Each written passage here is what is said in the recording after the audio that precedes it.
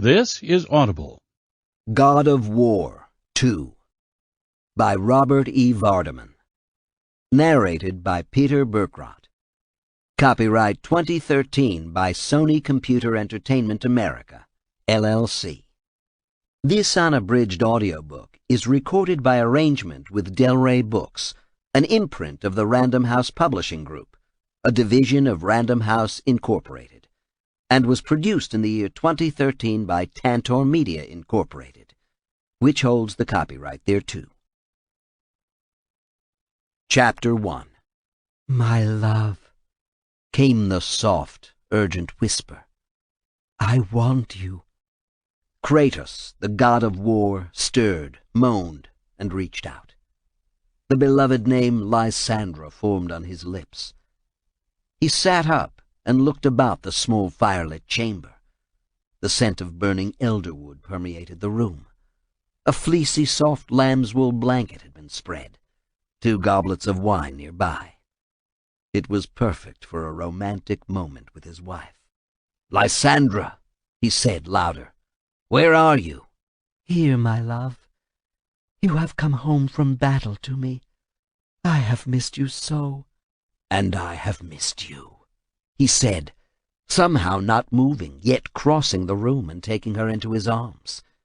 He held her close, feeling her vitality, the warmth of her body, aroused by the way she moved sensuously against his muscular frame. "Promise you will never leave me again. I cannot bear to lose you, even for a brief moment." Kratos sucked in his breath. His wife's scent dilated his nostrils and set his heart to hammering. Her silken hair floated like a cloud, brushing his cheek, soothing the wounds on his face with the lightest touch. But he tried to push her away. Something was wrong. She resisted, her strength greater than his. Her body turned cold where once it had been alive. "Lysandra, what is wrong?" "Nothing can be wrong with our love." Using his full strength, he succeeded in pushing her from him. Her face was twisted into one of stark terror. "Don't let me go, Kratos. Don't hurt me." "Hurt you? I would have killed hundreds to protect you. I would die for you." He lifted his hand, a sword dripping with blood thrust forward. His hand circled the hilt, slippery with the life fluids of his enemies. But it was not his will directing the thrust.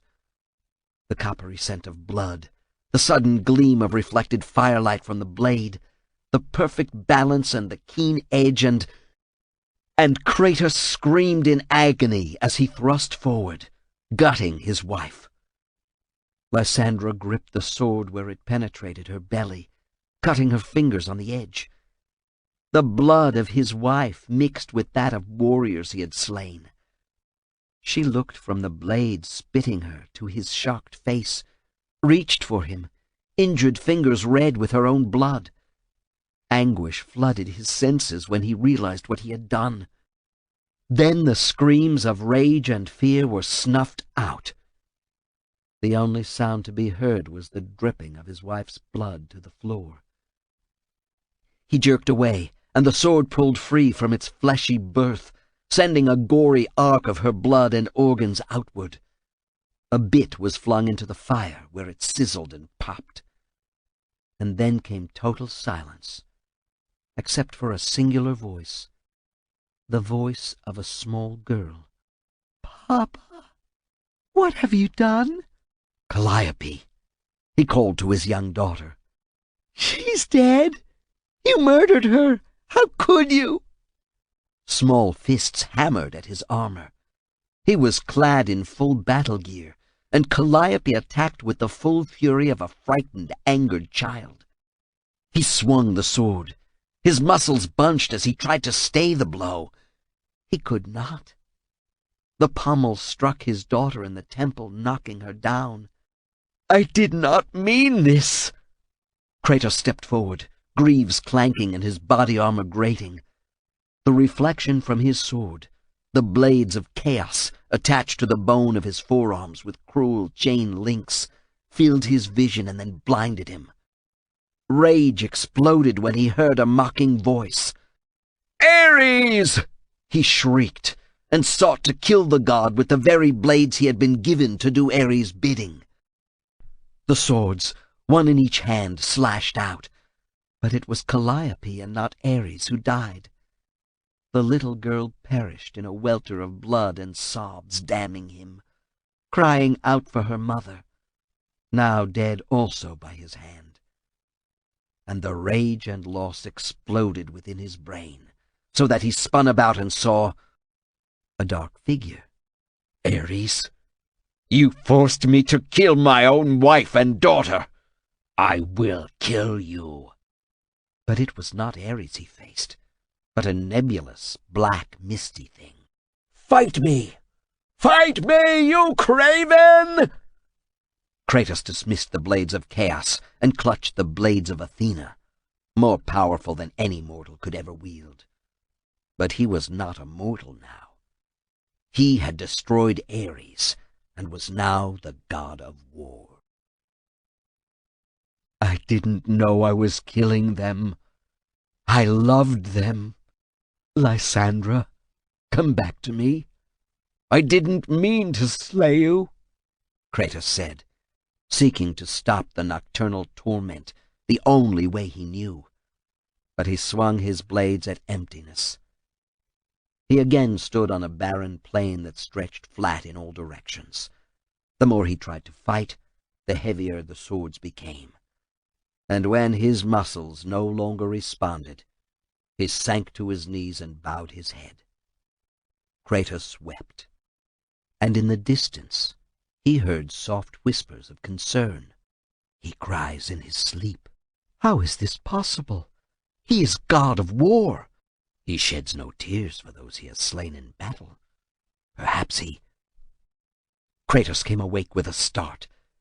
It took him long seconds to realize he clutched a lovely woman by the throat. Her slender fingers trying to free herself were no match for his powerful grip. Without realizing he was doing so, he had started to crush the life from her body. "Please, Lord Kratos, do not kill her," came the impassioned plea from the other side of his large bed. "She seeks only to serve you, not offend." Kratos released the death grip. The woman he had almost killed fell across his bare legs as she gasped for breath. He sat up and stared at her twitching body. She wore a thin garment of pale green silk that revealed her voluptuous curves. Struggling, she rolled off his legs, clutching her throat. The fiery red marks stood out in bold relief where his fingers had crushed into alabaster skin. Despite the nearness of death, the woman showed no fear of meeting Hades. Kratos read something different there, another emotion that infuriated him. Let her be afraid. He was god of war. His enemies cowered before him. But she showed pity for him. For him, the ghost of Sparta. "The dreams again, my lord. They still torture you? How may I ease your burden?" She moved to push away the sheets covering his midsection. Her hot breath touched his belly and lower. Then there were two. The other concubine, the one who had begged for him to release the death grip, sought to give him pleasure also. "Away!" he roared. "Get away from me!" "We seek only your comfort, Lord Kratos. We want to do whatever we can to soothe your troubles, and to replace them with delight. Let us do Aphrodite's bidding and—" Kratos swung his brawny forearm and sent both women tumbling away. They muttered to themselves. He stood, thin vestiges of his dream fading quickly, until he found it difficult to remember exactly what had happened. A black plain, a cave that became a mountain and then something else. His head threatened to explode from trying to remember that encounter. But he had no trouble remembering the feel of his sword driving into Lysandra's body, or the terror and loathing on his own sweet Calliope's face as he killed her also. The nightmares were as permanent as the sky and earth, and the Olympian throne on which Zeus sat. "You promised to obliterate my nightmares if I did your bidding," Kratos said, shaking his fist at the open sky above his sleeping chamber. "You lied, Zeus. You lied!" "Master, please, we seek only to do your bidding. Tell us how." The two women threw themselves at his feet. He kicked them away, went to the table where his armor was laid out with his simple clothing befitting a warrior, and quickly dressed. When the women came to aid him in his toilet, he drove them back with a dark glare. They huddled together, watching him. He felt pity radiating from them like heat from the sun itself. He hated them for that. He hated himself all the more for ever believing Zeus. With a final jerk, he strapped on his armor and settled two swords in an X pattern across his back. Kratos stormed from his sleeping chamber. Massive shoulders rippling under his chased gold armor, nicked in places from terrible battles fought and won. He used both hands to throw open the 50-foot-tall doors leading from his chambers. The huge stone doors sent echoes reverberating throughout Olympus. As he strode along, he never noticed the fine vases, the tapestries on the marble walls, the myriad tributes collected by the gods of Olympus from their mortal worshippers. Instead, he plotted and planned. These serene halls with clouds floating under terraces opening to the side were not for him. He was a warrior. He ran his fingers over the bone white of his skin. His wife Lysandra's and daughter Calliope's ashes had been cast over him, forever making his flesh an unforgettable symbol of how Ares had betrayed him, tricked him, and led him to murder those he loved above all else. Even the bright red tattoo in the memory of his brother Deimos, and proclaiming him a soldier of Sparta, seemed a mockery. Kratos' hand flashed to the hilts of the blades at his back when Hermes ran down the corridor, dancing about like some gaudy butterfly. The messenger of the gods visibly paled and darted away. Such it was whenever another saw Kratos. Stride lengthening, he passed where other gods gathered in small groups of 2s and 3s. They turned their backs to him.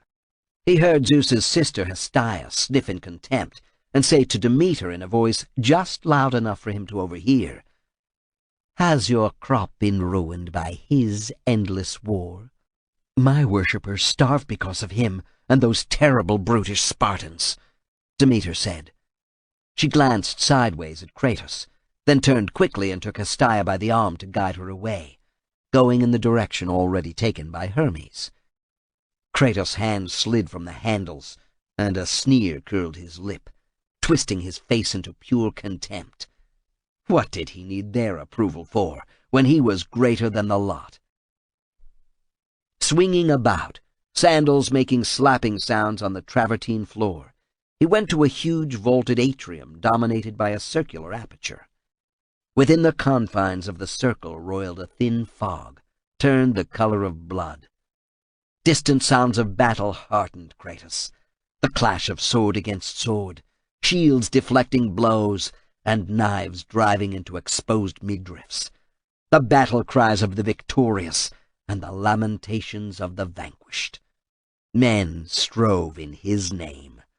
Armies swept across the face of Greece and laid waste to all they encountered. The god of war favored Sparta and incited the warriors to destroy all armies, all cities, every man, woman, and child not of the city of his birth, who refused to be subjugated. He had been called the ghost of Sparta. Now he was god of war, with a mighty sword-wielding army sweeping across the world. The shrieks of dying men rose higher, music to his ears. For these were not Spartans dying, but other, weaker men. The fog billowed higher and parted to give him a clear view of the battlefield below. A harbor, a city burning, soldiers driving swords through leather armor into bellies and hearts. Spartan soldiers, invincible because of dedication and training, and his favor. Kratos, how could you kill me? The whisper from deep within his nightmares was drowned out as he bellowed his approval when a Spartan unit marched forward, swords clanking against bronze shields. Their feet hit the ground in a marching rhythm that sent tremors of fear through the enemy. Allow no escape. Give no quarter. His words filled the air and echoed throughout Olympus and to the world below. The Spartans dulled their blades on the shields and necks, the greaves and arms of the enemy, until the din of battle suffocated any voice in Kratos' mind. He continued to direct the carnage, approving of his army's fighting prowess. Far below, a young Spartan stepped from the fray and thrust his sword high in the air, toward Olympus, where Kratos watched. "My lord Kratos!" The words were caught on the din of battle and carried to his ears. "Another city is ready to fall. Soon all shall know the glory of Sparta." Kratos' hands clenched into tight fists, and cords stood out on his forearms and in his neck as he tensed. Victory. He did not need Hermes to bring such glorious news when he could watch his armies from this lofty perch. But Kratos was never one to watch. The sight of skilled warriors battling the ever-weakening defenders of the harbor city of Rhodes, pledged to Apollo, told him he would have to hurry if he wanted to share in the blood and glory of victory. A soft tread on the stone floor behind caused him to straighten. His quick intake of breath filled his nostrils with the aromatic spikenard. Slowly turning, he faced Athena. The goddess looked up at him with a curious mixture of anger and pleading. Her sepia-tattooed lips parted, but she did not speak immediately. The intricate, swirling designs on her face seemed to take on a life of their own, as if those tattoos might possess her. But Kratos knew better. Of the gods, Athena was the most in control of herself. Her schemes were clever and subtle, and had brought him to Olympus as a god. Her elaborately engraved armor creaked slightly as she reached out and placed a hand on his shoulder. He jerked free. His anger built anew. "Enough, Kratos. The wrath of Olympus grows. Even I will no longer be able to protect you." The delicate golden bands of her head decoration caught sunlight and made her look even more godlike. She wore battle armor, not as a fashion statement like so many other gods, but because she was a warrior. He appreciated this, and that she had worn the bronze and leather panoply to show how different she was from so many others who refused to even speak with him, much less confront him. But she was not his ally. She always took the side of Zeus and prattled about what was best for Olympus, as if he should care too. Kratos growled deep in his throat and pushed savagely past the goddess. "I need no protection. You forget that it was I who made you a god, Kratos. Do not turn your back on me. I owe you nothing." "Then you leave me no choice." He ignored her, his stride long, sure, and directed toward a precipice ahead. The marble floor simply ended to give a dizzying view of the earth far below. Kratos paused a moment, the sounds of battle reaching him even at this great height. He drew in a deep breath and smelled the sharp tang of spilled blood. The battle would be over quickly. He wanted to be there to cheer on the Spartan soldiers, and to relish the victory over yet another city's patron god, whoever that might be. Kratos neither knew nor cared. He stepped forward, fell rigidly at attention, and aimed his head toward the far ground. The wind caught him as he arrowed downward. "Kratos! No!" came Athena's faint warning. "Kratos!" Athena said, hand reaching out as if to stop him. But he had already plunged earthward, away from her and away from Olympus. "Let the fool go," came a voice like rocks being ground together. I will greet him in the underworld all the sooner. He is a god, my dear uncle, she said to Hades, not looking back at him, feeling his dark presence. The whistle of Kratos' passage through the air had faded now, replaced incongruously by the chirping of blue jays fluttering through the Olympian skies. If she had not known better, she would have thought all was at peace, and that harmony reigned supreme on this lofty pinnacle. Soft winds caressed her decorated cheeks, carrying subtle perfumes, and the sounds of the gods frolicking in their palaces. No hint of trouble reached her, unless she confronted Hades and his dourness. I will accept him gladly, especially him. He eluded me before. No one escapes my domain twice. I don't know how he succeeded in battling free of the underworld, but he had help. A gravedigger. That makes no sense. But if I find him, he will beg to replace Sisyphus. Can I forget that Kratos killed my beloved Persephone? Before Athena could respond, Poseidon whirled up, his trident's haft clacking on the marble floor. He is gone. Good riddance. I want nothing to do with that liar and thief. Kratos is many things, Athena said, but never a liar. What has he stolen? She caught her breath when Poseidon bellowed his answer. The scent of the sea and dead fish came along with his words.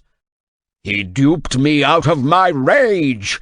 I gifted him because he lied to you, Athena. He lied to you, and you convinced me to aid him against my better judgment. Turning a mortal into a god cannot be good for Olympus. Athena remained silent. She had seen her other uncle in such self-deluding anger before, and knew better than to argue. Kratos had required the rage of Poseidon to recover Pandora's box, and she had been instrumental in turning Poseidon against Ares, if only briefly, in that quest. The thought of Pandora's box made her frown. Before she could find her way through the mental maze born of that memory, Poseidon and Hades had begun arguing. Uncles do not quarrel like this, she said. Athena stepped between them before they could come to blows. Sometimes snappish and always testy, the two disturbed the seeming tranquility of Olympus. Or was it only a false peace, since Kratos had departed? She chewed at her lower lip, worrying that she was missing a small detail. A detail possibly as important as Kratos being intent on the destruction of any city-state not named Sparta. How should we quarrel, then? Demanded Hades. He stepped up and thrust his bearded face into Poseidon's. For a moment, the god of the ocean's seawy beard mingled with the coal-black beard to ignite tiny orange and yellow sparks. Hades reached up to push Poseidon away, but Athena caught his thick wrist and prevented it. He jerked free and glowered at her. "Do not think to appease me, Athena," he said. "Nor I," Poseidon chimed in. "Kratos is a canker on the ass of Olympus, and must be lanced." His trident stabbed through the air with a shrill whine, the razored blades passing just inches from Athena's face. Poseidon often lost his temper, but not usually in this menacing fashion. He drew back and looked for an instant, startled at what he had done, but he made no apology, and Athena expected none from the Lord of the Oceans. "He goes too far," Hades grumbled. He wrung his hands as if he held Kratos' neck between them. "How dare he kill those who worship us, even if they are only mortals? Think of what Kratos has done to your precious Atlantis." Poseidon started to retort, then understood what was said. Rage clouded his face. "My brother, whatever you decide, count me in." Poseidon slammed the butt end of his trident on the floor and sent cracks radiating from the point of impact. The two went off, bickering. There had never been peace on Olympus, Even Zeus could not forestall the ill temper of the gods with their petty concerns and small-minded plots. But her uncles were not acting in character. She walked to the edge where Kratos had plummeted away. Far below raged the battle, perhaps the final battle in what would be Kratos' mightiest campaign. His Spartan warriors had conquered all the other cities, save for Rhodes. Her gaze hardened as she watched events unfolding far below, as if ants futilely battled with the towering Kratos stamping on them. She had hurried to speak with Zeus, but feared the Sky Father's patience had vanished. Kratos had to be stopped before he laid all the worshippers of all the gods in their graves, all save his own precious Spartans. Chapter 2. Shadows slithered about the large chamber as if they were alive, but they were only possibilities, hints of what might be, as the Sisters of Fate huddled in deep discussion over their judgments. Lachesis held out her hands and created a small skein of glowing, multi-hued threads, then batted it into the air, where it spun about, showering her sisters with sparks. From behind her iron-black mask with its short horns, her eyes shone like liquid silver. She spun about in mid-air, bare feet not touching the floor, her elaborately woven tapestry of a girdle spiraling outward to match the radius of her wings. Trailing downward, from just beneath the juncture of her wings and shoulders, cascaded a multi-layered cape of fine cream-colored silk. Legs and breasts naked and copper-hued skin aglow, she made cutting motions with her short-hooked shaft, as if she sliced short some doomed human's life. Atropos protested, catching the sparks in her hand and snuffing them out. She shot upward like a squid in the sea, black mist trailing where a mortal's legs should have been. Impossibly long nails stabbed forth accusingly as she tossed her head, yards-long streamers of white hair snapping like a whip. "Be serious, sister," Atropos said angrily. "Such a fate is never to be suggested." Lachesis laughed. Must we always deliver such fearsome fates to those mortals and gods? Why can't we have fun breeding improbable lovers and then playing with their offspring? Remember the amusement Ixion and his cloud lover Nephele brought us? Zeus binding him to an eternally spinning fiery sky wheel provides me with enjoyment yet. Isn't our work amusement enough? Clotho spins the fate we decide.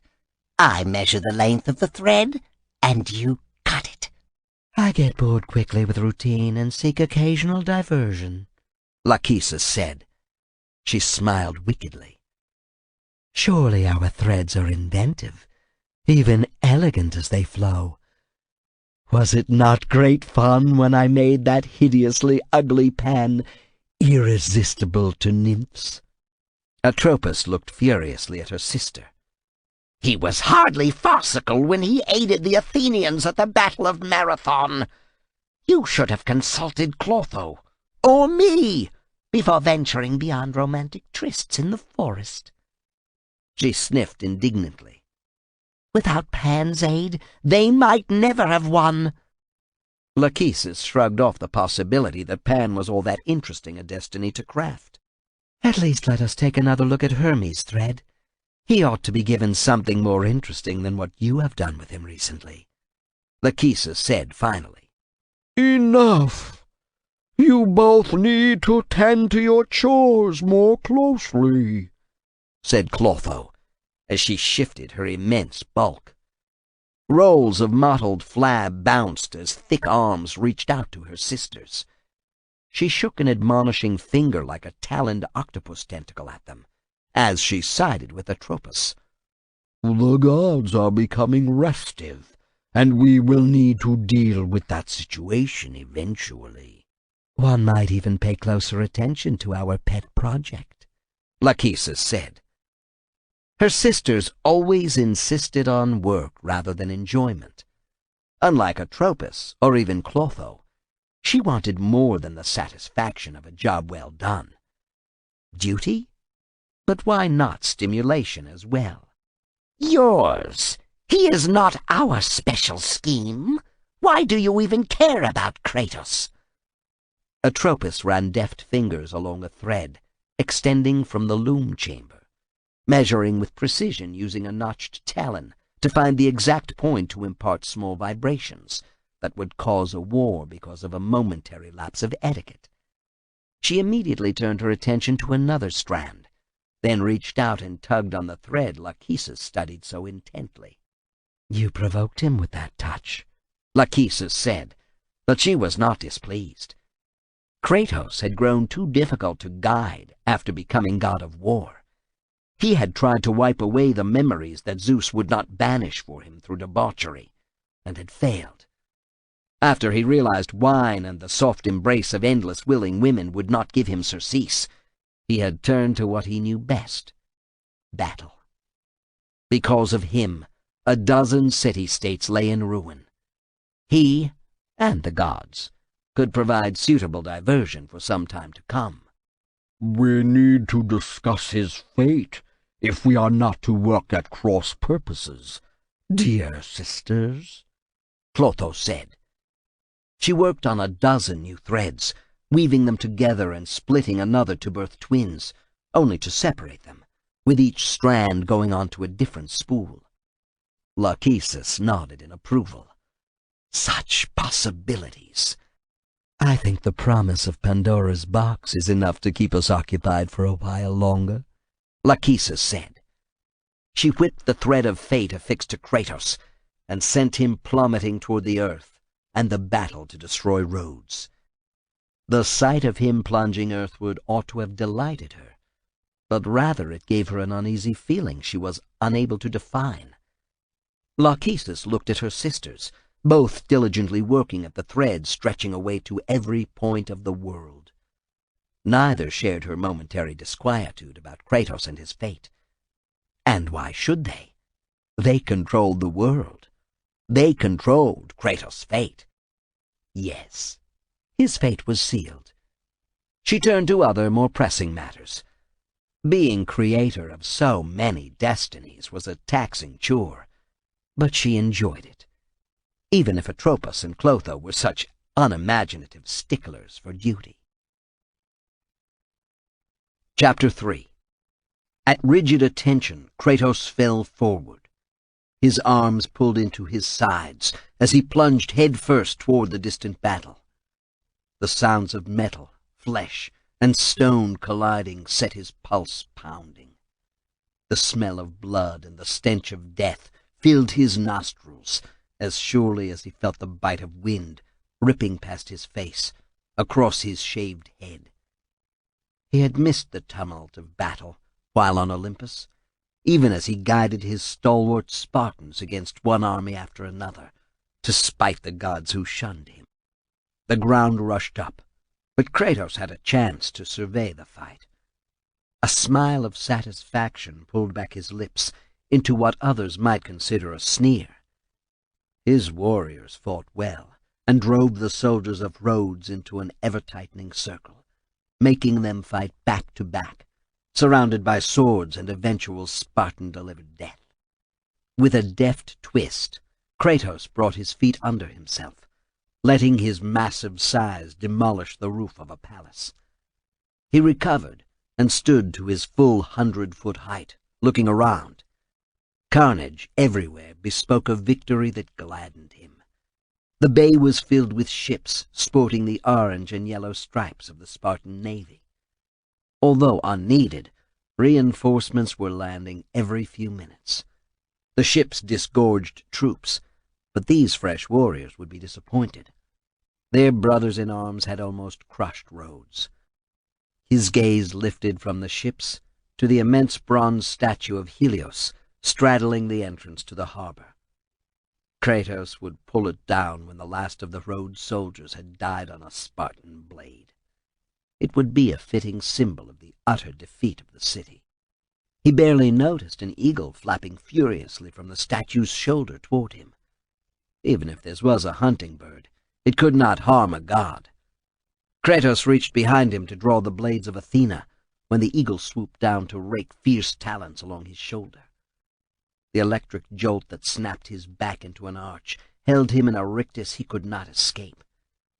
As quickly as it had come, the paralysis passed, but his entire body danced with blue-white flames.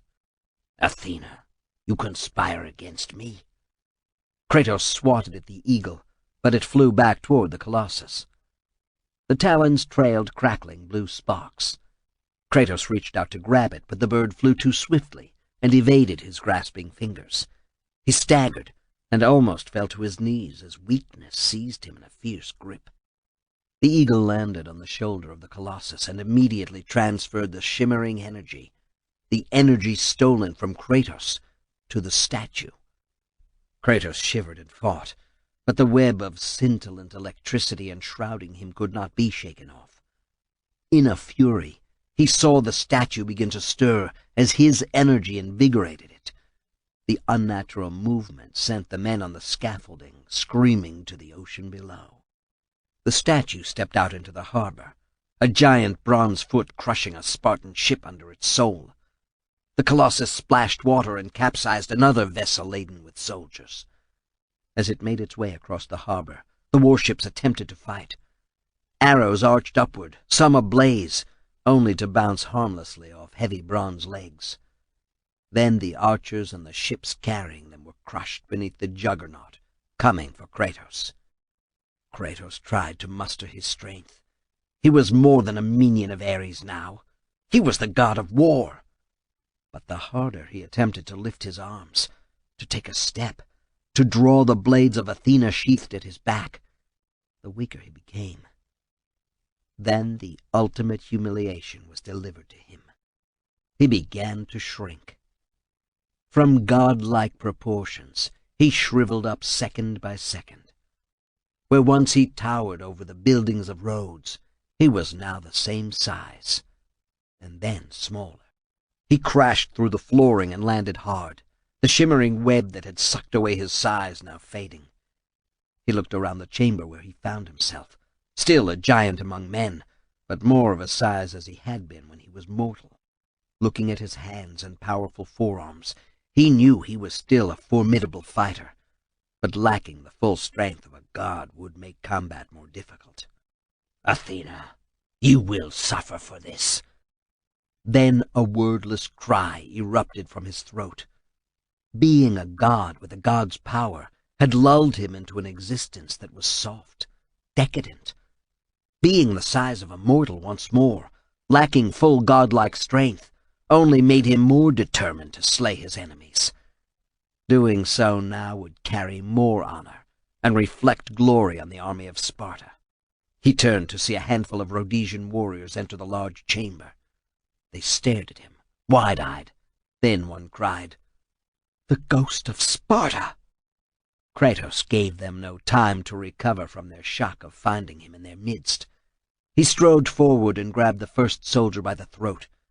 He squeezed down on the exposed neck so hard, the man's eyes bugged. Then his throat ruptured under the pressure, sending a geyser of hot blood down Kratos' arm. He tossed the soldier aside in time to sidestep the sword thrust from the second warrior. Kratos' blade cut cleanly through the soldier's outstretched arm. As he stepped away from the falling enemy, a grating sound drew his attention to a huge hand sliding along the outer wall of the chamber. Through a window, he saw shining bronze and an intricate superstructure. For a moment he frowned and wondered what this could be. Then a face peered in, eyes bright and blue and a face of immobile metal. The Colossus pressed closer to the window, trying to find Kratos in the relative darkness of the chamber. Kratos drew the blades of Athena and advanced. The Colossus might be hundreds of feet tall, but it faced the ghost of Sparta. Barely had Kratos taken 2 steps, then he heard excited chattering and, "Don't let him escape! But we cannot fight a god!" He turned and saw half a dozen Rhodesian soldiers pressing through a doorway, then fanning out in preparation for their attack. A quick glance at the Colossus showed that the metal giant still sought him. Kratos roared from deep in his gut and attacked, his blades leaving behind trails of eye-searing gold flame as he swung first left, then right. His first strike cleaved a man in half.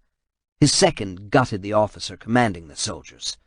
Then he ran forward, a battle cry on his lips as he engaged the remaining defenders of Rhodes. He quickly pared his opposition down to a single soldier, who bolted and ran. "Coward!" Kratos yelled after him. As he turned, an arrow penetrated his armor. He felt the arrowhead's prick, reached to the back and grabbed the shaft. With a jerk he pulled it free. The armor had saved him from more than a tiny cut, but half a dozen more arrows whistled past him.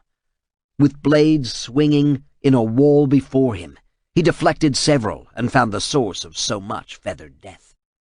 Two archers fired as quickly as they could, having identified their target. So intent was he on the two bowmen that he failed to see the expressionless face at a large window. As Kratos rushed forward to engage the archers, blades whistling in a circular death pattern, the entire wall on the harbor side of the chamber exploded inward, and a bronze arm crashed down, almost crushing him. He rolled, slammed into a wall, and came to his feet, facing the Colossus. Tiny electric sparks danced along the arm and up to the giant's head. The eyes were a guileless blue, but Kratos read danger there. Throughout his thraldom to Ares and the 10 years in service to the gods of Olympus, he had fought Cyclopes and Minotaurs, and monsters so vile they would have revolted a lesser man. The Colossus of Rhodes lacked the speed and agility of any of those creatures. Kratos slashed downward on the exposed forearm and caused an immediate withdrawal from the chamber. The moaning of metal made him contemptuous of the poor caricature of Helios. That god had been no friend of Kratos, but at least was quick and quick-witted. A ladder beckoned to an upper level that led out onto a balcony, where several soldiers gathered. "We must stop him, or all is lost. Kill Kratos and the Spartans will retreat."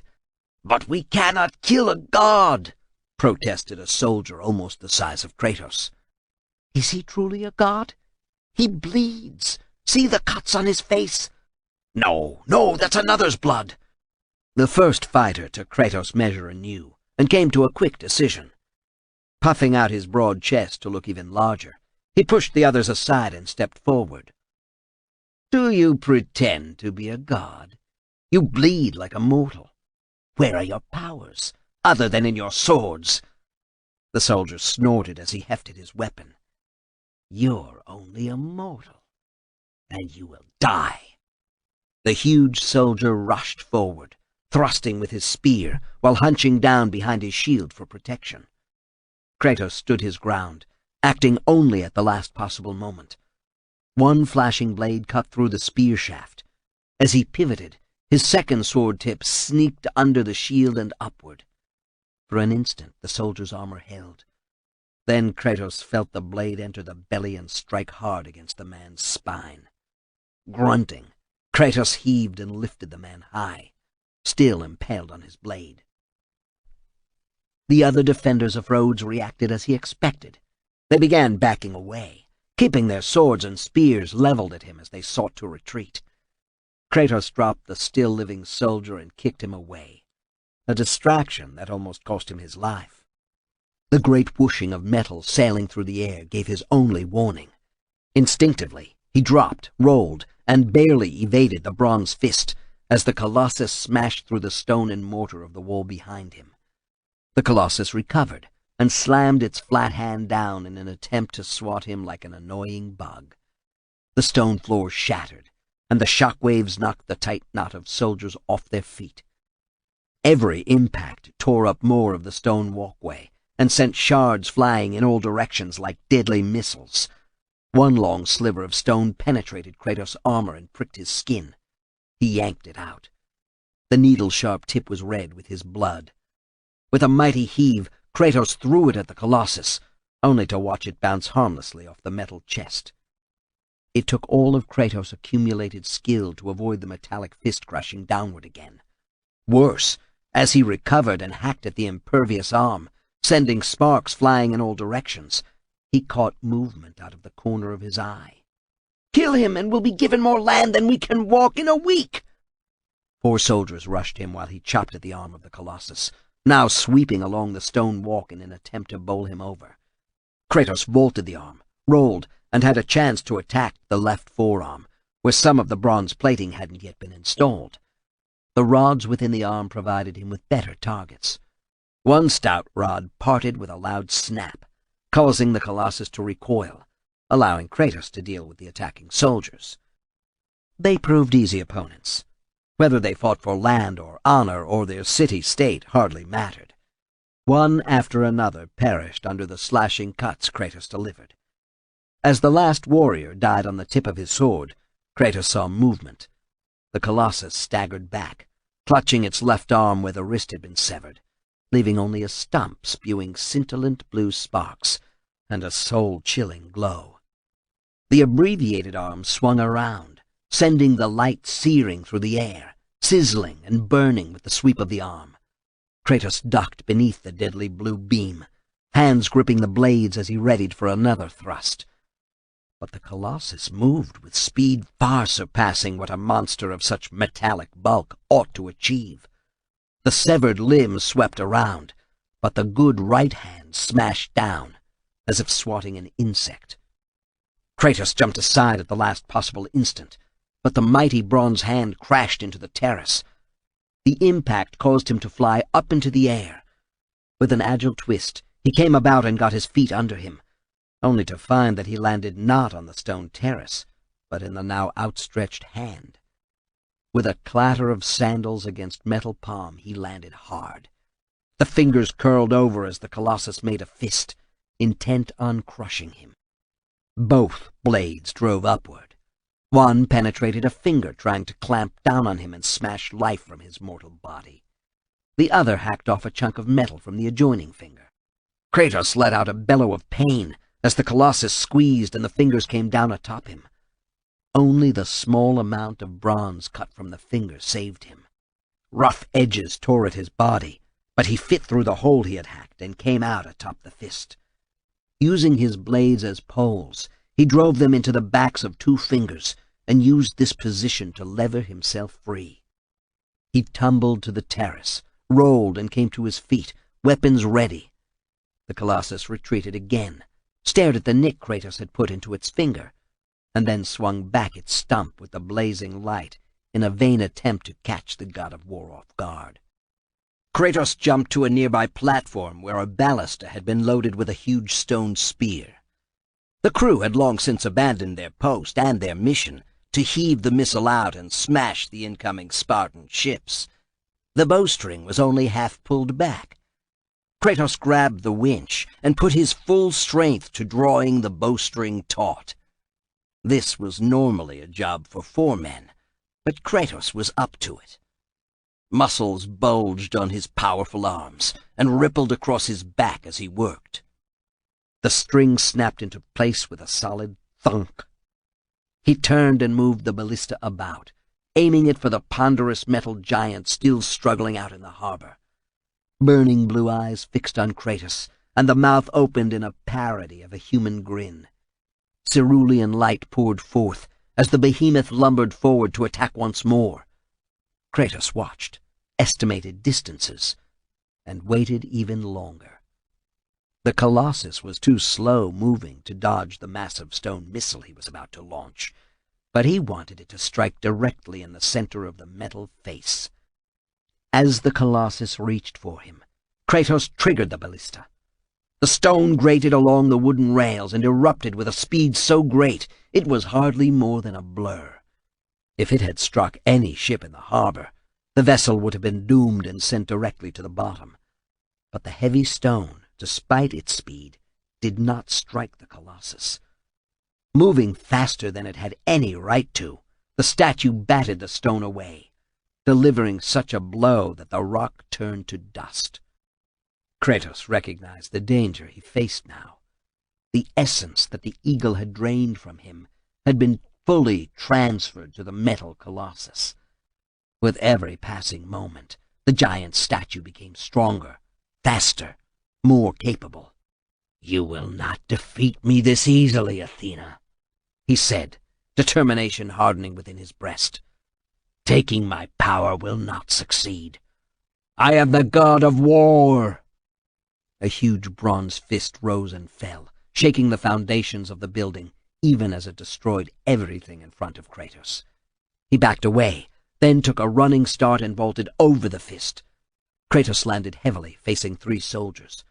With a mighty sweep of his swords, he sent 2 scurrying away, unwilling to engage him in combat. The remaining soldier died quickly, in time for Kratos to avoid another flat-handed smash from the Colossus. The exposed left arm presented a tempting target, but he could not reach it with his blades. Instead, Kratos cut furiously at the right arm and produced a small nick, nothing more. As the metal giant reared back to strike again, Kratos jumped again to the ballista. There were no more massive stones to fling at the bronze statue, and there was no time to crank back the bowstring in any case. Kratos stood on the rails, pressed his back against the string, and used his powerful legs to push backward. If he could not defeat the metal statue by brute force, he would attack it in as unexpected a manner as possible. Growling like an animal, he forced back the string inch by inch. Ahead of him, rearing up in the harbor, the Colossus returned to launch yet another crushing blow at him. Kratos sagged when the bowstring snapped into place, but the lack of missile didn't deter him. He remained in front of the bowstring, armored back pressed firmly into the launcher. As the bronze man moved directly in front of the ballista, Kratos released the trigger once more. The sudden acceleration took away his breath as he sailed through the air in a direct line ending at the head of the Colossus. But again, the god power-endowed metallic statue reacted with astounding speed to bat him high into the air. Kratos found himself looking down at the monstrous figure, then tumbling through the air, writhing about to avoid being caught between grasping fingers. His own agility and fighting prowess landed him on the statue's cheekbone, near the glowing right eye. Grrrah! Kratos' battle cry reverberated off the metal face and across roads as he lifted both swords and plunged them deep into the right eye. The Colossus responded as an animal might.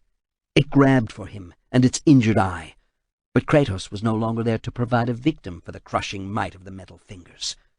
He slid downward, reached a slippery bronze shoulder where he could find some purchase, and began hacking away at the exposed neck. Scratches appeared, then deeper notches. And then those fingers he had successfully avoided thus far finally found him, plucked him away, and flung him high into the air. This time Kratos screamed in frustration as he hurtled toward a stolid building on the far side of the harbor. Chapter 4. Athena paused at the doorway leading into Zeus's throne room. The Sky Father sat rigidly on the edge of his raised throne, leaning forward as he listened intently to his brother Hades. Whatever they discussed provoked heated emotions. Athena found it difficult not to storm forward and interrupt, but a speck of caution remained and smothered her anger. She pressed her hand to her cheek, trying to assure herself she was in full control. She had been increasingly irrational of late, and noticed it. It was as if she had somehow separated body from spirit, her body taking charge as her soul ranged wide and far, taking all logic with it. Zeus glanced up and stared at her, but it was as if she did not exist. He turned back to his brother and shot to his feet. The low argument now boiled out loud and clear. "You will do no such thing." He cheated me. No one should escape the Lord of the Underworld. Tell me how it was possible that Kratos climbed back from his death in the Temple of Pandora without help. It wasn't Ares helping him. He was hot-headed, but would have taken pleasure knowing his mortal irritant had been assigned to my realm. Hades held out a bony hand, closed it into a fist and squeezed. Black dust cascaded onto Zeus's feet. "What are you saying, my brother?" Zeus ignored the grave dust on his sandals. Athena thwarted me. She helped him escape the crossing of the Styx. Athena watched her father's reaction and knew for certain that he had been the god aiding Kratos as the gravedigger. She had suspected, but until this moment had no solid proof. "Welcome, daughter," Zeus said, looking back at her, as if seeing her for the first time. "Come closer. Your uncle was telling me of your interference with his realm." "It is of Kratos I have come to speak, father," she said. Athena nodded politely in Hades' direction, but did not address him. He had worked himself up into a fury, thinking she had dug the grave near the temple to allow Kratos escape. She champions his cause still. He has brought only discord to Olympus, Zeus. You cannot permit this to endure any more than you can allow Athena's meddling in matters reserved to my kingdom. Hades was so angry that his dark face smoked, as if he were on fire within. He clutched his hands together so hard, a steady cascade of ash floated to the travertine floor in front of Zeus's throne. My uncle should have been a poet, so great is his imagination. Perhaps you have been speaking with Homer as he explores the Elysian fields? Hades brought his fist back to strike her, but a dazzling lightning bolt rent the air above his head. Hades spun and glared at Zeus. Before he could say a word, a new flash caused Hades to step away. He spun about, rose into the air, and vanished in a sooty tornado. Zeus lowered the hand used to cast his lightning, then made a quick sweeping motion. The ash on the floor disappeared. Athena could not help but notice that the greasy blackness on Zeus's sandals remained when he dropped back onto his throne. Once more, he was the stoic Sky Father, king of the gods, looking regal and as if nothing had disturbed him. My daughter petitions for Kratos again? She started to agree, then shook her head. No, father, but I do beseech you to show mercy. Your plans for Kratos are hidden to me, but through your good graces I was allowed to place him on Ares' throne. Ares' insanity destroyed him. Kratos provided only the final toss of the dice in a game Ares could no longer play. The other gods have humiliated Kratos, she began, but Zeus's deep-throated laughter stopped further words. Kratos humiliated? Never! His pride knows no bounds. It is I who am wronged. He refuses to obey and brings discord to Olympus. How often have I found him eyeing me with malice? He is right to be angered that you did not give him surcease from his nightmares, she said. All I do is for a reason, daughter. He has chosen to ignore your warnings, and his behavior now threatens all in Olympus. All, Skyfather? She said, staring boldly at him. Or is there more? Do you fear your own creation and what he is capable of? Like Ares, he refuses to obey me. Kratos did not seize the throne of the god of war. I allowed him to ascend. Am I not the lord of Olympus? I control all that happens. Athena did not answer this because her father's tone indicated he believed it. Or had he forgotten the role of the Sisters of Fate in the Titanomachy? If they had not been favorably inclined toward the gods during the Great War, the Titans would still reign supreme. Rather, she said, discord spreads on Olympus, my father. You have seen how your brother, my uncle, acts. Poseidon is testy also, Zeus said, stroking his long white beard of billowing clouds. Gold rings engraved with his name held thick strands together.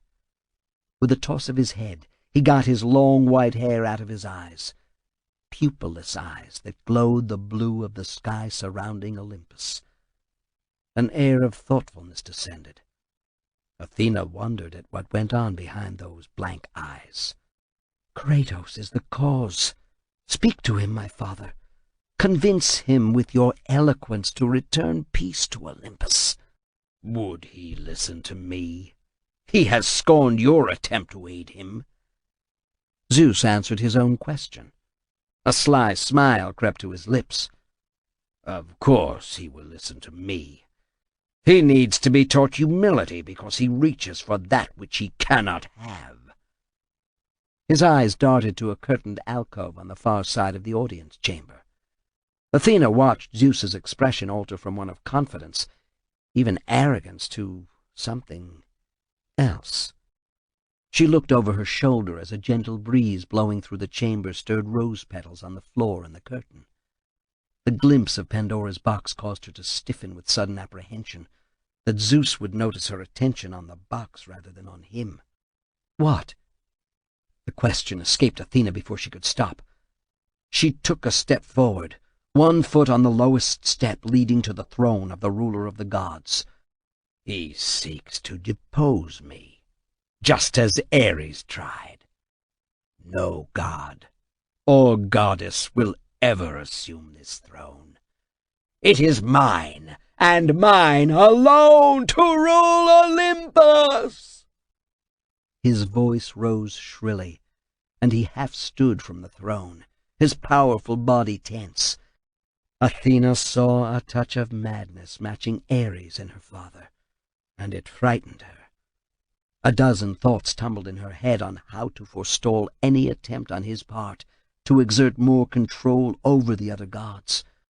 There were always plans and secret schemes brewing among the easily bored of Olympus, but Zeus was in a singular position of power. Again Zeus looked past her to Pandora's box, but he turned his attention fully on her before she could say anything more.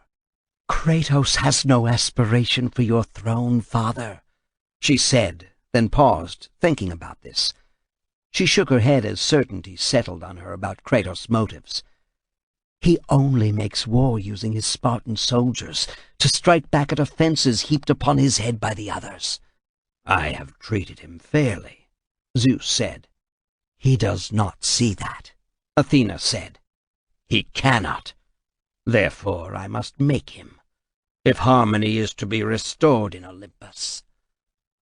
Zeus settled back on his throne, arms crossed and tiny storms billowing in his beard of braided clouds. Athena heard more than the tiny claps of thunder produced by those storms. She sensed violent winds blowing through her beloved Olympus. Chapter 5. "Such a lovely pattern," Clotho cooed, as she shifted her immense slug-like bulk to get more comfortable at her spinning wheel. Amid the whine of threads flying from her spinneret came far-distant cries of pain, as entire armies met the fate decreed by the Sisters of Fate. "I cannot remember if I have ever spun such a fine design before. Have I, dear sister?" Atropos looked up from her own work, measuring the length of a thread of destiny tied to a rod to maintain tension. If it slackened, she might have to remeasure and give the boon of a longer life to the young king tethered to the far end. Worse, he might die too quickly should impetuous Lachesis cut prematurely because of the drooping fate. Atropos stretched out a talon-fingered hand, using her long nails to mark off the proper life length on the thread. "Why, sister, have you decided so quickly on this one?" Clotho asked, looking over from the spinneret snaking out destinies. "I hope to toy with him a bit longer," said Atropos with a sigh. She rose into the air, black tendrils swirling where a mortal's legs and feet would be. She whirled about, then settled down to stroke along another thread of fate spun by Clotho. "How long should this one be?" she mused. "You're asking my opinion?" Clotho laughed. "Of course not, dear sister. You never do. You are so dedicated to your work that you never need advice. We have enjoyment enough playing with the mortals. And the gods, cut in Clotho. we need to spend more time with them and less with the petty mortals. So say you. I find diversion enough with the mortals. Atropos ran her talons along myriad strands, some glowing gold and others plain and white, as of cotton or other mundane material, and finally plucked one.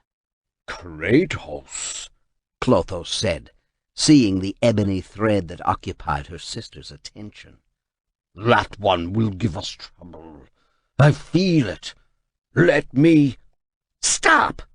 Atropos thrust out her long talons to prevent her sister from spinning a new thread of fate for Kratos. We agreed, the three of us, about him. He talks with titans, Clotho said. We defeated the Titans when we placed the gods atop Olympus. They are no longer interesting. Do not become obsessed with him. Sister, return to your work, and let Lachesis tend to him. There are so many threads for us to spin and measure. You are right, said Atropos, ignoring Kratos' black thread in favor of another more interesting one. I am concentrating on an important mortal. He wiggles and darts about, but has no hope of evading the fate I have in store for him. Not another of those tedious diseases you are so fond of. Clotho reared back, her gelatinous body rippling, and looked at the tangle of destinies she had contrived to bring together. Nations were naught but intricate patterns of individual fates. She had fashioned a fine tapestry this time, one that would be remembered for all time by the mortals. War, insisted Atropos. I have found a new path to destruction that is fitting for this particular character. Clotho looked at the thread and sniffed in contempt. What? You do not think well of my work this time, Clotho? Atropos plucked the thread and sent ripples down it. I sank an entire continent this way. Atlantis, Clotho said reprovingly, was hardly worth your effort when we have so many fine destinies to weave with the gods and the mortals who worship them. The gods, Atropos said almost sadly. I have been disappointed in them. I thought Zeus' victory over his father Kronos would have resulted in something more diverting. For them it has, but they are only gods dependent upon us for their fate. Lachesis might be right about Kratos. Elevated to godhood after the destruction of Ares, and then returned to a mortal state. Atropos said, Might be interesting. I get so tired of delivering the same destinies to the gods, but especially to the mortals. Their lives are so short and violent. You ought to decree more peaceful deaths for them, said Clotho. Otherwise, will you shorten their existences or make them suffer? Oh, I suppose I could allow some more pain in their lives. You spin well, sister, but I worry about the length I afford them. It always seems so limited. Everything turns so ordinary over the eons. I enjoy watching Hades receive them into the underworld, and the tortures he allows there. Kratos, Atropos said, coming back to the disturbing mortal. We need to observe our sister Lachesis at work, with her pet mortal turned god. I don't think he is all that interesting, Clotho said. Better to invent a new creature for the mortals and gods to couple with. War, pestilence, there are so many possibilities for combining them to keep us occupied. Is he a mortal, or is he a god? Something in between? Atropos looked pensive. As she considered the matter, Her finger stroked the thread of destiny, attached to the young king that had caught her eye before, and produced a violent fate for the mortal affixed to the far end. Never slack, always under delightful tension, the poor wight afforded her the chance to think even as he suffered. A demigod? How ordinary! The gods mate with mortals endlessly. I get tired of spinning their fate for such unions. Clotho dismissed the notion out of hand. Atropos plucked at the thread so expertly that a huge ripple followed it. She smiled at the desired fate delivered to the young ruler. He would reach old age, yes, with all his wit and intelligence, but her single design dictated that he would do so without legs. Exploring his character now would certainly break the sameness of their woven fates. It was good to pioneer new destinies for mortals. Lachesis wastes her time with Kratos, Atropos said suddenly. The words escaped her lips unexpectedly, because her attention had been directed elsewhere. Nonsense, dear sister, Clotho said. She has something special in store for him. What? She claims it will be a surprise, a gift for us, so we should not intrude too much on the destiny of the mortal-turned-god of war. Not meddle? Atropos laughed. Or not meddle too much? I see great entertainment for us with this Kratos. Clotho nodded, already distracted from the fate of Kratos as she returned to her tapestry, which decreed the inevitability of death for thousands. Despite what she said to her sister, a strand of disease woven in made the colors of fate more attractive. Chapter 6. Kratos stumbled through the air, arms flailing until he regained control of himself. He had fallen headfirst from Olympus. Falling to the far side of the Rhodes harbor shouldn't be as difficult, even if he had been robbed of his size and strength. He tucked in his chin, swung about, and landed hard on a glass dome. For a moment he thought it would hold. Then it shattered and dropped him directly downward into a limpid pool. The shock of breaking the glass dome was compounded by the sudden immersion in the water. Kratos plunged downward through the warm water until his feet touched the slick-tiled bottom of the pool.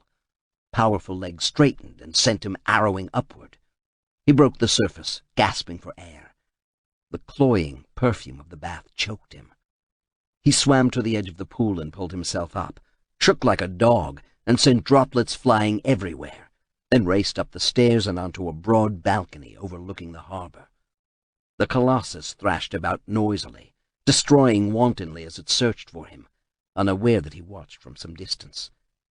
Even as Kratos stared with cold hatred at the metal monster, it turned, its single glowing blue eye fixed on him, and its mouth opened to spew forth some more radiance in a silent scream.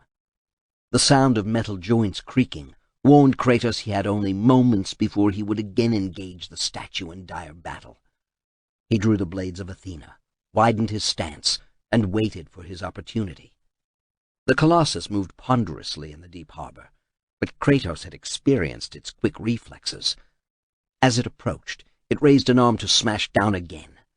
Kratos caught the right forearm in the X of his crossed swords and pulled with all his might. A deep, bright, jagged scratch appeared in the bronze.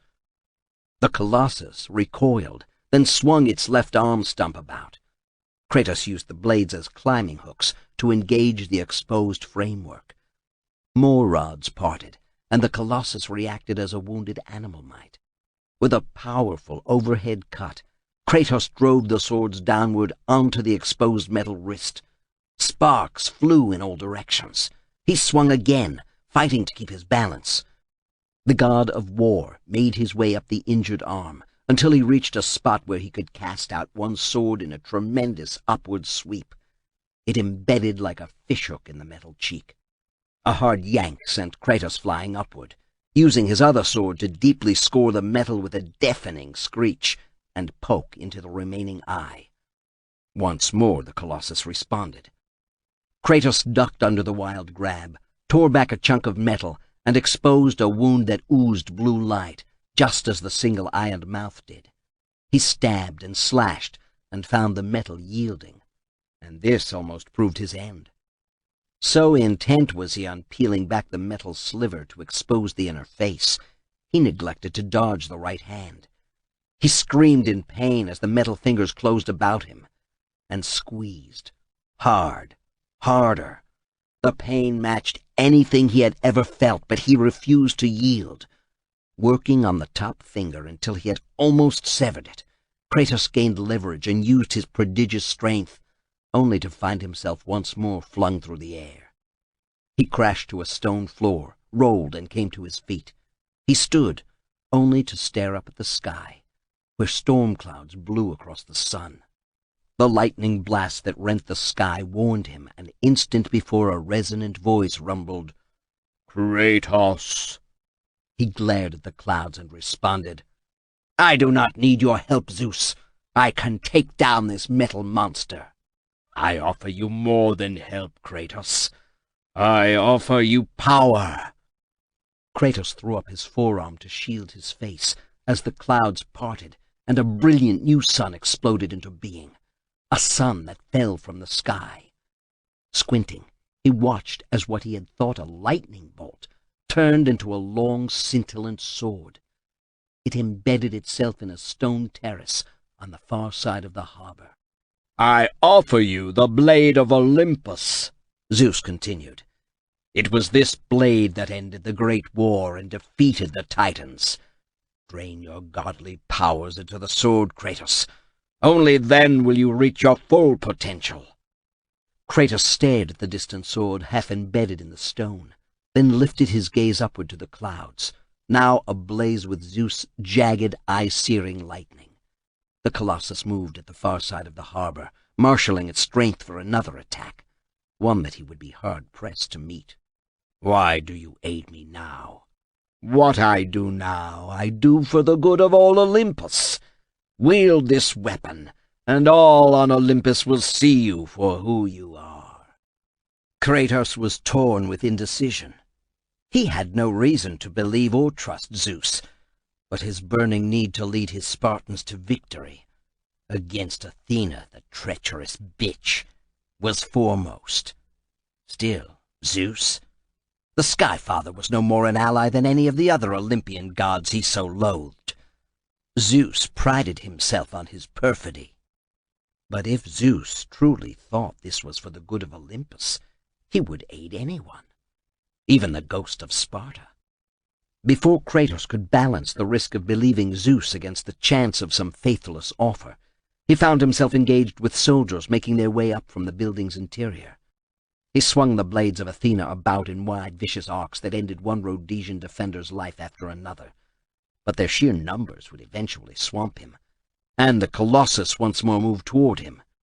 Its unceasing attack had rallied the Rhodesian soldiers, who now pushed back the noble Spartans toward the harbor.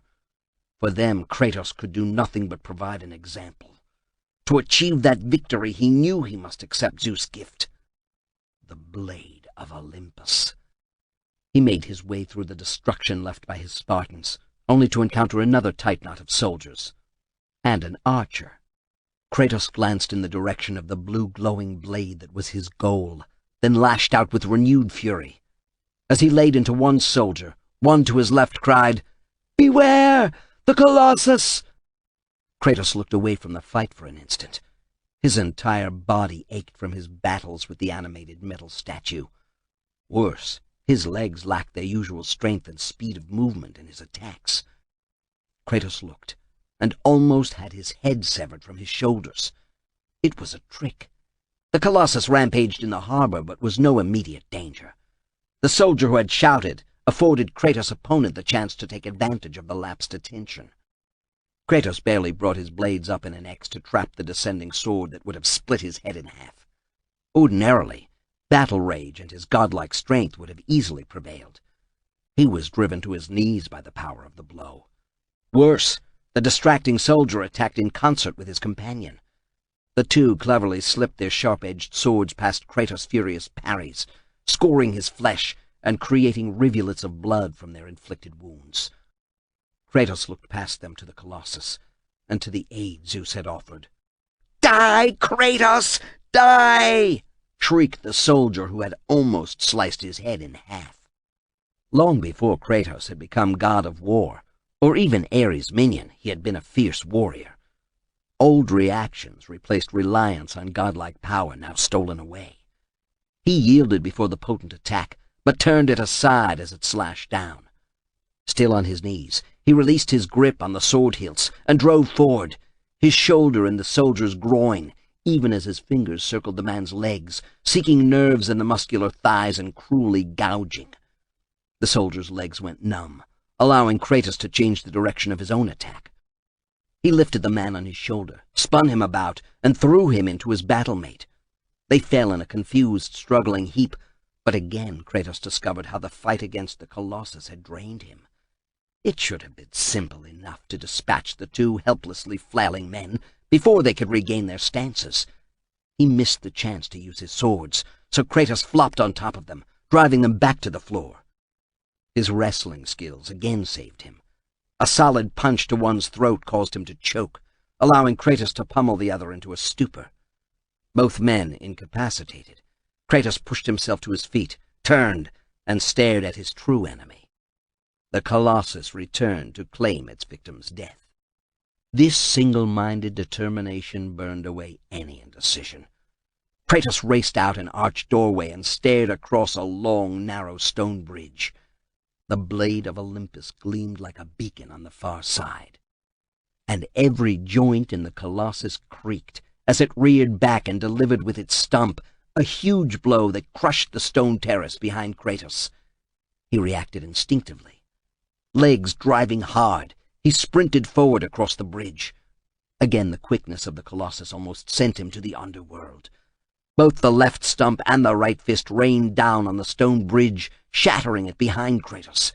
It collapsed faster and faster, and only a final burst of speed sent the god of war forward onto solid stone flooring. The blade of Olympus was thrust point first into the center of the terrace. Kratos started for it, only to stop and face the Colossus. The metal statue clutched its stump, then beat both left forearm and right fist onto the stone, shattering the marble into channels. Dodging the cracks, Kratos attacked, his blade singing a hymn of destruction. But he found himself cut off when the Colossus thrust the glowing stump onto the flooring.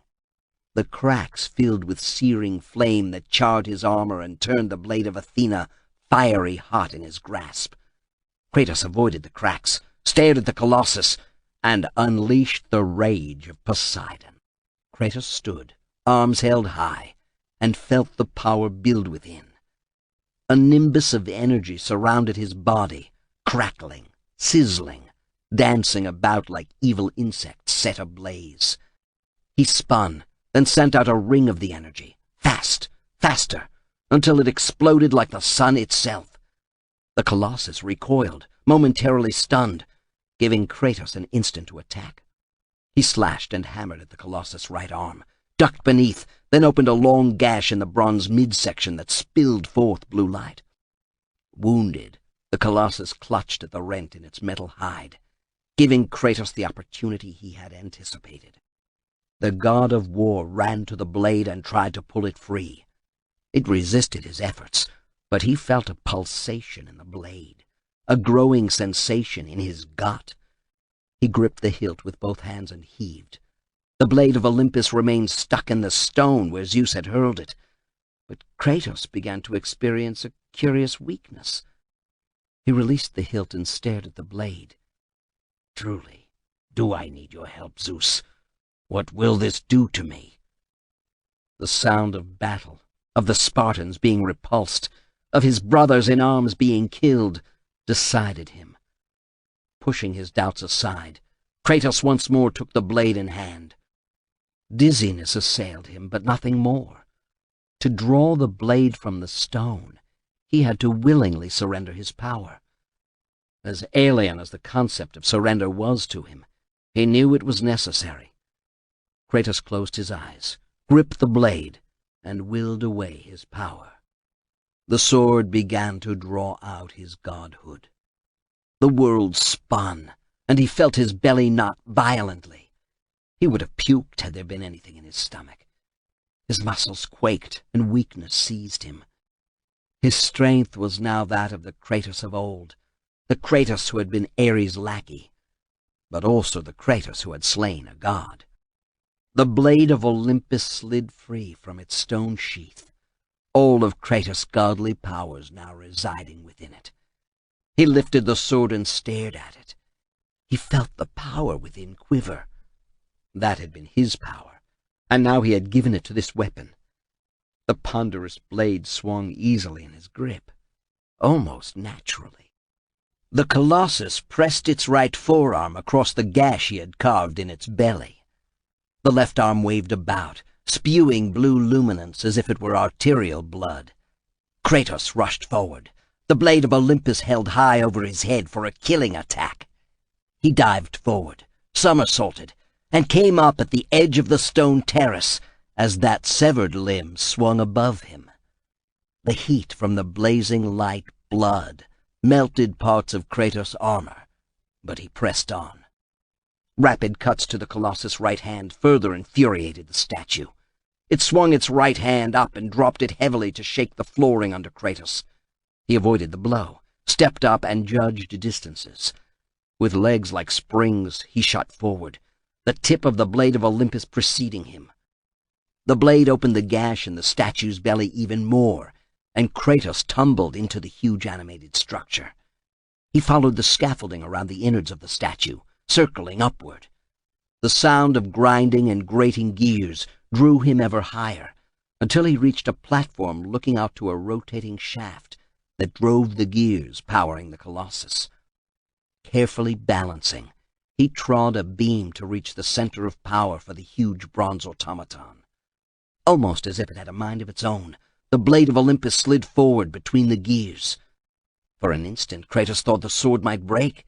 Instead, the sword grew brighter as it sucked the life force from the Colossus, his life force that the eagle had transferred. Kratos watched in grim satisfaction as the blade absorbed the energy from the statue in the same fashion it had sapped his. The glowing shafts and gears turned dull and dark, only mechanical now. He yanked the blade free and held it high above his head. It shone with the light of 100 suns. There was no time to revel in the feel of such a potent weapon in his grip, because the entire structure began to shake and wobble. Kratos jumped up to a scaffold and continued climbing until he reached a grillwork where he could peer out the statue's gaping mouth across the harbor. His sense of balance proved right. The Colossus was leaning precariously, but it still moved. He saw its left stump rise and spurt out blue-white energy. Drained as it was by the blade of Olympus, there remained enough life energy to be dangerous. From his vantage, Kratos saw that the Colossus turned toward the harbor, where valiant Spartans had rallied and again pushed back the city's defenders. Pride in their fighting prowess filled him, but the steady gains being achieved once more would slip away should the bronze statue turn its focus to them. It had to be utterly destroyed to ensure victory for Sparta, and to ensure his own victory over the treacherous Athena. Once his stolen power was reclaimed, she would come to regret her betrayal. Kratos continued upward inside the head. 4 more circuits of the statue's interior brought him to another gear-shaft nexus. Again the blade of Olympus drank deeply, and yet the Colossus moved and struggled. Before he could strike another blow, the Colossus shook all over as if it had a terrible fever. Kratos grabbed a rod for support and still lost his footing. He was slung out over the abyss in the center of the bronze statue. Far below he saw the jammed, sundered gears tearing off huge strips of brass as they grated against one another. Swinging once, he kicked hard and sailed through the air to grab the edge of the eye he had put out in the fight. From this vantage he got a better look at the burning city and the progress his Spartans made against the defenders. He exulted. The tide had turned in favor of Sparta. It was time he delivered the death blow to the walking monstrosity and joined with his men once again. It was then that the Colossus reared up and toppled forward. Kratos saw the harbor water rushing at him, and then the statue slammed face down in the water. The hollow insides of the metallic giant filled quickly with water, and the water began to boil as it touched the magically driven gears and rods within. Kratos felt his lungs approaching the bursting point as the Colossus dived ever deeper into the harbor. More breath escaped his lungs when ooze from the sea bottom filled the eyes and mouth of the statue. He tried to fight his way through, but he became dizzy from lack of air, and it proved impossible to penetrate the slippery ooze from the harbor to escape the Colossus. Swinging his sword, refusing to yield, Kratos felt the blade impact metal and then sink deeply. As the last of his breath rushed forth, he found himself sucking in not water, but air. The Colossus rose from its watery grave and again shook, as if it might dislodge him. He drove his blade deep into the inner cheek and held fast. The statue creaked and groaned with metal tearing away. It went wild when Kratos twisted his sword about. Leaning out and peering upward, Kratos saw what must be the brain of the animated killing statue. With a powerful jump, he soared into space, deftly caught a rope strung across the open central shaft, and made his way across to a ladder disappearing into the head above. He began climbing until he reached a platform looking out directly to a juncture where half a dozen shimmering beams joined in a single burning bright gear mechanism. A narrow walkway took him to the brain mechanism, with its reduction gears and potent energy beams stretching out in all directions to animate the statue. He ducked under a slowly swinging pendulum, then attacked the gears with a vengeance born of frustration and anger at how he had been used so grievously by the gods, by Ares, and now by Athena. He sliced repeatedly with the blade of Olympus, each cut inducing a huge shudder in the Colossus. Torturing it thusly, Kratos continued to cut until pieces of the gears began to peel away. Each carried a little more of the life force with it, until the gears and shaft no longer rotated smoothly. Only then did he thrust the sword directly into the center of the brain mechanism. This time the feel of energy draining was extreme. The Colossus shook as if caught in an earthquake, forcing Kratos to grab a stanchion to keep from being thrown from his precarious perch. He held the blade in the center of the gears, watching the bluish glow fade to a dull red and then vanish entirely. Cold satisfaction filled him at thwarting Athena and her bronze killer. As the Colossus shook, the scaffolding circling its interior began to fall down the central shaft. Kratos withdrew the blade, and the shaft that had provided the brain function with all its gears fell straight down. The entire structure was coming apart.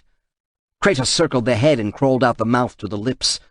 The ear-splitting sounds of tearing metal were overshadowed by a more ominous noise. It wasn't a burning or hissing, but something more, something worse. Kratos tumbled out past the lips and caught a gust of fresh air blowing across the harbor. As he turned to look upward at the Colossus, the odor changed to burning metal. With a powerful leap, Kratos sailed through the air. An instant later, the bronze head exploded, as if it had been packed with Greek fire. Bronze shrapnel blasted forth in all directions. The shockwave caught him in its grip and hurried him along his way. Kratos' legs pumped hard, as if he ran in mid-air. He landed in a crouch on a stone balcony, the blade of Olympus blazing brightly in his grip. He stood, threw back his head to face skyward, and bellowed, "Do you see, gods of Olympus? Do you need more proof than this?" The whistle of metal in the air brought him around in time to see the Colossus collapsing toward him. Kratos thrust up the blade, but the bronze hand of the statue smashed him flat and sent the weapon sailing through the air. As the blade of Olympus left his hand, Kratos knew despair. All his godly power had been drained into it. Without it in his grip, he was mortal. Only mortal. He moved and felt liquid movement within his body. Organs had been ruptured. His muscles were puny and refused to obey. But even as a mortal, Kratos had more than simple physical strength. Indomitable will pulled him from under the bronze hand, pinning him to the stone floor. He dropped to his hands and knees as he vomited blood. Pain racked his body, but the antidote for his problems was in sight. The blade of Olympus had spun through the air and once more embedded itself in the stone. 12 yards away. Only 12 yards. He pulled his feet under him. Dizziness forced Kratos back to his hands and knees. More blood erupted from his mouth and nose to spatter wetly on the stone beneath him. He rose to his knees, armor falling from his body like autumn leaves from a tree. His injuries would have been far greater without that protection, but now it only weighed him down, and its loss was a boon. He looked up and saw Spartan soldiers gathering, just at the periphery of his blurred vision. They pointed, and he heard one say, "Kratos has fallen!" Another lamented, "How can this be? Why does our god struggle?" He wanted to call to them, to assure them he would again be their god. His legs wobbled under him as he stumbled painfully to his feet once more. Blood trickled from his nose and bile burned in his throat. As he limped toward the blade, his wrath built anew. For an instant he had felt triumph, but now the old familiar rage against the petty gods that had seared his soul for so many years returned to consume him. Survival drove him forward step by step. What power could possibly defeat the god of war? Kratos saw the Spartans start toward him, then stop and turn to meet an assault by a ragtag band of defenders of the city. The Rhodesian soldiers saw in his humiliation the chance for victory. They attacked with screams and flashing weapons. If he was to come to the aid of his devoted soldiers, he had to reach the blade of Olympus. As he approached the weapon, a huge eagle flew into sight, flapping slowly as it descended from above. "You think to kill me?" Kratos grated out. He drew the blades of Athena and faced the eagle as it screeched once and interposed itself between him and his goal. The eagle had sapped strength from him to animate the Colossus of Rhodes, and now it interposed itself between him and salvation, not only for himself, but for his soldiers valiantly fighting and dying under the Rhodesians' onslaught. He struggled to lift the heavy blades. Muscles screamed in agony across his shoulders, and his arms turned weaker than a mewling infant's. Kratos stumbled forward a step and let his anger build. The blades came up in shaking hands, but if he must die, he would die a soldier. The immense eagle landed, talons scratching the stone floor. Lightning bathed it as it changed form. Zeus! Kratos tried to understand what was happening. The tips of the blades sank, no matter how hard he fought to lift them in his own defense. "Yes, I am forced to attend to this matter myself," Zeus said, striding forward. To reach the blade of Olympus now, Kratos would have to shove aside the king of the gods, and he could barely stagger, so drained had he become from his battle with the Colossus. Athena refused to undo her mistake. Imagine caring for a creature such as yourself. Why? Why would you betray me? It is you who would betray me. Am I to sit idly by as Olympus is threatened? Your hands are already stained by the blood of a god. I will not let Ares' fate be my own. Zeus grabbed the blade of Olympus and drew it from its stony sheath. The gods are petty and pathetic, and your rule is weak. I grow tired of this insolence. I am king of Olympus, and it is my way that is the way of the gods. You must vow to forever serve me." Kratos sneered. With all his strength, he swung the blades of Athena back and forth in front of him, weaving a curtain of steel as he advanced on the king of the gods. "I serve no one." Zeus raised the blade of Olympus, batted away his attack with contemptuous ease, and thrust it into Kratos' face. Kratos did not flinch as the cold metal touched his cheek. His arms no longer carried strength enough to use his swords. He reached out with his empty hand and shoved the blade away. Then you leave me no choice. Zeus attacked, the blade of Olympus slashing through the air, and Kratos' chest. No armor could have protected flesh from such a powerful blow. Pain exploded within him as he staggered back. "Submit!" Zeus roared and began advancing, his blade cutting away bits of Kratos with every slash. Kratos was aware of the Spartans watching their god in battle with Zeus. He would not yield because of them. He would not yield because he was Kratos, ghost of Sparta. I would rather die. He blocked a thrust from Zeus' blade, but was pressed backward. Zeus doubled the ferocious attack, forcing Kratos into an entirely defensive fight. Cuts appeared on his body and massive arms. Then Zeus thrust, pushing aside Kratos' blades as if he brushed away blades of grass. Kratos toppled backward and grabbed the blade of Olympus with both hands to prevent it from piercing his chest. "It does not have to end like this," Zeus said. The sneer on Kratos' face sealed his fate, if his words did not. "A choice from the gods is as useless as the gods themselves." Zeus roared in anger. "Even with your last breath, you continue to defy me?" He thrust forward, driving the tip of the blade through Kratos' heart. For a moment Zeus paused, the blade remaining within. Then he yanked it free. A pulse of pure light rose from Kratos. Zeus knelt and whispered, "Everything you have known, Kratos, will now suffer because of your sacrilege. You will never be ruler of Olympus. The cycle ends here."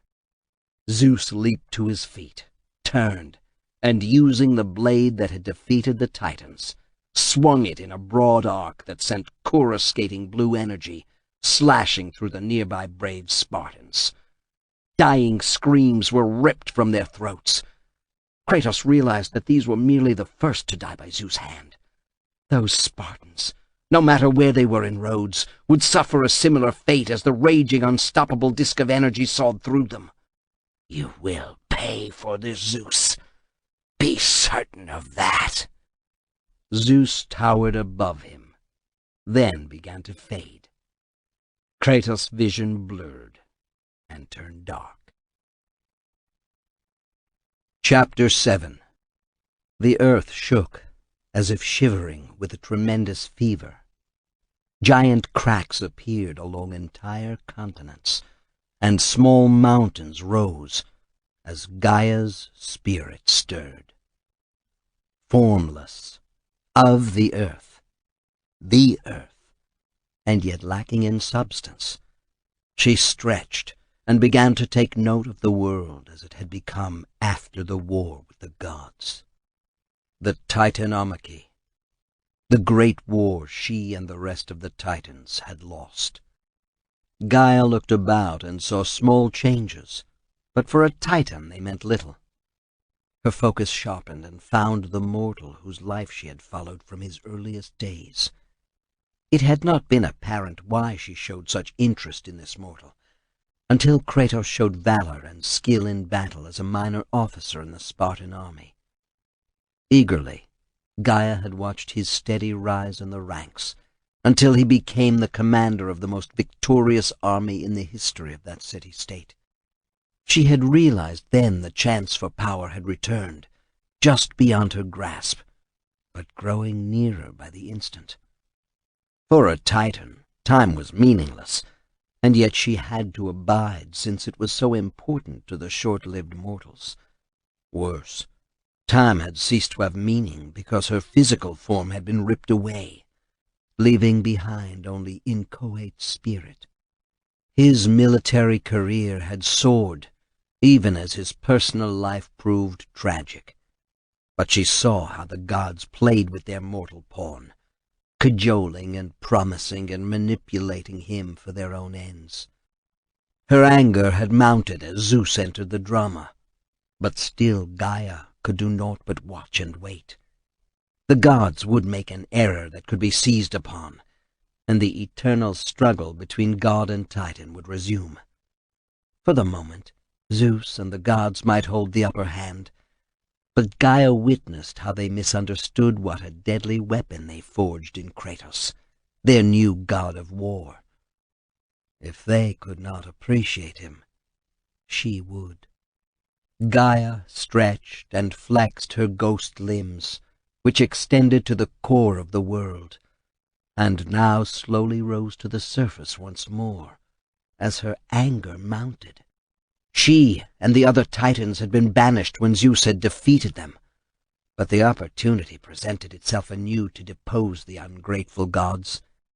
Zeus, of all sitting on Olympus, ought to show remorse at what he had done to his father, Kronos, to the other Titans. The Sisters of Fate had decreed the destiny of the gods, and Zeus now failed to appreciate their gift. The Sisters had chosen poorly the victor in that war. His betrayal of Kratos and the confusion and ferment building among the gods made this the perfect time to strike, but gently at first, not to arouse their attention. Slowly she must forge the weapon that first Ares had used, then Athena, and finally Zeus. Gaia had watched Kratos throughout his life, and knew that now was the time. Now. Chapter 8. I noticed it only a moment ago, said Lachesis, excited. Seldom does a ripple return to the loom like this. She floated upward, her scepter-mounted scythe flashing in the dull light of the loom chamber. Her skirts swirled around bare legs, and her upper garb draped down over only one breast, leaving the other exposed in the style of some mortal city-state. The style had caught her fancy, but she misremembered which it was now. Perhaps she had used the scythe to slice through their thread of fate, and had long since removed them. At moments such as this, she appreciated the freedom such dress gave. She swung the scythe back and forth menacingly. Someone has evaded their destiny. The destiny we have decreed. Impossible. No, not that. His fate is sealed, but the circumstances surrounding it are not what I expected. You made a mistake. Atropos was amused at her sister's plight. I have told you that you need to cut more carefully, think more fully, and only then begin your work. After all, Clotho spins the fate. I determine the duration, and you are the executioner. Really, Lachesis said, sniffing in disdain. I enjoy myself. You and Clotho are too earnest, and never take any pleasure in your contrivances. Contrivances? Is that what you call meting out destiny to an entire world filled with mortals and gods? You neglected to mention the animals in the forest and the fishes in the ocean, Lachesis said. Only you take pleasure in deciding which of them end up as mortals' dinner. Atropos stroked along a thread of rainbow colors, using one of her long talons, as if she caressed a small pet. The black fog that was her legs and feet swirled up around her waist, then settled back as she bestirred herself in this argument with her sister. Or as a mortal's lover, Lachesis said, smirking. Lest you forget some of my more memorable couplings and their offspring. Only you could take pride in such things. Forging destiny is serious work. Work you need to properly apply yourself to, or the world will come crashing down. All must fit perfectly. The pieces cannot have sharp edges, or the threads of our work might be sundered. Lachesis dismissed such foolishness with a wave of her graceful hand. She had impossibly strong fingers, as did her sisters, if Atropos' talons or Clotho's bony appendages, protruding from the mass of her corpulent body, could be described in such a fashion. from their long centuries of toil at the loom of fate. But more than simple manipulation went into the tapestries of inevitability they created from moment to moment. Her sisters did not appreciate the necessity of enjoying one's work, and doing more than simply decreeing a death or a war's outcome through valor or cowardice. They controlled the mortals, but the gods proved themselves even more diverting. "The next thing you'll say you want is to resurrect the Titans," Atropos said. Lachesis thought for a moment. The last war between god and Titan was amusing. It occupied our thoughts and work for some centuries. "But Clotho and I ended it. You would have allowed it to linger on. There is more than personal enjoyment to our duty." What more can there be? Lachesis asked. Look at the thread that so interested me.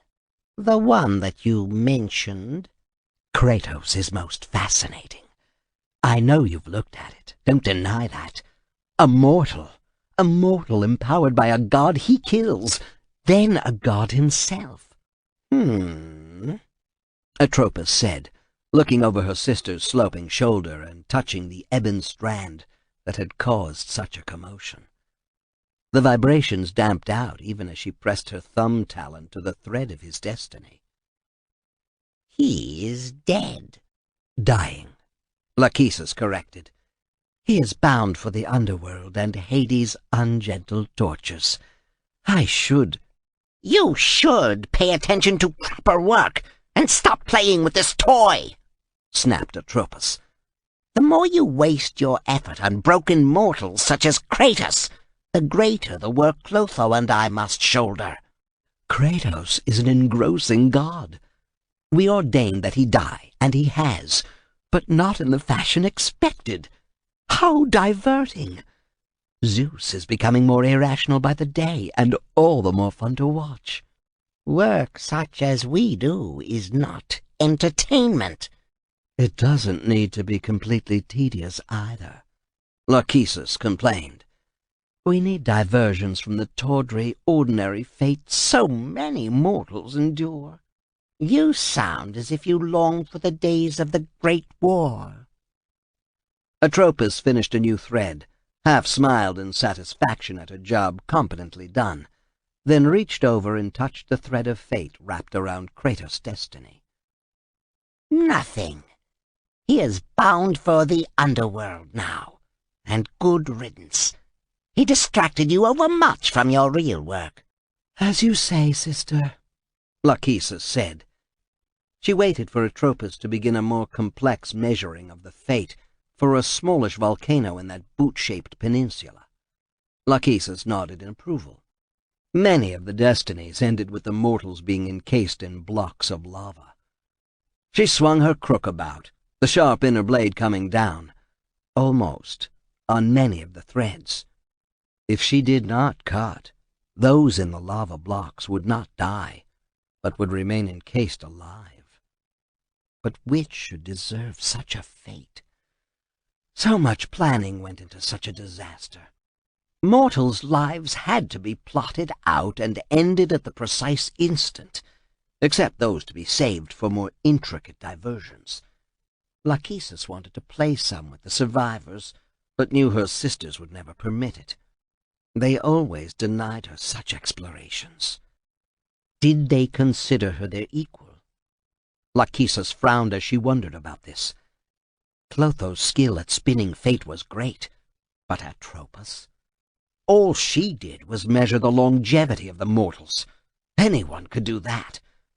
Let them think as they would. She was more than their equal, doing what they would not. The actual deliverance of souls to Hades.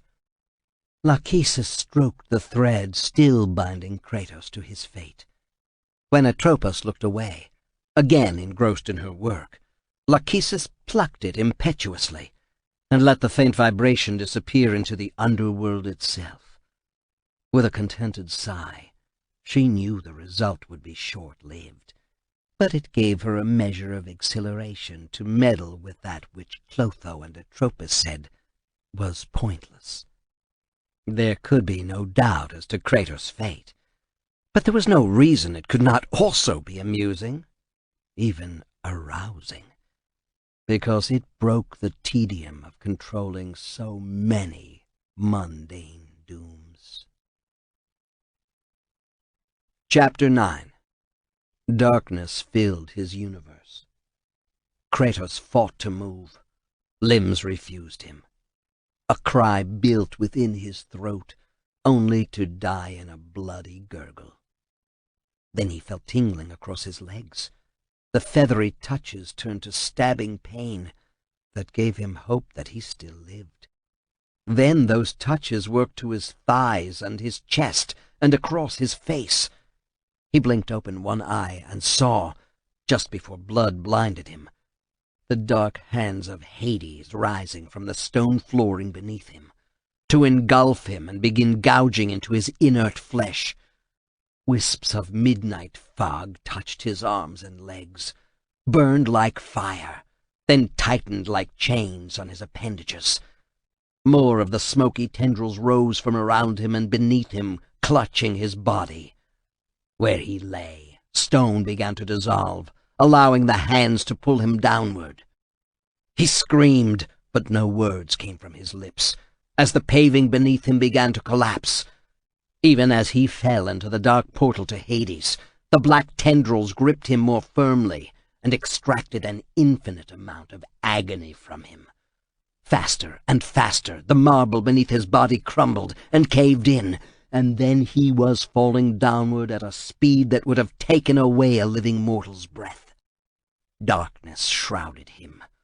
From below came anguished cries he remembered all too well from his escape from the underworld before he had fought Ares.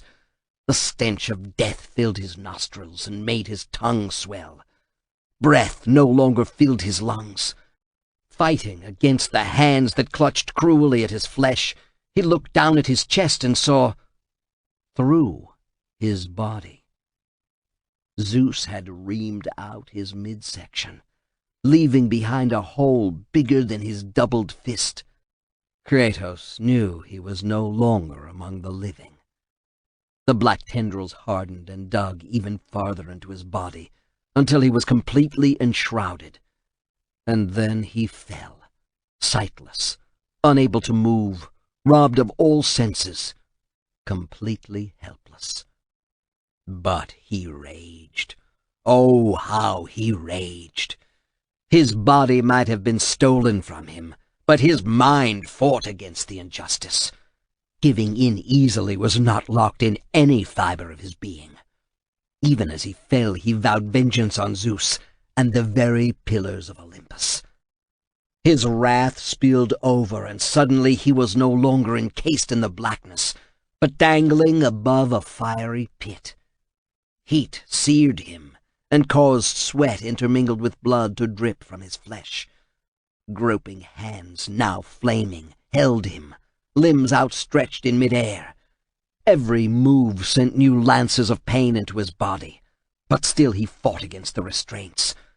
Pain gave him focus for his rage, and then the rage was replaced by hollowness. His wife stood before him, imploring him, only to fade and be replaced by his dear daughter.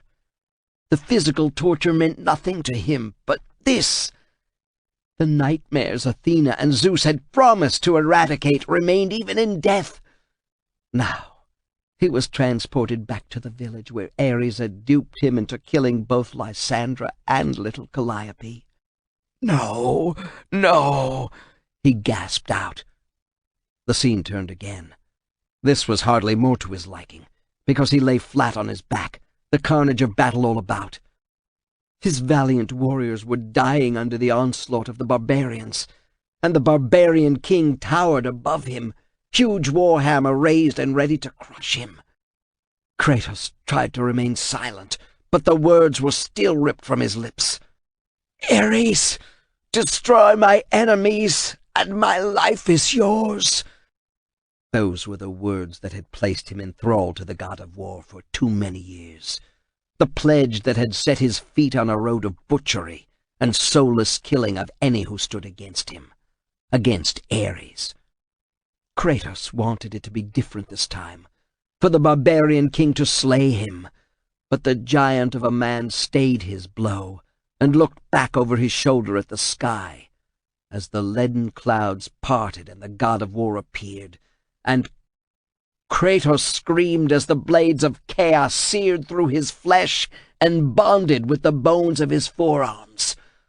No longer supine, he swung the blades in vicious arcs, ending the barbarian king's life and slaughtering the invading army. And his wife. Lysandra sank down, mortally wounded from his mindless slash, and his daughter fell too, and Ares laughed.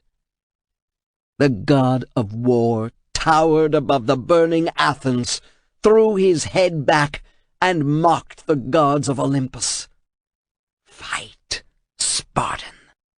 Kratos knew pain beyond the physical, that he had learned to endure, but now he was plunged once more into the patterns that had blighted his life. He fought to change what he did, but the forces surrounded him like a wave to drown him. He knew what was going to happen, hated it, could not stop it. The sharp command caused Ares to whirl about, his flaming beard sending out sparks, and his long golden hair whipping like a war pennant. Allowing Kratos to reach out and seize a handful of the barbarian king's greasy hair with such force his neck cracked. The studded warhammer in the barbarian king's grip dripped blood. Kratos focused on that. It had to be his blood this time. This time! Knowing what would happen if he prevailed tore him apart inside, more than Zeus thrust with the blade of Olympus ever could. But the giant was only stunned. The scene played out once more in his mind, in this reality of death, and he was powerless to stop it. His hands shook with the effort to release the giant to finish his death stroke. But Kratos kept his grip and smashed the warrior's head repeatedly into a boulder, until the mica embedded in it glistened bright red with the fighter's blood. Kratos panted with effort and rose, hobbling about amid the carnage. Blood up to his ankles was not as fearsome or frightful as the blood that would be on his hands when he killed his wife and child, unless he forsook victory now. But what a choice! All his life he had conquered. Victory for Sparta had been paramount in his thoughts and deeds. But if he died here, now, Sparta would lose, and he would win a personal victory. He would not be tricked into killing his own family. Kratos used the blades now welded to his bones as canes to stagger away, knowing his defection meant defeat for Sparta. His life meant nothing but his honor. Abandoning his comrades in arms was the worst a warrior could do. Almost the worst. Kratos had endured the one thing that was worse. His family. Dead at his feet, by his hand, because he had agreed to this reckless alliance with Ares to avoid defeat. He would be branded a coward, but his wife's and daughter's lives meant more to him. Now, the barbarian king stirred. He was not dead. Kratos knew what would happen in his future if he killed the giant. The king must live and triumph on the field of battle. But the blades of chaos lifted, as if by their own volition, and swung out in a fearsome arc. With a scissors action, Kratos lopped off the barbarian king's head. It rolled away in the gore and mud, a startled look forever etched on the face. The sudden swirl, as if he had been caught in a water spout, disoriented him. Kratos wiped away blood from his eyes and cried out in despair at his failure to see his wife and child sprawled on the stone altar, partially dismembered by his fearsome hacks and slashes. The blood pooled away from their faces, and Kratos looked down and saw his own face reflected in their blood. He recognized it, and yet he did not. It was another ghost of Sparta peering back. This one had not fully realized the depths of his failure and loss. "No!" he cried out, and "You must kill Ares," Athena said urgently. "The existence of Olympus depends on it. Your very fate depends on his death at your hand." "Athena!" Kratos grated out, fury building anew. He reached for her, but she seemed to melt before his eyes, her flesh flowing, changing, becoming a lovely naked beauty with hair flowing like a golden river, beckoning to him to join her. Her lips parted and she spoke to him alone. "Kratos, you are not meant to die here." Death, even under Hades' horrific dominance, was preferable, but he couldn't turn back now. He had lost once more.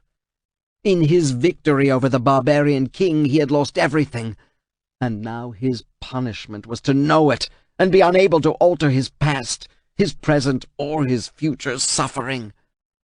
A hurricane blew past the beauteous woman's nude body, and once more Kratos faced Ares. The god of war raised his arm for the death stroke. Kratos was so close he could smell the god's sweat and blood and excitement at the impending kill. His sword lashed out, and a blade drove upward into Ares' throat. The god of war's eyes went wide with shock. His streaming hair flapped about in the hurricane winds, and he sank to the ground. And Zeus screeched in insane fury. Like a rabid dog, his mouth was flecked with foam, and he snarled and snapped and leaned forward, driving the blade of Olympus deeper into Kratos' chest.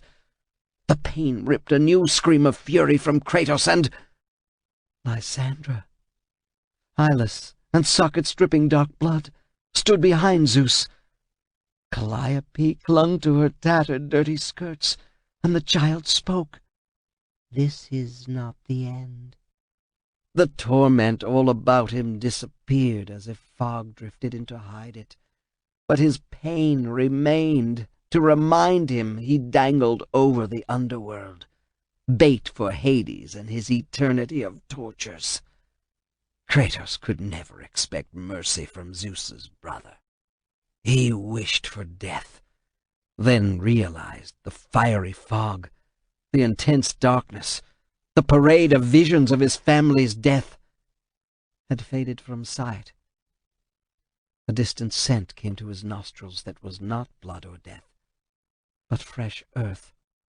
Kratos muttered, "Who are you?" He hardly dared to think that Hades would be the god to relieve him of his suffering. Hades delighted in devising new tortures, not relieving old ones. He caught his breath as a huge face moved from the fog without dimension or color, and took shape before him. At first he thought it was another hallucination, his imagination giving a face to a huge plain of dried mud.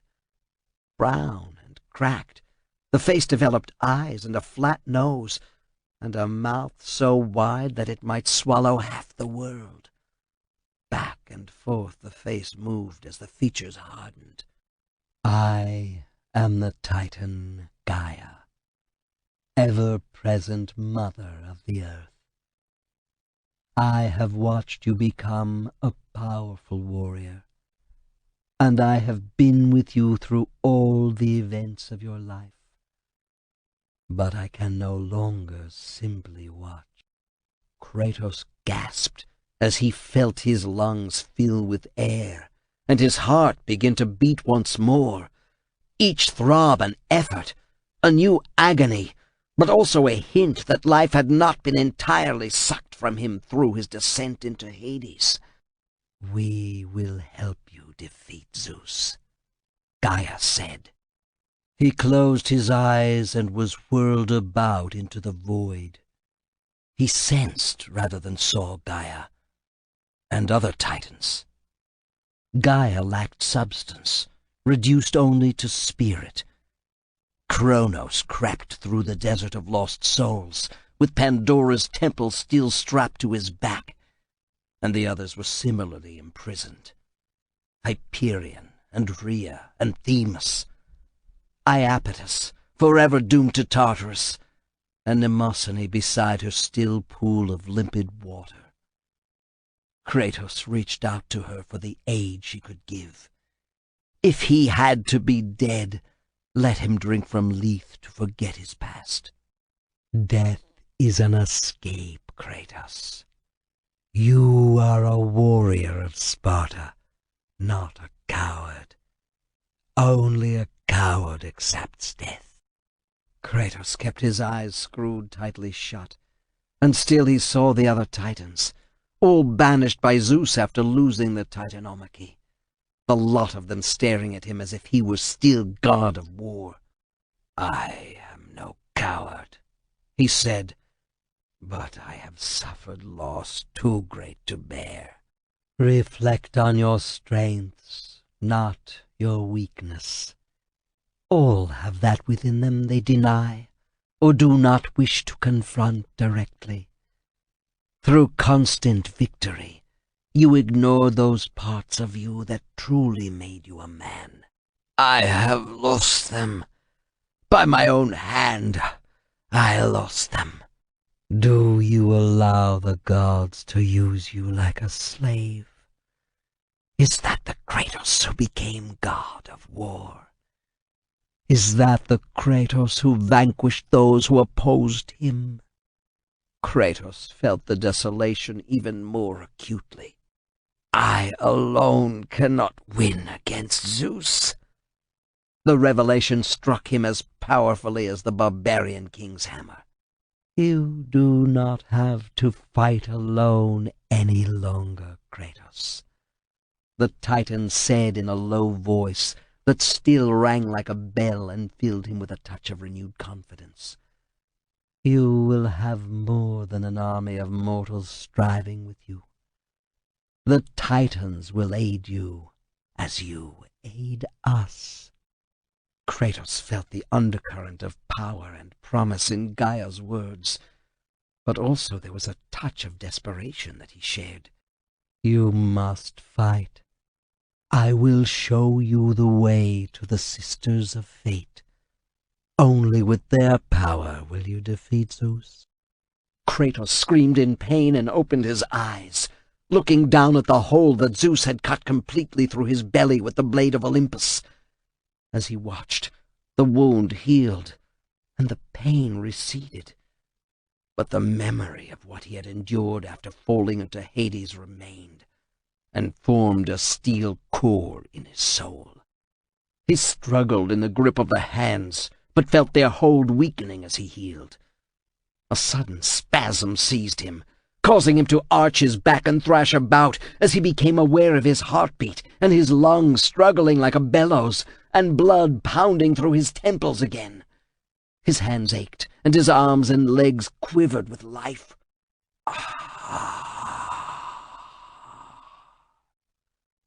The exultation escaped his lips as he knew that he lived once more. Then he was falling, tumbling head over heels, the fiery mist all around, with hands reaching for him. Fingernails raked at his flesh and clutched at his ankles, but no longer dead. He fought back. His meaty fists struck out and hit the thin arms trying to grab him. Twisting and kicking, he freed himself and fell, but this time in such a way that he could draw the blades of Athena and use them as grappling hooks against the side of a cliff formed of ochre rock. Kratos grunted as the shock of his descent ceased suddenly when the blades cut into the rock. Belly first, he slammed hard into the face of the cliff, but instead of feeling pain, he took heart in the fact that the gaping hole in his midriff cut by Zeus was no longer there. He kicked against the cliff until his toes found purchase, and he began climbing. Slowly at first, and then with greater speed as he built the rhythm. He pulled free one blade and swung it high above his head to penetrate the rock. His mighty shoulders took the strain of lifting his weight upward, until he could free the other sword and then cast it above the first. The flow of muscle and the smell of the world around him invigorated Kratos. His despair at being cast again into the underworld vanished, as determination replaced the memory of the ugly visions he had endured. His heart beat rhythmically and sent blood pounding through his veins. Seldom had he felt this way. Victory after a difficult battle approached the feeling. But what he experienced now was life, not dealing out death. Purpose firmed within his breast as he considered how Gaia now aided him against Zeus. High above, he saw a faint hole opening to the sky. Smoke drifted across the opening, and he knew this way would lead him back to Rhodes. As hope flared that he would quickly be free of the underworld and Hades' deathly grasp once more, the hands that had clawed at him before sprang from the rocks and again attempted to hold him, to pull him down, to fling him into the abyss toward the river Styx, at the bottom of the impossibly deep chasm. Kratos let out a cry that tightened his belly and coordinated his struggles to go higher. He alternated climbing, using the swords, with hacking at the hands, severing them at the wrists and elbows. He kicked at some, trying to clutch his ankles, then cut faster at ones sprouting above him to block his exit. All that he had seen and endured in his fall toward the realm of Hades fueled his ascent now. He sliced with more power, climbed with greater speed, and then, using a hand gripping his ankle as a stepping stone, propelled himself upward. The hand trailed behind, feebly drawing him backward. Crossing his blades, he drew back hard. The hand was scissored cleanly from its arm, and he erupted upward to fall onto the lip of the hole. It was the work of a moment to pry loose the severed hand still clinging to his ankle. As he stood, a wind whirled about him, driving him to his knees. Faster the tornado spun as the bits of rock and paving stone sailed past his head to fall into the hole. He looked down as the debris fit itself together perfectly and sealed the opening.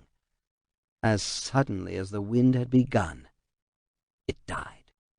Kratos stood and looked around Rhodes.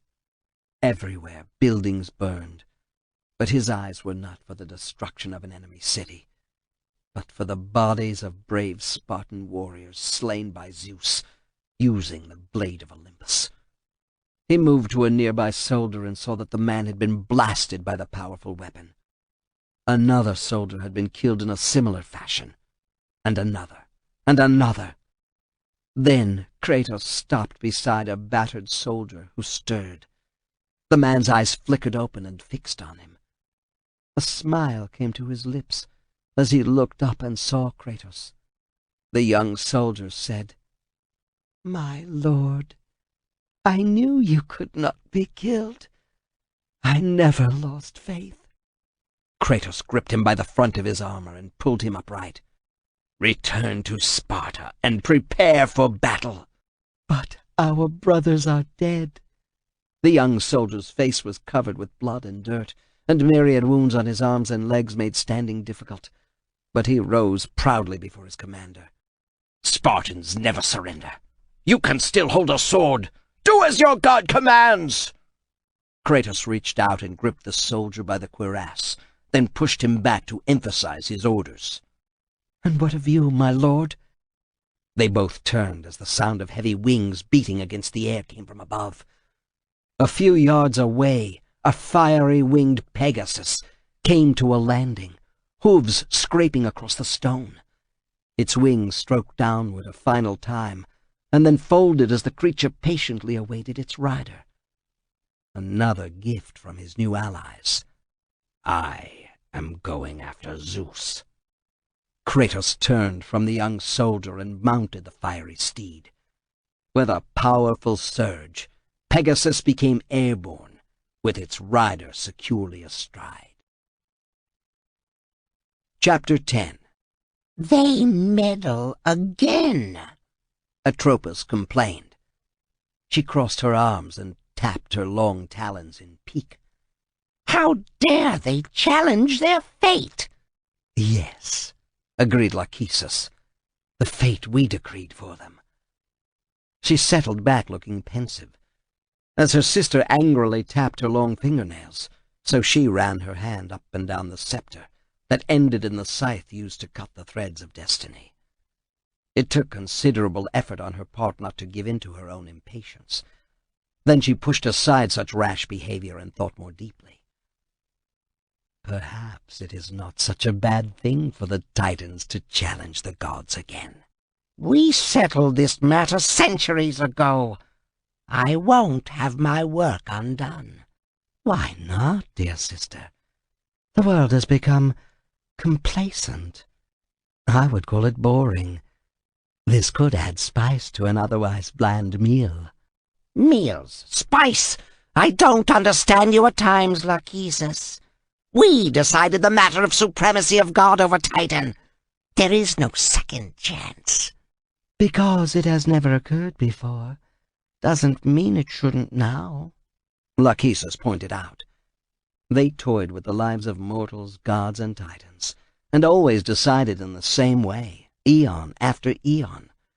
There ought to be some variation to give a moment's thrill to their ceaseless work. What has gotten into you? Atropos demanded. Do I need to consult Clotho? She would agree with me that we have reached a final decision.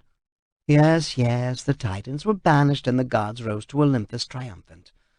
It hasn't been the same with Kronos and Gaia and the others in exile. Nothing stays the same.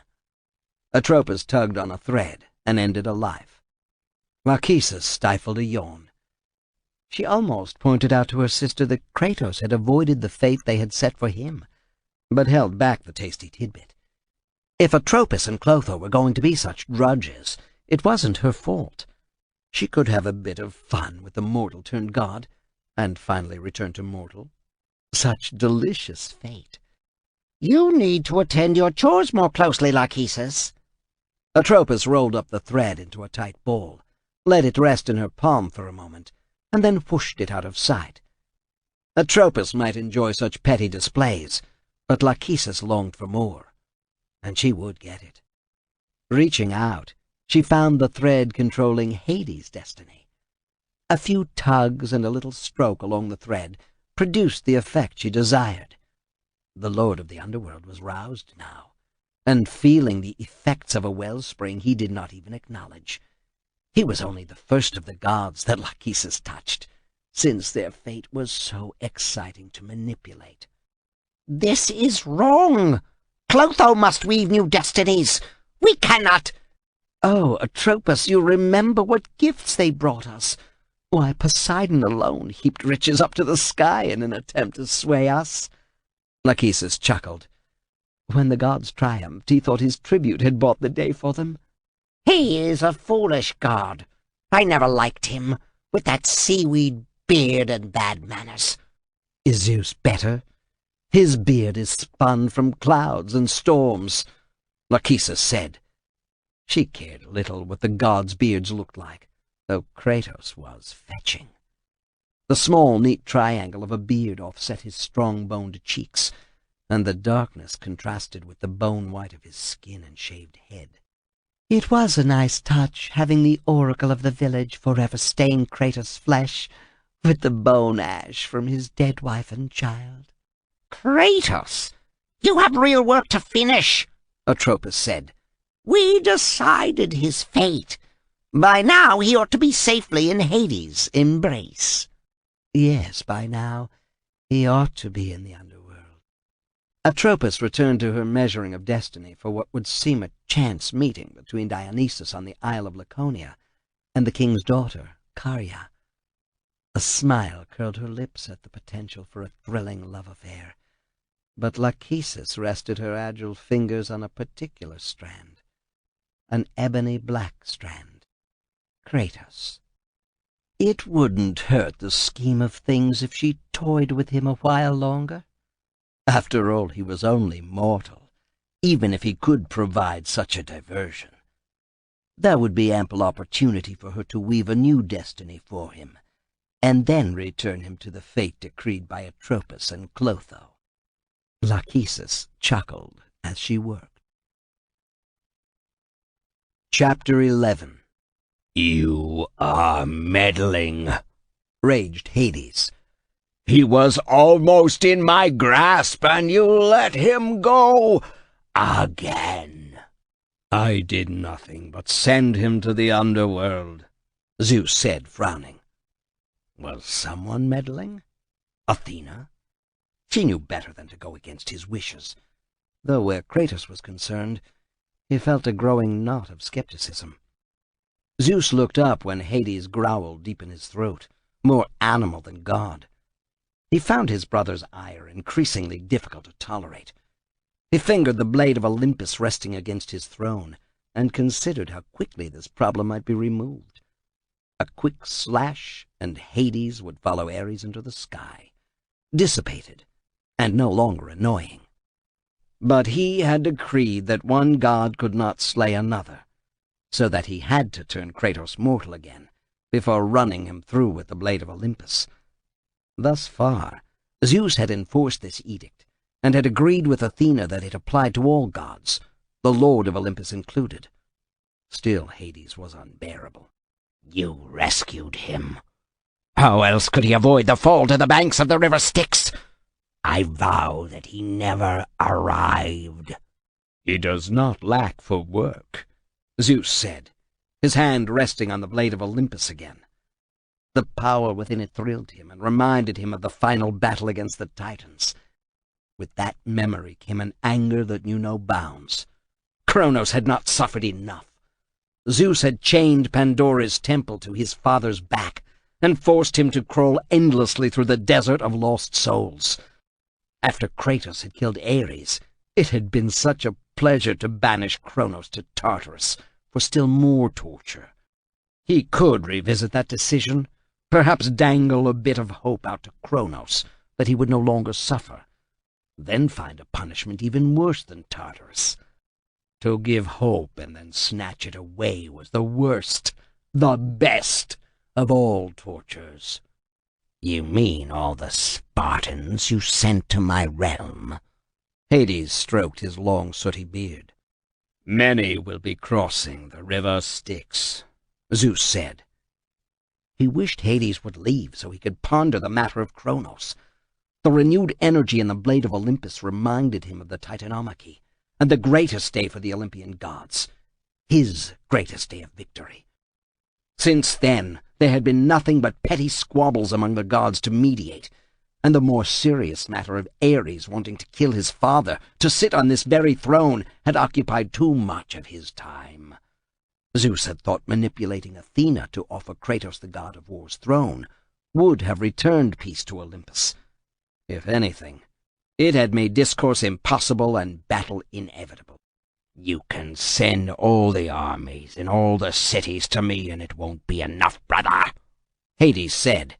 Twice Kratos has cheated his fate. Cheated his fate? Zeus murmured. That is impossible. The Sisters of Fate do not make mistakes. They favored us against the Titans. How can they favor Kratos, a mortal upstart, against us?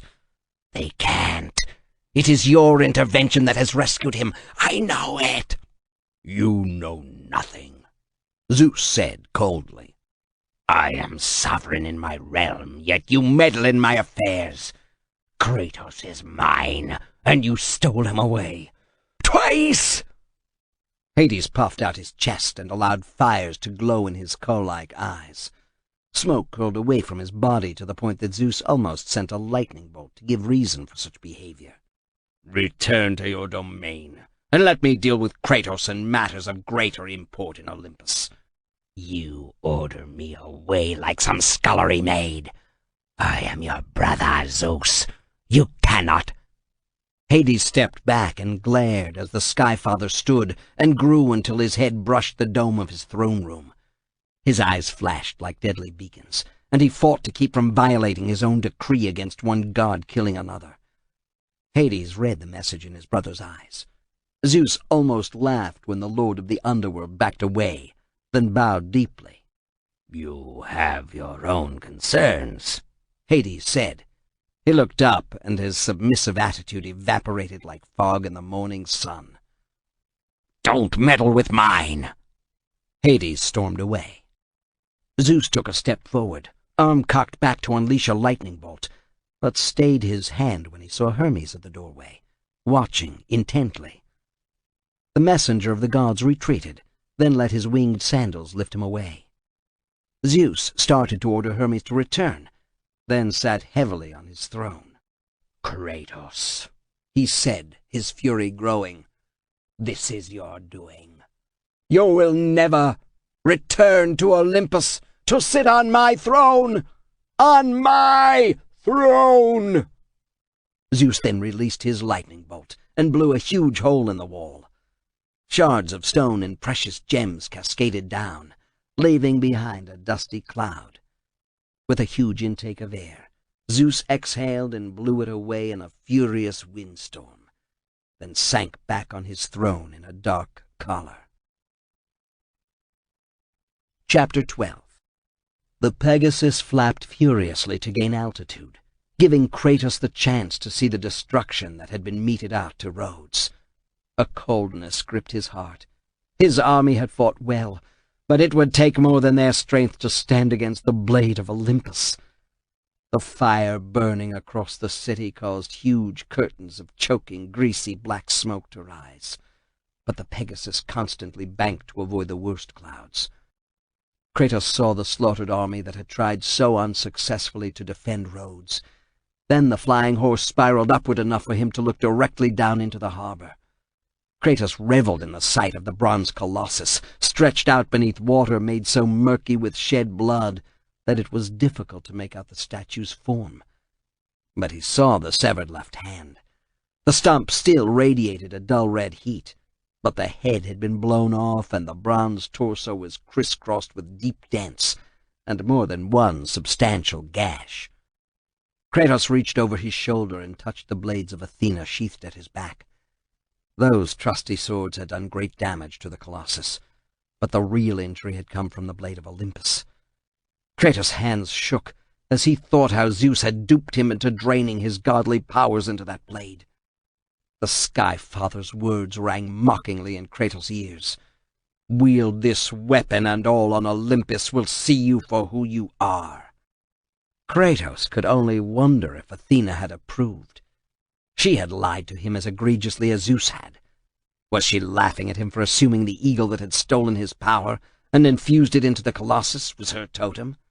He knew now that Zeus had been responsible.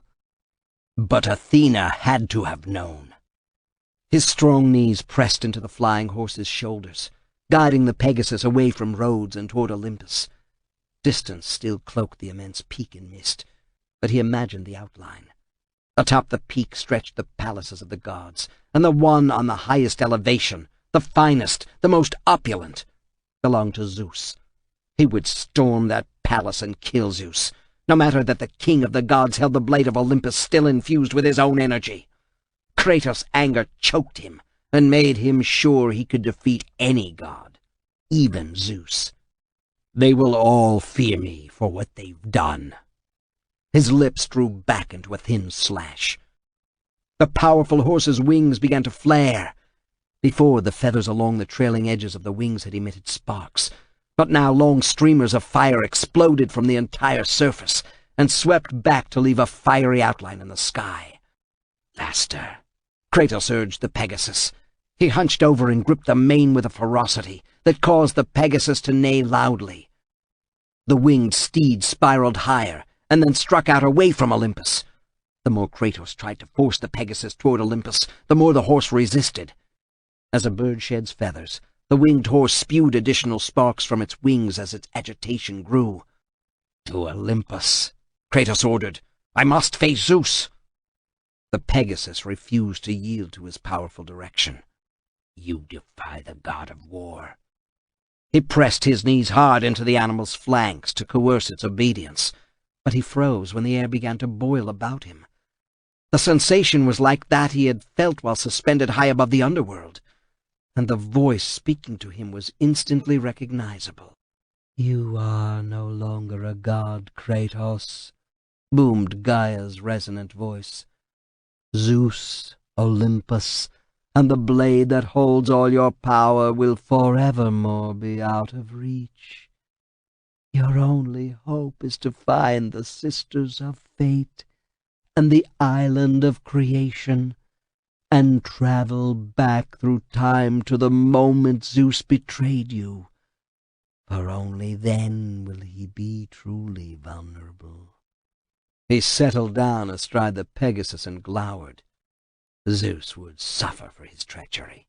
Kratos would make certain of that. But what did Gaia mean about the Sisters of Fate, and returning to the instant that Zeus had driven the blade of Olympus through him? Kratos touched the livid scar on his chest where the blade had penetrated and ripped a huge hole, and remembered how that wound had healed before he fought his way out of Hades and back to Rhodes. To heal him as she had done showed Gaia's power. She had done more than heal the wound. She had afforded him the chance to escape Hades' clutches once again. He would not waste such a gift. He stared ahead as the Pegasus flew with a steady, powerful beat of the wings. Kratos had no idea where the winged horse was taking him, but he knew it would not be a destination easily reached. As his mind considered possible dangers, 3 griffins appeared in the air behind him.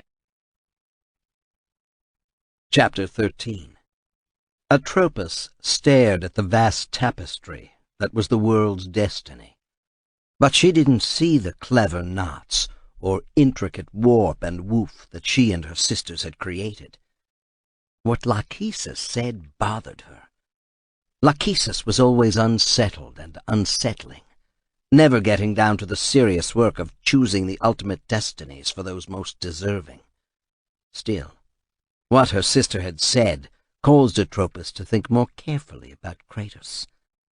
Nothing about his fate had worked out precisely the way she or her sisters had intended. More than once, she had checked the strength of the thread binding the ghost of Sparta to his fate, only to find fraying along the sides. Repairing those small imperfections had done nothing to alter his fate, of course, but it had changed the path to his eventual death. How long should I make his life before allowing Lachesis to snip the thread? She murmured. Atropos knew she was better at details than either Clotho or Lachesis. Clotho viewed the whole and understood what was necessary to achieve their goals, while Lachesis showed too much impetuosity for decent fates to play out according to plan. But Atropos knew she had to contribute the small points for the most detailed of the destinies. She was a tactician, and both her sisters were strategists.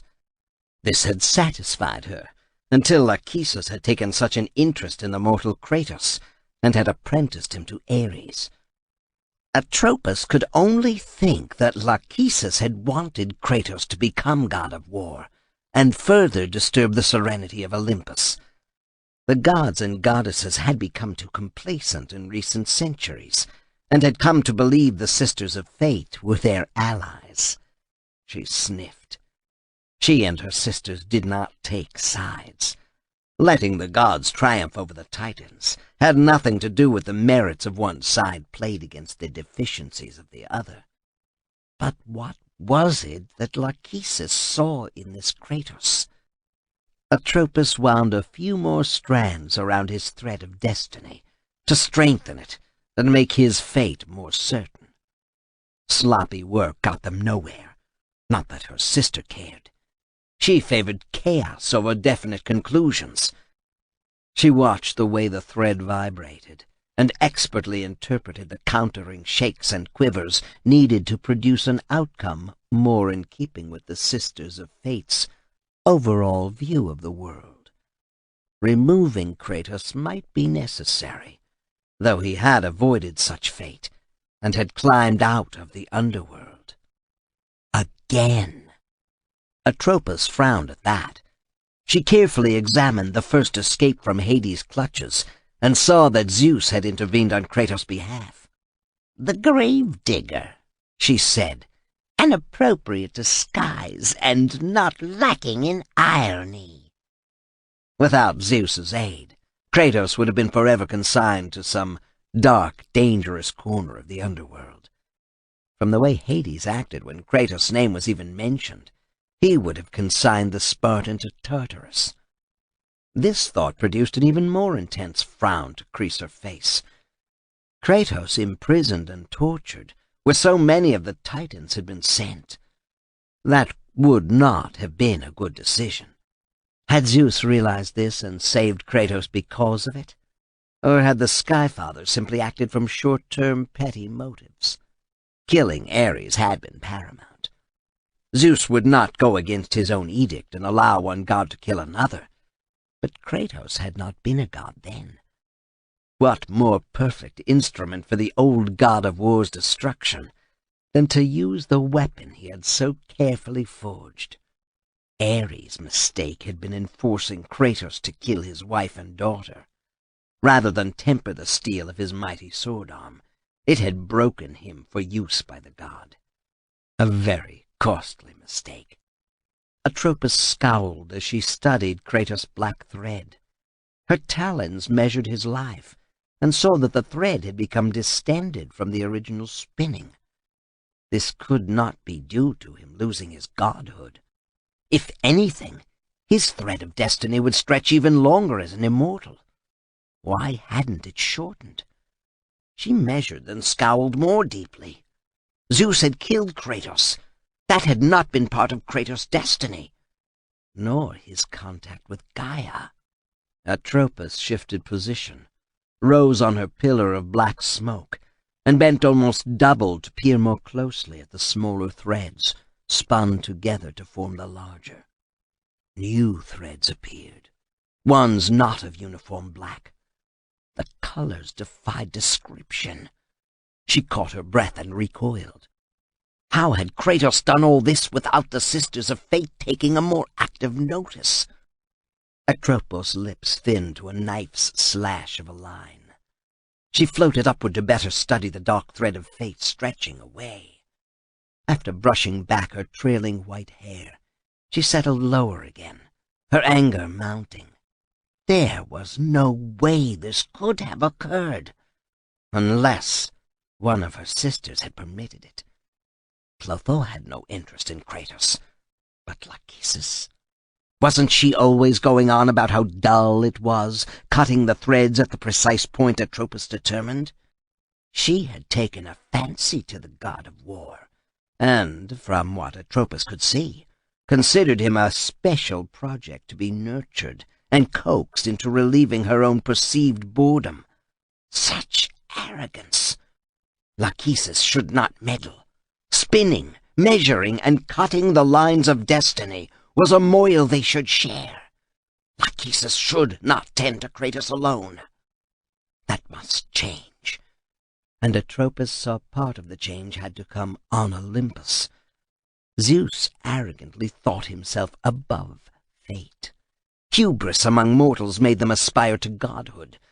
And gods, given the time and overweening confidence in their own small abilities, thought to defy fate. That was the eternal dance she and her two sisters attended. And always, the Sisters of Fate were the only ones to continue after the last note died. They controlled fate, not the mortals, not the gods, and especially not the Titans. Atropos reached out and caught up a special thread stretched to the breaking point. A tug, another, then a stronger one yet sent the message to the goddess on the other end.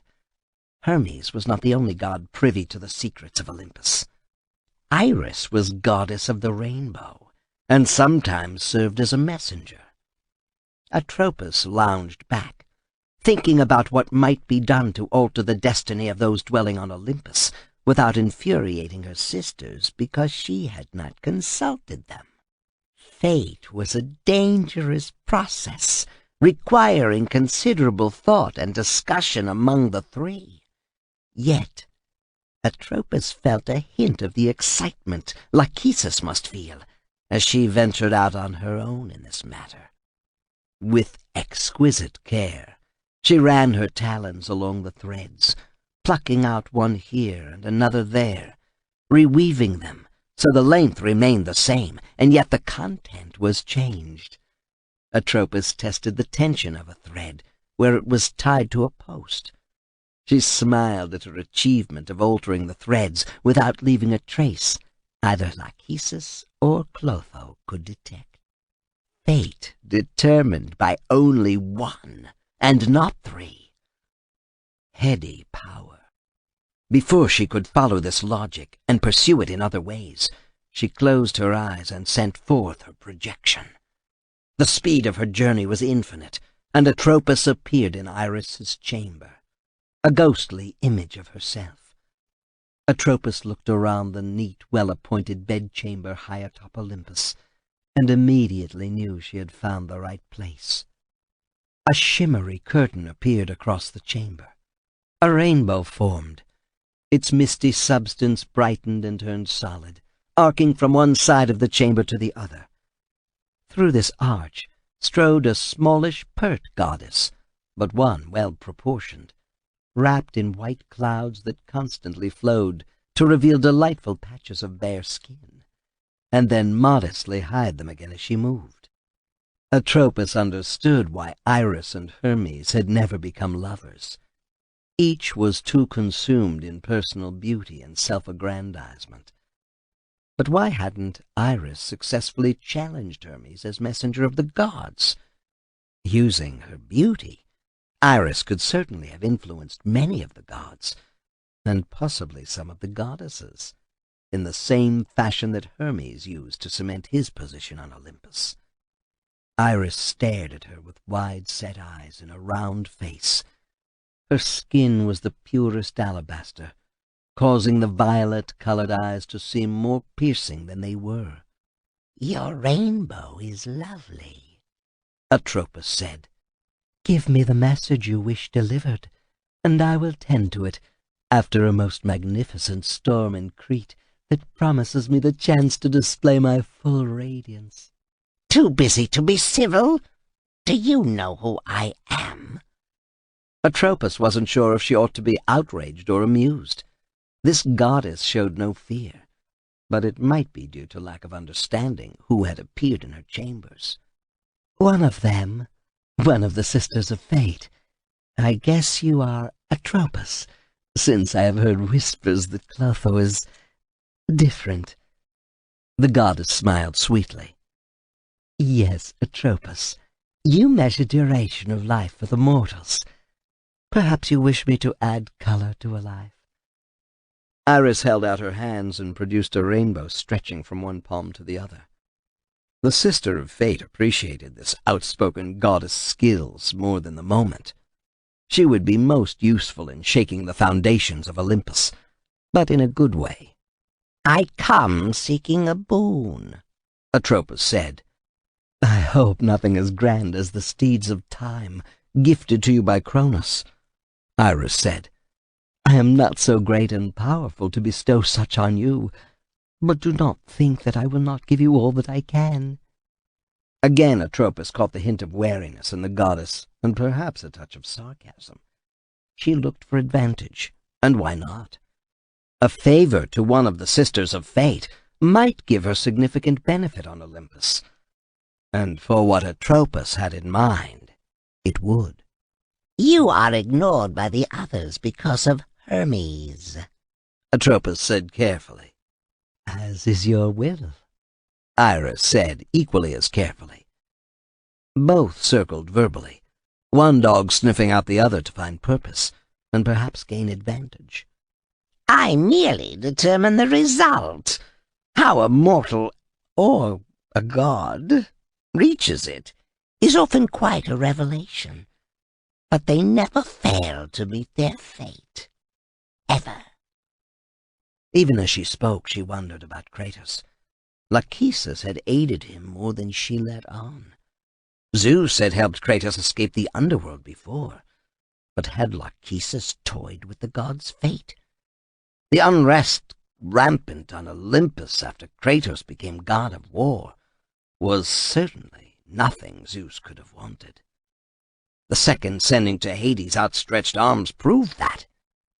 She quivered a little at the remembrance of the blade of Olympus driving through Kratos' midsection. She had had her fingers on his thread at that moment, and had felt his life force ebb and then vanish as the hands pulled him downward. But Lachesis must have intervened to free Kratos from Hades' clutches. The Pegasus awaiting him there had been something of a puzzlement also, because it would have amused her. Lachesis would have forced Kratos to crawl on his belly afterward, not fly off as if he were still god of war. "Then why have you come to me?" Iris asked. You have more important duties? The goddess immediately saw the trap in those words. A tiny smile lifted one corner of her perfectly formed bow-shaped lips. "My concerns are but dust compared with your slightest whim, Atropos," the goddess said. Atropos nodded brusquely. Her mind raced as the plan formed. She needed to give Iris precise instructions to humble Hermes in the eyes of Zeus, and yet do so without her sister's knowing. Lachesis particularly favored Hermes with considerable attention. A bit of destiny-changing might be done unobserved, but Atropos was unsure she could meddle with the thread attached to the messenger of the gods without notice. Yet having Hermes beholden to her would give great leverage on Olympus. She spoke for some time, Iris absorbing the details. By the time she stepped back under her rainbow to deliver the message, the goddess beamed from ear to ear. Atropos nodded in approval at the goddess' willingness to obey. With a bright flash, Atropos spun into the rarefied air, the black mists of her lower body gathering for the journey back, then left Olympus and returned to the island of creation. With luck, Lachesis would never know she had directed her attentions elsewhere. This was going to be fun, playing Lachesis' game and her never knowing. Chapter 14. The powerful wings sped them forward, but Kratos' sharp eyes caught sight of the approaching danger. He was not the kind to evade his path when it lay straight ahead, even if he had been stripped of his godly powers. Gaia had told him he had to find the Sisters of Fate and go back in time. That seemed unlikely. No one changed his fate. Yet a Titan dared the wrath of Olympus and the Sisters of Fate to aid him. He could show no less courage, even if trusting Gaia did not come easily to one who had learned to distrust all but the strength of his own sword arm and the prowess of the Spartan army. If he failed, the gods and fates could do no worse to him than he had already endured, than he did endure in his nightmares. If he succeeded, the Pegasus' wings began beating faster, sending flaming feathers backward in a cometary tail. For a moment, Kratos thought the burst of speed would take them past the approaching flyers, but it quickly became apparent there were too many to avoid. He reached back, drew the blades of Athena, and prepared for the fight, and was almost unseated when a griffin swooped down, attacking him from the rear. He glanced at the ferocious beast and caught the eye in its eagle's head. He saw no remorse, no mercy, no quarter to be given in that hot glare. That suited Kratos, because he expected none, and gave none. He ducked and let the griffin flash past. Its powerful eagle's wings propelled it with a speed equal to that of his Pegasus, but the lion's body afforded it better mobility. Kratos banked to the right and crossed the griffin's spiral an instant too soon. The creature's claws caught at his bare shoulder, raked along and drew blood. Only a powerful shrug and an upward thrust with his right blade fended off the lion-eagle. It screeched and beat its wings at him, only to have him slice off the end of a wing. The griffin spiraled away, and then Kratos faced half a dozen more of the savage aerial killers. The Pegasus shipped air and went into such an unexpected tight spiral that Kratos lost his seat and flew through the air. With a powerful surge, he stretched out full length and grabbed. His fingers closed around a lion's paw. The griffin, suddenly heavier by Kratos' weight, began to fall. With a deft spin, he came up and around, getting between its wings. Kratos placed one foot against the back of the eagle neck to prevent it from turning halfway around and snapping at him with its serrated beak. Gripping the side of its head with one hand and its beak in the other, he reared back, put the immense strength in his arms and legs to the test, and felt the neck snap. For a moment, he held the head, still attached to the body. Then it tore off, spewing blood out into the air. Kratos looked up and saw the Pegasus begin a dive past him. As the dead griffin fell away under him, Kratos reached out, caught the winged horse's mane, and pulled himself back up. The Pegasus smoothly leveled off and tried to get through the curtain of snapping beaks and clawing talons. Kratos settled down, took his seat, and began swinging his blades with deadly efficacy. One caught a griffin's throat, hot blood gushing out and over Kratos. For an instant he was blinded, but he fought on through instinct. His left sword sank deeply into a griffin's breast, killing it instantly. He was almost unseated as the Pegasus wheeled about and dived. With a savage swipe across his eyes, he cleared away the blinding blood and saw the problem. A griffin, far larger than the others, thought to attack from below. Pegasus and the griffin were on a collision course. Choosing his moment through long experience fighting, Kratos launched himself into the air. The Pegasus wheeled in the other direction, away, its pinions snapping with a strain, and a blinding curtain of lost fiery feathers floating upward. The feathers momentarily confused the griffin, giving Kratos the chance he needed. He arrowed downward, twisted aside, and caught at the lion bird's wing. Again he used his weight to his advantage, and threw the griffin into a dive more like a falling leaf. The griffin snapped and tried to claw even as it struggled to right itself. All Kratos did was concentrate on what he did so well, killing. One hand kept purchase on the wing, preventing it from aiding the griffin in remaining aloft. His other pummeled the beast with brutal blows to the breast and back. The griffin gave up all attempts to fly and simply fought. Its nimble neck swiveled about and a beak closed on Kratos' massive biceps. He knew the method of attack and risked all by simply releasing his hold on the creature. It tossed its head in an attempt to rip away muscle, but only succeeded in flinging him about. He proved too heavy for the griffin to hold, and the pair arrowed downward ever faster. The griffin released its hold on his arm, but Kratos had already drawn his blade and used it as a hook to catch onto the hindquarters. Instead of falling head first, the griffin now plunged hindquarters first. Kratos used his other sword to pull himself up until he caught the lion's tail flailing about like a slave master's whip. He grabbed it, got onto the griffin's back, reached up, and delivered a killing punch to the back of the monster's head. His hand sank into the brain case and came out dripping gore. Then he was tumbling away from the slain creature. Kratos resigned himself to the death fall, and again the Pegasus coordinated its flight to save him. He heard the wings, looked up, and saw a sky filled with flaming feathers. Before he knew it, the winged horse had swooped under him, and then fought valiantly to keep from smashing into the sea below. So close did they come to ending up in the water. Mist rose as the Pegasus' wings sent up clouds of steam from every touch on the surface. "You will not claim me this day either, Poseidon," Kratos growled. They had avoided the Lord of the Ocean's domain, and once more flew high into the air. He bent forward and stroked the Pegasus' head, causing small sparks to fly. "With 100 such as you, my armies would ride to victory every time." This brought a snort of fire from the winged horse's nostrils, and renewed effort to soar. Kratos alertly scanned the horizon and thought he saw a dark-robed figure riding a purple and green griffin, but the rider turned to a dot and quickly vanished in the distance.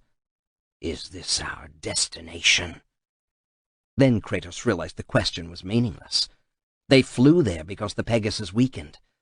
The fierce journey had taken its toll on the horse's energy. Kratos felt the increasingly irregular rhythm and knew they had to land, no matter if this was the island of creation. He shifted his weight and used his knees to steer the Pegasus toward a gaping cavern mouth. Whatever awaited them there, he would meet it and then continue on his way to the Sisters of Fate and Zeus' death. Chapter 15. Lachesis frowned as she stroked along the thread of fate connected to Kratos' destiny. It vibrated strangely, as if he had somehow come free for an instant. This was not possible. To break the thread of fate was unthinkable. She applied a small amount of pressure to the thread, and finally smiled when she saw that her clever manipulation had brought about a near disaster, which was now repaired. "Let him struggle," she said softly. It pleased her to think that she had not lost her touch. A different tug on the thread could end Kratos' life instantly, but he had robbed Hades of his soul twice. Doing what she could to discomfit Hades amused her. The entire pantheon of gods had done nothing to deserve her good services. Although she did not begrudge them their victory over the Titans in the Great War, as they so comically called it, they had done nothing to give her entertainment recently. If they thought that Titanomachy had been the Great War, she could quickly dissuade them. Ideas about intertwined fates and disasters of unimaginable scale raced through her mind and brought an even larger smile to her lips. She controlled their fate. They were only pawns to be moved about as she saw fit. Lachesis frowned again when the ravens she sent against Kratos were thwarted. That should not have happened. He ought to have been sorely wounded in the first attack. New tugs and strokes on the strand caused her a moment of panic. The strand normally felt like fine wool, but now had turned into a silken cord. The slickness presented her with a question she had never faced before. Her skills were never to be questioned, so why did the texture change without her urging? "Atropos?" She softly spoke her sister's name, wondering if playing it safe had finally bored the usually diligent weaver of others' fates. Lachesis shook her head. This was possible, but she doubted Atropos would bother. She was a stickler for order and produced only straightforward destinies. Hadn't she discounted the importance of Kratos, even when he had ascended the throne and had become god of war? A mere mortal with pretensions, Atropos had sniffed. Lachesis had noted Kratos long before his entry to Olympus, even prior to his outrageous pact with Ares to be the war god's cat's paw. From his birth she had noted him. And why not? His birth had been exceptional. Keeping this tidbit secret had made her feel superior to her sisters as she plotted and planned. It was as if Kratos were her own special project, though that was not really possible, since the Sisters of Fate collaborated on the biggest events dealing with mortals and gods. Sometimes they had a contest to see which could come up with the smallest change that would give the greatest result. Lachesis occasionally let her sisters win, though she always took note of their techniques and adapted the best to her own private intrusions. "But are you the one, Atropos, who is trying to manipulate my Kratos by enforcing order when I seek diversion through a touch of chaos?" Lachesis shrugged off the possibility. Her sister was a neophyte in comparison when it came to determination of ultimate fates. Lachesis studied the problem and nodded when she saw that Kratos had somehow found a Pegasus to bring him closer to the island of creation, and eventually the Temple of the Sisters. The attacks while he had been airborne had driven him to Typhon's lair, but from her careful study of the threads weaving about, she knew how that would turn out. Her eyes did widen when she saw one detail of Kratos' excursion into the lair. "This might be serious," she said thoughtfully. "It is time to seal Kratos' fate." She clapped her hands, and one of her priests of fate entered.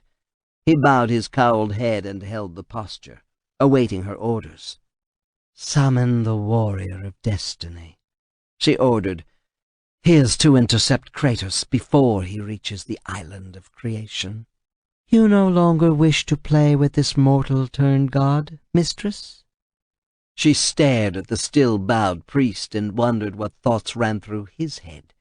He and the others toiled for her, doing her bidding, performing tasks that none should ever consider, and all for a small stake in determining his own fate.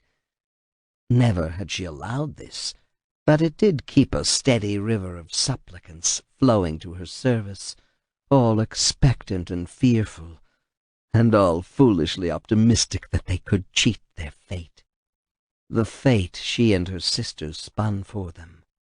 "My whims are no concern of yours, priest," she said icily. "I shall summon the warrior of destiny immediately." The priest of fate began backing away. "Wait," a thought occurred to her.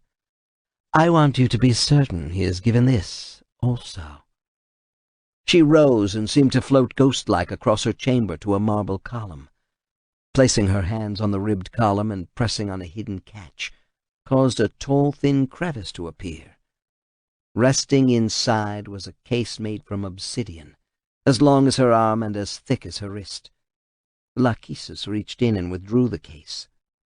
For its size, it was far heavier than it appeared, but she had expected this.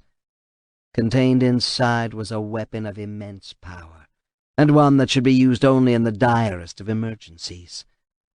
What she had seen of Kratos in Typhon's lair convinced her she needed to put this formidable weapon in the hands of her doughtiest fighter. Lachesis handed the obsidian case to her priest, who held it across his palms. She ran her fingers along one edge, finding the almost imperceptible latches. The lid opened. She caught her breath when she saw the contents. Even she, one of the Sisters of Fate, had to be in awe of such power. She took it out and handed it to the priest. "Tell him to use it well against Kratos." Chapter 16. The Pegasus veered to the right, so far that Kratos grabbed the mane and yanked out a handful of the gold-spun hair to maintain his seat.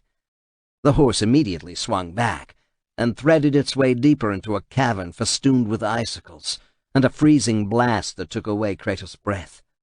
The rocky, dirty ice walls closed in, forcing Kratos to sway violently from side to side to stay astride the winged horse. From ahead, deeper in the mountain of ice and rock, came a stale, frigid breath that formed frost on his beard and caused the Pegasus' flaming feathers to flicker. The winged horse beat furiously, but its strength faded quickly. If it could no longer go on, Kratos had no need. "Back!" he cried, shifting his weight to send the Pegasus flying down a side corridor, even frostier than the entry point. Rime ice formed on his outstretched arms, turning his flesh blue with the cold. Bending low, he tried to warm himself on the horse's flaming wings, but there was no heat to be found. The Pegasus weakened with every second, its flying rhythm now erratic. Kratos had to shift constantly to keep from being tossed off one side or the other. They burst suddenly into a larger cavern, but the faint blue light made it difficult to see where they flew. Kratos cursed as the Pegasus wobbled from side to side, almost bouncing off one wall before veering in the other direction. The ghost of Sparta was so engrossed in trying to turn his steed, to fly through the chilling fog and retrace their path through the tight-walled passage, that he saw their danger too late. The horse beat furiously to avoid a huge foot rising from a ledge of dirty gray ice. The Pegasus surged upward, past a statue come alive. The mouth opened, large enough to fly into. Kratos avoided the trap, letting the horse flap wildly away. A hand of frozen stone reached out and missed, plucking them from the air. "Get out of my sight, Olympian," the Titan rumbled. What Kratos had mistaken for a statue was Typhon himself. The thumb and forefinger were immense, a dozen times Kratos' height. The crashing sound as they ground together alerted Kratos to the true danger. Those gelid fingers, so immense, so deceptively slow-moving, were deadly. Bending low, Kratos guided the Pegasus away from the Titan Typhon. "I will not help you, god of war." Kratos bluntly shouted back what the Titan could do with his aid. The blue-skinned Titan looked more like a statue than a living creature. Kratos wondered what banishment had placed Typhon in this frigid cave. or if the Titan hid here to avoid the wrath of the gods. Tiny pockmarks dotted the Titan's visage, icy depressions that cracked open to send ice crystals tumbling downward in a feathery curtain. Kratos thought darkness stirred behind those frozen plugs, as if trying to escape. Kratos tried to grip tighter, and found the freezing temperature robbed him of some strength. To fight now would be dangerous. He guided the horse back around in a large ice chamber, his vision blurred by the ice forming on his eyelashes. Escaping this frigid lair was the only hope of survival, but the pale light made it difficult to avoid the sharp, dangling stalactites, and he dared not fly too close to the floor. The stalagmites glistened with razored edges. The horse responded sluggishly to his urging, flying high once more inside the wintry chamber, but too near the face of the now animated Titan. From Titan's mouth gusted billows of noxious, icy air. For the briefest instant, the horse's fiery wings faded. Kratos thought they would be extinguished. After they passed through the icy breath, though, the flames ignited anew. But not enough. The Pegasus spun downward out of control and tumbled onto the stone ledge just in front of the slowly stirring Titan. Kratos somersaulted off and swung about to regain his seat when Typhon's fingers lifted ponderously and descended with startling speed. The Pegasus was trapped under the heavy cold palm. Kratos considered leaving the winged horse, but how would he escape this freezing lair and cross the ocean outside the moat of frost and needle-like stone spires, unless he flew? The piteous neighs from the horse meant nothing to him. The Pegasus was a means of transport and nothing more, but it was necessary if he wanted to deliver his vengeance on Zeus. He drew his swords and attacked a huge fingernail, only to be flicked back as if he were an annoying insect. Kratos redoubled his attack. This caused the Titan to bend forward slightly. A new blast of cold breath engulfed Kratos and staggered him. More of the opening pockmark showered ice upon him. He swung his swords and protected his eyes from the shards pelting him, but he misjudged his footing. He stepped back over the verge and tumbled downward, away from both the Titan and the imprisoned Pegasus. Kratos reacted swiftly and got his feet under him in time to absorb the impact of the fall. He rolled and came to his feet, uncomfortably close to a minotaur. Kratos was surprised to see that any living creature had made a home of Typhon's icy domain. The hoofed beast roared, lowered its head, and charged. Deadly black horns swung back and forth as the creature's powerful neck tried to drive them into Kratos' gut. The broad shoulders rippled with corded muscle, and the bull-man's armored arms groped for its opponent, intending to grapple Kratos and yank him into those horns. Broad nostrils flared, snorting flames, and a gut-shaking roar accompanied the clack of hooves against the floor as it charged. Kratos looked back up the sheer wall and saw no way to scale it. There had to be another way up, even if it was through this attacking creature. His blades heated the air with savage slashes, in time to deflect a horn aimed to gut him. His other sword blade slashed along the side of the Minotaur's neck and opened a deep gash.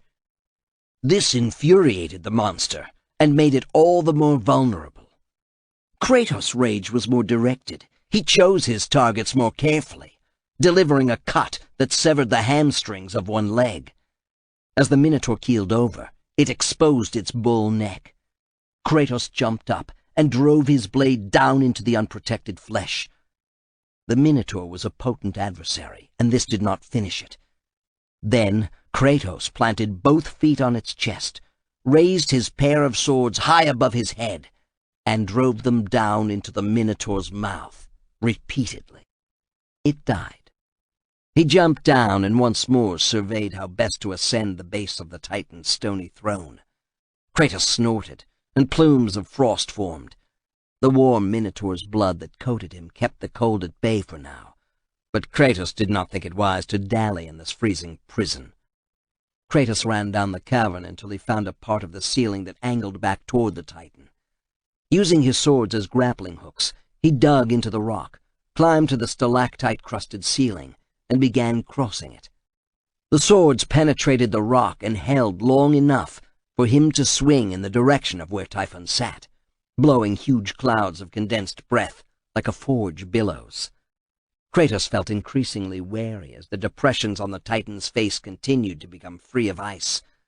Those cavities extended from the stationary Typhon out to either side, scarring the cavern walls. He had heard tales of creatures living in rock, animated by Gaia and sharing their life force with the mountain housing them, until the very earth shook and the mountain walked. The caves provided protection. The sentries trickled out life. As one blade entered the rock, an ear-piercing screech reverberated throughout the cavern, and blood trickled down the hilt and over Kratos' wrist. He drew out the blade, and a rock-legged sentry stumbled from its hidden lair. Contemptuously, Kratos flicked the blood from the sword tip and continued toward the Titan, only to find that the inadvertent killing had roused other rock beasts. The humanoid creatures popped out from their small caves, plumed gold helms shining in the pale light, and scampered after him like spiders on the rock overhang. But Kratos focused on their knife-like talons and war axes, seeking to disembowel and dismember, to rend and slash. Hanging from one sword embedded in the ceiling, he fought with all his skill and strength. The gray-fleshed sentries were not worthy opponents, but there were many, and they stole away precious time. He was not certain how long the Pegasus could endure being crushed under Typhon's finger. One by one he sent the rock creatures to Hades' embrace, until only eerie silence filled the cavern. The sentries kept Typhon from completely freezing, but there were too few of them for the Titan to escape his Hyperborean imprisonment. Just as Kratos neared the spot where he might swing back to the base of the Titan's throne, a section of roof collapsed and sent him tumbling to the cavern floor. The only way open for him amid the debris was to grab a chain fastened to the stone above. Kratos grabbed the chain and swung down and away. He hit the ground, tumbled, and came to his feet with a freezing wind in his face. For a moment he thought his joints would seize up. He turned his back to the gale and gathered his strength and warmth. Kratos flexed his fingers and squinted into the wind to see where he must go. Stepping forward, he found a snowy ledge stretching out into the gathering blizzard. The intense cold would kill him in minutes. As he turned to go back into the lair of the Titan, a heavy door slammed downward, blocking his retreat. Kratos grunted as he tried to lift the door. Even if he'd had his godly power, he wasn't sure this door could be opened by simple physical means. He stepped back and looked up the face of the mountain, spotting a glacier high above festooned with snowy crevices. The storm built around the summit and pelted down snowflakes the size of his fist. Before he could begin a climb up to see if there might be another way into Typhon's lair, he heard a plaintive cry for help. Kratos went to see who shared his dilemma of being locked outside. If they survived for longer than a few minutes, there had to be fire to warm their bones. Trampling through the new-fallen snow, he walked out onto a carved stone hand, outstretched and palm up. At first all he could see was the broad back of a snow-white bird bent forward, eating greedily. Bloody gobbets of flesh were strewn about on the snow, sizzling as the heat was rapidly sucked away by the cold. The muted cries for mercy let Kratos know that whoever the bird dined on still lived, while the curses that followed showed the victim still capable of fight and anger. Kratos, striding forward, caused the huge bird to swivel its head halfway about and peer at him with incurious eyes. Strips of gory flesh hung from its serrated beak. With a single squawk, the bird flapped its immense wings and took to the sky. Kratos raised his arm to keep the snow stirred by the bird's departure from blinding him. As he lowered his arm, he frowned, stepping forward until he was only a few feet from a man with his intestines ripped out and other organs dangling from his body cavity. Kratos had to wonder how anyone could have survived such an attack. The bird's victim was chained with his hands held high over his head to stretch out his abdomen, providing the carrion with an easier meal. God of war, you live! I no longer walk with the gods, Kratos said. He eyed the cruel brilliance of the torture. Who has placed you in this torment? Zeus. Kratos nodded. The only other god who could conceive of such a vicious fate ruled over the underworld, and Hades would have kept his victim close to revel in the daily pain experienced.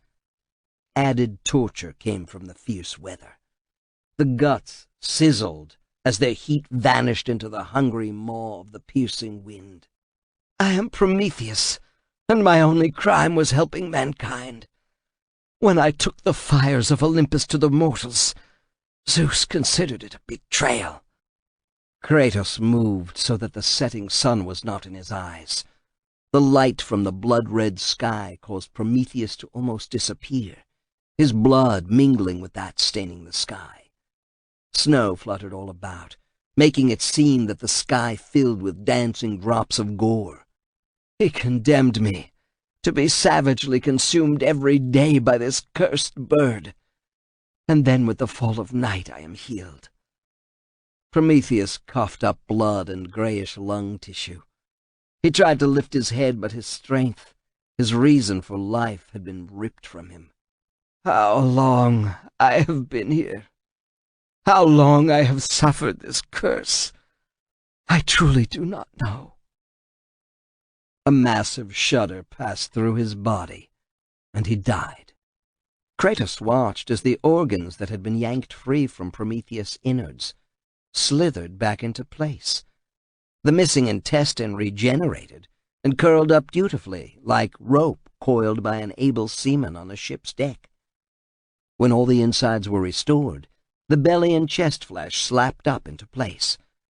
Soon Prometheus was entirely healed, not even a scar showing where the merciless gutting had occurred. Prometheus let out a scream of pure agony and arched his back as he fought his shackles. His eyes flew open and he gasped for air.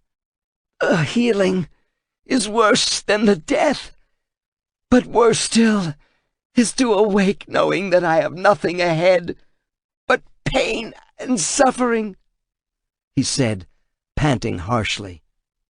He looked down at Kratos. Please, ghost of Sparta, release me from my torment. Kratos stared at Prometheus for a moment before coming to a decision. How he had suffered at Zeus' hand. Seeing another who similarly suffered and demanded only surcease directed Kratos' hand. He would give a wounded comrade grace in battle. Prometheus should be afforded no less. Kratos stepped forward, his blades whining in the cold air. Sparks jumped away from the iron shackles as he severed one link after another.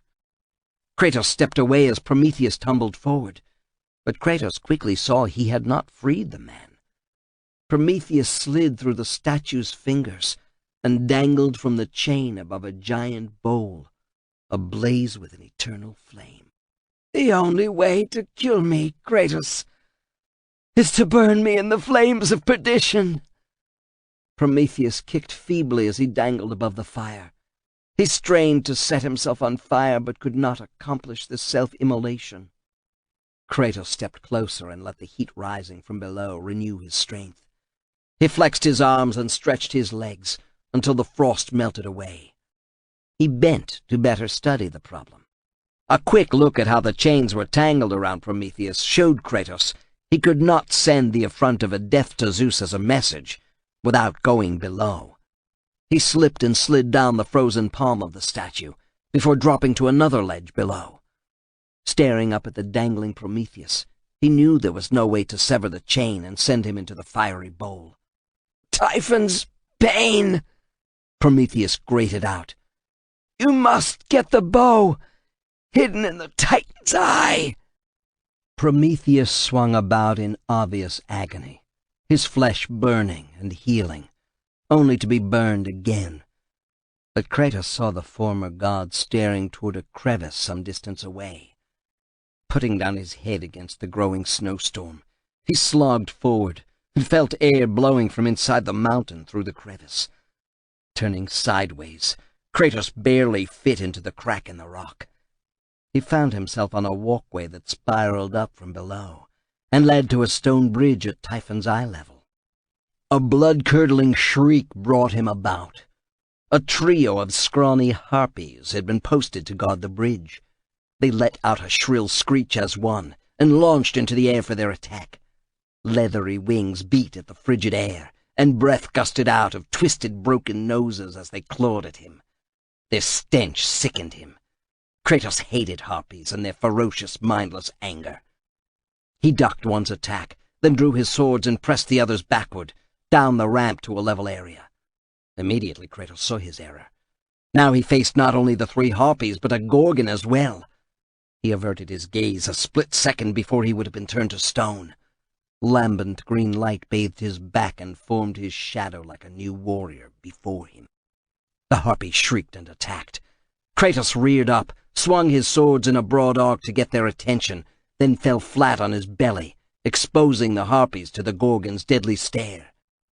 Where there had been three harpies, living, breathing, deadly, now were suspended statues in mid-air, accumulating hoarfrost. As if moving through treacle, the harpies twisted and turned, then fell with the suddenness of a hunting falcon, to smash into 1,000 shards at his feet. The endlessly moving nest of snakes rising in anger from the Gorgon's head hissed and snapped futilely in his direction. All were following his every move. But the snakes were not what worried him. The Gorgon's eyes darted about, hot rays shooting forth that could turn any living creature to stone. Kratos closed his eyes, rolled and came to his feet. The temptation to look was great, but he knew the consequences of even a small peek. More than once in combat, he had fought blinded by blood, both his and that of others. He listened intently rather than looking as the Gorgon hissed and slithered directly in front of him. In his mind he pictured it rising on its powerful tail, like a cobra preparing to strike. Using the sounds of the increasingly angry Gorgon as a guide, he judged distances, then somersaulted forward. In the instant his body shielded his eyes, he saw where the Gorgon rose to initiate its attack and changed the direction of the roll. When he came to his feet, his eyes were once again tightly closed. His blades rose and fell. The right one clattered on the stone floor. The left one dug deep into flesh and caused a shriek of agony that guided his redirected right sword. 2 more quick cuts, and the Gorgon lay dead on the cavern floor. Running on the ice-slicked path, he found himself at eye level with the Titan. Hardly noticing it as he studied how best to attack it, Kratos grabbed a harpy thinking to harm him. One wing in each hand, he placed a foot in the middle of its spine and then heaved.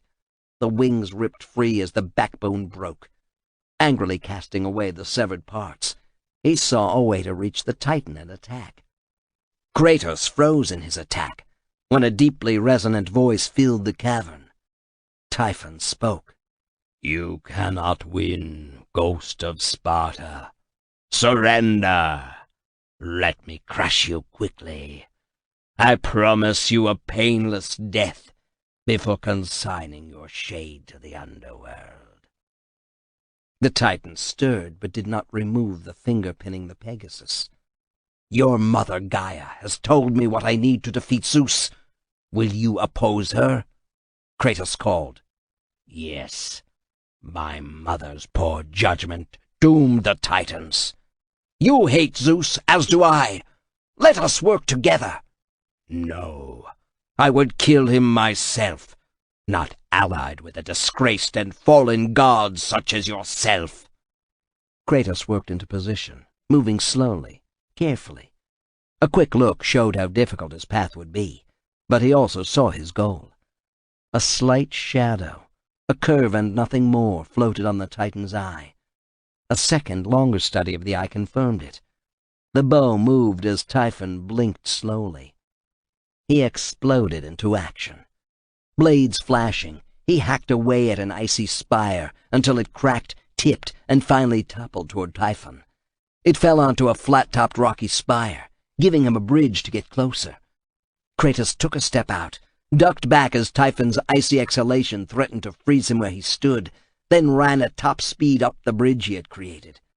The ice beneath his sandals made the short journey treacherous, but he reached the flattened spire. He saw he dared not hesitate. Typhon sucked in a deep breath.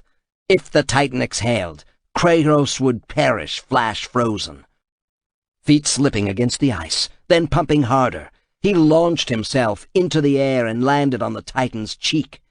Typhon roared and tried to shake him loose, tossing a bulky, frozen head about. The rime ice turned Typhon's face slippery, but Kratos was too near a vulnerable spot to attack, to give up. If he had simply stopped trying, he would have slid down the cheek like a mortal tear and landed far below, where the Titan still held the Pegasus captive, no better off for his efforts. Such a fall would end poorly for him, not only because of Typhon's wrath, but for more sentries poking out from their depressions on the Titan's face. Using the blades of Athena as hooks, he clawed his way forward to the Titan's red glowing left eye, where he had spotted the huge bow floating in the sclera. Kratos slashed furiously and blinded the Titan, causing huge gusts of ice cloud to be emitted from both mouth and nose. He ignored the rising cloud of gelid air, cut more of the eye, and then reached inside and caught at the bow. His fingers slipped on the first try. On the second, he pulled the bow free. The Titan rumbled and bellowed. "I will slay you, Kratos. You cannot do this to me!" "You of all the Titans have opposed Zeus." "He imprisoned me here," roared Typhon. The entire chamber shook, and rocks fell from above, forcing Kratos to shield his head. "Yes, I opposed him. It was my mother's will, but I did so willingly. He slew my brothers." "The giants died at Zeus's hand," Kratos said, gripping the bow. Every turn made by the Titan threatened to send him flying through the air. His hands were cold, and there was little to grasp. If he was sent to the floor, the fall might kill him. Returning to the stony perch was his only chance, and Typhon turned his face away, making the leap impossible. A huge tear formed in the Titan's eye and slipped forth. The icy liquid caught at Kratos' legs and threatened to freeze him to the spot. The poor purchase he had on Typhon's cheek was in jeopardy. Try as he might, he could not escape the tear. It froze about his ankles, then began to slip downward. "I am Gaia's last child, and the one she burdened most with her schemes. This might be our only chance to escape this cruel exile," Kratos said. Bow clutched in one hand, he used his other hand to clutch his sword and use the pommel against the block of iced tear. Tiny cracks appeared, but it dislodged and slid so that it, and he, balanced precariously. Without straining, he could look out and down. The fall was hundreds of feet to where the Titan still pressed down on the Pegasus and held it captive. "And if you fail, victory will be mine." "So you say, Kratos, but I cannot risk it." "What do you risk? More imprisonment? That Zeus will torment you further?" "My wife." "Echidna?" Kratos continued to hammer at the ice and freed his left foot. As Typhon swung his head around, a large piece went tumbling over his cheek to smash far below. "My darling wife and children. After Zeus imprisoned me here, he allowed them to live in freedom, a challenge to future heroes. If he thinks I aided you, he would slay them all. Better I live in exile with my beloved family free than to oppose Zeus and have him slay them should you fail." "I did not know," Kratos said. "Loss of your family is a terrible burden to bear." "You should know," Typhon bellowed. His cold breath gusted out and swirled back to chill Kratos further. But a final blow of the sword pommel cracked away the last of the imprisoning tear. "Would you have me endure the pain you feel? Would you fail my family as you did your own?" Kratos bristled with rage. Would the torment forced on him by Ares never end? "I will slay Zeus!" Kratos went to his knees as Typhon began thrashing about, roaring about his love for Echidna, his hatred for Zeus, and vowing to stop any attempt to dethrone the king of the gods, to preserve his wife's and children's lives. As the Titan's fury became more violent, Kratos launched himself through the air, landing once more on the ice-covered spire. Slipping and falling to his knees, he found it impossible to regain his balance. From the Titan's cheeks bulged round grey lumps that grew into sentries determined to preserve their abode. Typhon. Rolling, Kratos bowled over one sentry, then grabbed it and used it to pull himself erect. With a savage twist, he ripped off its head. 2 more grew like dark tears on Typhon's cheek. If he continued to fight in this fashion, he would perish. He hefted the weapon he had snatched from its hiding place. He drew back the bowstring and aimed for the Titan's eye. Although he had not knocked an arrow, when he released the string, a glistening ice arrow sailed true to the target. The arrow of wind embedded in Typhon's eye and completely blinded him. The resulting bellow forced Kratos back. He sat down and skidded along the ice bridge and found shelter against the Titan's wrath behind jutting rocks. Although he was unable to attack, Typhon unwittingly aided him. The thrashing about had dislodged the sentries and for a moment distracted them. The icy onslaught lasted for some time, but the Titan finally had to gasp for breath. The respite allowed Kratos to consider his predicament. There had to be a way to release the Pegasus and fly from this glacial prison. Attacking Typhon and his sentries would not work, even using the bow. Kratos retraced his path to the crevice leading outside into the snowstorm, and returned to where Prometheus dangled over the Olympian flame. "Kratos!" Prometheus cried out. "You did not abandon me." "I seek to defeat Zeus," he said. "You must tell me how to escape this frozen prison."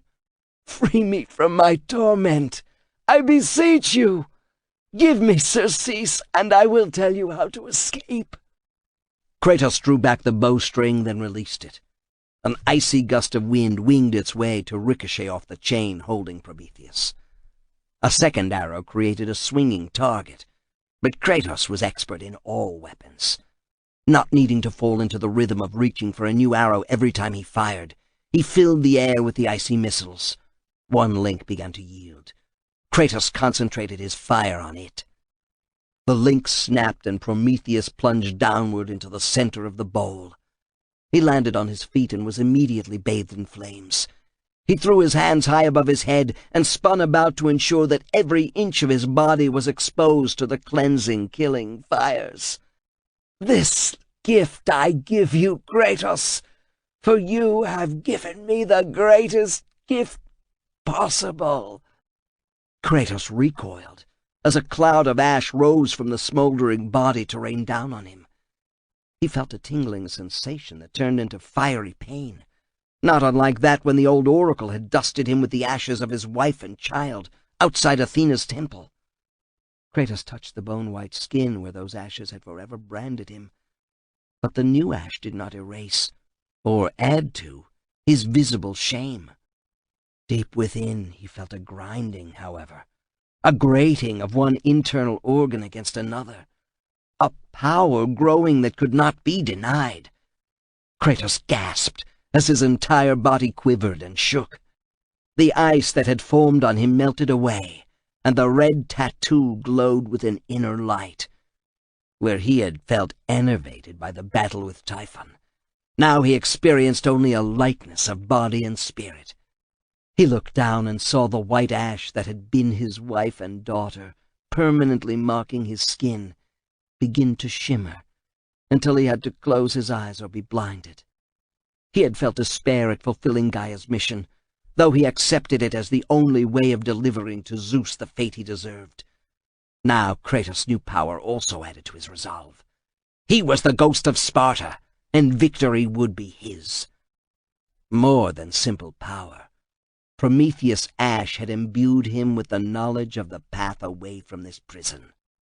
He turned and saw a dozen sentries rushing forth, drawn by Prometheus' death cries. Boiling from within came a rush of energy. Expanding outward in a fan, that energy swept to and through the sentries. They died in an instant. "The rage of the Titans," came a distant whisper from Prometheus. "Use it, Kratos. Use it against Zeus." And then the voice disappeared. For a few seconds Kratos stood and allowed the power within, the rage of the Titans, to build. He knew where its first real use would be, Never breaking stride as he re-entered the lair of the Titans, he marched to the stone bridge only to find it in ruin. The Titan had thrashed about and used his cold breath to crack the stone. Kratos backed away, found a dangling chain and leaped. His fingers closed on the cold metal and stuck. He pried them loose and made his way quickly to the base of the Titan's throne, where the hand still held the Pegasus trapped. "Release the horse, Typhon," he bellowed. "Now! I do not obey the likes of you," the Titan said in his raspy, deep voice. Kratos stepped forward and eyed the broken fingernail on the cold digit closest to him. He hacked away with his swords but produced no movement. He took a deep breath and released the rage of the Titans. The immense power broke the fingernail and caused Typhon to lift the finger. Kratos stepped forward and loosed the rage of the Titans again. Typhon jerked back, his hand lifting from the winged horse. The Pegasus scrambled to its feet and stumbled away, free. Within seconds, its wings burned brightly. It made a few tentative flaps as if to test its pinions for any damage from the imprisonment. When it tossed its head and let out a loud neigh of triumph, Kratos vaulted onto the horse's back and stroked his heels along the flanks. The Pegasus shot into the air, flying furiously away from the lair of the Titan.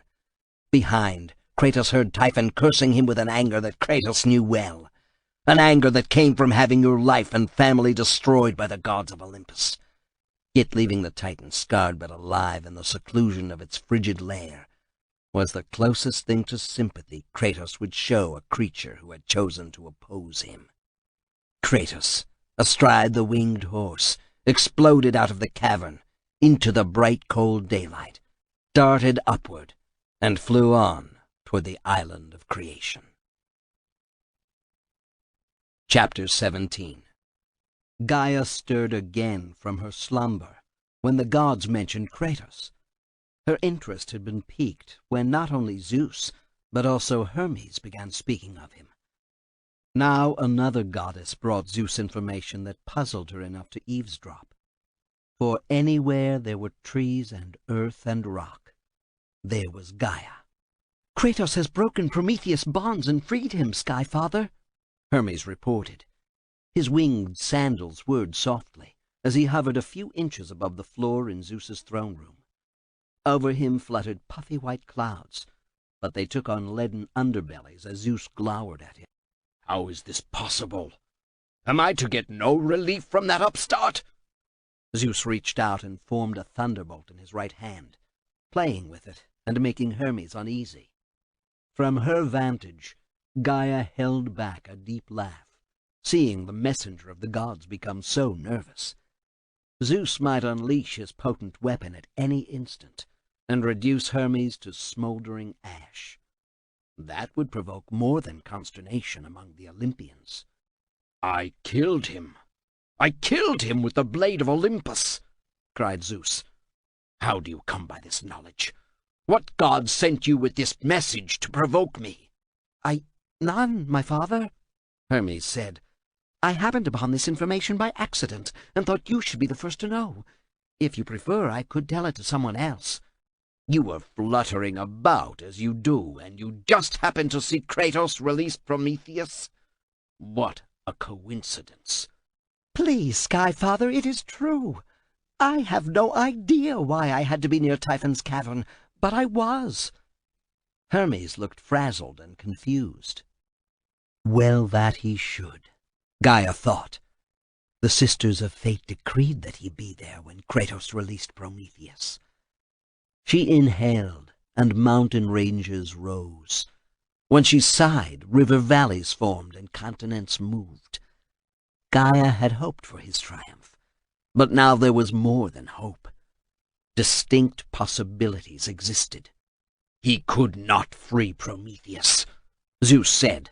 I bound him specially.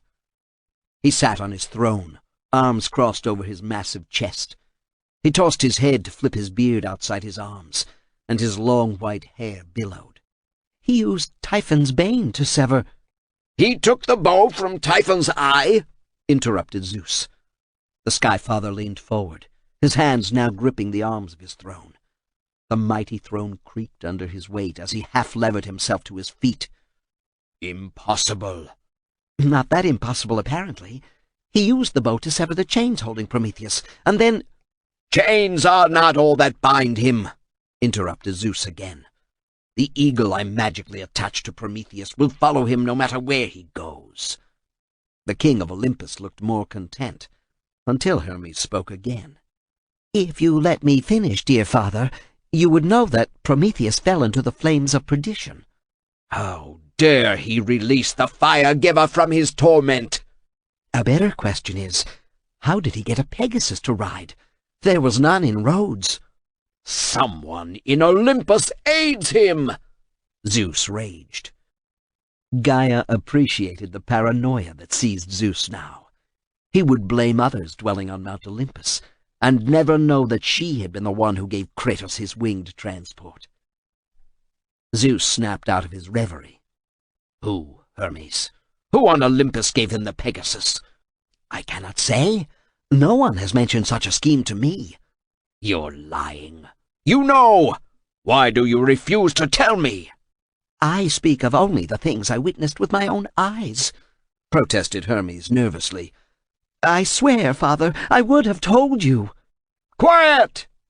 Zeus opened his hand and loosed the thunderbolt.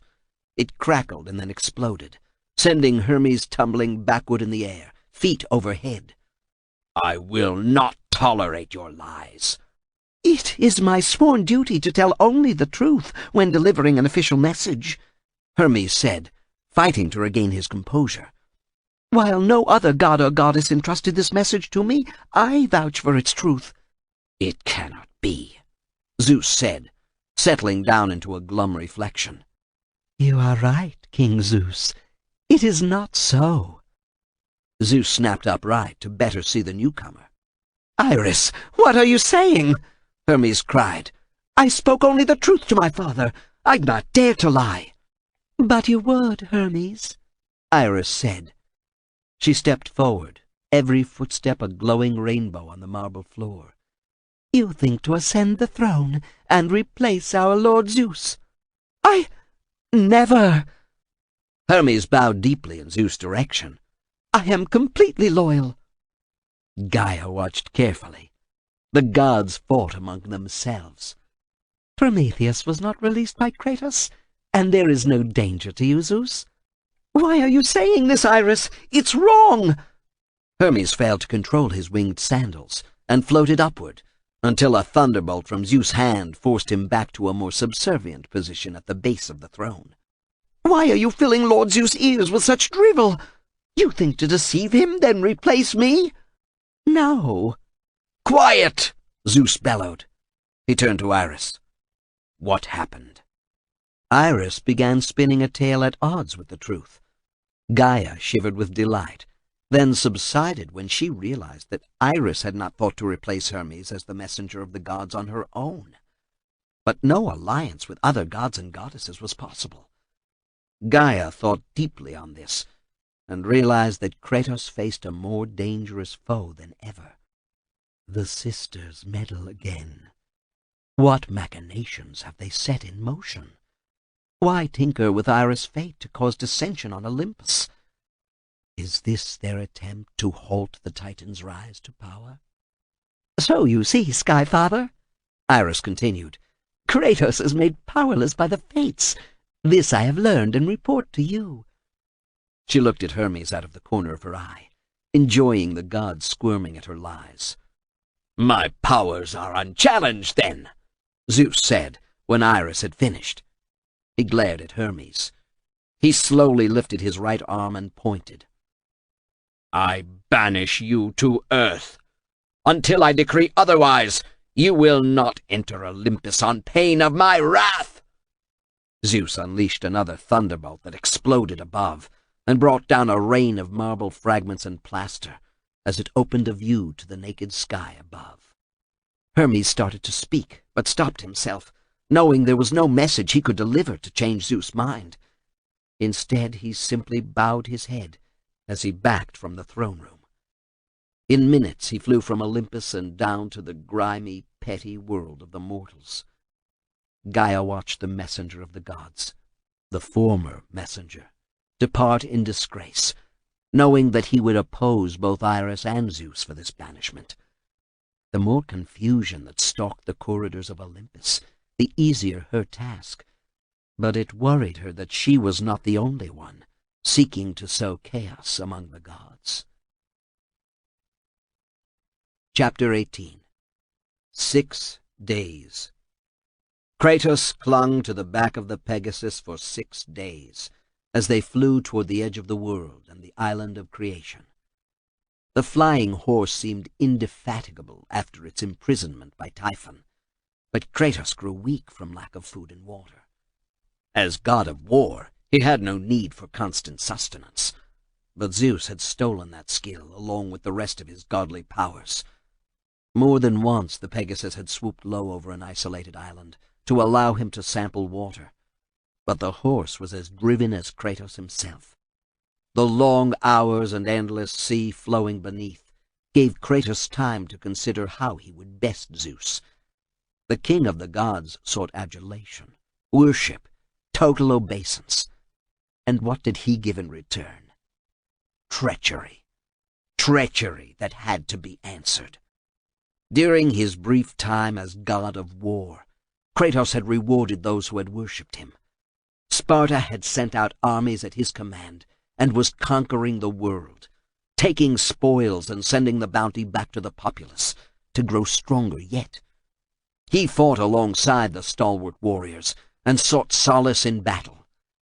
He would have found it had Zeus not drained his godly powers into the blade of Olympus and used it to slaughter the entire Spartan army. Every time Kratos remembered the carnage Zeus had caused, he hated the king of the gods that much more. A soldier's destiny was to die bravely in battle for the good of the city-state, but not one of the Spartans at Rhodes had a chance against a god. What made Kratos even angrier? Zeus had used Kratos' own power for the slaughter.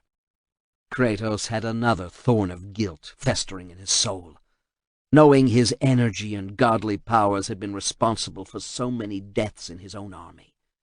For that, and so much more, Zeus had to be brought to justice, to receive Kratos' vengeance. The Pegasus let out a loud snort that focused his attention on the path ahead.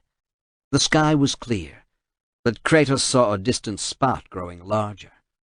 Griffins swept toward him, screeching like eagles, with talons clawing at the air as if his belly were underneath. He counted 5, but there might have been more flocking up from the large island barely visible on the horizon. The island of creation.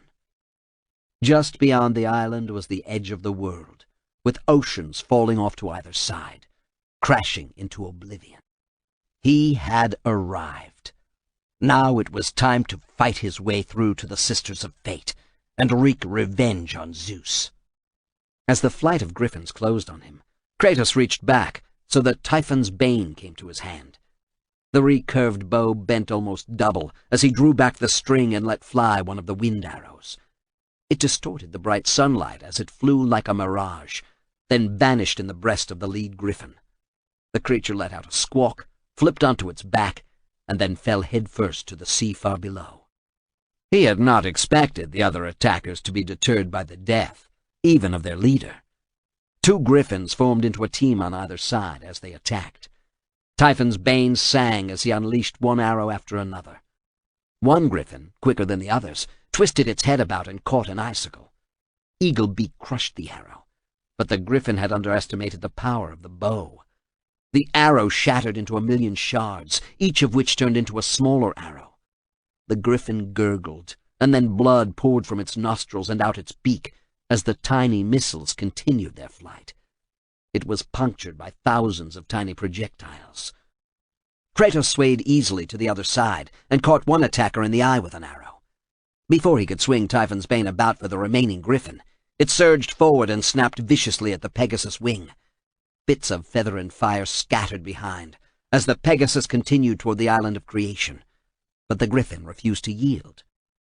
Kratos got off shot after shot from the bow, but the flying monster was clever and lucky. It swung beneath the wing it attacked, so he didn't have a direct shot. Using his knees, he forced the Pegasus to turn so he could tumble off and dive through the air. As he passed the griffin, intent on snapping away more of the flying horse's wing, Kratos reached out and grabbed a wing of his own. The griffin released the Pegasus and fell like a leaf, Kratos hanging on and being swung wide. Kratos grated his teeth and worked his way up the wing until he reached the griffin's huge body. Quick, vicious stabs where the wing attached to the 20-foot-long body rendered the appendage useless. This let him climb onto the griffin's broad back, grab the wing, and yank as hard as he could. The wing tore free. Unable to fly, the griffin began tumbling, and Kratos was tossed into the air. He fell only a few yards before the Pegasus swooped beneath him, and once more they flew for the island, no longer on the horizon, but directly under them now. The aerial battle had not prevented him from approaching the island of creation after all, but had allowed him to get close enough to hunt for a landing place. Before he could locate a decent spot, the Pegasus gave two powerful flaps and rocketed upward. "No! Down!" Kratos protested. Then he saw a new defender of the air. Purple and green flashed above in the sun, and then the griffin rider rode close enough to reveal details. The rider wore a plumed war helm that hid his face, heavy body armor, and greaves that glinted as if they were fashioned from pure gold. At his belt depended an axe on one side and a short spear on the other. Kratos flew closer. As the rider bore down on Kratos, he lifted the axe.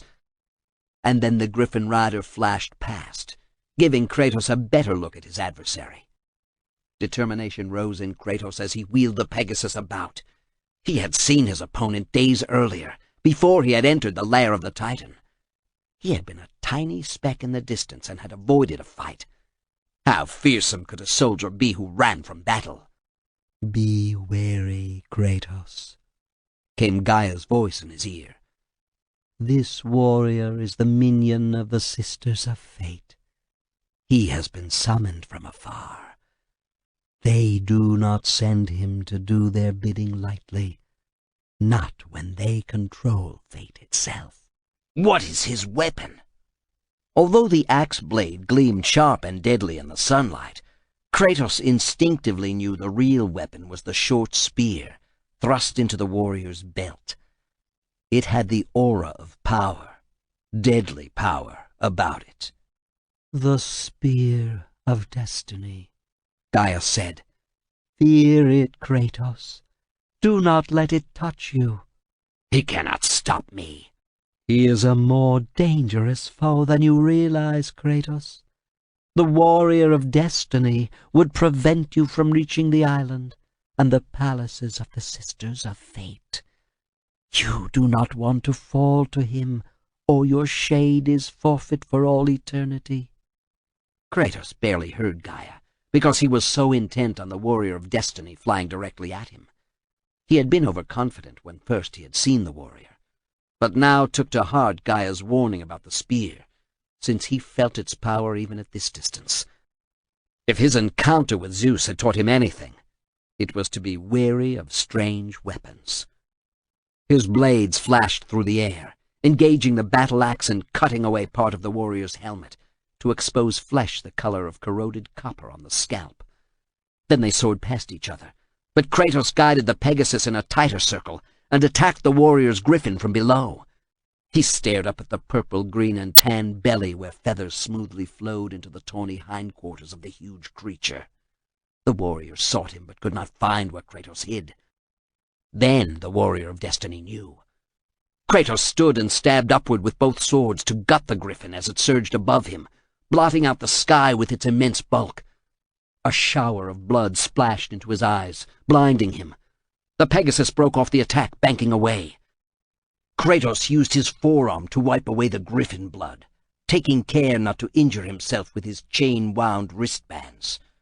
The wind whipped past and caused his eyes to water, which helped remove the blood. By the time Kratos saw clearly again, the warrior of destiny had come about, and despite his mount's grievous wounds, flew close behind. The Pegasus immediately started a tight downward spiral. As they followed the descending spiral, Kratos saw his goal passing by below every few seconds, the Island of Creation. But he could not reach it without dispatching the Warrior of Destiny. He saw that the Pegasus tactic was sound. To break out of the leftward spiral would allow the warrior to attack directly rather than being forced to follow them along the airy curve. The sea rushed up quickly, warning Kratos this tactic had to end quickly, or they would find themselves in Poseidon's realm. He gripped the horse's mane, leaned forward, then guided the Pegasus out of the spiral. Sharp pain lanced into his left shoulder as the warrior rushed past, his axe slashing out. But Kratos had successfully pulled out of the dive, and the Pegasus fought valiantly to climb once more. The warrior followed more slowly. With every move, Kratos found new vulnerabilities in his opponent. The wounds he had inflicted on the griffin must slow it and rob the beast of climbing strength. But the eye-dazzling Spear of Destiny, thrust into the belt around the warrior's waist, was an ominous warning of death to come should Kratos flag for even an instant.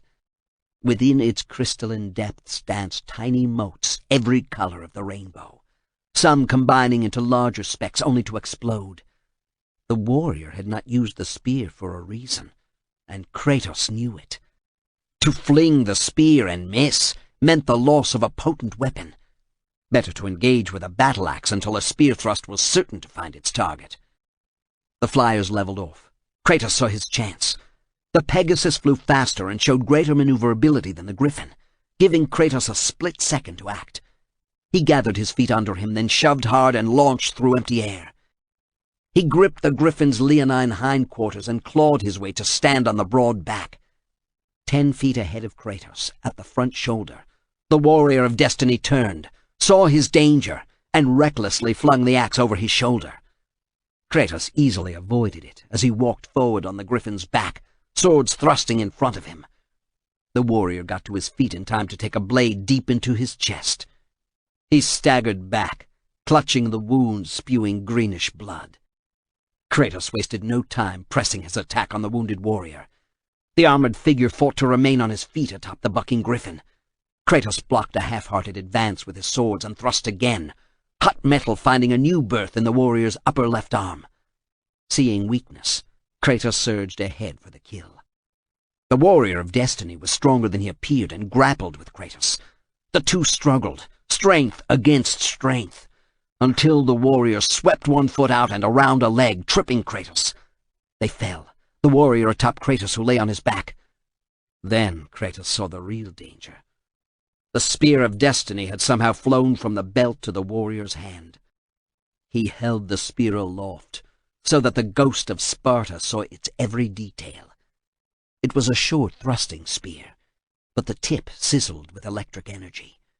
Something about staring at the point confused his senses and made him dizzy. He looked away at the ebon shaft, the way the power flowed around the spear and down the warrior's arm. "Time to die," the Warrior of Destiny said, his voice hollow. For all his fighting prowess, he held the Spear of Destiny gingerly, as if he feared using it, or was personally afraid of it. Kratos lifted one foot and slammed the heel down hard on the Griffin's back. He was rewarded with a sudden aerial lurch. He had been right that the beast was sorely wounded from his first attack, and only flew on with great difficulty. The Griffin's shift unseated the warrior, giving Kratos the chance to swarm atop him and try to pin him down. The unsteady flight of the brightly colored Griffin that had allowed him to turn the tables an instant before now worked against Kratos. The Griffin faltered and went into a steep dive, forcing Kratos to concentrate only on grasping the warrior's wrist to prevent a quick thrust with the short spear. Despite the warrior's wound, he had enough strength to slowly lower the spear toward Kratos' face. Kratos kicked again with his heel and caused the Griffin to veer in the opposite direction. With a tremendous surge of power, Kratos forced back the weapon and twisted hard on the sinewy wrist holding it.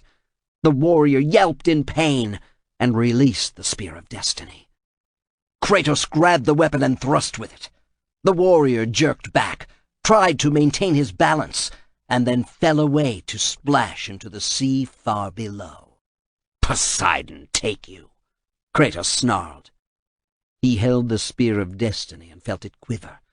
Then he reacted instinctively as the griffin twisted its head around to snap at him. He thrust the spear through the flying creature's neck. The griffin gave a convulsive jerk that sent Kratos into the air.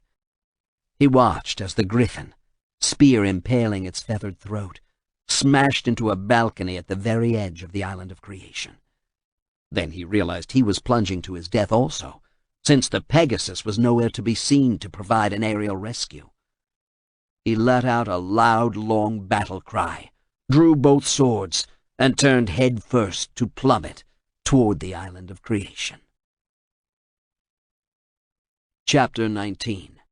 The Pantheon cannot remain unfulfilled, Zeus said, stroking his beard. You are wise, Sky-Father, Iris said. The mortals will come to wonder why there is indecision in Olympus, if you do not choose a new god of war soon. There is no lack of war below, Zeus said, chuckling. The beginning of a laugh died quickly. He looked up at Athena standing silently before his throne, then at Iris at his right hand. Who could he trust? Athena was the warrior goddess, but she had chosen Kratos to strike down Ares. He had approved and had aided her, but she had manipulated him. It had to be that way, or the outcome with Kratos would not have been so disastrous. But the mortals need a god figure to worship, in addition to you, mighty Zeus. Yes, you are right, Iris. A new god of war is needed. But which god would forsake his current position to sit on the throne that so recently held Ares and Kratos? I can spread the word for you, Iris said. Allow me to race to the far corners of the world, to every point in Olympus, to the underworld and to the depths of Poseidon's realm, everywhere, and proclaim a contest to choose a new god of war. A contest? Zeus frowned. What need is there of a contest if I am to decide the matter? You want the appearance of it being open to all, but of course it would be you who decides. After all, who is wiser atop Mount Olympus? Iris moved closer and whispered. You might use this as a way of seeing who is loyal to you and who is less so. What's that you say? Who is disloyal? A thunderbolt formed in his hand. Tell me the name and I'll strike them down. Iris coyly looked over her shoulder in Athena's direction, then said, Your edict still stands, Lord of all the sky and earth. No god can kill another. You should not exempt yourself from this.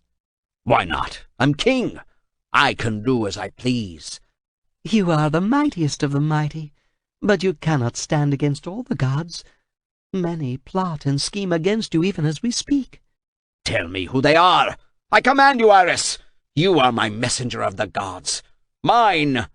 I am not like Hermes, she said, bowing deeply and sending small sparkles of rainbow bits to the base of Zeus' throne. It is painful for me to relate this, since I do not care to speak ill of another god. But Hermes is secretly known to divulge the contents of his messages to others, sometimes out of friendship, but other times from spite. Duty and honor bind me to my job as surely as love and respect bind me to you, Zeus. Any missive entrusted to me will be delivered, only for your eyes and ears. Tell me, he said, staring hard at Athena. Iris sidled closer and whispered so that only Zeus could hear. You are wise, Sky-Father. You know the answer. There is no reason for me to break my most sacred oath. No, you are right, Iris. No reason. He glowered at Athena. Especially when I can imagine who might be spreading lies about me and aspiring to my throne. None will ever sit on this throne, in this chamber, but you, my king, said Iris. Athena strode forward and stopped at the base of the dais. She put hands on her flaring hips and stared at him, anger in her eyes. Zeus wondered if she led a cabal against him or foolishly thought she could depose him alone. When he did not speak, Athena called to him. My father, allow me to approach your throne. You are close enough. Very well. I petition you to spare Kratos. Restore him to his place as god of war. While I abhor the turmoil he has caused while a god, the lack of one sitting on that throne is far worse. For the good of Olympus, for the peace among all the gods and goddesses, restore him." Zeus reached down and grabbed the blade of Olympus. He thrust it high in the air as if stabbing the sky itself. He allowed his godly powers to be drained into the blade. He had his chance to serve me, to serve in Olympus, but he had only impudence, insults to offer when I extended my proposal. He is a proud man. Proud. Athena, you name him a proud man. He was an arrogant god. I could no longer tolerate this. He refused to bend his knee to me as king of Olympus.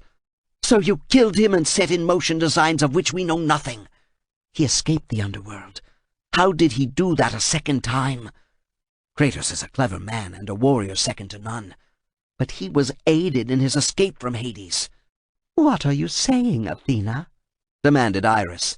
"That Kratos is braver and more skilled than Zeus? Never!" Iris glanced at Zeus, who did not hear her praise. He focused on Athena alone. "You mock me, daughter. You deride me and belittle me." "I think only of Olympus, father," Athena said. "Since Ares died, things have been unsettled. It is up to you to put them right. And returning Kratos to the throne of the god of war will do that." "It will," Athena said. "I suppose you want Hermes' banishment reversed also," said Iris. "Be quiet," Zeus growled. "I meant no harm, mighty Zeus," Iris said, cowering away. Although her tone was contrite, her eyes fixed on Athena, weighing every nuance of expression. "Where is Kratos? I would destroy him again!" Zeus jumped to his feet and cast a thunderbolt upward, where it exploded above Athena's head. Iris stepped back to his side and said, "There is no need for you to rely on her for information, Lord Zeus. Your loyal messenger can tell you all. Kratos sought refuge on the island of creation and foolishly perished." "What?" Athena took 2 steps up to the throne before checking herself. "Kratos cannot be dead." "What if it is my will, daughter? What if your king, the all-powerful Thunderer, Zeus, king of Olympus, has decreed it? Would you go against my wishes?" "No, father, of course not. All that matters is Olympus." Athena backed away, turned, and fled the audience chamber. Zeus turned to Iris. "If you have lied to me, Hermes' fate will seem mild." "Kratos is dead," Iris said firmly. Zeus sank back to his throne and smiled. "Good. Now Olympus is finally safe." Chapter 20. Kratos fell head first from the great height, swords drawn and flaming as he accelerated downward to his death. The thought of dying after all he had been through angered him. He roared in defiance. If he died now, Zeus would win. The gods of Olympus would continue to rule, and the deaths of so many brave Spartans in Rhodes would be for naught. The wind ripped past his face and pulled his arms away from his body. He forced the swords together in front of his face and felt a lift that twisted him around, so his feet aimed at the rushing ground. Kratos spun around and found he could maneuver just enough to carry him over the building constructed at the edge of the island of creation. Then he knew he was not going to die. Not here. Not now. He clenched his fists and made the silent vow. "You will die by my hand, Zeus. I promise." The promise came easily, but denying Hades another resident in the underworld proved more difficult. Kratos continued to slip toward the island and the palace balanced on the cliff's edge.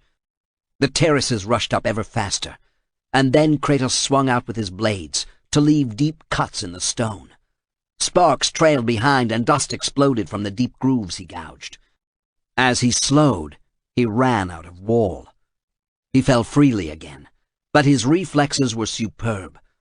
Rather than continue his downward tumble, he stabbed upward and caught the overhang. His sword drove into stone and hooked into the bottom of the stone terrace. The momentum of his fall checked, his arm aching from the sudden stop. He stabbed upward with his other blade. For a few seconds he gathered his strength, then worked his way along the stone slab above him until he reached the side once more. From there it took only seconds to climb to the terrace. Kratos swung out, then froze. From a great distance he heard a whisper that grew louder by the instant. Then Gaia spoke.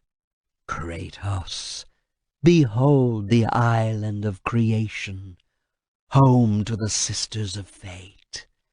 Here, the path to your true destiny begins. Kratos heard the steady click-click of feet marching toward him. He shrugged and settled the hilts of his swords in his palms, just as two sentries came around a corner on the walkway. Armed with two-edged battle-axes and clad in shining armor and crimson livery, they advanced on him with easy contempt. Kratos doubted they were required to face true warriors.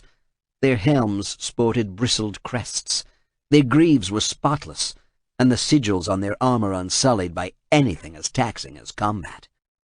Kratos rushed them, swords flashing in the sunlight. He killed one soldier before the sentry realized he was under attack. The few seconds it took to dispatch him gave the other a chance to defend himself. Kratos squared his stance, took the measure of his enemy, and skewered him with a single thrust. With a snap of his wrist he flicked off the blood from the blades of Athena. As you are discovering, the island is fraught with danger. Gaia went on. It was created to prevent all from reaching the three Sisters of Fate. What must I do when I find them? How will this aid me in defeating Zeus? He demanded. The power of the Sisters will allow you to return to that moment when Zeus betrayed and killed you, Kratos, thus changing your fate and the fate of others. He started to ask, what others? But what difference did it make, as long as his quest for vengeance against Zeus and the other gods of Olympus found completion? His path was clear. He had landed at this palace, and now must find the way to the Sisters of Fate. With a sure stride and firm resolve, Kratos began exploring. He went around the corner expecting more soldiers. Nothing. There seemed no way off this terrace other than to go up a ladder. Kratos wasted no time ascending. The higher he went, he knew, the closer he got to the tallest spire in the palace, where the Sisters of Fate likely made their lair. At the top of the ladder, he climbed over to a stone terrace broader than the one below, where he had left the sentries dead. At the side of the chamber was a heavy stone door that he could not force open, using only brute strength. Frowning, he explored and found a trip plate near a lever that slid along a long rail. Stepping on the plate caused a grinding of stone against stone. Beyond the now open stone portal, a steel grating blocked the way. He stepped off the plate and drew back the lever. The metal grate opened. He took a step toward the pair of open doors, only to see that the stone door slammed before he could reach it. Kratos frowned as he studied what lay before him. Brute force would not suffice. He tested a theory and saw that the plate rose when his weight was removed.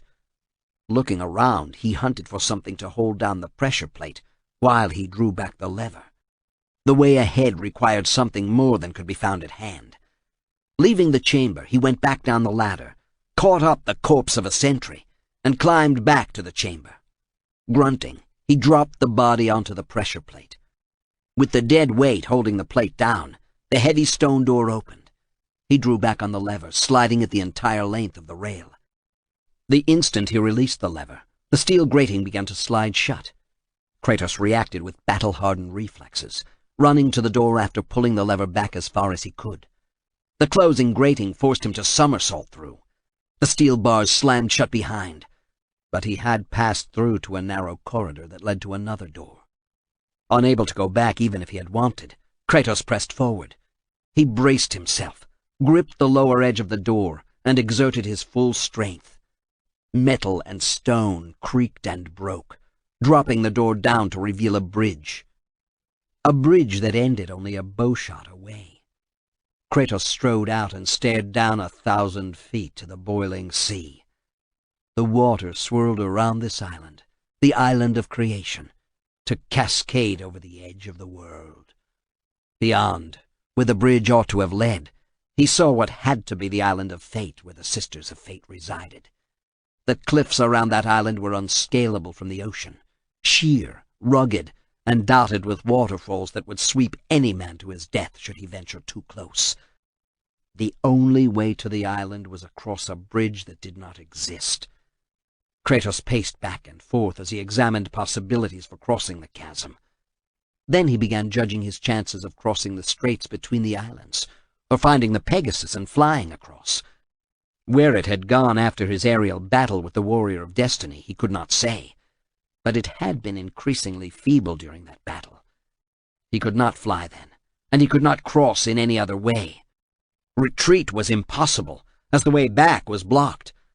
Frustration mounted because he knew reaching the Sisters of Fate was beyond his ability, and he must ask for assistance. It had not proven to his benefit when he had implored Ares to help him on the battlefield, but he had little choice now except to reach out to the one who had brought him to this impasse. He turned his face upward and cried, "Why did you aid me before, Gaia? Will you help me across to the Sisters?" I aided you because Zeus must be stopped, Kratos. This story of revenge has been told before. Kratos stared across at the island of fate and felt a smoldering rage that would never be extinguished until the Sky Father truly died. "There are many stories of revenge, Gaia," he said. "I have my own. Help me!" You know of the mighty Titan Kronos, Gaia went on, as if she had not heard. Kratos stiffened as his mind was hurled away from the sundered edge of the bridge to a time and place beyond his reckoning. It was as if he had returned to Olympus and looked down on the mortals, but the woman holding the baby in swaddling was something more than a mortal. She stood on a plain dotted with ruined temples. 3 columns with a lintel remained intact to one side, near a stone altar, but all else lay in rubble. She bent and gently kissed the baby on the forehead, and beams of light drove through leaden clouds to illuminate it. So fearful was Kronos of the oracle's prediction that his own children would rise against him, he decided to imprison them all in his belly. Kratos grated his teeth when he saw an eagle flapping toward the desolate plain, an eagle so similar to the one Zeus had sent in Rhodes that he reached for his swords. But he could not move. He was an observer in this drama, not a participant. Rhea stood by and watched as her children were devoured one by one.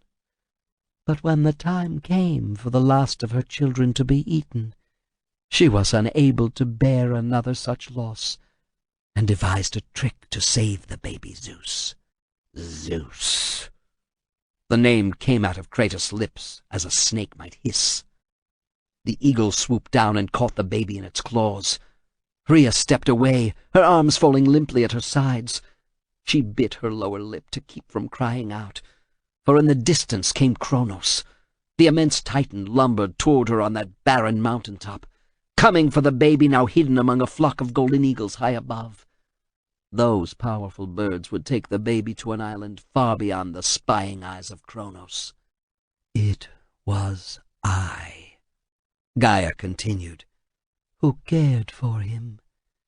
It was I who kept him safe. Rhea dropped to her knees and grabbed a large stone about the size of her infant son and quickly wrapped it in swaddling. A quick look warned her that Kronos was almost to the plains. The Titan blotted out half the sky as he rose hundreds of feet above, thick-fingered hands reaching toward her.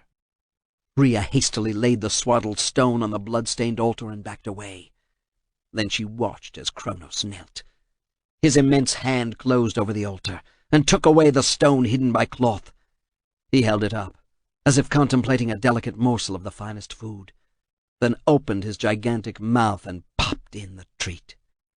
Rhea fought to keep from laughing hysterically, from crying, from doing anything save staring at the immense titan towering above her. Zeus should have died then, Kratos called out, but neither Rhea nor Kronos heard. The vision of that lonely mountaintop faded, replaced by a beach and the warm sea beyond. Gentle waves lapped on the sand, and childish laughter came from within the darkness of a cave opening onto the beach. Zeus, young, fit, the source of the laughter, emerged from the cave. I nurtured his desire to free his brothers and sisters from Kronos, but my foolish act of compassion would haunt the Titans forever. Kratos could only watch as Zeus rode on Gaia's back. The cave was thrust upward away from the sea. A mountain formed beneath Gaia. A mountain formed from Gaia. Zeus, long white hair blowing in the stiff breeze, stared down at the creation of a towering mountain, waterfalls tumbling down its sides, trees and grass growing amid the rock. Kratos wanted to kill him anew, as a sneer curled Zeus' lips. For in sparing Zeus, we allowed him to return to us with vengeance in his heart. He betrayed all the Titans for the sins of just one, the sins of his father, Kronos. The scene faded, and Kratos slumped, once more faced with the impossible task of crossing to the distant island. How Gaia's tail was supposed to provide a way across he did not know. He turned and went back to study the steel grate, but found no way to open it to retreat the way he had come. Returning to the bridge, he saw a walkway circling the spire. He stepped onto the stone walkway and tested it. Bits crumbled beneath his weight. Kratos stepped back, judged what had to be done, and ran forward as hard as he could. The stone beneath his feet crumbled as he ran, coming closer to sending him tumbling to his death far below with every instant. When he felt the stone walkway vanish beneath his left heel, he gave a mighty jump and sailed through the air, barely catching the still solid stone of the walkway ahead of him. The sound of hundreds of pounds of stone and cement crashing to the ground far below warned him he could not linger. Shoulders straining and back muscles protesting, he heaved himself upward and landed on more solid footing some feet away from the deadly brink. Kratos vaulted over a low wall and found himself in the middle of a circular chamber. His nose wrinkled when he caught a smell that revolted him. Cerberus hounds, three-headed monsters with teeth so sharp they could rend a man's arm off in a single snap. Before he could whip out his blades, two Cerberus pups attacked. These were smaller monsters, single-headed with matted manes, but no less dangerous to him. They moved faster than the hound they would grow up to be, and seemed to compete with each other to be the most vicious. Kratos spun, kicked one high into the air, and caught the other by its corded, muscled neck as it leaped for his throat. It thrashed about, and his grip began to slip because of the gore matting its mane and the fur under its throat. So great was the blood, the pup must have recently feasted. But it was clear the cur was still hungry from the way its sharp teeth snapped at Kratos, not knowing that whatever it had recently devoured was to be its last meal. Holding it at arm's length, he made a single pitiless jerk and tore off its head. He cast it aside to go after the whimpering pup he had kicked, only to find himself circled by three more of the deadly little monsters. Spines rose along their backs as they circled him, coordinating their efforts so all could share in his flesh. Kratos let out a battle cry, spun his swords in a complete circle around him, and dispatched them. Intent on killing the one he had kicked, he neglected to look behind. Fierce jaws clamped on his shoulder and lifted him from his feet.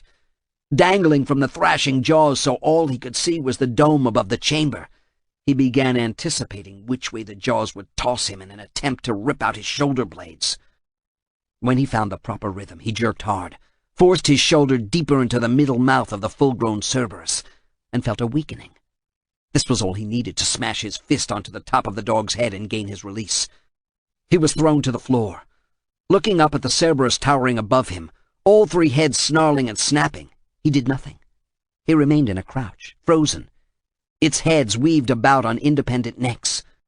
The dorsal spines on the pups were only a few inches long, On this creature they were fully 18 inches. Any one of them could impale a careless man. Kratos kept his gorge down as the creature roared and sent a gust of fetid breath into his face. The yellowed, broken fangs in each mouth dripped with saliva. The Cerberus reared and dropped hard to the floor, voicing a guttural cry intended to cow him. As Kratos had hoped, the Cerberus thought its prey to be paralyzed with fear. It was careless in its attack, allowing Kratos to duck under the central head, and thereby block the head on the right as he seized the bottom of the left head's jaw in one hand and drove the fingers of the other into exposed eyes. With a sturdy grip, he wrenched back and away and tore off the head. Warm blood sprayed onto him and caused him to slip. If the Cerberus had not been so sorely wounded, Kratos would have perished. But the pain of losing a head deterred it. The Cerberus realized its opponent was not as vulnerable as it had thought. Snarling, it advanced. Even wounded and weary, it moved with startling speed and head-butted him. Kratos threw himself backward at the last possible instant, and only endured a hard blow to the chest, hardly more than a soldier's fist wrapped in chain might give. He recovered, and saw a new attack. The Cerberus reared back on its hind legs and spat forth a fireball. Kratos turned aside, and the deadly fire passed by him. He spun in the other direction to avoid a second fireball, but this one came closer and raked his back, burning the bite wounds the hound had inflicted in his shoulder. They circled warily, each looking for the other's weakness. Kratos had the advantage. He had faced other Cerberus hounds before, and this one had never fought him, nor would it have a second chance. Kratos drew his blades, attacked with an ear-splitting cry, and severed the right head. But not cleanly. The head still snapped and yowled, but was held to the body only by its spinal cord. The flapping head distracted the remaining central head, long enough for Kratos to duck under a reflexive, toothy snap of its jaws and grab its chin. As he had ripped away the first head, so he dealt out death to the third. His muscles bulged as he exerted himself. The central head was stronger. He shoved his foot into the Cerberus' chest to get better leverage. This time the head tore free of the body.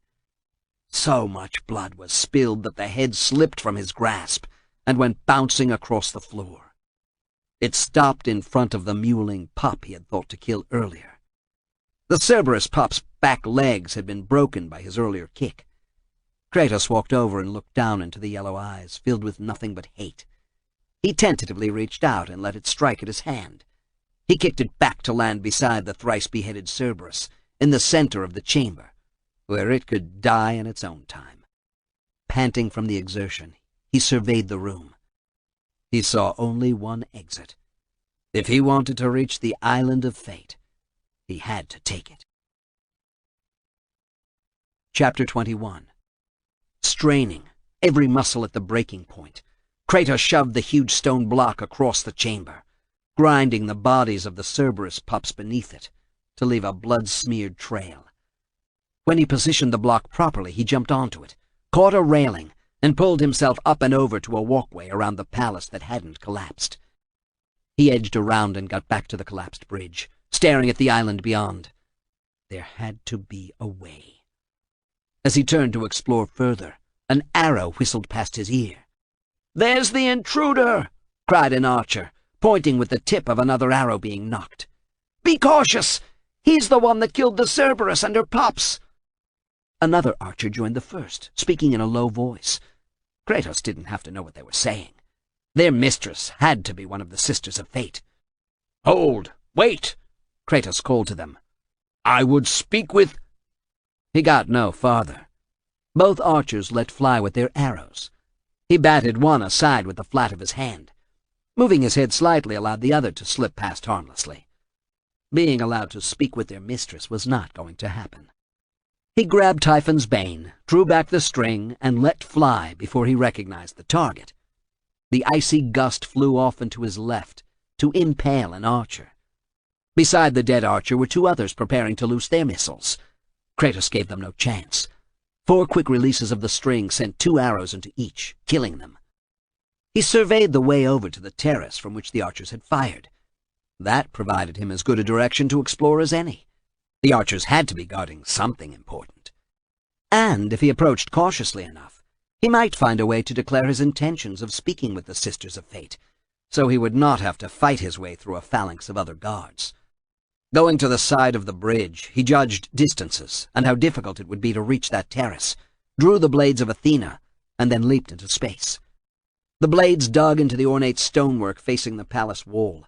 He swung from one position to another, until he reached the other parapet and pulled himself up. Kratos expected opposition, and got it immediately. A tall soldier screamed and attacked with a curved-bladed axe. Rather than use his swords, Kratos judged distance and speed, ducked at the last instant, and tore the axe from the warrior's hand. He shoved hard and sent the creature falling onto his face. A quick downward swing with the axe ended any opposition. Kratos had not even broken a sweat from the exertion. Long strides took him into the palace and down a corridor, to a chamber far removed from the others behind the sundered bridge. He found a lever in the center of the chamber and shoved it hard. The floor quivered under his sandals and then began sinking faster and faster. If he wanted to cross to the other island, he had to reach sea level. As the elevator came to a halt, Kratos stepped off warily and looked around what seemed an empty chamber, similar to the one above, but his nostrils flared at a peculiar odor.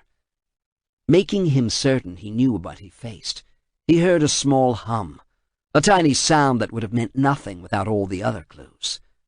Kratos grabbed Typhon's Bane and began firing across the chamber toward an intricately carved marble column casting shadows, which moved and sang. Siren, he muttered. He kept firing the bow, sending one wind arrow after another toward the sinuously moving ethereal creature. Taller than Kratos by half, the thin creature reached out arms wearing golden bands at the biceps, and hands ending in fingers so long they rippled like tentacles. Eyes of fire burned with an intense blue light as she reared up like a seahorse, no legs or feet visible under a diaphanous gown that swirled about like pale smoke. She slipped forward, the gown of silk sliding in a soft whisper across marble flooring, and began her song in earnest. It rose in pitch, beguiling, hypnotizing. Kratos tried to fire another arrow, but found himself immobilized by the sweet, clear voice. My lover, came the words intertwined with the song's notes. Come to me. I want you. I want to love you. The siren held out her arms, and how could Kratos resist? Why should he? She was his lover, his love, the only one he cared about, or who cared for him in the entire world. He walked to her slowly, every step an agony. Embrace me, my lover, my brave Spartan warrior, the siren called. He tried to fight, but his body refused to obey. He neared her, heard her beguiling song, knew that death was close at hand. Kratos struggled to lift a sword, to punch the lovely woman reaching out to him. He had never seen a woman as beautiful or desirable. Her song touched his most primal urges and pulled him closer. Their lips touched. Kratos felt as if he had been caught in a raging river and was being carried toward an immense waterfall. Her lips caressed and aroused and sucked the life from him. He fought to no avail. Strength drained from him until the siren no longer kissed him. You are weaker than a mewling babe in arms, the siren said. I like my lovers to appreciate me. Weak though he was, and his godly power drained, he still possessed twice the stamina and strength of a normal mortal. You will become a husk. You will... The siren screamed, the sound so shrill Kratos' ears bled from the noise. But it was sweeter music to him than her entrancing song. It was her death cry. He brought his swords up through her gut and continued to strain, slicing his way through her torso. Then each blade departed the body at the shoulders. The siren fell in 3 pieces, but she continued to shriek. I love you. the siren said, words he had not heard since the death of his wife Lysandra. But the blood pumping into her lungs from the sword thrust through her chest robbed the words of any magical power. Kratos bent, gathered her in his arms, and held her so her face was near his for a moment. "Die," was all he said, as he tightened his grip around her back and snapped her spine like a dried twig. Her death cry reverberated like thunder and shattered a wall hiding a corridor along the far side of the chamber. He hated harpies as much as he did sirens, though a harpy could never insinuate herself into his mind and emotion. Kratos kicked the body aside, then went and looked through the archway over the backs of 4 immense horses, hitched to the side of the building by chains, with links thicker and heavier than Kratos' own body. "The steeds of time," came Gaia's rumbling voice. "What of them?" Kratos asked. "You must go to the steeds if you want to reverse all that has happened to you," Gaia said. "Mount the steeds." Kratos wanted to ask more of the Titan, but sensed she would not give a satisfactory answer. The lack of hospitality shown thus far told him the path to the Sisters of Fate would be a bloody one, and that he would not be greeted with open arms, only drawn weapons. The island of Fate lay to his left, and the steeds of Time directly ahead. From here, he could not judge how large those bronze statues of the 4 horses were, possibly hundreds of feet tall, with their hooves extending downward to the sea, and their proud heads lifted to the heavens. The dull gleam from their flanks showed corrosion and age. Wondering what use statues might be to him did not stop Kratos from venturing out. He could ride these huge horses to his goal, and none could stop him. But how? Bringing them to life was a matter to concern him later, but reaching them presented an immediate problem. He looked down.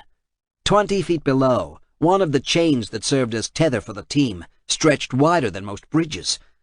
Taking a running leap, Kratos launched himself into the air and landed hard on the metal with a resounding clang. The width of the rein, the chain, was more than triple his height. The steeds stood quiescent more than a mile away at the other end. Kratos looked back at the island with its towering spires and immense temple, the craggy rocks below, and a magnificent waterfall cascading into the sea to the right. He might lose himself in the maze of that temple, and never have a better chance of reaching the Sisters of Fate than continuing to the steeds. So far, all that Gaia had said had proven useful to him. If she meant him harm, he could have perished at any time because of a casual lie. He turned from the island and stared along the length of chain to get a better estimate of how truly tall the horses had to be. 500 feet or more from the chain to the sea below gave perspective to the size of the steeds. He began running. The chain beneath his sandals never swayed from his rapid passage, so massive was the cable. When he reached the armored rear of the horses, now towering far above his head, he looked up and wondered if he needed all 4, or if a single horse would serve him. But how to unhitch a single horse when they were so securely fastened with the immense chains? Kratos walked along the traces and studied the steeds from a vantage point at their shoulders between 2 of them.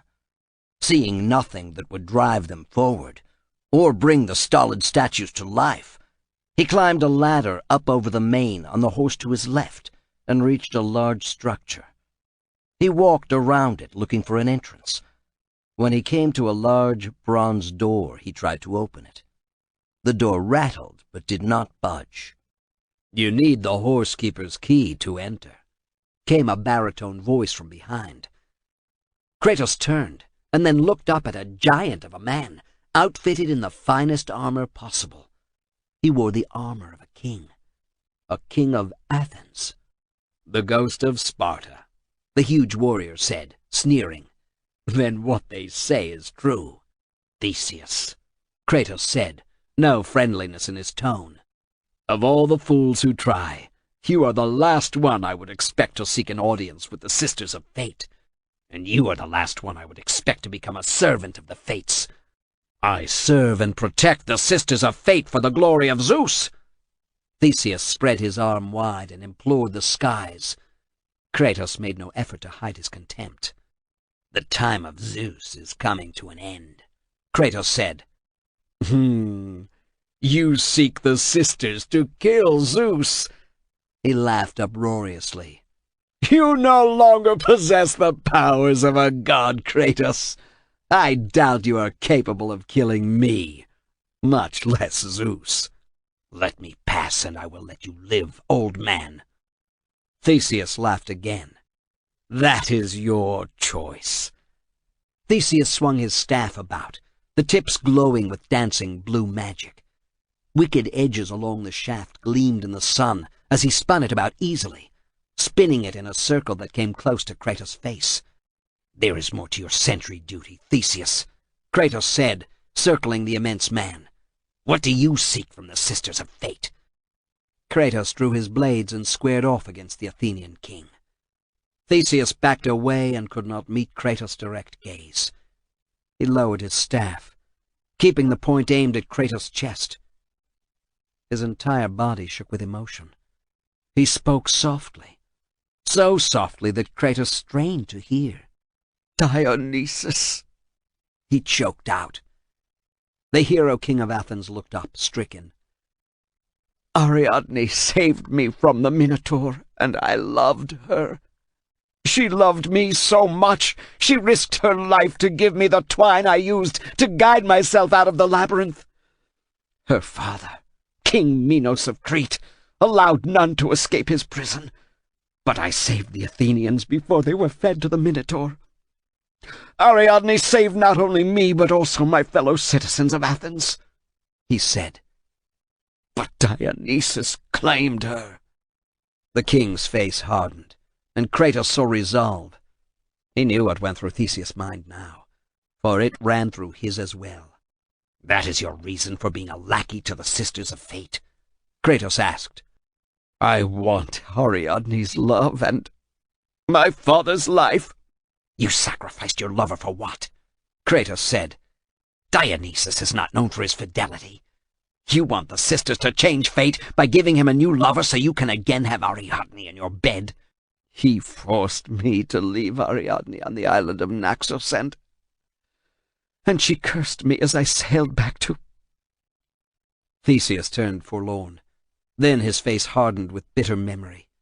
"When I returned triumphant to Athena, my father Aegeus thought I crept back as a failure. I was to hoist a white sail, but the curse turned it black," Theseus said. "He saw what he thought was his worst nightmare, my death and that of the army, and cast himself from the cliffs into the sea." The Athenian stood straighter and gripped the spear even tighter. "I demanded that the sea be forever known as the Aegean, and I will never get my Ariadne or my father back unless I serve the Sisters of Fate, and they grant me this boon." "Unless the Sisters of Fate change your destiny," Kratos said sarcastically. "How long have you waited here for the summons to their throne? What menial tasks do they ask of you, you who were once a king?" "I am the keeper of the horse key," Theseus said, thrusting out his left arm as if it were a sword. On the forearm gleamed a golden plate, intricately wrought with bas-relief horses. "It seems my duty to the sisters is now to kill a former god." A spear whirled about, leveled, and drove directly for Kratos' midriff. But Kratos had seen the resolve harden in the Athenian, and was already backpedaling. As he deftly avoided the sharp thrust, he swung his swords about and deflected the shaft. Magic collided with magic. His blades of Athena crashed into steel when he struck the shaft of the Athenian's spear. "If you die, perhaps then I can petition the Sisters of Fate and change my fate," Theseus said. "You delude yourself if you think you can defeat me." "How can I not? Fate is on my side." Theseus picked up the pace of the battle, thrusting, blocking, advancing, always pressing Kratos back toward the edge of the platform, on the back of the immense horse. Kratos allowed Theseus to herd him for a few more steps. Then his blades crossed into an X. Kratos caught the spear at the vertex and lifted hard. The spear tip pointed skyward, giving Kratos a chance to kick out. His foot landed on Theseus' heavily armed belly. The kick staggered the Athenian. Kratos surged forward, got past the spear, and found he was too close to use his swords. Kratos began pounding Theseus with his fists, opening cuts on his foe's face and stunning him. When he tried to grab Theseus' chin and wrench his neck around, he caught a knee in the groin that lifted him off his feet. He fell heavily to his hands and knees. Theseus whirled the spear around but missed, stumbled, and then ran from where Kratos fought to regain his feet. "Come and fight, craven!" Kratos bellowed. It was then that Theseus tapped his spear to the ground, and a creature made of ice burst from the floor like volcanic islands pushing upward from the sea. But unlike a stolid island, the ice creature showed jagged weapons and moved with stunning speed. Theseus tapped his spear on the floor twice more, and Kratos faced a trio of the elementals. They roared and charged him, ice-splintery feet clacking against the stone. Typhon's Bane came easily to hand. Kratos unleashed a flurry of icy arrows to meet the attacking ice elementals. The temperature on the battlefield dropped as he moved about, shooting quickly to hold the three creatures at bay. "You are a coward, Theseus! You let your minions do your battle!" All he got in reply was a harsh laugh. Theseus had climbed to the roof of the structure and pointed his spear. Kratos somersaulted away from where the lambent energy touched, and a stalagmite thrust up from below. If he had remained in place, he would have been impaled. Kratos dashed about, firing his arrows at the ice elementals and avoiding the sharp upthrusts of ice from the floor as Theseus tried to stop him. Kratos shifted his attack to Theseus again, the arrows forcing him to cease the summoning of the stalagmites. The instant the Athenian king stopped this assault, Kratos turned to the frozen monsters. Using his swords, he attacked. The first shattered. The second and third thought to encircle him. Kratos was too cagey a fighter for that, battle-hardened and aware of every tactic. He turned and kept one blocking the other's attack. He eventually wore down the first and dispatched it. Then he lowered both swords and thrust with them simultaneously. The final ice creature exploded. "Theseus!" Kratos called to his opponent. "Fight me! You said I was no longer a god. Do you fear a mortal? Just like an Athenian!" Kratos swung the bow around and got off a perfect shot. He saw the sunlight glisten on the arrow of wind, and then it disappeared into Theseus' throat. The Athenian hero grabbed for the deadly shaft, then fell forward. He dangled by a lace tangled around his ankle, feebly struggling. Kratos swung his sword and cut the lace, dropping the Athenian onto his head. "You are pathetic," Kratos said, kicking Theseus until the man curled up and tried to move away from the punishment. A final foot to Theseus' head slid him across the floor to lie motionless. Kratos stared for a moment at his fallen opponent, feeling nothing but contempt.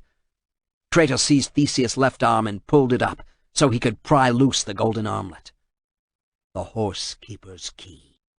He turned from Theseus and went to the door, a solid bronze plate with intricate bas-relief horses cavorting across it. Kratos ignored the artistry as he ran his hand over the cool, sharp-edged metal until he found the keyhole. A quick move inserted the key. A savage twist opened the lock, allowing the door to swing open a handbreadth. Before Kratos could step through, Theseus groaned and slid forward, leaving a bloody trail, fingers groping. One weak hand grabbed Kratos' ankle. Rather than kick him away, Kratos jerked hard and slid Theseus forward.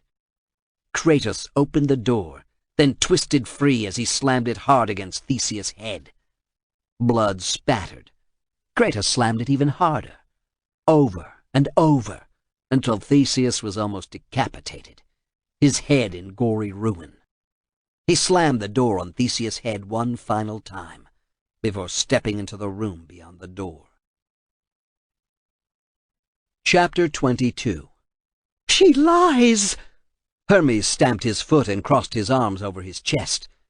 His almost beautiful face carried worry lines and the cloud of permanent anger. "I want her dead!" "Zeus still adheres to his edict. No god may kill another," Athena told the deposed messenger of the gods. The earthly sylvan glade was at odds with the fury vented by Hermes, and she had to admit she shared it. Watching Iris insinuate herself into Zeus' every decision had been painful to watch, but now the goddess of the rainbow had attained far too much power. Zeus refused to rule without first consulting her, All Olympus is in an uproar over this, Hermes said. They want me back, but are too fearful to petition Zeus.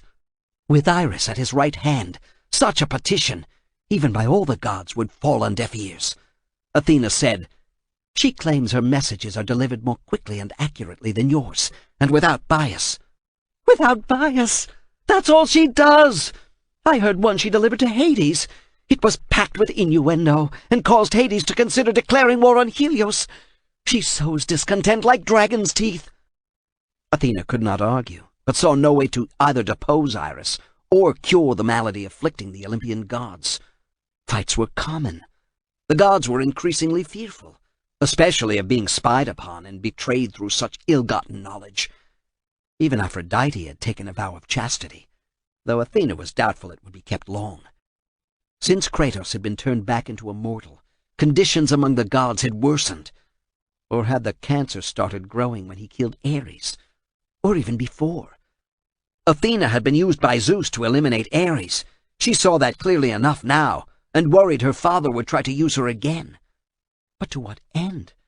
The damage had been done, and now the gods were openly suspicious of one another. Athena laughed harshly.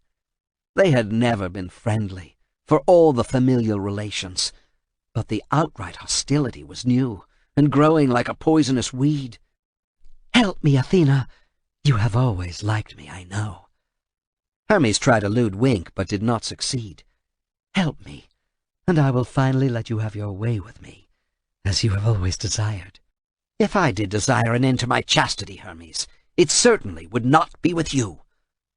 Her ire rose at such a blatant lie by a god whose trade ought to be in the truth. She caught herself, wondering at the source of this growing anger. It wasn't that Hermes insulted her.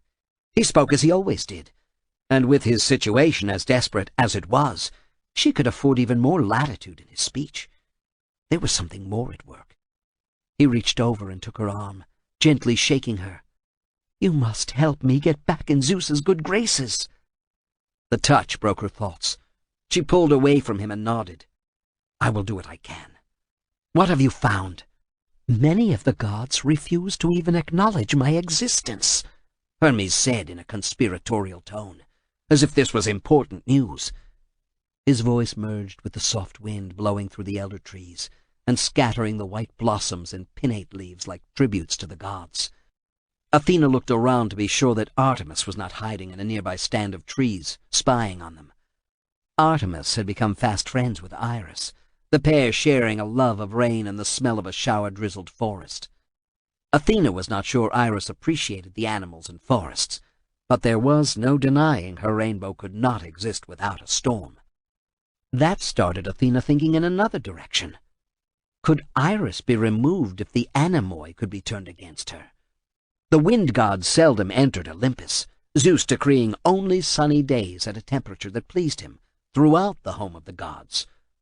Would it matter, since Boreas and Zephyrus were so lacking in power and prestige? Your pet mortal tries to change his fate. What?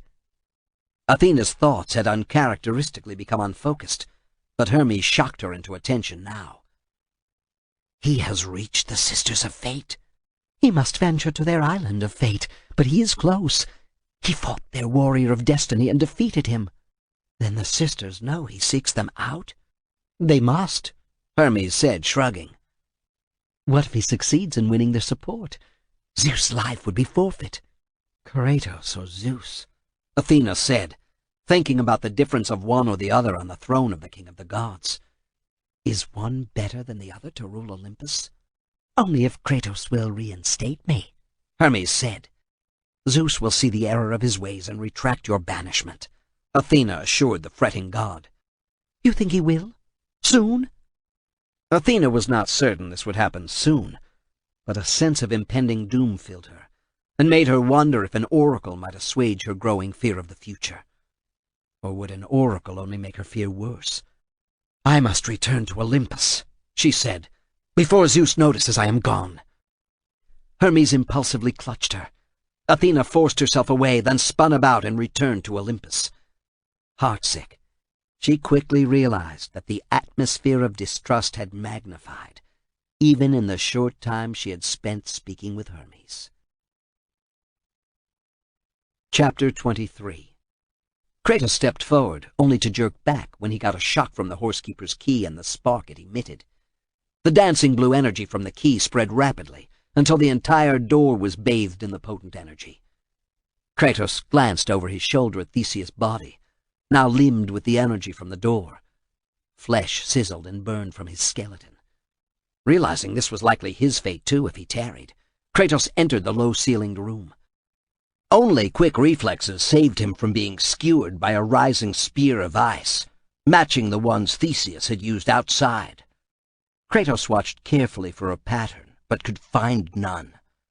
There must be a safe path, if only he could find it amid the small facts that he knew. He stepped back and studied the key in the lock. New markings appeared on the visible portion of the key. "There are many ways a key can unlock the path," he said aloud, grabbing the shaft of the Horsekeeper's key and yanking it from the lock. A jolt slammed into his hand, his arm, his shoulder, but the deadly blue glow faded. In seconds, only cool metal rested in his grip, so he could hold it up to study the engravings more carefully.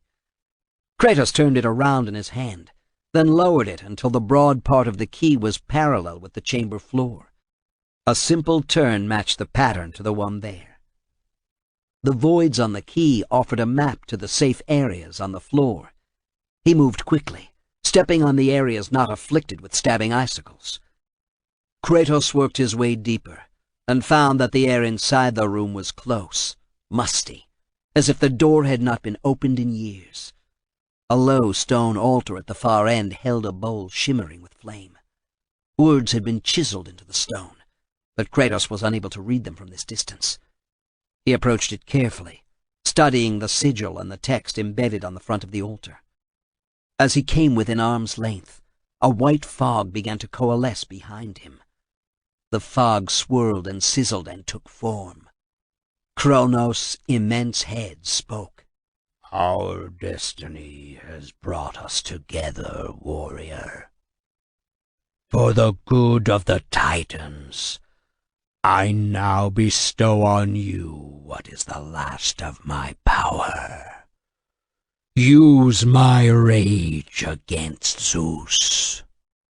Kratos tried to move, but found himself transfixed by the twin ravening beams of energy pouring from Kronos' eyes. He was lifted from his feet and arched his back as the power blasted into his body, forging a hot spot near his heart. Turning slightly as he was suspended in midair, still held captive by the twin beams, Kratos felt as if he grew in stature.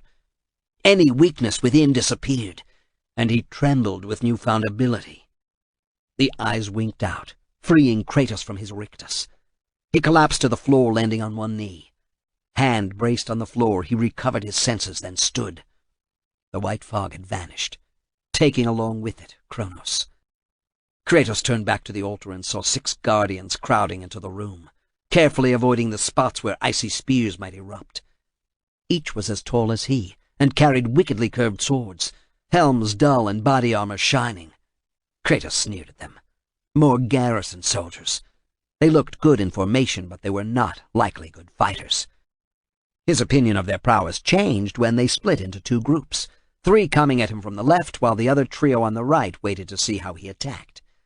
Whichever group he fought first would draw the other to his exposed back. He appreciated their tactic, but fighting so many slowed him. He felt an urgency growing to have the Sisters of Fate give him what he needed, what Gaia had said could be done, or to force them to alter his destiny and that of Zeus. Unbidden, the white-hot star burning in his breast burst forth and exploded in the midst of the leftmost trio. They stopped their advance, stunned as the power of the Titan coursed through them. Kratos let out a cry, drew his swords, and made quick work of them before the other 3 could recover from the shock of seeing their companions so easily defeated. Before the last soldier collapsed dead to the floor, Kratos turned and once more unleashed the Kronos rage. The remaining guardians staggered under the blast, disoriented and unable to fight. Kratos killed them with contemptuous ease. He kicked one corpse out of his way as he returned to the altar. Bending down, face close to the sigil, He deciphered the words. When he stood, he knew how to use the steeds of time to reach the Sisters of Fate. He stepped over the bodies and shook off blood he had gotten on his sandals, then stepped out into the bright light of day. Somehow, Kronos' gift to him made his step lighter and his sword arms stronger, even when he was not unleashing the power against enemies. Kratos ran to the yoke between the two center horses and saw that 4 winches had to be turned to release each horse in turn, and then the brace for the platform where he stood. Applying his mighty strength to the first crank produced a river of coruscating red energy down the martingale of the horse to his left. The horse began to stir and strain at the harness.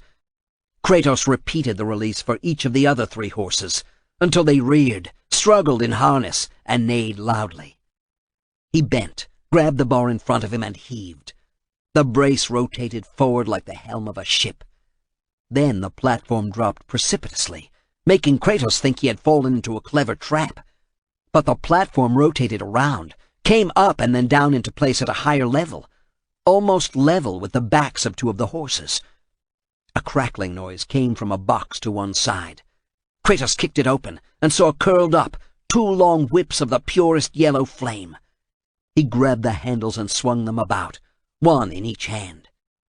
The whips of fire cracked loudly, and the horses responded immediately, pulling forward. He used the whips against their armored flanks and sent bits of bronze flying in all directions. He ducked, then applied the whips to both nearby horses with a fury, until not only the pair he lashed, but all 4 began pulling in unison.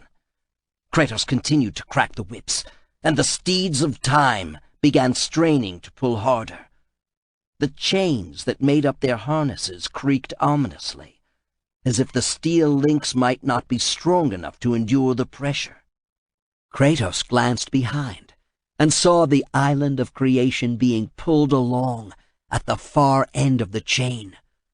Rocks tumbled into the sea, and the temple perched on its rocky pinnacle trembled, but remained intact, save for small bits of wall that crumbled from the nisus of the gigantic team. The steeds of time neighed, and every step sprayed up curtains of water from the sea. He continued to use the whips until the horses stopped, and no amount of urging on his part stirred them to greater effort. Behind, the islands had been pulled together, like sewing one piece of cloth to another. You must return to the islands, Kratos. Return to the temple of Lachesis, Gaia said. Where I first landed on the island? What will I find there? He received no answer, nor did it matter. The Sisters of Fate had to be convinced, coerced, into returning him to the instant that Zeus killed him. With that aim burning like a coal in his brain, he jumped from the platform between the horses, found the immense links that made up the chain, and began running back, the distance now twice as long as the way out before. As he neared the temple, huge portions of the wall collapsed. If he had been only a few feet closer, he would have been carried from the chain and dashed against the rocks at the base of the island. He edged past and worked his way through the rubble to climb into the temple itself. The Temple of Lachesis, Gaia had named it, for it being sacred to one of the sisters. It lay partially in ruin from the steeds of time drawing the islands together, but Kratos felt that there had been too few people here to maintain it prior to the destruction he had caused. From the sentries who had tried to stop him, to Theseus and the Guardians intent on keeping him from finding how to use the steeds of time, it was apparent visitors to the island of creation were not highly valued. He advanced into the huge vault of the temple. A statue dominated the far end, its hands held out as if in supplication. A diadem shone in the center of its forehead. Light from the sky silhouetted the head, but Kratos was more interested in exploring the temple itself. It took some time before he came to the conclusion that no obvious exit presented itself in the temple, other than the way he had entered. He circled the statue, looking for the best spot to begin his climb on the smooth stone. A single footstep changed his plans for using his swords to climb the slick statue. As he stepped onto a pressure plate at the end of a long elevated walkway leading to the replica of Lachesis, the statue arms lowered and the hands were outstretched, as if begging for tribute. By riding upward in those hands, he could emerge on the statue's shoulder, behind which opened the wall to the sky beyond, the only way forward through the temple. Kratos ran when those supplicating hands began to rise once more. He halted far short of reaching the base of the statue, returned to the pressure plate, and stood on it. Again the hands lowered. Even at his fastest run, he could never reach the hands before they lifted back up. He bent and examined the plate. It might be possible to cram a thin blade between it and the surrounding stone to hold it long enough, but all he had were the blades of Athena. If only he had a corpse as before, or at the very least some more fool sentries with which to make a fresh one. He rubbed his hand across the plate and made out faint lettering. Closer examination revealed a short message he did not understand. The Amulet of the Fates. He had heard of such a magical amulet, but had no idea how it could be used to hold down the plate. Kratos stood, stepped on the plate again, and watched the statue's hands lower. The intent was obvious. The way of achieving it was not. He went to the base of the statue and looked up, thinking once more to scale it. His swords did not penetrate the stone, but bounced off, ending any hope of using them as climbing hooks. He looked over the side of the elevated walkway and saw a dusty floor below. He jumped, hit, and rolled, and came to his feet in front of a steel grating. Beyond stood a life-sized statue with a gleaming stone clutched in one hand. He stared at it, and felt a tiny tingle deep within his breast, as if the stone somehow tickled the Kronos rage. Yet the prodigious power was not unleashed. He stepped back, and the tingling sensation faded. Whatever the green stone might be, its magical properties and those he had acquired from Kronos were compatible. Might this be the Amulet of the Fates? He wondered. Seeing nothing more he could do, Kratos grabbed the metal bars, bent his legs, and heaved. He might as well have tried to move the entire earth. The grating refused to budge. He tried his swords on it, but could not even nick the solid metal. He snarled at being thwarted in this fashion. The statue in the barred room held what he thought necessary to continue his quest to reach the Sisters of Fate, and he was being locked out. Kratos paced like a caged animal, studying the small chamber in the flooring just in front of the statue. He saw what might be a recessed pool. Judging distances, he took a deep breath, expanded his barrel chest, and then dived cleanly into the pool. Quick strokes took him to the bottom, but a wall blocked him from swimming in the direction of the statue room. Running his fingers up the surface of the barrier, he spied a fine crack in the wall and used the pommel of a sword to shatter it. Before the debris had finished floating down to the well bottom, he scissor-kicked twice and used his powerful arms to stroke ahead. He burst out into the room, on the proper side of the grating. He pulled himself up and studied the statue. Seeing no reason not to take the green glowing gem in the statue's outstretched hand, he swung a blade and severed the entire limb. He caught the arm before it, with its precious gem, could strike the floor. Kratos held up the green jewel and examined it. It would have looked striking on a gold chain, nestled between Lysandra's breasts. She wore so few jewels, even when he brought back the spoils from a defeated king's treasure house, because such trinkets mattered less to her than love of family, of country. Like her, he had no lust for precious stones, either as decoration or for what they could buy.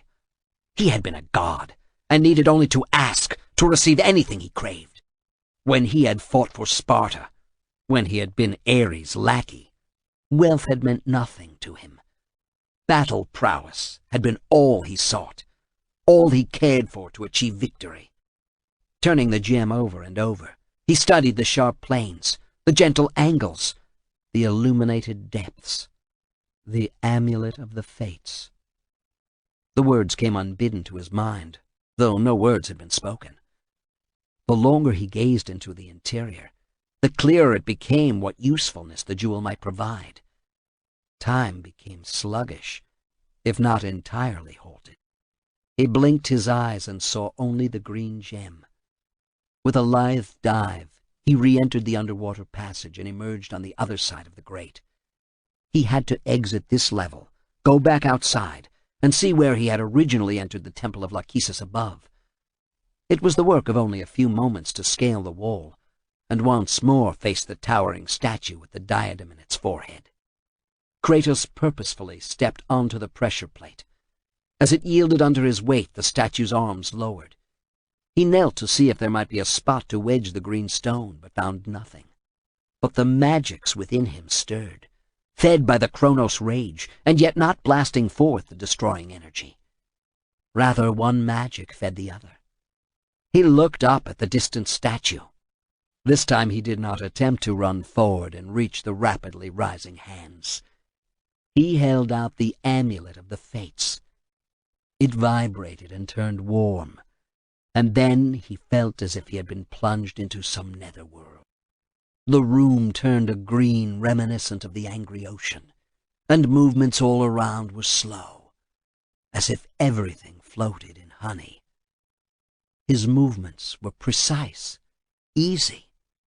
The world, time itself, had been slowed.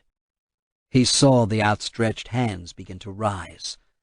Kratos strode to the statue, stepped up, and then did away with the time-slowing spell. The speed of the rising hands made his knees buckle slightly. The hands stopped when he was face to face with the statue. The diadem in its forehead blazed with eye-searing brilliance. As he reached out to pluck the jewel from the stony brow, the statue spoke. "Hear me, fallen god. None defy what the Fates decree." This audiobook has been broken into multiple parts to make the download faster. You have reached the end of a part, but not the end of the complete audiobook. So please check your library for the next part of this audiobook. Chapter 24. "Wipe them all out," Clotho said. "Now that the matter is settled, I need to return to more serious work." Wait, Lachesis cried.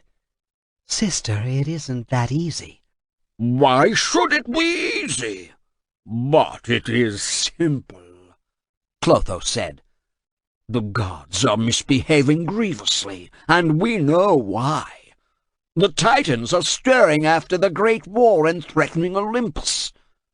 Do we want to oversee such a conflict again?"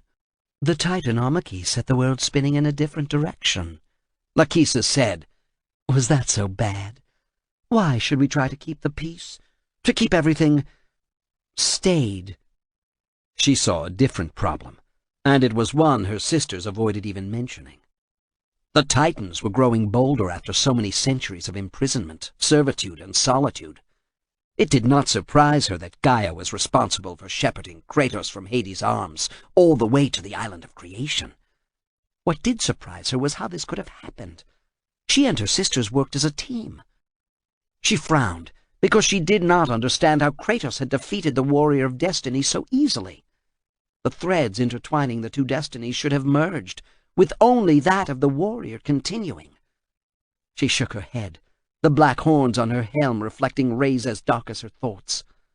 That meant Clotho or Atropos had been responsible for the defeat of their most significant confederate. Even one of them becoming independent ruined the Sisters of Fate's control over the world. Lachesis considered the possibility that more action on her own part might be required. She had no love for her sisters, but they were her sisters, chained together by a fate beyond their control. A niggling thought refused to allow her return to duty, to the routine her sisters appreciated so. The time might have come for her to break free of their hitherto seamless collaboration and strike out on her own. You relish routine. I am the one who sees danger because it is always out of the ordinary, Lachesis said. Who would react? Could she determine which of her sisters had meddled? In her own meddling? "You see danger everywhere," Atropos said glumly. "as you did when you sent the Warrior of Destiny to fight Kratos." Through long eons, Lachesis had come to know her sister's every reaction, the slight twitches, the feigned interest or boredom.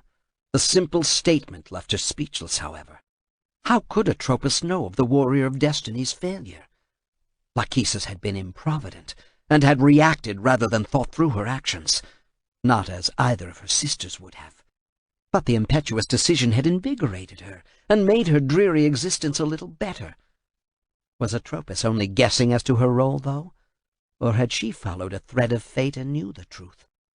Or was her role more active? Were the Sisters of Fate capable of spinning their own destiny? Or did some higher power determine their fate? Lachesis immediately discarded such a fantasy. Over the centuries there had been no such indication, but they had worked together in unison until now. She found it difficult to believe that Kratos was the agent of their disunity. But was he the unwitting dupe used against them by someone beyond the sisters' control? It could not be. The core of the dispute was lack of coordination. It had to be. "Why do you go on so?" Clotho asked. "I am returning to the loom chamber to work. I suggest you both do likewise." With that, Clotho left.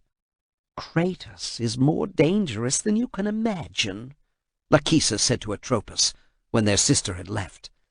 "Leave him to me. Keep yourself content with petty routine." The more she could do to keep Atropos busy, the easier it would be to remedy the problems she had caused through her impetuous casting of fate.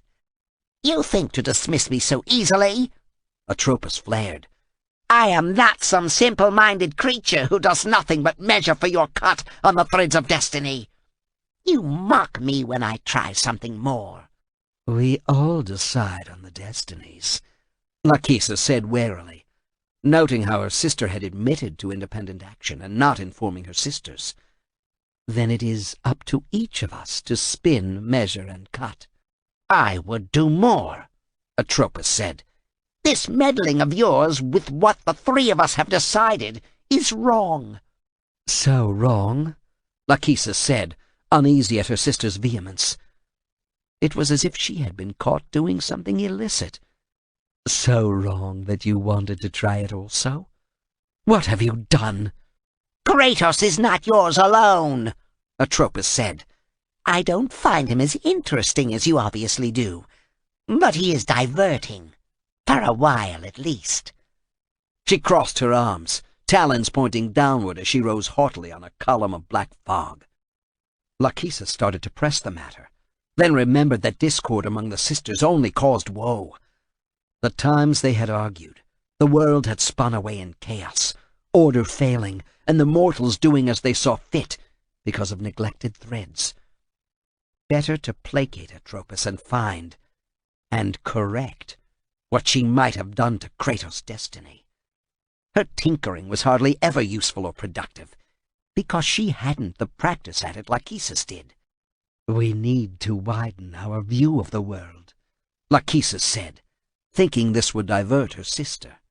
"What of the Titans and the Olympians?" Atropos seemed willing to pursue destinies other than that of Kratos. "That is worth considering. Later. For the moment, I will guide more carefully what you call my pet, Kratos, and examine how Gaia supports his quest." "Why does he come here? We will never change what we have already spun for him. Zeus killed him. That should be the end of it." "But Gaia meddles." "Should we then launch a new great war?" Atropos asked, flustered. Lachesis wondered if she ought to take advantage of her sister's confusion at this, and pry from her what she had done with Kratos' thread of destiny. Lachesis' irritation with her sister grew. Routine chores were perfect for Atropos, but when something fell out of that wanted warp and woof, she became frantic, as she was now. There is no need for such desperate moves. Small changes in destiny, that's what is required. We must agree on a course of action, a destiny we all approve. "Like the game we played before? The one where whoever could make the smallest change and produce the greatest result wins?" Lachesis remembered the Trojan War with some fondness. She had won by introducing a single golden apple into mortal society. The war had killed heroes on both sides, and was still talked about by the poets. Yes, Atropos, something like that. But Kratos has loosed the steeds of time, and is now in my temple. What? Why wasn't I told? We must— You must do nothing. I will take care of him. What is he, after all? Nothing that we didn't make. He cheated his fate, Atropos insisted. That makes him dangerous. He was a mortal, and killed a god, and became a god, and— And he is once more mortal. Lachesis stiffened. I must issue a stern warning to him. He has found my statue in the temple. Go, Atropos. Go and tend to business while I speak with our Kratos. Atropos left, muttering to herself.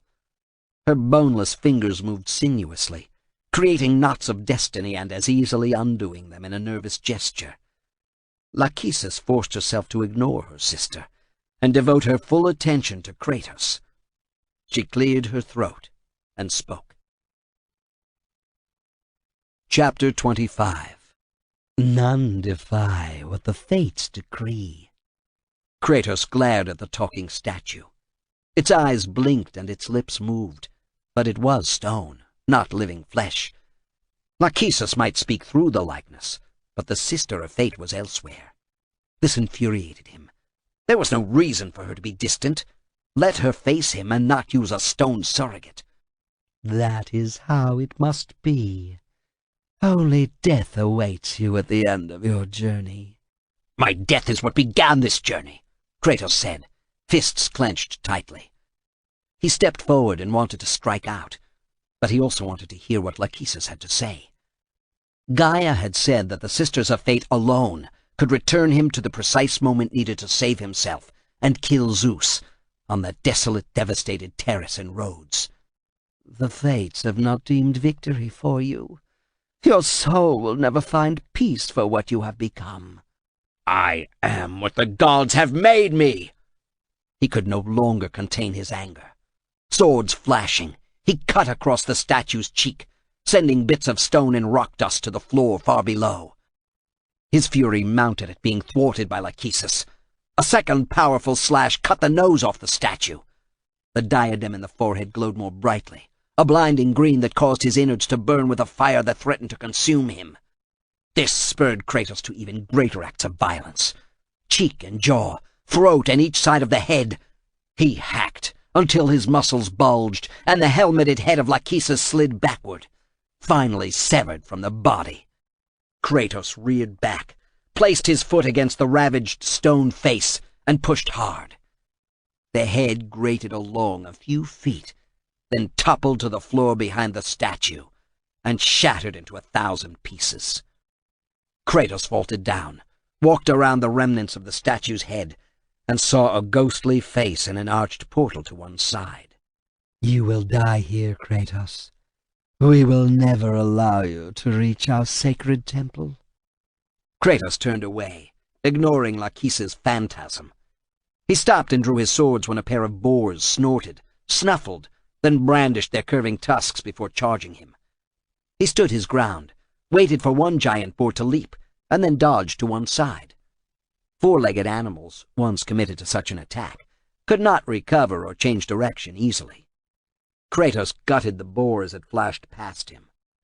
The second boar learned from its companion's death and did not leap, but stayed on the ground, head low as it charged, ready to lift its head and catch him on vicious yellowed tusks.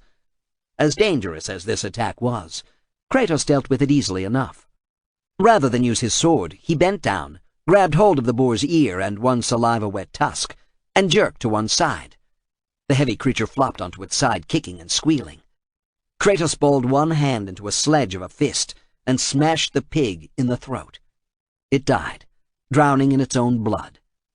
He picked it up, turning toward the doorway, where the eerie outline of a woman's face still shimmered.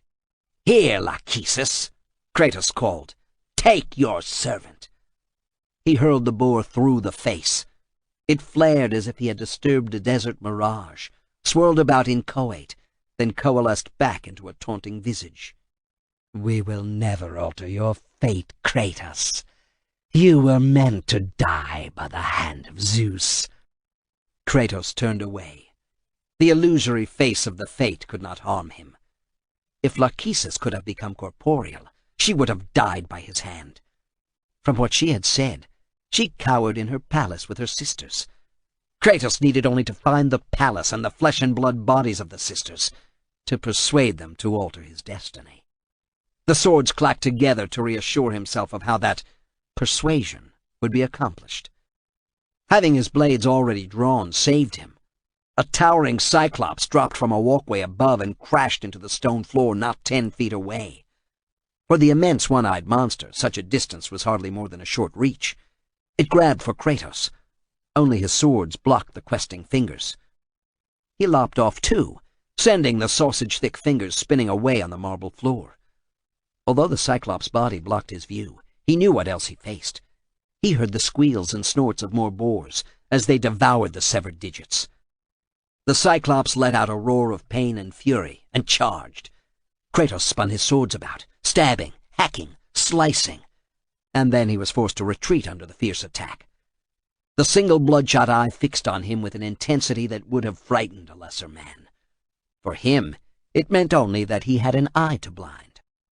As he prepared for the leap that would send him aloft and his blade into the Cyclops' giant eye, a boar attacked. Kratos was bowled over. His swords held the four-legged killer at bay, long enough to somersault and come to his feet. The Cyclops sucked on its severed fingers, then reached down, grabbed another boar, and ripped its head off. Kratos wondered if the Cyclops had become confused as to its enemy. Then he saw that the creature was simply using the weapons it had at hand. The powerful shoulders bunched, and the Cyclops threw the still-kicking headless boar at Kratos. He ducked and dropped to one knee. Then he found himself under full attack by the roaring, gibbering Cyclops. Hairy arms batted at him, leaving him staggering and dazed. A fist larger than his head smashed into his back and pummeled him until he fell onto his belly.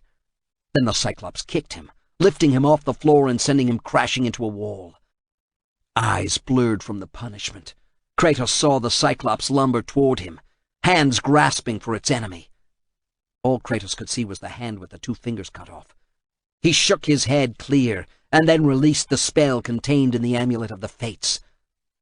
The Cyclops' headlong charge slowed to nothing. In the greenish light permeating this world, its bloodshot eye seemed to turn into diamond. Aching, muscles protesting, Kratos got to his feet, drew his swords, and then chopped off the already finger-deprived hand. Then he released the magical spell and stepped off to one side. The Cyclops roared in pain and disbelief that its hand had been hacked off. The pain broke its concentration, giving Kratos the opportunity he needed to slip around behind the monstrous creature, clamber up its back, reach around the bristle-haired head, and dig his fingers into the eye. The Cyclops went wild, thrashing about and trying to dislodge him. Kratos rooted about until he grabbed the tendrils at the back of the eye to pull it free, then crushed it. As the Cyclops opened its mouth to screech in pain and fury, Kratos placed one hand at the back of its neck and with the other grabbed its tongue. With a sudden, swift circular yank, he not only broke the Cyclops' neck, but pulled out the tongue as well. The monster stiffened and then fell like a tree, with its trunk sawed through. Kratos lightly jumped off and stared at the fallen giant for a moment. "You cannot change your destiny," the ghostly outline of Lachesis' head cried. He threw the Cyclops' tongue through the doorway, through Lachesis' ghostly face, and onto the path beyond. For a moment, he thought Lachesis would return, but the image had disappeared for good. Along the path now opened lay a steamy, stinking bog. Corpses dangled from banyan trees on either side. Carrion birds pecked at the fresher bodies, one possibly still alive, though Kratos never slowed his advance to see. Those strung up in the trees were of no concern to him. On the other side of this bog rose the sky-gutting spire of the Palace of the Fates. He was ready to meet the sisters. He was not ready for the chain whistling through the air and circling his neck. Kratos choked, and then was dragged along on his belly behind a huge horse that galloped through the swampy terrain. Chapter 26. "The world below is in turmoil, my father," Athena said. Zeus sat back, apparently unconcerned. He made vague brushing motions with his hand, as if she were nothing more than an insect to be shooed away. "It comes from unrest in Olympus," she went on. "There cannot be such upheaval among the gods and goddesses without repercussions." "You fear for my throne, daughter?" Zeus laughed harshly. Athena heard no humor in his tone. He had always treated her well before, even causing other gods to claim he favored her above them. She remembered how Ares had tried to use this as a lever with Zeus to gain more power. It hadn't worked with the former god of war, and from what she could tell, nothing she might say now would hold sway with Zeus. "I do, Sky Father," she said. Athena saw Iris peeking out from behind a large pillar at the side of the audience chamber. The instant the new messenger of the gods realized Athena saw her, she ducked away, as if this would take away all memory of her eavesdropping. "There are those atop Mount Olympus who would steal away your power, if not your throne." "You are not the first to speak of this, daughter. I am king of the gods. None dares oppose me." Athena bowed slightly to hide the sour look on her face. "All are daring. You must find a middle road to walk if you want to restore order." "All, daughter? You say all are plotting to usurp me? What is your plan to rob me of my power?" Clouds began forming at the domed ceiling, lightning crackling without striking. Zeus held out his hand, and a thunderbolt formed there. "You would strike me down, father." "Do you oppose me, Athena? Do you try to steal my power?" "I seek amity among the gods, father. Nothing more." "Kratos is the source of this cancer growing in Olympian guts," Zeus cried. "I will see him sent to the underworld." "The Sisters of Fate protect their realm jealously, father," she said uneasily. Try as she might, it had been impossible to send a message to Kratos. If he remains on the island of creation, there is nothing that can be done. "I am a god. I am the king of the gods." Zeus stood and shook his fist at the heavens. Through the open ceiling in his throne room came small thunderclouds. "Petition the fates, or do they seek a champion against me?" Zeus sat and looked around as if Kratos was spying on him. This bothered Athena greatly. Her father seemed hesitant and fearful, then would act precipitously. His mood swings grew greater by the day. Athena jumped when he slammed his fists down on the armrests so hard that twin fissures opened from the throne all the way across the audience chamber floor, isolating Athena on a small island between. She was startled to see that this destruction flushed out not only Iris, but also Poseidon from hiding places around the audience chamber. More than the messenger of the gods spied on Zeus' audiences. "What do you want, brother?" Zeus held up his hand, now a fist oozing misty dark clouds from between his fingers. He grew in stature until his head brushed the dome above. Not content with this, Zeus smashed the dome with his fist and sent a cascade of glass and stone raining down. He puffed himself up even more until his girdled waist came level with the now destroyed dome.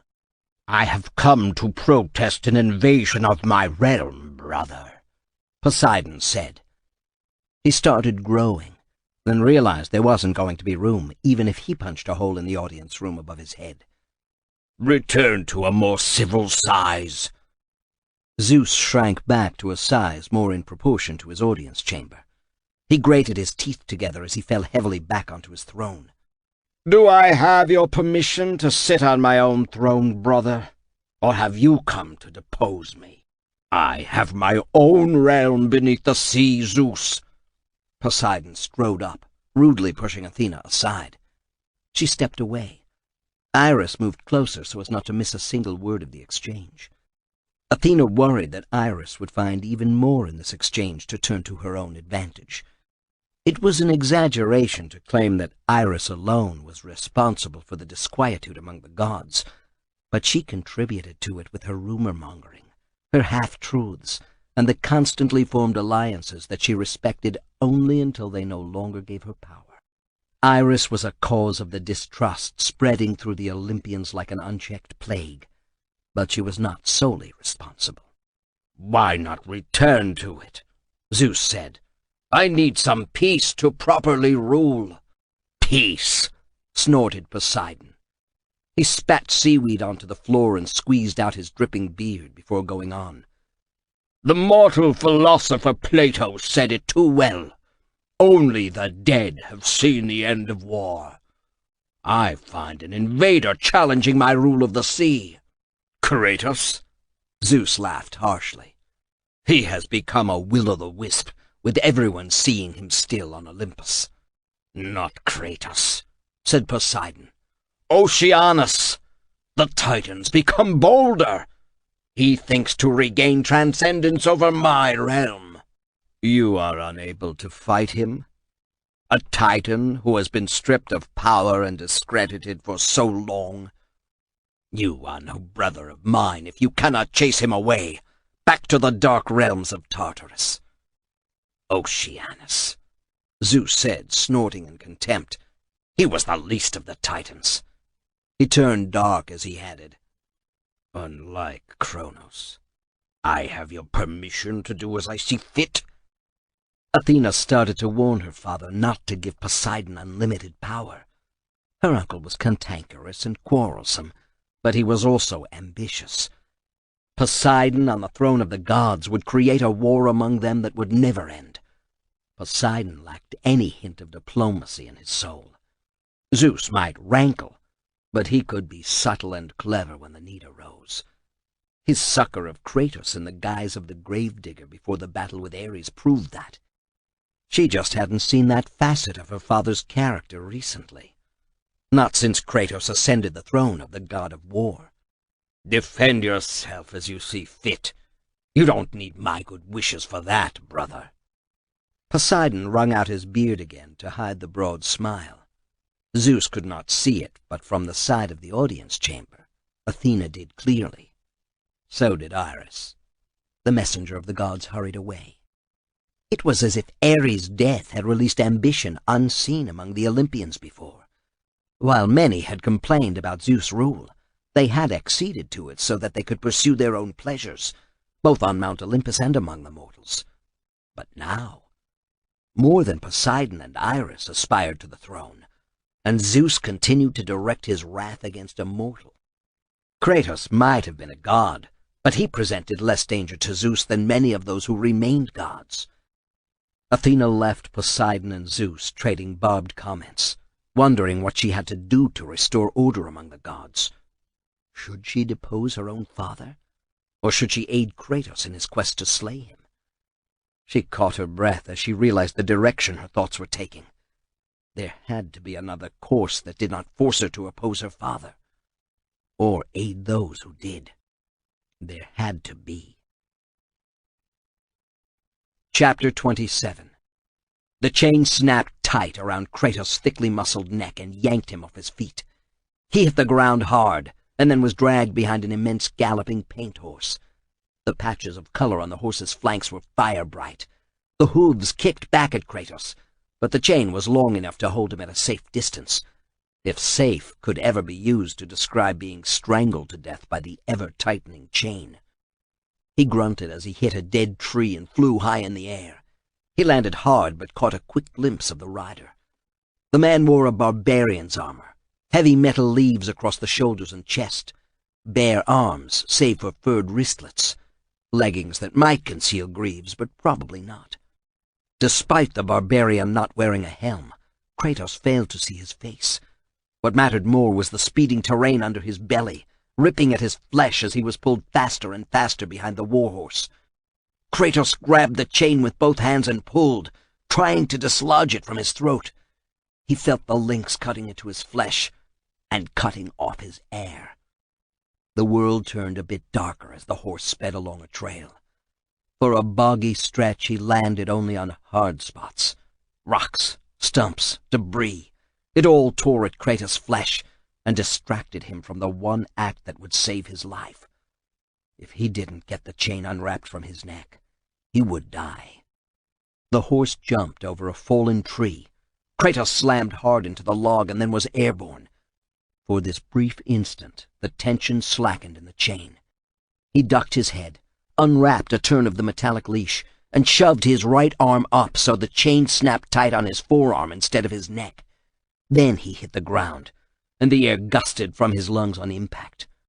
He was dragged for another 100 yards, and then regained his senses enough to reach back, draw a sword with his left hand, and then bring it down with all his strength against the chain. One instant he was sliding along.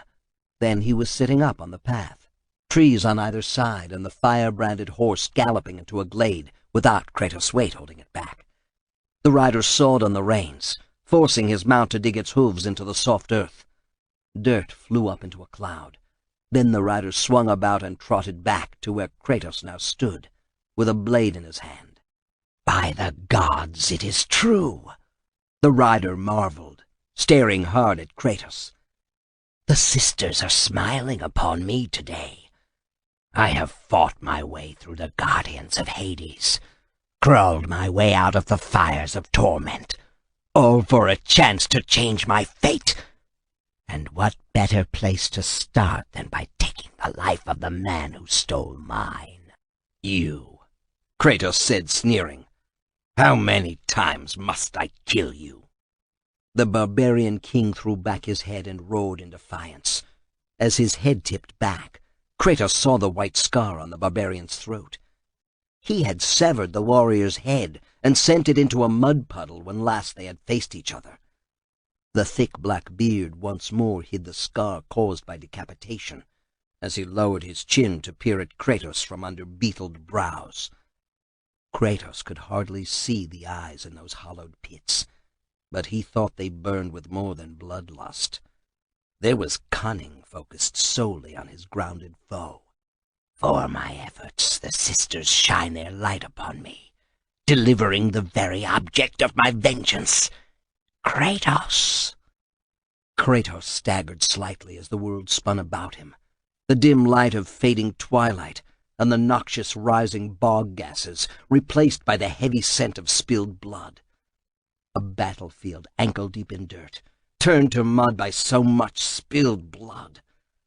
He had been ripped away from the world he inhabited and sent into that of dream, of nightmare. Kratos was part of the illusion, and yet stood away from it, facing the barbarian king as he had once before. "Alric," Kratos cried, "I will shorten you again. Come to do battle." "You will fall this time, ghost of Sparta. You drank the ambrosia and robbed me of my father's life. With him dead, you became king," Kratos said. "Could it be that you let me do your killing for you to save yourself the trouble?" Kratos sought to goad the barbarian king into thoughtless attack. It worked. The barbarian king rushed forward, but the battle did not go as Kratos expected. Alric was immense and immensely strong. He swung his war hammer with skill and power, driving Kratos back and then to his knees. Alric swung the haft around and caught Kratos under the chin. The Spartan's head snapped back, and he flopped onto his spine, so that he stared up at Alric as he used both hands on the war hammer to lift it high.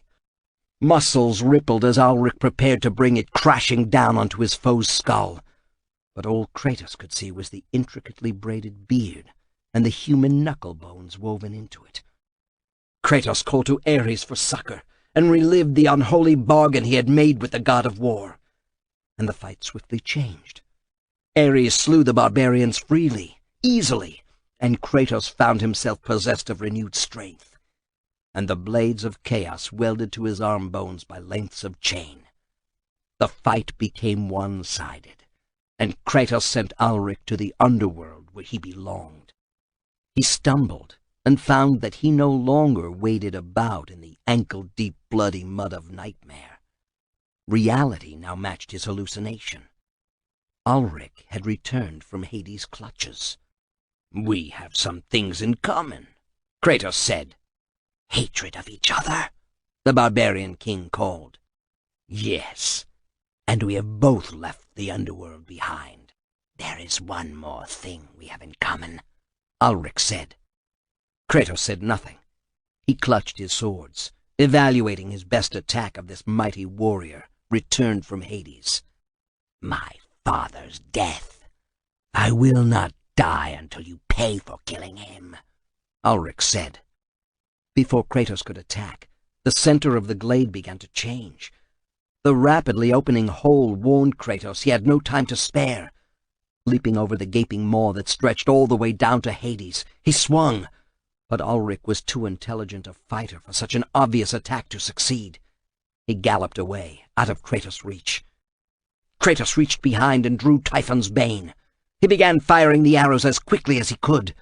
Ulrich batted away one or two of the icy missiles, but a few more embedded in his heavy armor. The attack produced a deep-throated laugh.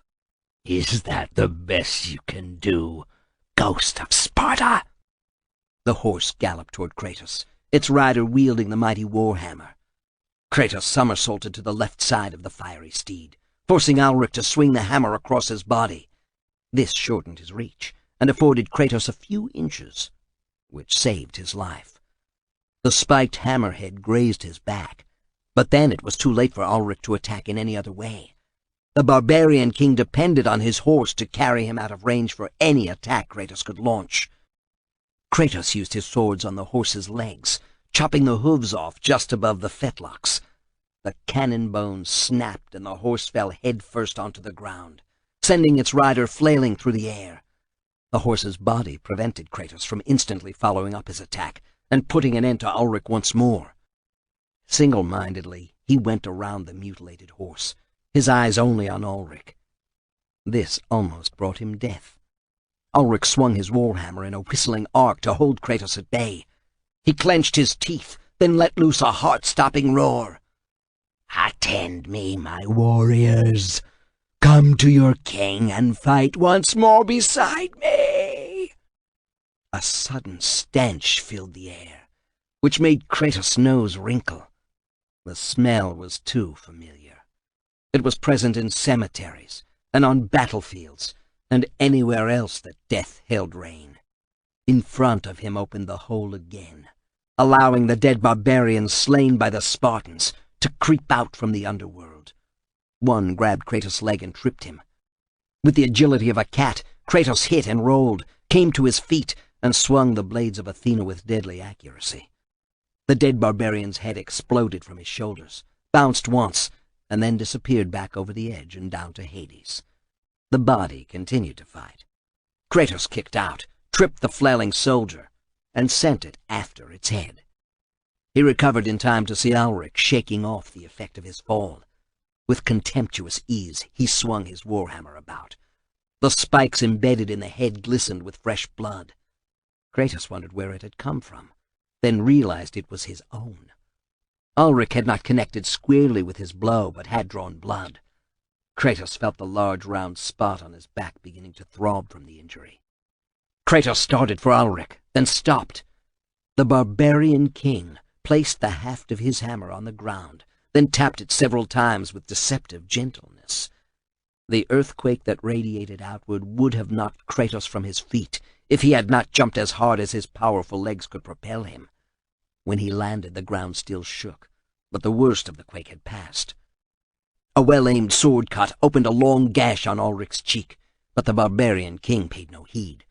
He swung his ponderous warhammer about and knocked Kratos' swords away. The defensive move left the huge man's body open to Kratos' sudden rush forward, until the two men were within inches of each other. Kratos slugged him with the pommel of one sword and his right fist. The solid blows forced Ulrich away. Kratos followed, this time with both swords swinging. The two crashed together in fierce combat, each strong, both determined to kill the other. Locked together, straining, Ulrich grated out, "The sisters promised to change my fate. I won't let you, ghost of Sparta, steal away my chance for life." Kratos heaved, sending Ulrich back. The barbarian was too strong for him, and the risk of what he had to do seemed suicidally high. With blades in front of him, he marshaled his energy and let the burning white spot deep within his breast grow. As the power focused in that scintillant spot, his legs wobbled. "You fear me, Kratos. I knew it." Ulrich rushed forward. His arms mimicked his legs as the muscles turned to water. The barbarian shrieked his battle cry and lifted his warhammer for the killing blow. Too weak to do more than wobble on his feet, Kratos looked within his body and spirit and unleashed the rage of the Titans. The powerful shockwave knocked Ulrich back so hard it took him off his feet. He sat down and skidded back a few more feet. For the first time, something more than hatred glowed in the king's eyes. Kratos saw fear. "You won't get past me to the temple of Euryale. I will stop you and claim my reward for serving the Sisters of Fate." Blade swinging in a deadly arc, Kratos pressed forward and left bleeding gashes on the barbarian king's arms. Seeing his chance, Kratos reached up and grabbed the shaft of the warhammer in an attempt to wrest it away. He shoved his feet into Ulrich's chest, then straightened his body as he wrenched the hammer free of the warrior's grip. He flew through the air and landed heavily. Before he could regain his feet, Ulrich swarmed over him, a heavy knee pressing him into the ground. Ulrich snatched back the warhammer. Kratos rolled over and over until he was some distance away and got to his feet. He was barely beyond the radius of the hammer's swing. Hot air gusted against his face as the spike-studded hammerhead passed within inches of his face. If the blow had landed, his head would have been turned to gory pulp. Kratos attacked, his swords flying faster than any warhammer could possibly block.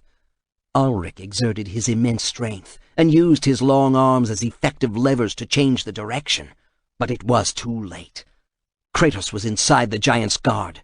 His sword stabbed forward and into the barbarian king.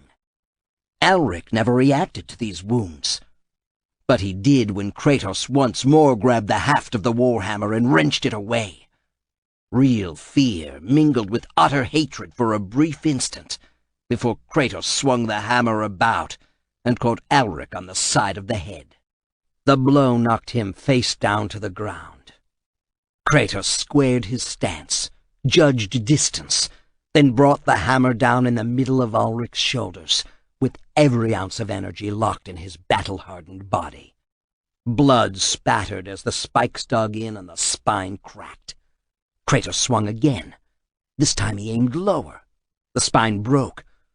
But still Ulrich flopped about. Another blow. Another and another left Ulrich still on the ground. Kratos held the captured warhammer high over his head and roared in triumph.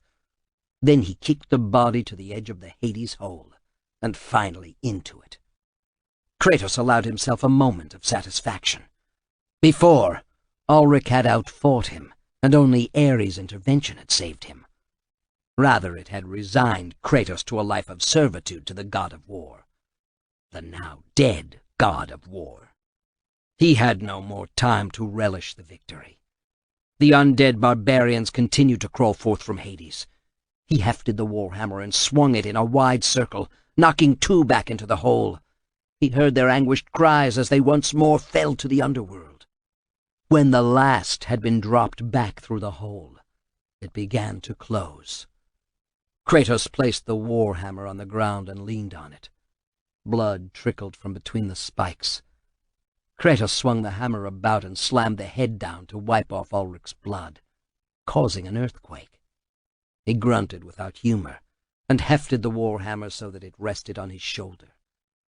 Then Kratos triumphantly slid it behind his back where it magically reposed with the other gifts he had received from the gods. He looked deeper into the bog and saw the dark spire rising above the temple of Euryale. Alric had protected that for the Sisters of Fate. He had been promised a new fate if he kept Kratos from reaching the temple, for all the good that it did him. Chapter 28. What happened? Atropos shrieked in frustration. You were supposed to remove him! Kratos? Lachesis waved off her sister. He might have destroyed my statue, but that doesn't matter. Alric will stop him in the bog of the Forgotten. Oh? Atropos stood with her hands on her hips, glaring at her sister. How do you think that is going to happen? What do you mean? Alric has been a faithful servant, if a foolish one. He thinks we will examine his plight and save him. Ares gave Kratos the weapons and strength to smash him. There is no reason to give Ulrich any new audience. Lachesis laughed lightly. There is no reason, since he does our bidding without ever demanding that we do anything for him. You think Ulrich will stop Kratos? What is wrong, dear sister? Lachesis was beginning to feel a touch of anger at the way Atropos was acting. Did one of your strands of fate break? You always put so much effort into making each perfect. Perfect, Atropos said bitterly. You should pay half the attention to your work that I do. If you did, you would know. Lachesis spun and stared at Atropos. No words came to her lips. That's right, Atropos said. Kratos not only fought the dead men-at-arms from Ulric's army, but he fought Ulrich all mounted on his fine prancing warhorse. He sent them all back down the hole into Hades' arms. Kratos killed Ulrich? Again? But that wasn't supposed to happen. She felt a passing dizziness. This was not the way her well-spun thread of fate should have played out. Kratos destroying her statue had been a surprise, but she had examined how she had cast his fate and saw nothing to preserve the statue. She had warned him. Lachesis reached out to pluck one hair-thin string determining the fate of both mortal and god after another, until she found the proper one. Kratos' thread was a different texture. Lachesis held down her anger directed at her sister. Atropos had meddled in what should have been a diverting fate. Kratos had always been a special favorite of hers because he did the unexpected. But he had always ended up fulfilling the fate she had decreed. Not now. Stroking the strand, smoothing the lumpy sections, tugging a bit, she worked to determine the proper fate. You play with him. End his life now. Atropos made cutting motions with her talons as she glared at her sister. I have. Zeus killed him. Only Gaia's tampering with his destiny rescued him from Hades.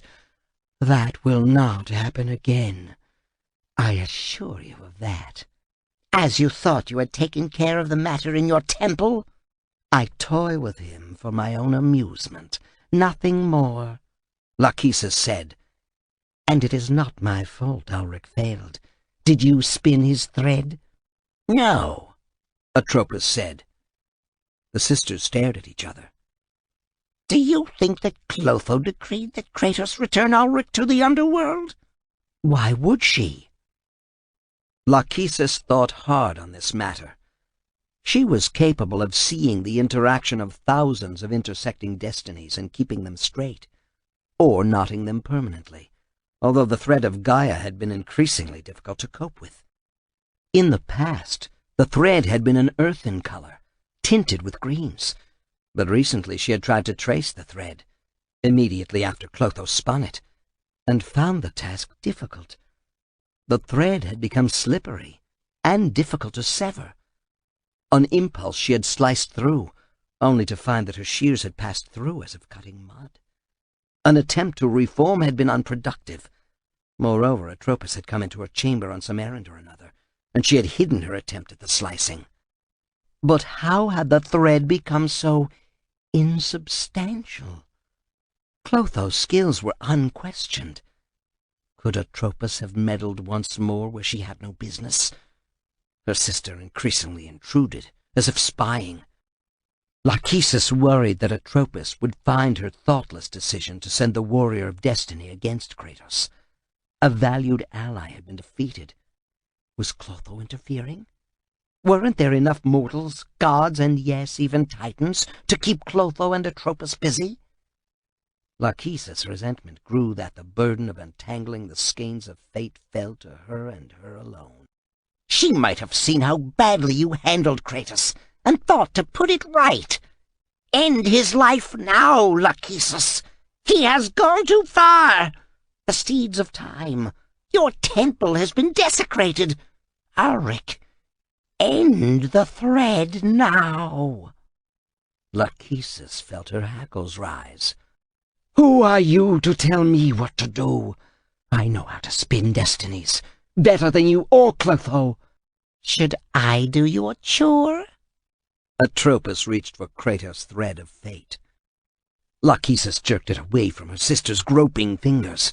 Atropos lacked imagination, and would only put an end to Kratos in a way sure to create ripples along other strands. Such a disturbance might take years to resolve. I'll do it. He will never reach us, sister. He will be stopped at the Temple of Euryale. You are sure? You insult me and my skill, dear sister. Lachesis made no effort to keep the sarcasm from her voice. Clever fingers plucked at Kratos' fate. Gorgon heads, skeletons, the key. There would be no possible way for Kratos to avoid his fate now. None. Chapter 29. Hidden deep within the spire lie the sisters. They control the threads of fate. Gain control of your thread, and you will be able to return to the moment when Zeus betrayed you. Gaia spoke softly to Kratos. The Temple of Euryale rose ahead. He strained to see the spire poking up above the sad trees with the drooping limbs. He snorted in disgust. Little wonder this was called the Bog of the Forgotten. Corpses dangled from the limbs of nearby trees, and the stench of decay pervaded everything. Kratos, came Gaia's soft voice again, this time with a hint of urgency that it had not carried before. You must beware. What lies ahead is a trap. Why do you tell me the obvious? The sisters will not allow you easy entry to their inner sanctum. The chamber of the loom is sacrosanct. No one but the trio ever enters. No one save the priests of fate. I fear none of them. You have done well, but you must not become careless. Hubris destroys mortals. I became the god of war, and it did not suit me. All I want is to kill Zeus for what he did. He spoke only to the soughing of wind through the banyan trees, and the creaking of chains and nooses around the dangling corpses. Never retreat, he muttered. He had come so far in his quest to find the Sisters of Fate and force them to send him back in time that he had nowhere else to go. Retreat? His life lay ahead. He started along the trail, weary of a trap. Ulrich had been a surprise, but Kratos found that he had enjoyed the combat again. The first time they'd met, when Ulrich commanded his entire barbarian horde, Kratos had been weaker. His arm had been strong and his sword swift, but he had given in to Ares, pledging his servitude in exchange for victory. Beseeching the gods for aid gave nothing to a true warrior. He was Spartan, and needed only his own skill and bravery. The faint dripping of water into a pool was now the only sound he heard. Even the wind had died. Clutching the warhammer he had won in combat, he advanced, rounding the bend in the trail and seeing the grim tower. He saw the entrance immediately. A large bronze door was the only entry point. As he started for it, stepping over skeletons scattered all around, he slowed. Gaia had warned him of danger. With a powerful leap to his left, he sailed through the air just as a ghostly Gorgon's head formed in front of the door. The face, limned with crackling green electricity, looked as if it was about to speak, but only a deadly gaze sought to envelop him. He somersaulted and then swung about to face the Gorgon. Its eyes could not follow him due to walls forming an entryway to the bronze door. If he had to enter the temple, he had to find a safer way inside.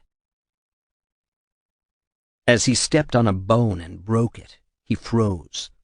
The sound of the bone was wrong. The skeletons in front of the Gorgon's gaze began shaking and sliding along the ground. Kratos watched the bones attach themselves, and the skeletons begin to assume a more human form. Then the bones snapped upright, reached for discarded swords, and stood. Kratos saw several skeleton warriors still forming, and knew he would be overwhelmed unless he acted quickly. With a roar, he charged forward, warhammer swinging. The first skeleton's head exploded from its spine as his sharp-edged blade cut accurately. His second slash cut the legs off a second skeleton, sending it flailing backward to explode into separate bones again. Kratos avoided the Gorgon's deadly aspect, kicked apart other skeletons forming, and heard bone grating against bone behind him. Kratos felt a sharp pain across his shoulder as the skeleton's sword cut at him. He ducked low, then thrust upward through the rib cage and into the skull with the butt end of the hammer's shaft. Once again the skull blasted from the skeleton's spine. Kratos saw that the second skeleton he had already dealt with had regained its legs and clumsily stood. Using the pain of the cut on his broad back as a goad, Kratos spun about and demolished his bony foe. Not stopping once he had spread its bones about, he stamped down hard and crushed the chalky arm and leg bones under his sandal. Spinning about, he dismembered the skeletons coming after him. Realizing how they reformed, he splintered the bones until only dust remained. It was the work of moments to pulverize them, leaving only a few knuckle bones and other smaller ones that would be no further danger. Kratos worked his way through the ruins, jumping over pools of scummy water, and finally finding what must have been an arena at one time. The walls were collapsed on one side, but higher up corridors and ledges remained. As he looked around, he heard a faint voice. "Warrior!" Kratos turned toward the far end of the arena. At a level too high for him to reach, he saw a man struggling forward, pulling himself along as if his legs were broken. "Warrior! Help me! I beg you! Help me!" Two horned creatures grabbed the man and dragged him out of sight. Kratos shook his head. By the time he reached the upper levels, the man would likely be dead. He looked around the floor. Puddles of orangish muck emitted vapors that caused his breath to catch in the back of his throat. He stepped back to be sure he was not falling into a trap. All he heard were the obscene bubbling sounds from the muck pools. The near silence was broken by a shrill horn blast. A beast lord emerged, a summoning horn pressed to its lips. The huge potbelly was armored, and the horned helmet hid both head and face. Its claws curled into the stone flooring and left deep scratches as it rocked back to give another long, mournful summons. As god of war, Kratos had seen the likes of him before, and waited for what had to come. The Lord tossed aside his horn as an immense cyclops crawled up from the ruins beyond. Using hooks, the Beast Lord scaled the cyclops and stood on the broad back, which had grapples fastened to the powerful shoulder muscles. Both Beast Lord and Cyclops roared a challenge that Kratos was ready to answer. Guiding the one-eyed monster as if he rode a chariot, the Beast Lord jerked hard on one grapple to bring his mount around. The Cyclops howled and charged Kratos. Seeing the real danger, Kratos somersaulted forward under the creature's club and slashed furiously at the exposed legs. The Cyclops dropped to its knees, giving Kratos the chance to swing his swords at the mounted Beast Lord. One blade tip slid under heavy armor. The Beast Lord lost his grip and fell from his one-eyed mount to crash to the uneven paving. The Cyclops was dangerous, but the Beast Lord was cunning and could direct the fight in ways Kratos wanted to avoid. Kratos advanced on the Beast Lord. He had injured the creature. Now he stabbed hard and drove his blade under the armpit and into important territory. A geyser of arterial blood exploded outward. The Beast Lord groaned and rolled away. Kratos was merciless in his attack. He pressed the Beast Lord hard, only to have his killing blow deflected. The Cyclops had rejoined the battle. Its club almost knocked the weapon from Kratos' hand. He whirled and slashed at the Cyclops, then realized his error. The Beast Lord attacked him from the rear. New wounds appeared on his broad back. The pain from the deep cuts tore at his battle concentration. A lesser warrior would have died. Kratos had experienced worse pain. He was a Spartan. He was more. He was the ghost of Sparta. Taking more wounds to his back, he focused entirely on the Cyclops and its swinging bludgeon. He avoided a downward swing that would have crushed him to bloody pudding. Stone splinters erupted upward as the club destroyed more of the paving stones. But Kratos was within the circle of the Cyclops' arms, its belly exposed. Using a double-handed thrust, he drove his swords inward, upward, and outward. He carved a huge chunk of bloody flesh from the belly, causing the Cyclops to shriek in agony and drop its club to clutch its sundered abdomen. Kratos was now free, for an instant, to kill the Beast Lord behind him. The armored creature had continued to attack his unprotected back. Kratos felt rivers of blood tickling as they ran down his skin.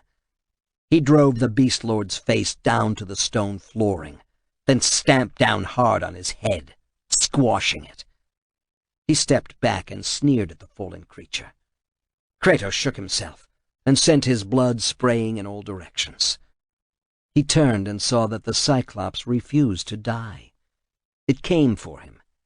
Digging his toes in against the edge of a broken paving stone, he got purchased despite his sandals being slick from blood.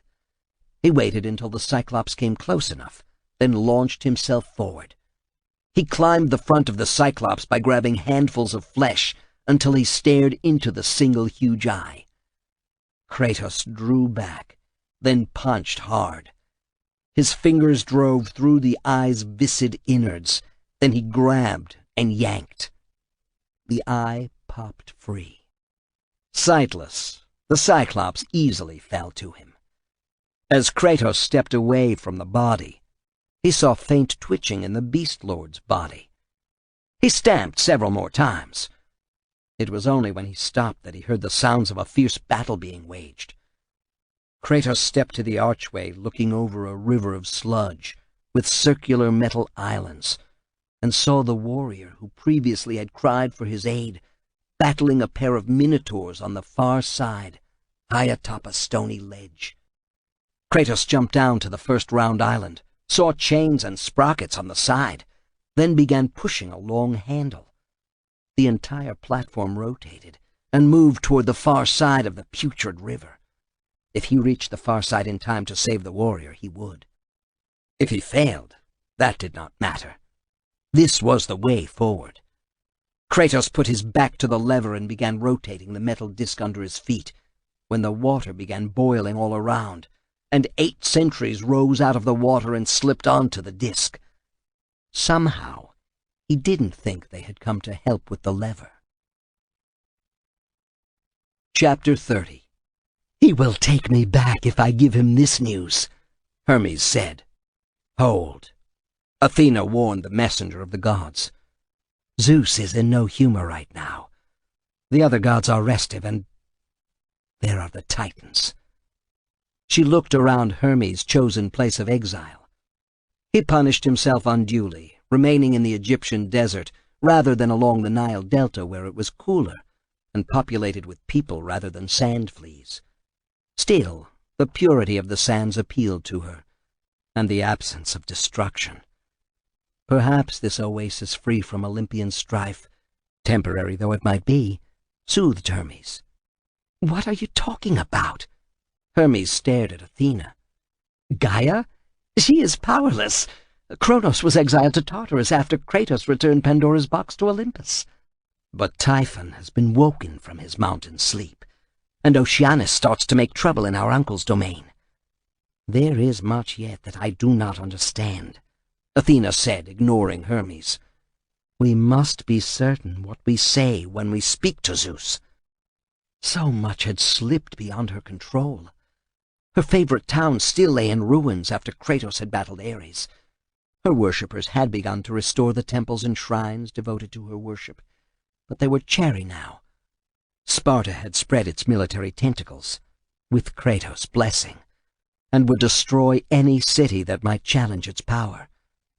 But there was more that even the usually wily, all-seeing, all-eavesdropping Hermes had missed in his frantic need to regain his status on Olympus. Some of her worshippers had built shrines, small to be sure, celebrating Gaia. It was as if they chose to return to olden ways they could not possibly remember. Or was there something more happening that she was unable to understand? The Olympian gods made their presence, their power, their authority known, though less often now than before Kratos had been made god of war. Somehow, the mortals sensed the unease in Olympus and sought other deities. But the Titans! Athena could not understand this. The great war had been fought and won. Zeus had forever banished all the Titans for what Kronos had done to him, even disgracing Gaia despite her role in raising him. The king of the gods' fury knew no bounds. That burning rage no longer smoldered in his breast, but increasingly burst forth. Did the mortals sense how easily he might destroy them, and thus seek out other gods to protect them? But the Titans! I can tell him of Kratos, and how he has reached the ruins of the Forgotten. What? This startled Athena. He has gone so far. You won't tell Zeus, will you? The more I can give him, the less likely he is to favor Iris. Athena heard the suspicion in Hermes' voice. No, I will not tell him what you have learned. She saw that her promise did not ease Hermes' concern. It would take very little for him to turn on her. If he thought Zeus would restore him to his previous status between the gods and goddesses, betrayal would come as easily to his lips as his winged sandals carried him faster than thought throughout the world. She needed to be on guard. And Kratos, should she aid him when he sought only to kill their Sky Father? Athena shook her head. Peace among the Olympians, with Zeus on the throne, was their only hope for survival against such mortal determination as the ghost of Sparta displayed. Wait until I speak with the Sisters of Fate and plead your case, Athena told Hermes. You would do this for me? You would ask for their forgiveness? Athena felt a coldness within as she thought of approaching the trio, whose weaving of fate controlled the entire world of both mortal and god. She could plead for Kratos, or she could plead for Zeus. She thought that her father needed succor far more. Chapter 31. The sentries circled Kratos and backed him to the lever he had been pressing to move the circular metal island. His blades sang out and forward, but the muck-dripping creatures were too quick. They easily danced back out of range of his fiercely swinging weapons. When the lever nudged him, and the chains linked through the sprockets on the side of the metal island began to groan, he realized his progress to the far side of the swampy river would be for naught. Only constant pressure on the lever kept the circular plate from returning to the wrong side of the river. The longer the fight raged, the farther he got from the shore he desired. A quick glance up to the stone ledge high above showed the warrior still battling. Then Kratos ignored the fighter's plight because of his own. The sentries moved forward again, their swords and scythes hissing as they cut the air. Kratos closed his eyes to concentrate his power, then released the rage of Kronos. The magics radiated outward and momentarily stunned his attackers. With a mighty exertion, He swung the blades of Athena and cut through the midsection of the closest 4 sentries. 2 quick steps put him into position to dispatch 3 more. With only 1 remaining, just out of reach, he squared his stance for the final lunge, only to find that the magic had already faded. The sentry bellowed and rushed him. Catching the creature's blade in the X of his own crossed weapons, Kratos fell backward, then lashed out. 1 foot looped around the sentry's ankle. The other viciously kicked against the kneecap. The dull snap of breaking bones could be heard over the soughing of the defiled river around the island. But the next snap, as Kratos lifted the struggling creature high over his head and then dropped him over his knee, came as loud as any thunderbolt. Kratos kicked the body into the water and returned to his task of pushing against the river. He quickly reached the far side, hopped lithely up, and scrambled forward, going deeper into the ruins. Barely had he reached a decaying, vine-draped area than he heard the faint moans of a human. He looked around. "Warrior, help me." The plea was so faint even Kratos' keen ears almost failed to hear it. He turned in the fetid jungle and, amid the thick vegetation, saw movement both bright and shining. Kratos ran forward, pushing his way through the vines. When he saw the warrior who had called out to him before, he stopped. The warrior wore Athenian armor, a bright red plume on the crest of his helmet. A quick look around convinced Kratos this soldier was not bait for a trap. He advanced, dropped to his knee, grabbed the soldier by the cuirass, and brought him to a sitting position. Blood flowed from a dozen wounds, any of which would be fatal. Kratos had seen the soldier battling minotaurs. A deep gouge in the belly showed where one had gored him, then left him for dead. Kratos shook the man to loosen his tongue before his soul departed for the underworld. "God of war," the Athenian grated out. Blood gurgled in his throat, another sign he was soon to be ferried across the river Styx. He tried to point. "Jason, that beast took him." The soldier clutched Kratos' forearm with surprising strength. "All our men are dead. Jason has the fleece to turn back the Gorgon's stare. You must save him." Blood trickled from the corner of the wounded man's mouth, and Kratos caught the stench of imminent death. The man sagged, exhausted from the effort of giving Kratos this warning. Kratos shoved him back to the ground and stood, looking down as the man gasped for breath. Every intake of air was raspy and tortured. For an Athenian, he had fought well. Kratos turned and looked down the path the soldier had indicated. "Help him," came the faint cry, almost inaudible. The fallen soldier had said Jason fought some creature. Drowning out further entreaty came a lewd sucking noise, a gobbling, a vile feasting. Kratos ran down the path toward the sounds of an animal rending flesh, only to dodge to one side as a Gorgon assassin reared up on its snake's tail to block the path. The eyes on stalks weaved about, this way and that, as the ineffectual hands reached out for him while it slithered closer. The deadly eyes swept past him. He foolishly looked and felt his arm turn to stone. One instant it had been muscular, powerful, capable of wielding any weapon. The next saw it numb and cold as if it had been sculpted from marble. A powerful flexing of his shoulder and upper arm shattered the stone and restored his arm. But it felt curiously weak. He flexed it again, drew his blades, and rolled forward, ducking under the Gorgon's deadly stare. He slashed furiously with both swords, and produced an ear-splitting shriek that almost froze him as surely as the Gorgon's gaze. The Gorgon reared again on its snake tail, towering over him. He thrust, drove one tip a few inches into flesh protected by a horny hide, then tried to scream as the gaze fell upon him fully. His arm had lost circulation before. Now his entire body did. A moment of panic passed, as he realized he was encased in stone, not turned to stone. With a mighty heave, He arched his back and brought his arms around.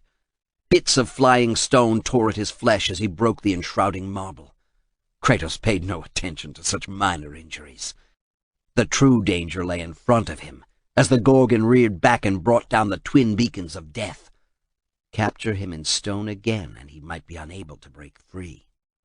He leaped into the air and brought both blades down on the Gorgon. The creature sinuously wiggled away, only slightly injured. With his sword edges trailing fire from the force of his attack, Kratos again hacked at the monster, and again his body became cold and immobile. The gaze had bathed him in hideous, transforming green light. Kratos crashed to the ground, solid from the Gorgon assassin's glance. Luck kept many a warrior alive. So it was with Kratos now. He had landed heavily on a rock in the swampy path. The rock cracked the casing around him, and once more afforded him a way of breaking free. Shards flew in all directions, but another stone imprisonment could spell his end. With full fury, Kratos attacked, jumping high into the air. The Gorgon's eyes followed him. He drove the tips of his swords downward into those blazing watchfires of death, blinding the Gorgon. It screeched and tried to flee. Swords no longer good enough. Kratos grabbed the Gorgon around the neck and squeezed. He felt snake-cool, scaled flesh beneath his fingers. He squeezed. The Gorgon choked. He squeezed harder as the creature thrashed about, then gave a savage jerk and beheaded the monster. He swung the barbarian king's warhammer around and smashed into the gears, reducing them to dust. The calls for help came louder now that the way had been cleared of the gears. Kratos stopped in front of an iron grating. On the other side, a broad-chested, dark-furred Cerberus tossed its center head and ripped an arm off a fallen man. Blood rained down in the sandy arena, and the gobbling sound made by the three-headed monster drowned out the moans of pain from the now one-armed man. The monster saw Kratos and roared. Its claws ripped at the ground, and its spiked tail whipped back and forth in anger. Kratos bent, grabbed the bottom of the grating, and heaved, sending the gate upward. Kratos thought all three heads smiled, even the one still holding the severed arm, as the monster shuffled around to face him. Turning his back to the dark Cerberus, Kratos held the warhammer in a loose grip. He lowered his head and waited. The Cerberus was puzzled at his lack of aggression. Impatience caused the three-headed dog to race forward. Kratos tightened his grip, tensed his muscles, and began a swing. By facing away, he had given himself a full half-circle's added momentum. He spun and sent the hammer with all its prodigious strength into the head still gobbling at the human arm. Blood exploded in all directions as the spiked hammerhead met the Cerberus head. The dark Cerberus stumbled and leaned to one side. Kratos recovered, swung his hammer in a wide arc, and again connected squarely, this time just behind the dog's muscled shoulder. The shock went all the way up into his arms, forcing him to step back to recover his balance. Kratos almost died. The dark Cerberus spat out a fireball from its second head. Kratos lifted the hammer and deflected a portion of the liquid fire aimed at him. The foul, fiery sludge coated his hammer and burned at the haft. Taking 2 quick steps, he somersaulted and avoided another fireball attack, coming up next to the one-armed man. "Kill it, god of war," the injured man urged. Kratos looked at him without curiosity. "Kill it, and you will have the thanks of Jason of the Argo. You have the golden fleece." Jason shook his head. With his remaining hand he pointed. The Cerberus swallowed it. "Get it back. You have to." Kratos roared and attacked. The Cerberus swiveled its heads about and finally spotted him. He saw that the creature had momentarily blinded itself with its own blood, but its eyes were clear once more. Knowing the dog moved sluggishly to the side because of its four-legged stance, Kratos forced it to pivot on its back legs by circling. With a powerful double-handed grip on the warhammer, he slammed it into the ground between him and the Cerberus. The hammer blow to the ground sent ripples earthquaking in all directions. Kratos staggered and went to one knee, but the Temblor toppled the dog. It crashed to the ground and bounced about as the quake died down. On his knee, Kratos swung again. The war hammer crushed the second head. Only the third head remained. From the piteous howls coming from that head, Kratos had wounded it grievously. The creature struggled to regain its feet so it could rear back and spit forth another deadly fireball. Kratos shot to his feet and surged forward, taking advantage of another fiery attack that exposed its throat. His swinging hammer caught the dog just under the jaw. Its head snapped back. Being too close to use the long-hafted hammer, Kratos grabbed with both hands and clawed out gobbets of flesh from the dog's throat. The Cerberus went berserk, thrashing about, clawing with taloned legs, trying to snap at him with its remaining head. An agile twist brought Kratos closer. He rammed one forearm into the dog's throat and reached around behind its head with his other. Catching it in a deadly grip, he used every ounce of strength to jerk. A sound like thunder filled the arena as its neck snapped under his stupendous killing move. Kratos stepped away when the Cerberus crashed to the sandy ground, twitching violently as death slowly possessed every inch of its muscular body. Not waiting, Kratos gripped the jaws and forced them open, then plunged his arm down the monster's throat. His fingers tingled as they touched a thick wad of fleece from the magical ram. With a quick yank, Kratos pulled out both the golden fleece and the dog's esophagus, which he cast aside. He held the fleece above his head, stared at its shimmery golden strands woven into shoulder bracers for armor, and felt the power filling his entire body. "You've done it, Ghost of Sparta. You've recovered my fleece." Jason made his way painfully toward Kratos. "Return it to me, and be blessed by the gods." Kratos spat. "I want nothing to do with the gods of Olympus, other than to kill Zeus." The words shocked Jason. His eyes went wide, and his mouth tried to form words. He clutched at his severed limb with his good hand. Blood oozed around his fingers. "You cannot mean this," Jason said. "The ram that bore that fleece was slaughtered in tribute to Zeus, just as Zeus will be slaughtered in tribute to me." Kratos slowly rotated the fleece so that it shone like a small golden sun. "The fleece is a holy relic. You cannot pervert it to your needs, god of war," Jason said. "I am not the god of war," Kratos bellowed. "The Sisters of Fate will grant me a different destiny, one that sees Zeus dead. Never again will I sit upon the throne of the god of war. It is my fate the Sisters will amend. Why else would they block the path with a magic that only my fleece could destroy?" Jason said, his voice stronger. "My Argonauts and I dared a dragon and treachery to steal it away from Aeetes of Colchis. It is mine." Jason made a clumsy grab for it. Kratos stepped away and let the Argonaut fall past him, landing on his knees, propped up on his good arm on the sandy ground.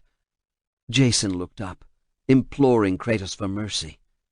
He knew nothing of the man he beseeched if he thought charity or even a spark of compassion burned anywhere in his tortured soul. "I must possess it to reach the Sisters of Fate." Kratos stepped away from the man as he struggled to his feet. He had no cause to bandy words further with Jason. "My fate must be changed. The fleece will gain me entry and be my gift to them to change my destiny." Jason's jaw tightened and a hardness came to his aspect. His remaining hand tightened into a fist so hard that his fingernails cut into his calloused flesh and caused drops to fall into the thirsty sand of the arena floor. Kratos touched the spot on his chest where Zeus had run him through with the blade of Olympus. If his resolve had ever faded in his quest to reach the Sisters, this memory had renewed his determination. Zeus would die at his hand. "Medea!" A small catch came to Jason's voice. "She was my lover, my all. She was a witch and the only woman who ever truly loved me." Jason straightened. "She killed her brother to aid in the theft of the Golden Fleece. She convinced my uncle's daughters to murder and eat him when Peleus thought to betray me because of a false oracle's prophecy." Kratos lowered the fleece and held it at his side, watching the Argonaut closely. "Medea convinced my cousins that the murder of my uncle and devouring the chopped-up pieces would rejuvenate him from serious illness." Jason's lip curled. They deserved their fate. So why do you wish the Sisters of Fate to change it? You have changed your mind? "Never!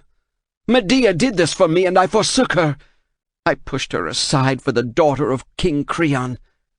Creusa was to be my bride, but Medea sent her a wedding robe that burst into flame that none could extinguish, which consumed her on our wedding day." Jason squared off as he faced Kratos. "After she cut the throats of our children, she fled to Athens."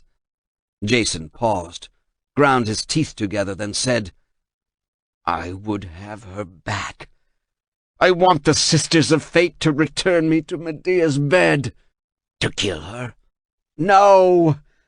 I was a fool to believe Creusa could love me more. I miss my children, and Medea haunts my dreams. A smile, a soft touch." Jason reached behind, drew a wickedly sharp dagger, and launched himself at Kratos. Years of fierce battle had honed Kratos' reactions. The gleam of the blade that should have driven deep into his chest missed by a hairbreadth. He reached out and caught Jason by the throat, squeezed and then heaved, lifting the Argonaut off his feet. Jason stabbed out with the dagger, but it was a feeble attempt. Kratos' powerful grip turned the blade around and drove it into Jason's heart. When the man stopped struggling, Kratos cast him aside. "It is best to die in combat," he said by way of obituary for the dead hero. He lifted the fleece and spread it across his shoulders in a golden display. Chapter 32. Atropos manipulated her projected image to twice her real height and looked down her nose at the god. She wanted more fear in him, but there was only a curious eagerness, or perhaps it was anticipation. With a single pluck on the thread that bound Hermes to her loom, she could change his destiny. But he did not look as if he worried about his own fate. Yet he did. Otherwise, why would he be on his knees in the Egyptian desert to petition the Sisters of Fate? Atropos looked around, wondering if Lachesis and Clotho would come to see the god and make him grovel. Lachesis enjoyed venturing away from the island of creation through her projections, but Clotho was loath to do so, preferring to remain in her chamber, both in body and in spirit. She was a little uneasy ever since she had learned that Lachesis had sent forth the warrior of destiny, and Kratos had vanquished him so quickly. Oh, it had been a hard-fought aerial battle, but the griffin the warrior had ridden was an inferior mount. It should have been far more agile in mid-air than the Pegasus Kratos had used to reach the island of creation. What had Lachesis been thinking? "You know my plea, sister," Hermes said, bowing deeply. The wings on his sandals whirred softly, keeping his feet just above the desert sands, as if he was too good to walk where camels did. Atropos found her ire rising, and she had no idea why. She considered grounding him by clipping his winged sandals to teach a lesson in humility. She held the power over the Olympians. She held power over the entire world. Hadn't she, with her sisters, brought down the Titans in the Great War? The Olympians, and Zeus in particular, owed them for the position and power they had enjoyed ever since. "I cannot change your destiny, god of Olympus," she said pompously. She wanted him to become more nervous and perhaps offer her great tribute, as Kronos had done in the past. Gifts given in fear were always so interesting, reflecting on the thoughts of the giver. "Rather, I will not. It is not my pleasure to change what has already been spun so lovingly." "Your choices confuse me, sister," Hermes said. "They are not meant to be understood by mere gods." "Why do you allow Kratos to possess the Golden Fleece?" "He doesn't. Jason is attempting to reach us with that bribe, as if we had any use for the golden fleece. If you do not accept Kratos' gift of the golden fleece... Jason brings the fleece, not Kratos. Kratos has been thwarted in his attempt to reach the Palace of the Fates. We do not permit mortals, or gods, to enter the palace unless we deem it their destiny. Not so, sister, Hermes said. Now he became more confident, and this perplexed her. It irritated her even further. Too much slid along a string of fate, bouncing and bobbing in unexpected directions. The outcome would be the same, of course, but those ripples gave too much unpredictability to allow her peace of mind. Lachesis would relish it. Atropos wanted only to restore order. I am aware of every gift I have ever given a mortal. What's your point, Hermes? The winged messenger of the gods stared boldly, too boldly, at her in open defiance. Had she and her sisters pushed Hermes too far? Allowing Zeus to cast Hermes from Olympus had left the messenger god with nothing to lose. She felt some of that cold determination in Kratos. What more could be done to him that the Sisters of Fate had not already decreed? His fate was sealed as surely as if they had affixed a blob of wax to him and used their signet rings to display an imprint on his forehead. I gave the ram to Phrixus and Helle, who flew... Yes, we decided that Helle would tumble to her death. Atropos chuckled at the memory. None of the sisters had foreseen that the mortals would name the narrow channel where Helle died after her. Phrixus appreciated my gift. The ram had both reason and speech, and possessed the golden fleece. It was one of my finer gifts. I know this, Hermes. You waste my time. Now leave. Atropos found the thread she had been spinning with such care. Every gift I have ever given, Hermes said more forcefully, is forever linked to me. Hermes, Atropos said, tiring of his reminiscences. Your charities are of no interest to me. His face hardened. There is always more to my deeds. Do I not learn secrets and then divulge them? I knew when Jason killed the dragon and stole the fleece.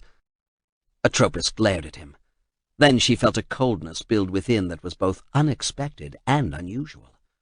She controlled the fate of others, but now her own destiny slipped and slid in directions not of her choosing. She knew that Hermes spoke the truth. Jason embarked on another quest, this time to offer the golden fleece to you as tribute, so you would change his fate. Hermes pressed on with what Atropos did not want to hear. Jason is dead, and Kratos possesses the golden fleece. He can enter the temple of Euryale, Atropos said, shocked. Kratos has powerful allies. Gaia sprang instantly to Atropos' mind. Iris, Hermes said, the goddess of the rainbow aids him. I am sure of it. Iris? Atropos was brought back from her speculations about the Titans plotting once more to gain ascendancy over the gods. She knew Gaia's interest in Kratos, but had Iris somehow escaped her destiny? Atropos felt true fear. She had meddled, and might have brought ruin down on herself through lack of skill. How she wished she had Lachesis' talents, for such disregard of destinies they had all agreed upon. This had to be made right, and when it was, she would go back to her work of measuring and leave Lachesis to her tiny diversions. A new, colder thought came to her. What if Lachesis had countered her minor tweaks of Kratos' fate, changing the warp and woof of his thread for her own purposes? Those purposes might not have Atropos' best interests at heart. After all, she had become excited at the idea of meddling, so that she determined destiny rather than all three Sisters of Fate. What if Lachesis had decided 2 sisters might be better? Atropos never argued with Clotho, and she had never known Lachesis to either. But she and Lachesis, they had moments of bitter dispute, although not lately. Had this lull in their contention been a clever plan of Lachesis to lull her into... Atropos swelled to 4 times her normal size. The projection dwarfed Hermes now as she tried to conceal her agitation. Who else can provide such accurate information but another messenger of the gods? She has designs on Zeus. His throne? She will never be accepted as queen of the gods, sitting on Zeus' throne. Oh, no, not that. Iris is subtler. She thinks to supplant Hera as Zeus' wife. From his side, she would manipulate and direct to gain the power she seeks. Zeus is a god of immense loves and hates, and does nothing by half measure, often responding with emotion rather than reason. Iris has his counsel in the guise of bringing him news from across the mortal world. She brings him lies! Hermes was flushed now. His wings beat frantically now, lifting him many feet above the tiled floor as his passion grew. We have not decreed that, Atropos said. She dropped the complex weave, and the distant Nile overflowed its banks, sweeping away thousands, all requiring her expert measurement.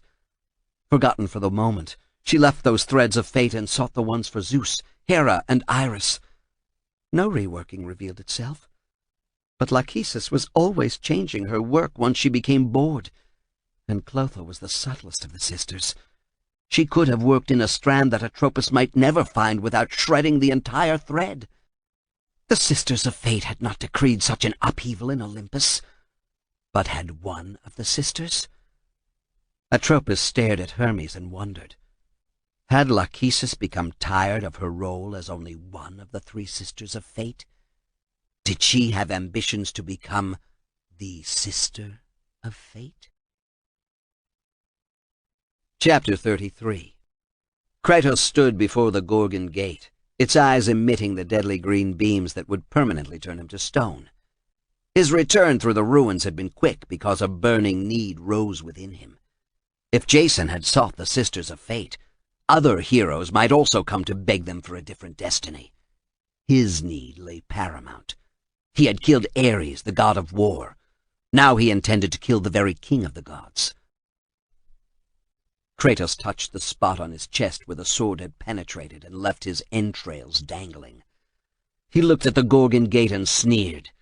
He touched the golden fleece adorning his shoulders, magical tingles passing into him. Before it had been only a cape. Now glowing plates adhered to his armor. The Gorgon's eyes fixed on him. The heat and stark power staggered him, but the golden armor bolstered his ability to fend off even the most severe blow. He advanced, the barbarian king's warhammer in his right hand. Torrents of energy poured around him, as if he were a seaside rock, and a mighty storm's waves crashed against him. Like that rock, he did not bend or yield. Grunting, he swung the hammer as hard as he could against the face of the stone Gorgon. It exploded into 1,000,000 pieces. Kratos let out a bellow of triumph, then rushed into the temple of Euryale. He began to explore, finding only desultory guards to block his way. He heard scraping sounds. Drawing his swords, he rounded a thick pillar to see a wizened soldier yanking hard at a handle on a winch. The soldier looked up and grinned, revealing gaps between teeth so blackened with rot as to be useless. The flesh was pulled drum-tight on his face, and his eyes burned with fanatic fire. He yanked hard and pulled the wooden handle out of the winch, staggering back. You'll never reach the Sisters of Fate, Ghost of Sparta. It is my fate. On spindly legs, more bone than muscle, he ran away to vanish around a pillar, cackling maniacally the entire distance. Kratos studied the winch and saw it controlled an elevator that would have lowered him into the bowels of the temple. Lacking the handle, he had two choices. He could track down the emaciated soldier and take the handle from him, or he could find another way down, for such had to be the direction he needed to travel. Why else would the old soldier in his battered, blood-encrusted armor try to keep him from the lower levels, unless that way truly led to the Sisters of Fate? Stalking about finally revealed a small hole in the ancient stone flooring that Kratos enlarged with several swift blows from Alric's warhammer. Debris fell to the floor far below. He shoved his head down into the hole to look about, and saw a strange iron cage spanning the length of one wall. But stranger yet were the spinning blades with serrated edges that rolled back and forth along channels mounted in the ceiling. The drop was too far to the floor even for Kratos, but if he could reach a wall and climb down, he could continue his search. To do that, he had to cross the ceiling laden with spinning wheels of death. Any of the rotating, laterally moving wheels would sever an arm or legs or head if he made even an incautious move. Without hesitating, Kratos swung down, using the blades of Athena to grapple into the stone ceiling.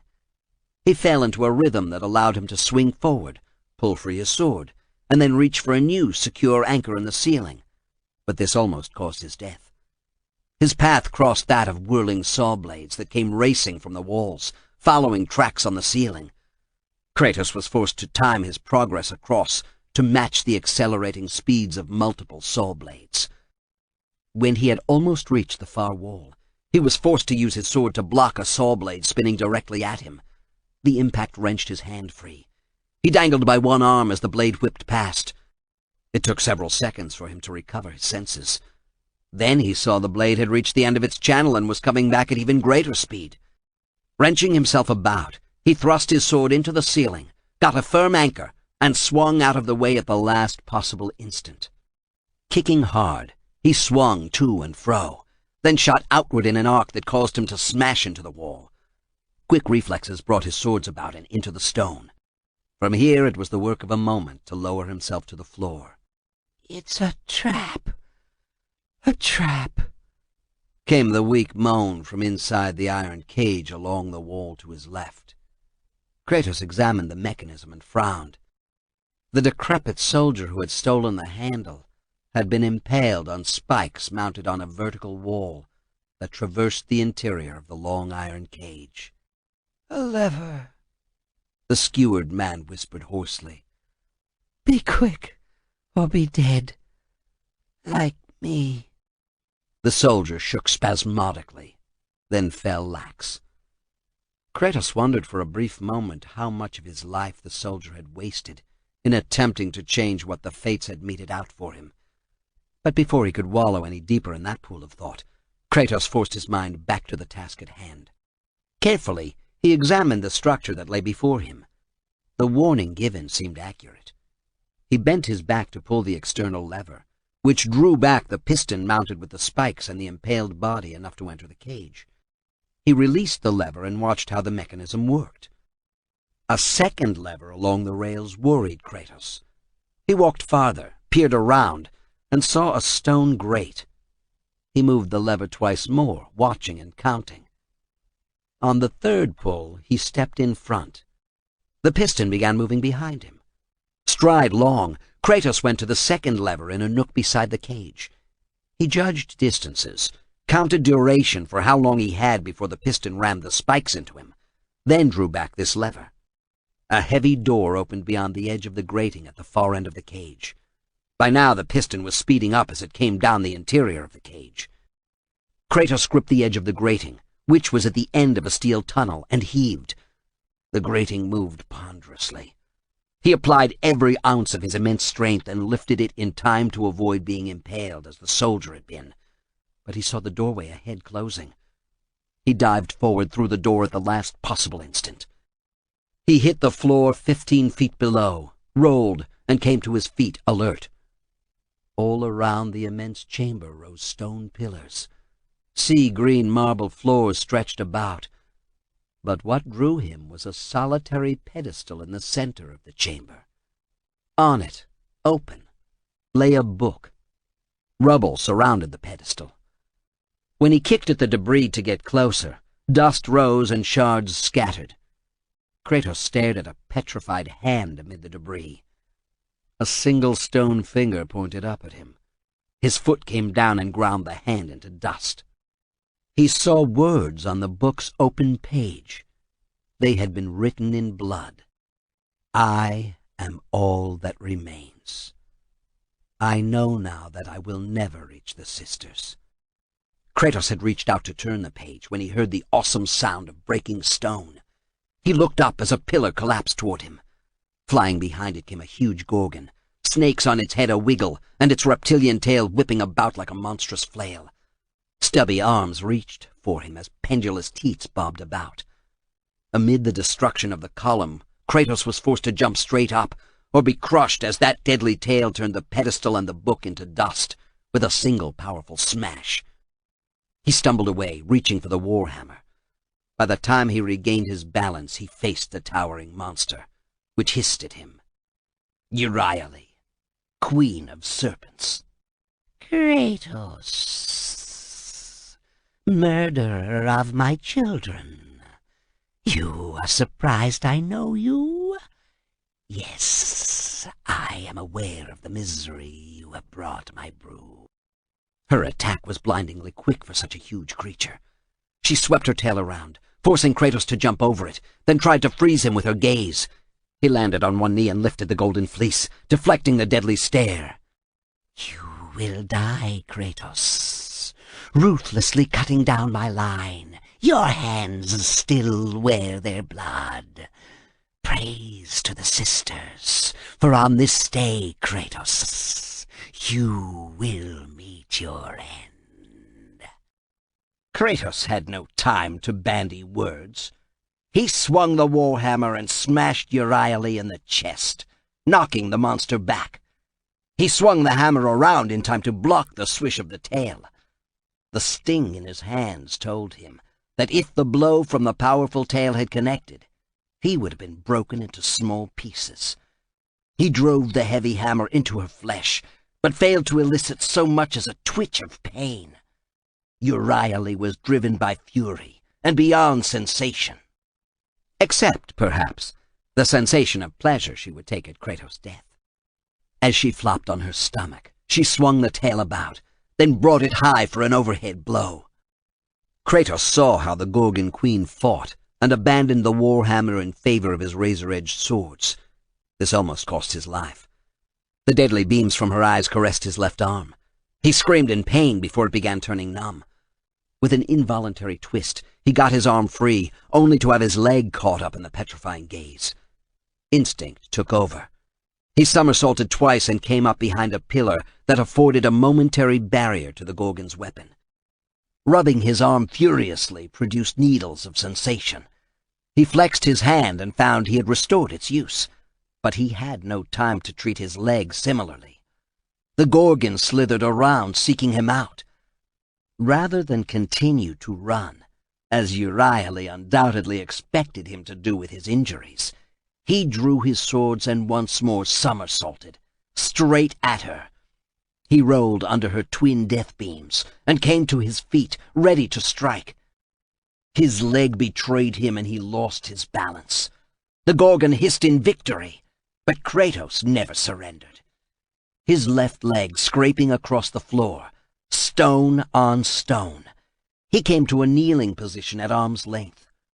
As he slashed at Euryale's flesh, for the first time he drew blood, inflicted true pain, brought about a reaction that lifted his lip in a sneer. He had seen it before in battle, when an overly confident foe first engaged him in combat. First came the overweening belief that Kratos would prove an easy foe, that his reputation was the stuff of legends and not reality. If the enemy survived long enough, that hubris turned to uncertainty. He read that in Euryale now, for now the thought of her own death flickered behind her eyes. Kratos blocked another stone-creating gaze with the fleece, then pressed forward with his slashing swords. Euryale backed away and curled her sinuous body around one of the thick stone columns. Casting out his swords like harpoons, he embedded them in Euryale's shoulder and back. The Gorgon jerked in an attempt to free herself, but Kratos was implacable. Heaving, he yanked as hard as he could. Euryale refused to release her grip. Kratos increased the power of his yank. Something had to give, and it did. The stone column collapsed and fell atop Euryale. Kratos did not give her an instant to recover. Weapons driving into flesh, he hacked out huge gobbets and produced another shriek, this time of pain and utter fear. Spartan training had always told Kratos that it was not enough to defeat an opponent physically. true victory came in breaking the foe's will to fight. Kratos recognized that Euryale had one final attack locked in her. As she unleashed her gaze, he used the fleece to deflect the Gorgon's attack, leaving her helpless on the floor. But only for a moment was she writhing. Kratos leaped high in the air and came down on her back, using his stone leg as a pile driver, away from the feeble light dancing in her eyes now. The weight snapped her spine. Kratos jerked off her head, held it up, then sent it sailing across the chamber. It hit the floor and bounced, then rolled and stopped face up, once deadly eyes now fogging over, as Hades claimed his due. He dropped to the floor, leg outstretched and tingling. Making the effort to rub circulation back into his flesh soon brought back full use of the leg. He stood, tested it, and found it once more sturdy under him. Kratos felt no triumph that Euryale had died. She was only an impediment to locating the Sisters of Fate and forcing them to return him to the moment that Zeus had so treacherously slain him. As he stood, part of the wall began to shimmer and shake, then disappear. Kratos did not need to be told that Euryale had guarded this passageway, and her death opened it to him. He entered a passage that soon opened out into a wide, boggy area, which he ignored. His gaze fixed on a spire in the distance that might have been the twin of the Temple of Euryale. But he saw the difference immediately. The tower glistened with life, with fate. He imagined he saw threads running from the top of the tower, radiating outward in all directions, though this might have been a trick of light. Having killed Euryale, he had to press on. The sky-ripping spire was the obvious destination. As he started forward, he slowed, then stopped to look into the sky. The heavy overcast hid the sun, and a sulfur stench filled the air. Kratos sniffed, turning until he located the direction of the strongest odor. A boulder whistled through the air and crashed into a wall to his right. For a moment he could not make out what attacked him. Then he saw the pile of rocks ahead move, rise, and hurl another rock the size of a man's head at him. Kratos sneered. For every obstacle he overcame, the sisters fated him to contend with another. His war cry announced that he was more determined to prevail than they were to stop him. The rock minotaur's belly glowed with the light of flaming magma as it drew itself up to a height 5 times that of Kratos. Lumpy, rocky appendages groped for him, hands that were more boulder than finger. From its joint glowed molten rock, and immense horns on its head jerked back and forth as the monster tossed its head as if unable to see its victim. Then it fell heavily, causing the ground to shake so hard Kratos was thrown down. The rock minotaur pounded its massive arms repeatedly on the ground. Every blow produced a new quake impossible to stand against. Bounced up and down, Kratos knew the creature had to either attack him directly or tire from this ground-shaking attack.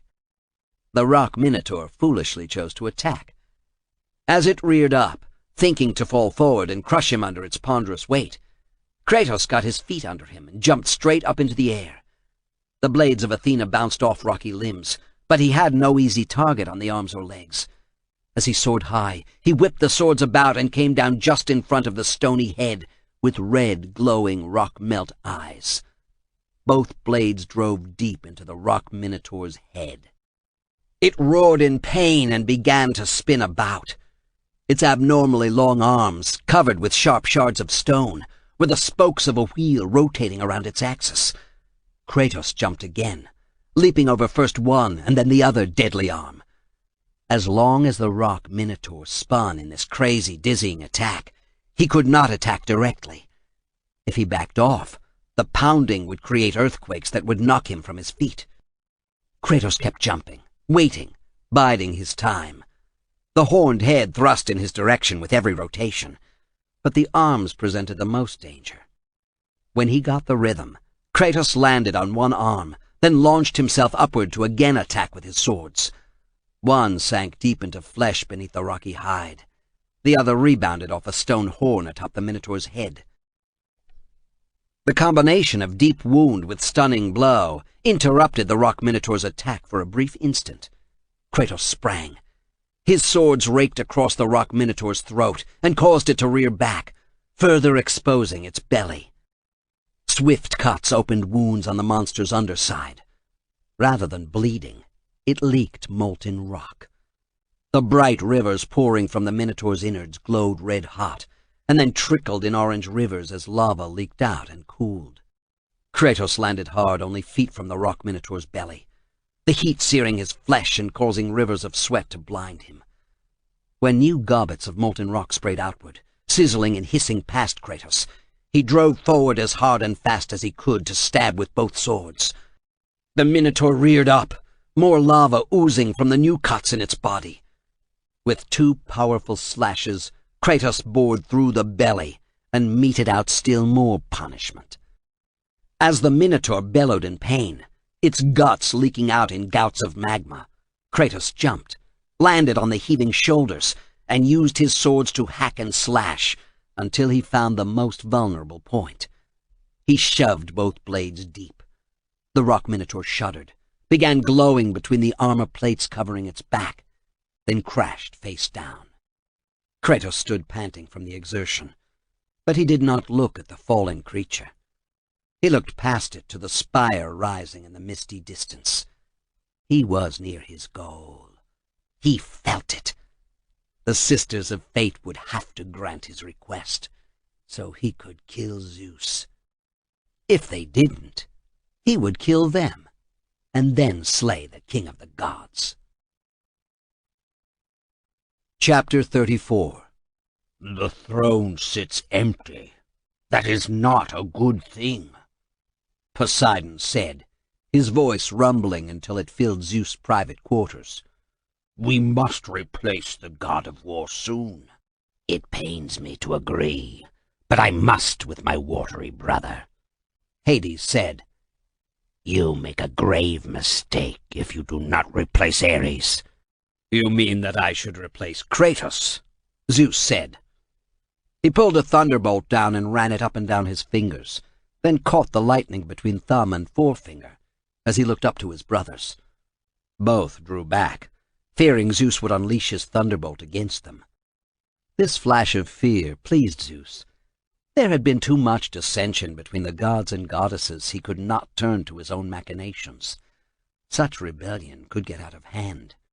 I will not allow disobedience. That is why I killed Kratos. He defied me. Zeus billowed up and expanded, forcing both his brothers back to make room. I will not permit that. You allow too much, grumbled Hades. Hermes, look at how he defied you. I banished him. You should send him to my kingdom, Hades said, a smile pulling back his lips in what looked more like a rictus. I know how to handle such disobedience. Your edict, Zeus, your foolish edict, prevents one god from killing another. You had to trick Kratos into draining his godly powers before you killed him. Kratos was too powerful otherwise, Hades said. He was not! Zeus leaped to his feet from the couch where he reclined and towered above Hades, who fought to hide his unease. I could have slain the god of war at any time. I am king of Olympus, not that upstart. I made him a god and he defied me. I meant that your edict of one god killing another forced you to turn him mortal again, Hades said. Do not patronize me, brother. Be quiet, both of you. There is trouble in Olympus. Look around and you can see it at every turn, Poseidon said. I will order all to get along, Zeus said. That will certainly work, Hades said. It will work as well as elevating Kratos to Ares' throne. You dare mock me, Hades? Zeus' beard flashed with constant lightning now, and he held a thunderbolt in both hands. Are you so blind you cannot see what our brother Poseidon is saying? Hades shot back. Olympus is only an insult away from open war. A civil war among the gods. I return to the underworld to find peace. You are too close to the problem, Zeus, Poseidon said. A new god of war, Zeus said more thoughtfully, dropping again to his couch. That would be a good thing. But who? He pursed his lips as he considered potential warriors. Athena would never agree, Hades said. She is a cunning bitch, tricky. Poseidon glared. Someone must be brought to the throne as you did Kratos, but you must choose more wisely, Hades said. Someone from the Elysian fields seems a poor choice. Who, being content in the afterlife, would desire constant strife? Someone from Tartarus, mused Zeus. Why not a mortal hero? Would not my son Hercules be worthy of ascending? The trio began an argument that grew increasingly heated, as each suggestion was met with dual disapproval. Watching from behind a tapestry, Hermes saw that they would never agree. The three brothers had fought over too many other matters in the past, but if someone else suggested a logical, reasonable mortal to elevate to the throne of God of War, Hades, Poseidon, and even Zeus would greet the suggestion with approval, and a reprieve from banishment. Hermes slipped away, clutching a magic helmet. He knew exactly which hero to champion to be Kratos' successor to the God of War's throne. Chapter 35. Let the rage of the Titans fuel your blades, Kratos, came Gaia's warning. Kratos did not need such advice. He had faced wraiths before, and the ones guarding the entrance to the great hall of Atropos were no true barrier to one of his fighting prowess.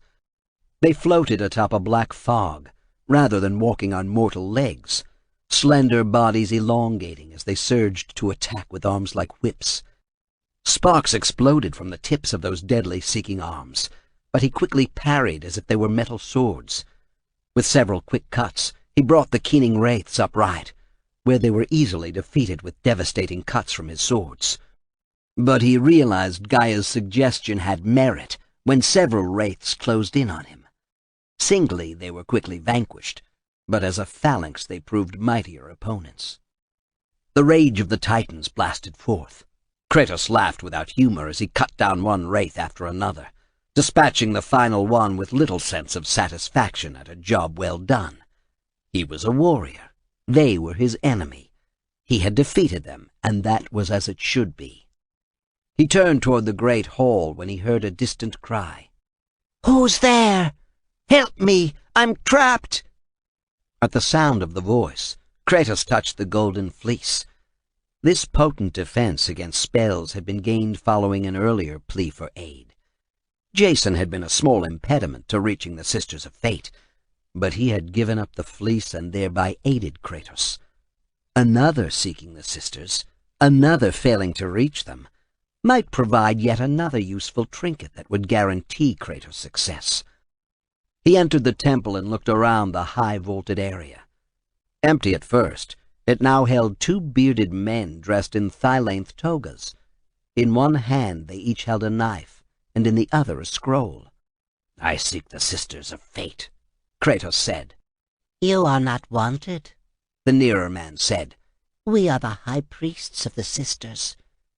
He lowered the knife in his right hand and brought forward the scroll, now glowing with a faint greenish light. Kratos did not hesitate. Such a gesture could only be the precursor to an attack. His sword swung in a high arc that ended on the high priest's knife. The sun-bright flare dazzled his eyes, but Kratos fought by feel, by sound and smell, and a sense honed in battle that transcended mere physical hints. He pressed forward and felt the high priest give way. Behind him, the second priest closed for an attack with his short dagger. Kratos bent the man before him back off balance, then moved swiftly to kick out one leg and drive him down to the floor. The high priest looked at him swiftly without expression. Then a nimbus of energy boiled from the priest's hands and sent Kratos staggering. The high priest stood and prepared another that Kratos knew he could not endure. He reached down within himself and felt the white burning star of the Kronos rage building. Focusing it, Kratos released the blast at the same instant the priest launched his attack. The clouds of magic collided, roiled about, turning black and ugly, and disappeared. The high priest looked at his hands in disbelief, and Kratos knew why. He was drained of all energy, and the priest had to share this enervation. 4 quick steps forward brought Kratos face to face with the priest. Before he could even draw the ceremonial dagger sheathed at his wide leather belt holding his robes together, the high priest died. Kratos punched hard and caught the priest in the throat. He dropped to his knees, then fell to his side. Kratos had no time to recover his strength. Another priest storming forth from his rear proved more difficult for Kratos to fight. Instead of using his weapons, he drew forth the golden fleece in time to deflect a shockwave of green energy. He swung about, still holding high the fleece. Step by step, he forced back the high priest. Once the man tried to cut him with the knife, but the short weapon depended more on magical power, now robbed by the golden fleece, than length. Grunting to coordinate his power in both leg and arm, Kratos exploded forward and knocked the high priest down.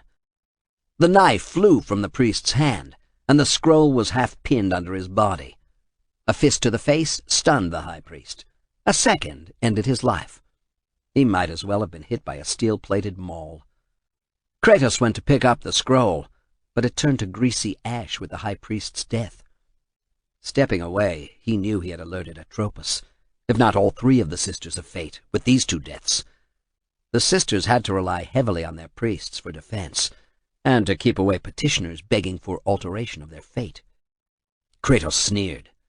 Men like him. He crossed the great hall and scaled a ladder mounted in the wall. The sisters had to realize he had penetrated this far into their domain.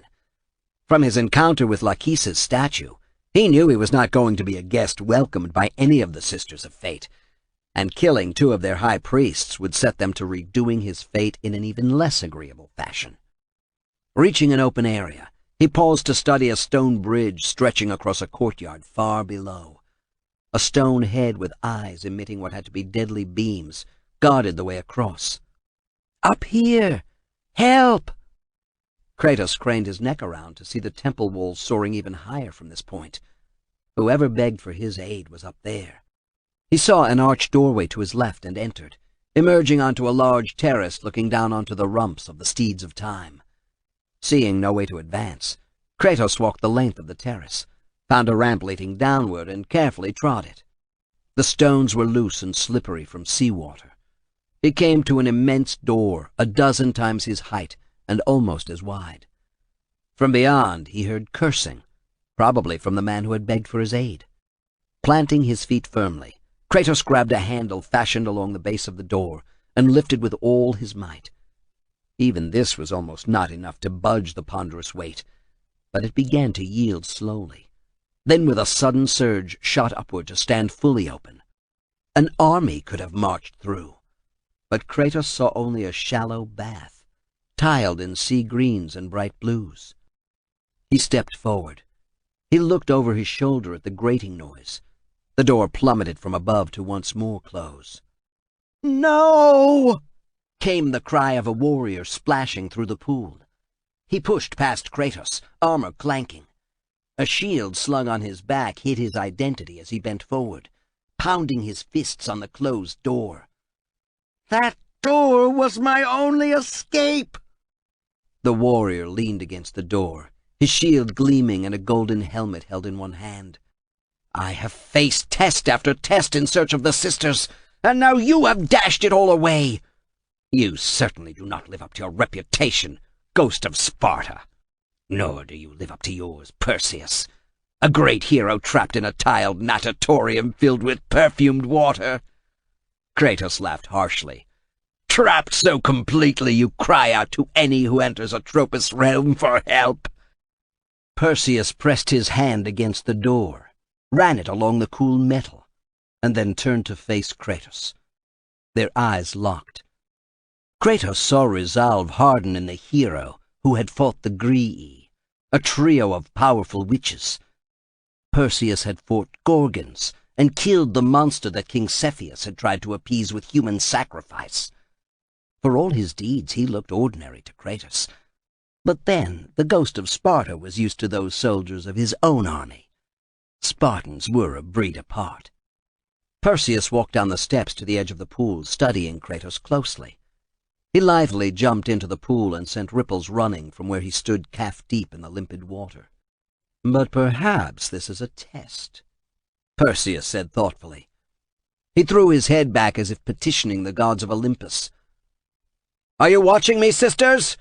Give me a sign. Am I, the great Perseus, to kill this fallen god to receive an audience with you? Will that allow me to bring back my love from the grasp of Hades himself?" "You fool yourself if you think the Sisters of Fate will grant you a boon for such a suicidal act. I have dared much, and I will dare more to win back Andromeda. She will again share my bed.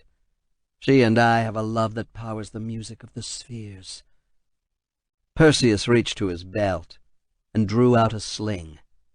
He spun it in lazy circles, the faint whispering noise it made almost masked by the sloshing water in the pool. "But you know nothing of love, do you, ghost of Sparta?" Kratos tensed at the taunt. In single combat, angering your foe so that he no longer thought as he battled was a time-honored tactic. But this barb stung. Perseus must know how Kratos had killed his own beloved Lysandra and his daughter at Ares' behest. Kratos drew the blades of Athena. "Your weapons will not serve you this time, Kratos." Perseus lifted the helmet. "Hermes has given me this helmet." "Hermes? He dares come to the lair of the Sisters of Fate?" "He has aided me in the past. Unlike other false gods of Olympus, he knows his loyal worshippers." "Hermes is a fool with pretensions to greatness." Kratos seethed at this. "If I cannot gain an audience with the sisters, at least I can bathe in the glory of being the one who brought down the mighty Kratos, the slayer of gods." Perseus settled the helmet given him by Hermes on his head. Kratos sneered as the hero vanished, his visage now entrusted to godly enshrouding magics.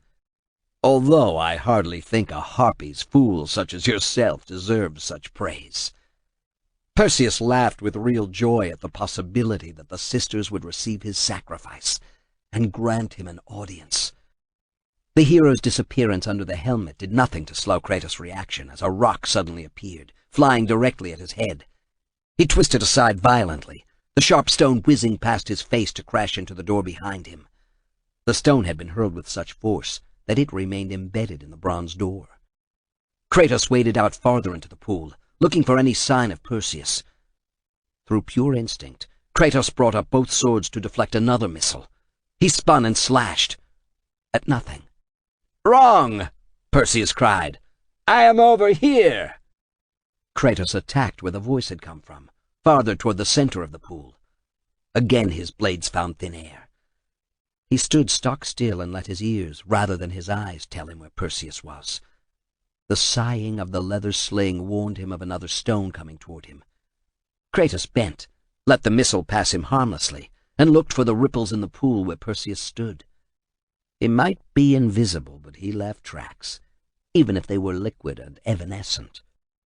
A mighty slash with his blades brought the result Kratos sought. He felt one edge dig into flesh, and heard Perseus cry out in pain. Blood billowed in the crystal-clear water. Using both instinct and cold logic, Kratos followed where Perseus' retreat must lie and attacked there. Again his blade chopped at a struggling human. Perseus tried to use the sling again, but Kratos savagely thrust and cut one leather cord. The end flopped away from the invisible warrior and floated for a moment on the water, then sank. The victory in robbing Perseus of his sling also took away Kratos' advantage of hearing the sling's whine as Perseus swung it. Now the hero depended entirely on silent shield and blade.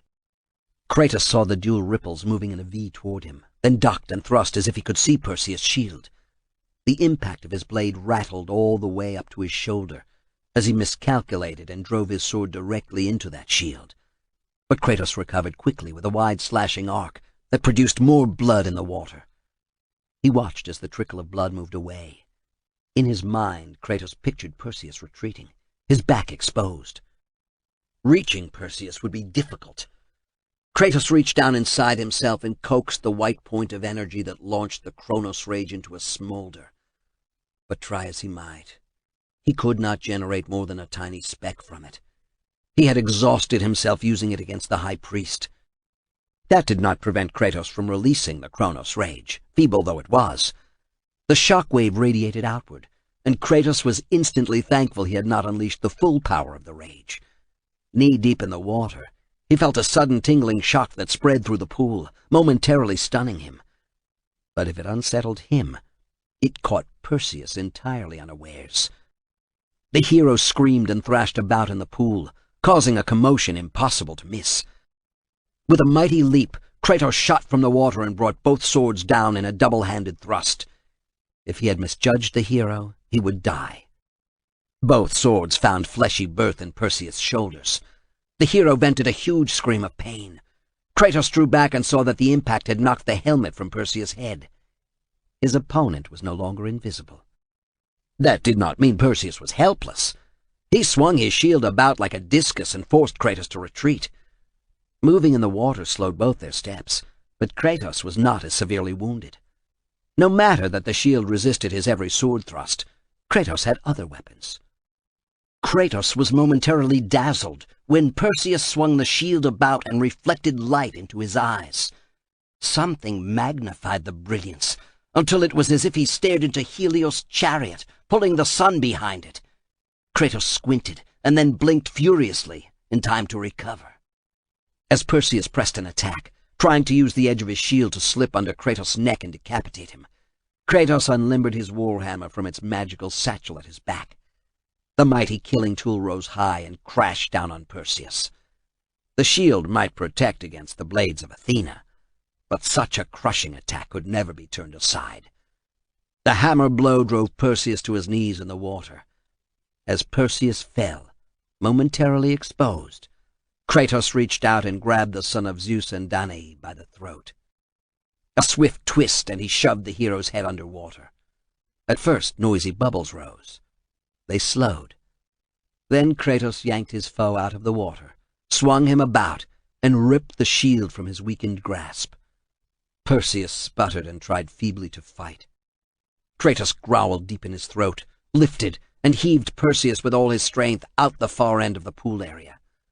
Perseus screamed in agony as his spine was snared by a massive hook dangling from a chain. He twitched, then sagged. His weight caused the hook to rattle and clank lower out of sight. Kratos went to the edge of the pool, climbed up on a tiled lip, and jumped. His fingers closed on the chain, and then he let himself down to the terrace below, where he had looked out over the steeds of time. Kratos kicked away from the chain and stared for a moment at Perseus, limp and lifeless on the hook. "You will be with your lover now," Kratos said. "Both of you will be under Hades' watchful gaze for eternity." He turned and walked away without a glance backward. He had to find the Sisters of Fate. If Perseus was the best they could do to prevent him from demanding an audience, Zeus was as good as dead.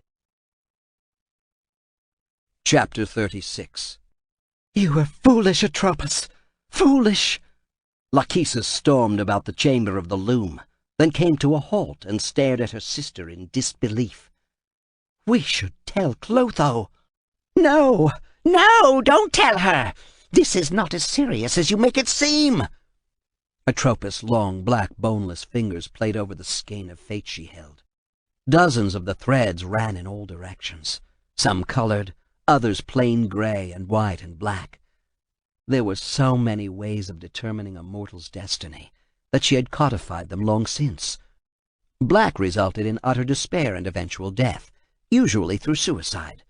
White provided the optimistic mortal a chance to laugh at the fate meted out, but in the end was seldom different from that of the gray thread. The grays were those with lackluster lives, daily toil leading to little fulfillment or enjoyment of life, and even less once they crossed the river Styx and were adjudged by Hades' three assessors, Aeacus, Minos, and Rhadamanthus. The more brightly colored threads she left to Lachesis and Clotho. Their fates were unusual and often annoyed her with their complexity. You planned this? Lachesis sounded skeptical. Cut here, Atropos said, a long talon marking the spot on a thick skein. After Lachesis had done so, Atropos said, See how easily removed problems are. You are the one who claims to enjoy a diversion. What do you fear from Kratos? Nothing. I fear no mortal, no god. Why should I? We are the sisters of fate. I end their miserable lives. Lachesis brought her scythe down on another skein of threads. They snapped about, then evaporated. An entire country, Lachesis. We have just eliminated the population of an entire country. There is no reason to fear a single mortal, even if he had been a god. Atropos sounded more confident than she was, but they were in control of all fate. You are not giving up on your little pet, are you? Atropos pressed. The Spear of Destiny? You told the warrior to stop Kratos. Lachesis glared, then said, This is why we must end his life now. The warrior handled the spear too gingerly. He was afraid of the weapon. I read it in his thread. You know more than I thought, sister, Lachesis said. I am not without talent or intelligence, Atropos said haughtily. And neither are you. Come, sister, let us deal with Kratos together and enjoy his struggle before we end his worthless life. How do we control him? His thread has become increasingly slack. Look, tug on Kratos' thread, and you do not pull him this way or that to influence his quietus.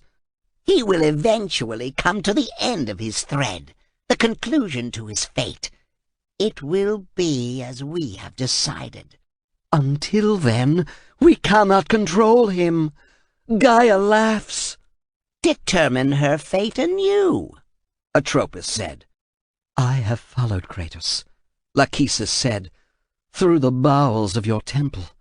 He sent Perseus to the underworld. If such a mighty warrior had no chance against Kratos, who will? Especially if he possesses the Spear of Destiny. He doesn't, Atropos insisted. He can't, or he would have already made good on his threat to kill Zeus. Lachesis turned thoughtful as she considered all her unimaginative sisters said. Nodding slowly, she said, Even if Kratos has the Spear of Destiny, he cannot know how to use it. But it must be retrieved. It cannot remain in his possession. It cannot. It won't, Atropos promised. Chapter 37. Kratos had gotten a fair look at the islands now pulled together by the steeds of time, and saw that the way inward would take him toward the immense spire. He did not doubt that this was the lair of the Sisters of Fate, since it commanded both sky and earth from its lofty pinnacle. He made his way through the maze of rooms and finally came out on a path leading inward. The stench of decay hung heavily in the air, convincing him this was the proper path. Jason and Perseus had both perished trying to find their way to the sisters. Kratos felt no triumph that he had bested them, and now had the goal in sight. At a trot he set off through the swampy region, slowly climbing and finally reaching an open area, where harpies fed off one another in a gory buffet. He stopped and saw what had drawn them to this spot in the first place. A huge griffin had smashed into the ground and spread its guts in all directions. But this was not just any griffin. Blazing with actinic light was the spear that the aerial rider had tried to use against Kratos. Its power drew him. He whipped his warhammer about as the creatures moved from considering one another a meal to choosing him. He crushed first one and then another as he made his way to the dead griffin. The crystalline spear glistened as if it had been dipped in liquid light. Kratos reached out and gripped the spear's thick shaft, then yanked it free of the griffin's body. The coruscating light forced him to look away. The spear burned at his hand, but he did not release it. Lifting it high over his head gave him a chance to examine it. In places he could see through the transparent crystal, but other points in the interior were milky with light, Still other sections, more like splinters, blazed with the purplish-blue light that had drawn him to the weapon. He spun it about. Lightweight, quickly pointed, easily used to stab or defend. The spear held his attention, and he knew that it was a potent weapon if he could find how best to use it. Kratos whirled about and stashed it away as he made his way deeper into the swampy land. But he quickly came out on the brink of a precipice, falling hundreds of feet down into the sea. The way across seemed obvious, but Kratos had learned this meant danger. A broken roadway stretched over the deep chasm, the sections of stone paving separated by gaps. He walked to the edge of the roadway, stepped out, and almost perished. The road tilted swiftly under his weight. He lost his balance and slid downward, and would have plunged to his death if it had not been for his quick reflexes. The swords lashed out as grappling hooks, and affixed themselves into the side of the cliff. The roadway dropped all the way from under him, but he swung back, hit the cliff face, and then hastily scaled it. By the time he reached the top of the escarpment once more, the roadway had returned. It tilted, but did not fall. If one segment tilted in such a fashion, he saw no reason to doubt that all would. To cross to the far side required more than speed and balance. Kratos concentrated and called forth the magic of the amulet of the fates. The world boiled around him in a thick green stew as time slowed. He stepped onto the tilting road and then tried to sprint for the far side. His legs gave way beneath him, forcing him to reach down to keep from falling. Use of the amulet sucked his power quickly. Gritting his teeth, he forced himself to stand. The greenish fog about him began to thin. His gut tightened as he forced himself to send more energy into the amulet. Then he took a step, and another. Determination kept the ghost of Sparta moving. He would conquer. Just as he came within a dozen feet of the other side, the spell controlled by the amulet of the fates wavered and began to abate. Roadway tilting beneath his feet, Kratos abandoned use of the amulet, jumped, and barely caught the edge of the cliff as the roadway skewed away from his feet. He dangled above a chasm that would kill him should he fall. A grunt, a heave, and he stood on the proper side of the segmented road. The trail led forward. His distance-devouring stride began gobbling the terrain as he ran. Fast and sure he headed in the right direction to the Sisters of Fate. The jungle vegetation arched above him, forming a close tunnel. At times he had to duck and push through small openings, but he persisted and came to the far side of the island. In the distance he saw what had to be his destination on the Island of Fate. Again, he was faced with a road across a chasm so vast he could not see the bottom. The steeds of time might have pulled the islands together, but the sections were a poor fit. This road, however, lacked only a segment here and there. From the way the arches supported the road from below, he saw no possibility for a trap to be engineered into the bridgework. He strode out onto the broad, uneven paving and had gone only a quarter of the way across when he heard the wings flapping furiously. Kratos turned in a full circle, looking to the sky for any sign of harpies.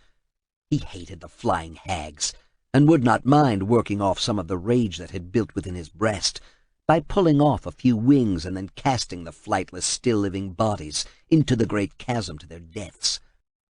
There was nothing in the sky, but he heard distinct flapping of wings, followed by a feeble scraping, as if talons tore at the bridge's stone base. Kratos reached for his warhammer as an emaciated ancient man crawled over the edge, but he held back a killing blow when he saw long, elegant wings seared onto the man's back. Kratos held out his own forearms and looked where Ares had welded the chains from the blades of chaos into his living flesh. Had something similar been done to this poor wight? Go back, warrior. There is no passage here. Kratos looked at the man. I can reach that distant spire on this path. Never. It isn't possible. You will never make it across. You think you can, but you cannot. Kratos brushed past the man. I know you cannot make it. The man insisted. Kratos looked from the distant spire where the Sisters of Fate must have their lair to the man. The burns on his hands and face were now obvious. The wings had melted in places but were still functional. With a single backhand swat, Kratos knocked the annoying pest away. "Do you not know who I am?" Why should I care? The man looked incredulous. "Have you not heard of Icarus?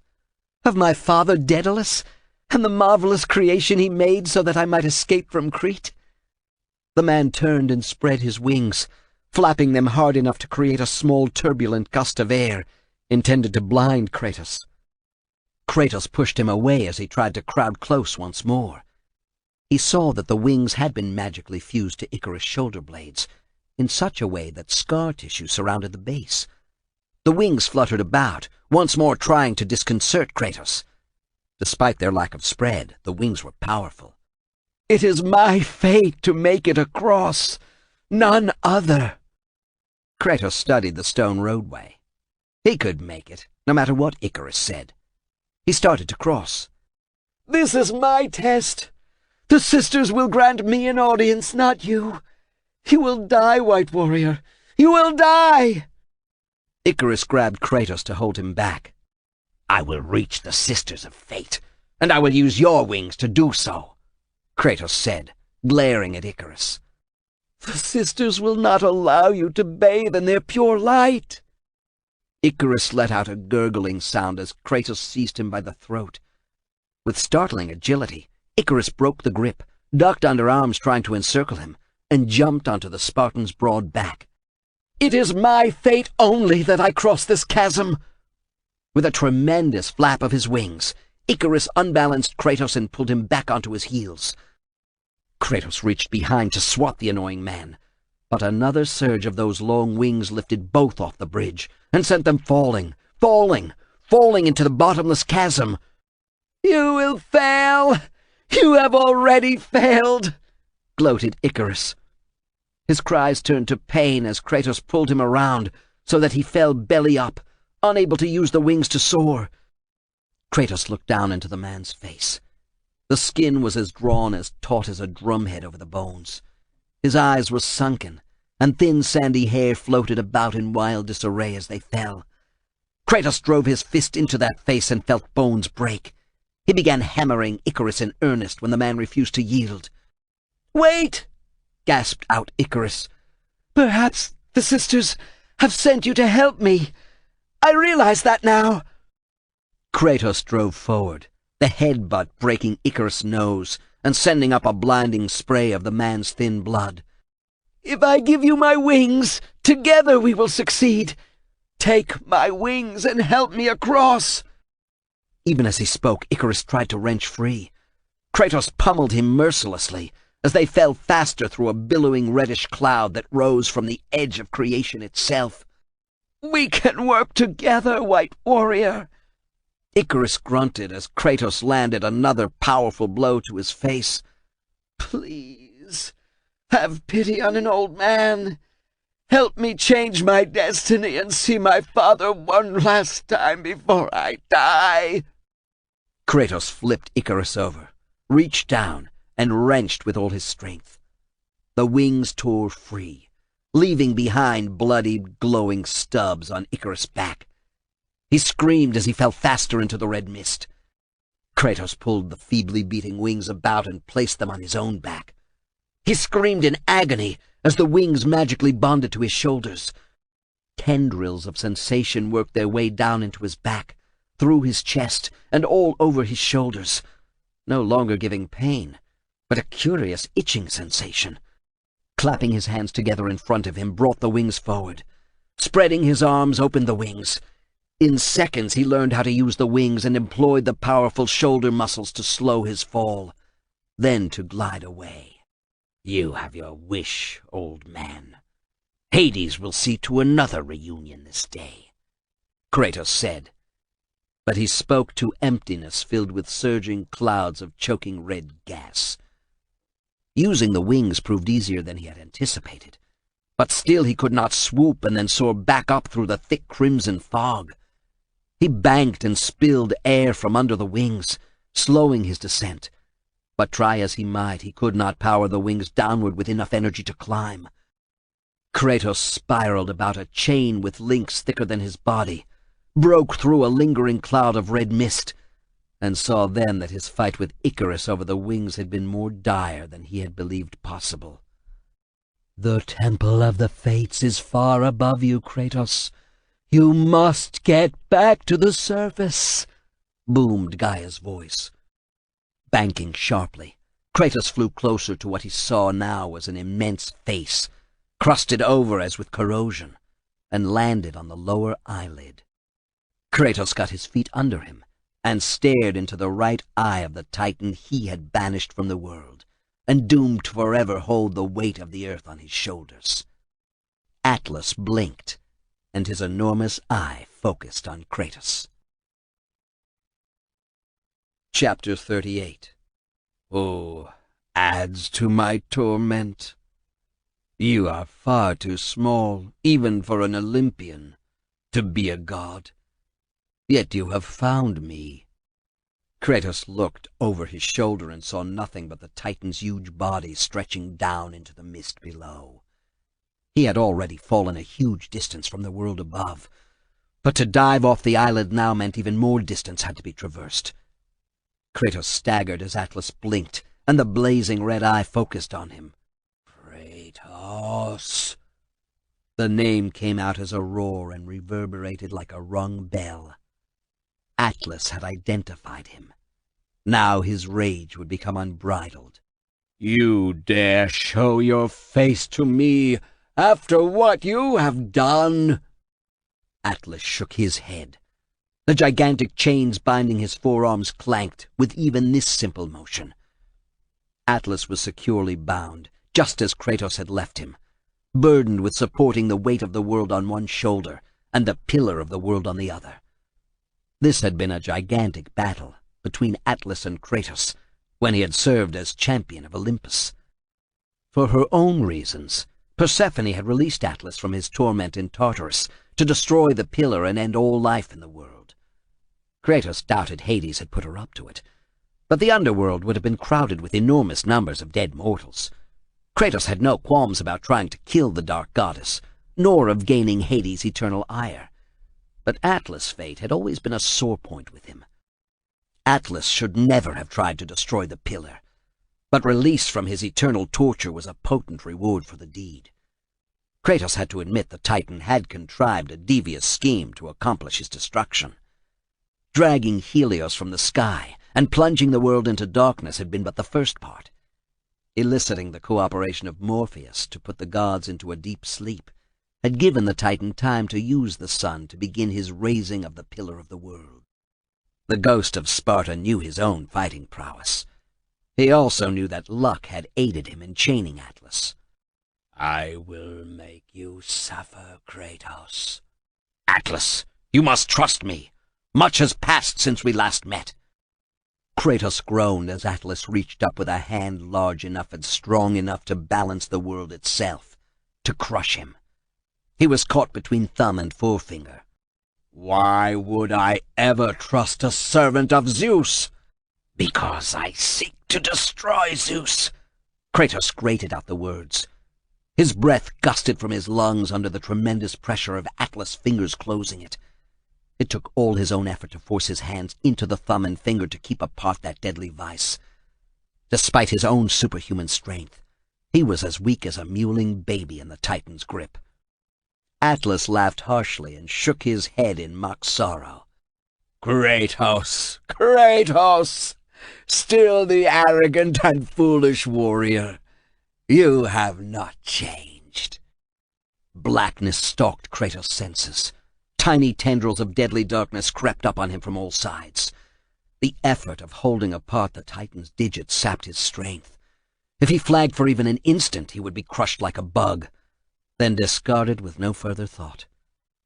His arms began to lose feeling from the pressure as his strength faded.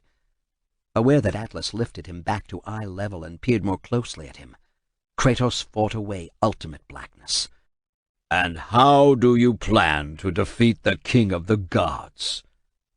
The question lacked the mockery of Atlas' earlier words, and showed that Kratos had intrigued him, enough not to smash him like an insect in his stark grip. Yet. The fingers trying to squash him relaxed enough for Kratos to suck in a deep breath.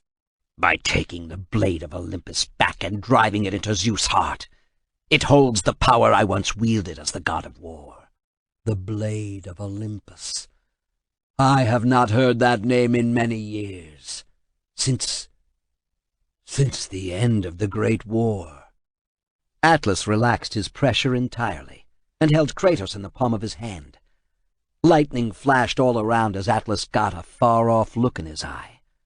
Kratos stiffened as he saw reflected in that Titan's orb the last days of the Titanomachy, the Great War.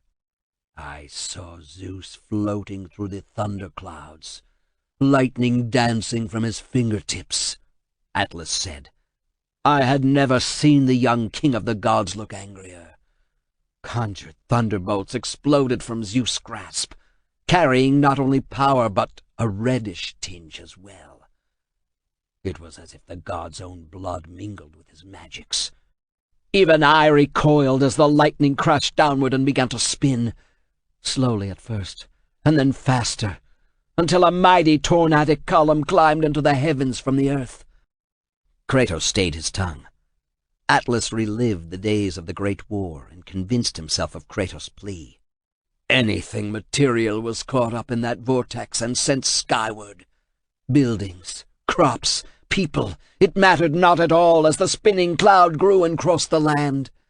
Bloodlust and power raged within Zeus, Atlas said. His desire to rule over mortals was intolerable to us. It has not changed, Kratos said. If anything, Zeus becomes more insistent of the might of his rule and suspicious of everyone else. Kronos was brought to his knees. Zeus hated Kronos, his father, above all others, and was determined to drive one thunderbolt after another into his trembling flesh, so that Hades could swing chains about and shackle Kronos' soul. But I began my fight, tearing off boulders from the side of a mountain and then flinging them at Hades. If any had struck the god of the underworld, it would have seriously injured him. The god of the underworld dodged my stony missiles. Yet he managed to keep the chains binding Kronos' soul taut, to prevent it from re-entering the Titan's physical body. Atlas shuddered. Kratos had to throw himself flat to keep from being tossed off the Titan's outstretched palm. Kronos' body stood unmoving, while his valiant soul shimmered like a blue haze as Hades fought to gain control over it. I could not allow Hades to take our leader, the one behind whom we rallied. I slammed my fist down to the ground once, twice, a third time. Kratos avoided Atlas' fingers clenching into a fist as he remembered the battle so long ago. The earthquake from my blows caused Hades to stumble and allow one chain to slacken. Kronos jerked free of Hades, and his soul merged once again with his body. I thought our cause was won in that moment. But Kronos staggered as lightning bolt after lightning bolt from Zeus' hand blasted into his back. Zeus slowed his father enough for Poseidon to arrive and add his own power. Kronos sagged under the onslaught of the two gods. Hades regained his feet, but seeing how his brothers boxed in Kronos, he turned to me and cast out his chains. The hook sank deep into my breast, and with a powerful pull on the white-hot chains, Hades drew out my soul. It whirled about as if caught in the tornado ravaging the land, rose, and then filtered down to Hades, who captured it. Kratos pushed his way past the clenched fingers and stood atop the fist to stare at Atlas. The Titan was entirely lost in the memory of how he had been defeated and consigned to Tartarus, as punishment for standing with Kronos and the other Titans. I crashed forward, the impact causing new earthquakes. The war between the Titans and the Olympians forged the landscape of the mortal world. Atlas said.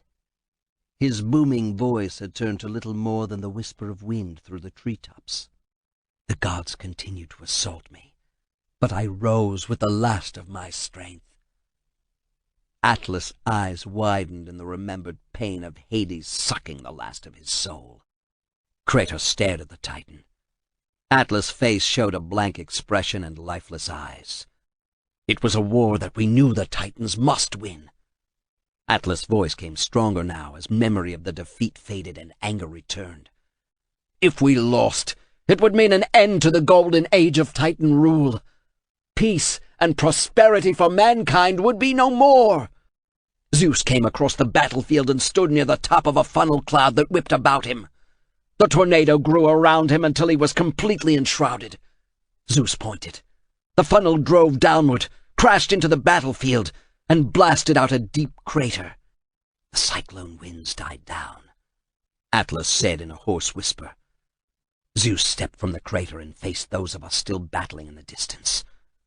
From the sleeve of his robe, Zeus drew forth a blade of eye-searing light. The blade of Olympus. Kratos sucked in his breath and held it. He looked down to his belly and the scar left there by that blade. He began to share Atlas' desolation at the Titan's loss, and renew the anger he felt toward Zeus. The battle continued, Atlas said, despite my capture. Then Zeus stabbed out with the glowing blade and cried, I banish you to the darkest pits of Tartarus. Kratos experienced the Titan's anger and fear at Zeus' mighty weapon, forged from the heavens and the earth. I awoke in the torment of the underworld, Atlas said, an edge to his voice now. He spoke louder, faster. I was banished to the darkest pits of Hades. I would have destroyed Zeus if you had not put me here, slave of the gods. I no longer do the bidding of the gods, Kratos said. I have stomached their betrayal for the last time. Show me the way to the sisters, and I will kill Zeus once and for all. How can I trust you? Know this, mighty Atlas. I am a warrior of Sparta, and pledge my word that Zeus will die by my hand. To violate that oath is worse than any torture Hades might deliver to me. Atlas growled, a sound like mountains grinding together, then said, What Gaia says is true, ghost of Sparta. You are an honorable warrior, and a worthy ally of the Titans. Kratos thrust out his chest and lifted his chin. With his other hand, Atlas reached out above Kratos and extended a finger. A tremendous surge of energy exploded within Kratos. You now control the power of Atlas. The world will quake as you command. Unlike the fiery white point of star stuff that was the rage of Kronos, the new magical power caused Kratos to shake all over. You have given me the falling sickness, he accused. My arms and legs shake uncontrollably. Not beyond your control. Focus. Kratos closed his eyes and fought to gain control of the power. He saw how it differed from the magic given him by the other Titan, how it suffused his limbs with a palsy, and then how it reached out from hands and feet. He appreciated this. Atlas, with 4 limbs, directed his power from each hand. A bipedal mortal had to improvise. Hands and feet would be the conduit, and he would be the stronger for possessing the magical spell. Tell me how to find the Temple of the Sisters of Fate. Atlas shook his head, but the twin red beacons that were his eyes never left Kratos. None, not even a Titan, knows the way to the Sisters' Temple. But it is said he who finds it will wield great power. I have given you the last of my power, Spartan. Kratos looked skyward through the parting red mist and saw what might have been the roof of a cavern. Then he recoiled as Atlas' fingers closed above him. The sudden upward acceleration almost drove him to his knees. Atlas shoved his fist ever higher, into the bottom of the earth, beyond. All around Kratos raced dirt and rock, and then he once more caught the scent of the swamps on the island of creation. Still Atlas' hand elevated him, and finally he came to the edge of the roadway where he had fought Icarus. Kratos stepped forward as Atlas' hand sank back into the world. May fate grant you passage, Kratos, for many rely on your success. Then Atlas was gone, leaving Kratos to stare across the chasm spanned by the stone roadway at the elaborate stone building on the far side. Chapter 39. Zeus must know, Hermes said, fluttering about nervously. but I cannot be the one to tell him. Not after your ill-advised attempt to aid Perseus, Athena said. Kratos has become stronger because of that fight. I can tell Zeus how Kratos stole the shield from Perseus, Hermes said. He doesn't need to know any of the details. Athena shook her head. Things in Olympus had become even direr. God openly fought God, and Zeus did nothing to end the battles. She looked past a nervous Hermes into the long corridor that ran the length of the mountaintop. Alcoves along the immense corridor opened into gardens and the palaces of the gods and goddesses, but she paid scant attention to the personal abodes of the gods. The gardens were overrun with black vines sprouting foot-long thorns dripping with venom. Those once pacific terraria now spawned creatures so vile even Hades turned from them. As if the thought of her uncle brought him to sight, Hades tromped down the marble corridor, fiery chains snapping like whips in each hand. He wore his war helmet so that only his eyes were visible, those red coal eyes that promised eternal torment for any who offended him. In place of ordinary armor, his flesh sprouted spikes of black iron, and he left a trail of sooty footprints. More than his dark visage, Athena felt a different presence in her uncle that had not been common in Olympus prior to Kratos ascending the throne of the god of war. There was a blackness to the very air that corrupted anything it touched. Where once Olympus had been a place of great joy and beauty, now it held only anger, fear, and a growing darkness. Don't let him see me, Hermes said, voice quavering. I should never have tried sneaking back to Olympus. Hades will surely turn me over to Zeus for violating his ban. I'm not supposed to be in Olympus for another 100 years. Longer, Athena said absently. Her thoughts refused to grapple with the true problems facing the gods. Concentration on what was best for Olympus usually required no effort. Athena rubbed her temples, then looked up sharply. Hide! Behind that tapestry! Now! Athena shoved the messenger of the gods in the right direction, then turned and smiled in what she hoped was a sincere fashion, as Iris rushed in without bothering to announce herself. The goddess of the rainbow saw through her fake amiability and openly sneered at her. Zeus would speak with you. There is a disturbance among the mortals. Your worshippers, she said with some delectation. Athena saw the rainbow trailing Iris shimmer and begin to fade. She blinked at the sight of a black band amid the other colors. Athena worried she saw disaster behind every door and in every heart. With that thought, she forced herself not to glance over her shoulder in the direction of the floor-to-ceiling tapestry, where Hermes had taken refuge. "What word have you of Kratos?" Athena asked. Iris feigned surprise as she answered, Why, none. He is of no interest to Zeus or any of us, now that he is a mortal. A wicked smile curled the goddess' lips as she added, Can it be that Kratos is among the mortals causing the disturbance? I suspect that to be true, wherever he is, Athena said. As god of war, he never felt content to simply sit and think of what might be. He was always prone to action. To fighting, to brutal killing and bloodshed that soaked entire countries, Iris said. You disapprove? I would think a messenger for Zeus would delight in carrying such news. There will be changes soon on Mount Olympus, and you should not oppose me. How is Hera? Athena asked, the nastiness that Iris showed her now being returned. I've heard that she is not sharing Zeus' bed. Can it be that she's elsewhere? A flare of anger died in Iris' eyes. Her mocking smile came more readily to her full red lips now. One would almost think that a former gossip-monger of a god filled your ear with lies. But then that cannot be so. Zeus has banished him to the mortals' world. Iris whirled about, her long flowing dress shedding rainbow colors as she moved.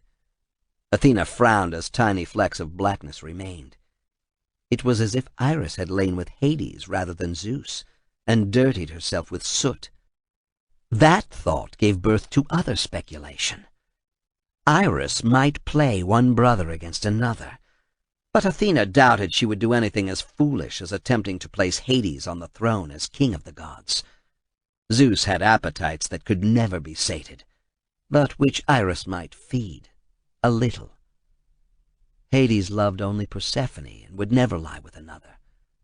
This forced Iris to find another lever to bend him to her will, and the goddess of the rainbow was not the sort to risk all without complete assurance of her power.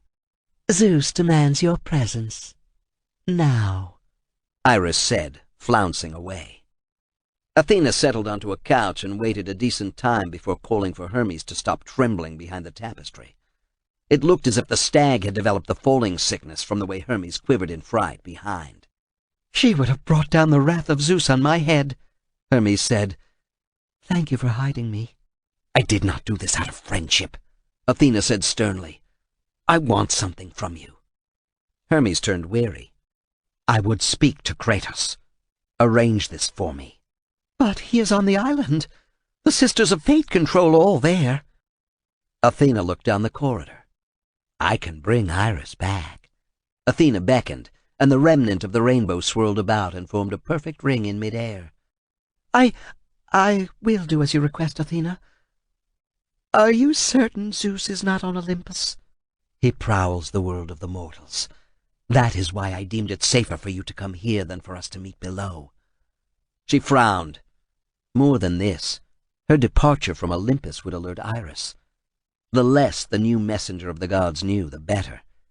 Besides, Hermes was crafty, making his way to Olympus and through the palace undetected, having spent so many eons in assignations with so many of the goddesses. She would never have dared suggest this to Hermes had Zeus been present, but affairs occupied him elsewhere. "You have always been my best friend, Athena." She laughed at this. Hermes had tried to seduce her for centuries. The challenge grew after each failure. As gods went, he was harmless enough in his pursuits. Athena pushed aside his not-too-subtle flirting, since it was less about coupling than it was about position and power on Olympus. This caused her thoughts to soar with plans and importuning for the ghost of Sparta.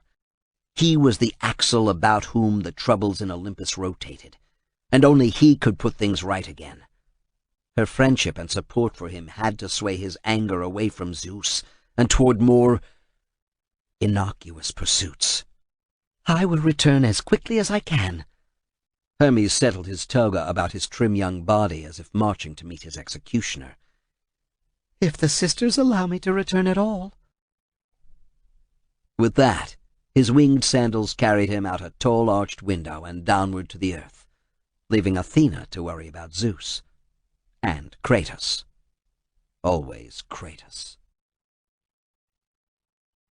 Chapter 40. Kratos began walking along the stone roadway and reached the spot where Icarus had confronted him. He looked below over the brink and into the red swirling mist that hid the edge of creation. Below, far below, Atlas stood in his chains, balancing the world on his broad shoulders and waiting for his chance to again live in the upper world. Zeus and Hades had been brutal, but Kratos understood that. Kindness and charity had no place on the battlefield or when dealing with enemies. He held out his hands and looked at them, feeling the gift Atlas had bestowed upon him. Gaia guided him. Kronos had given him his rage, and now the Atlas quake quivered within Kratos' grasp as he tightened his fingers into a fist. He assembled the might of the Titans, and all he had to do was reach the far side of the road and persuade the Sisters of Fate to change his destiny, to put those powers to their full use. Gaia had aided his escape from the underworld so he could kill Zeus. No matter that she and the other Titans wanted Zeus dead for their past humiliation, and Kratos wanted it for his own reasons. Betrayal was only part of his need to see Zeus impaled on the blade of Olympus.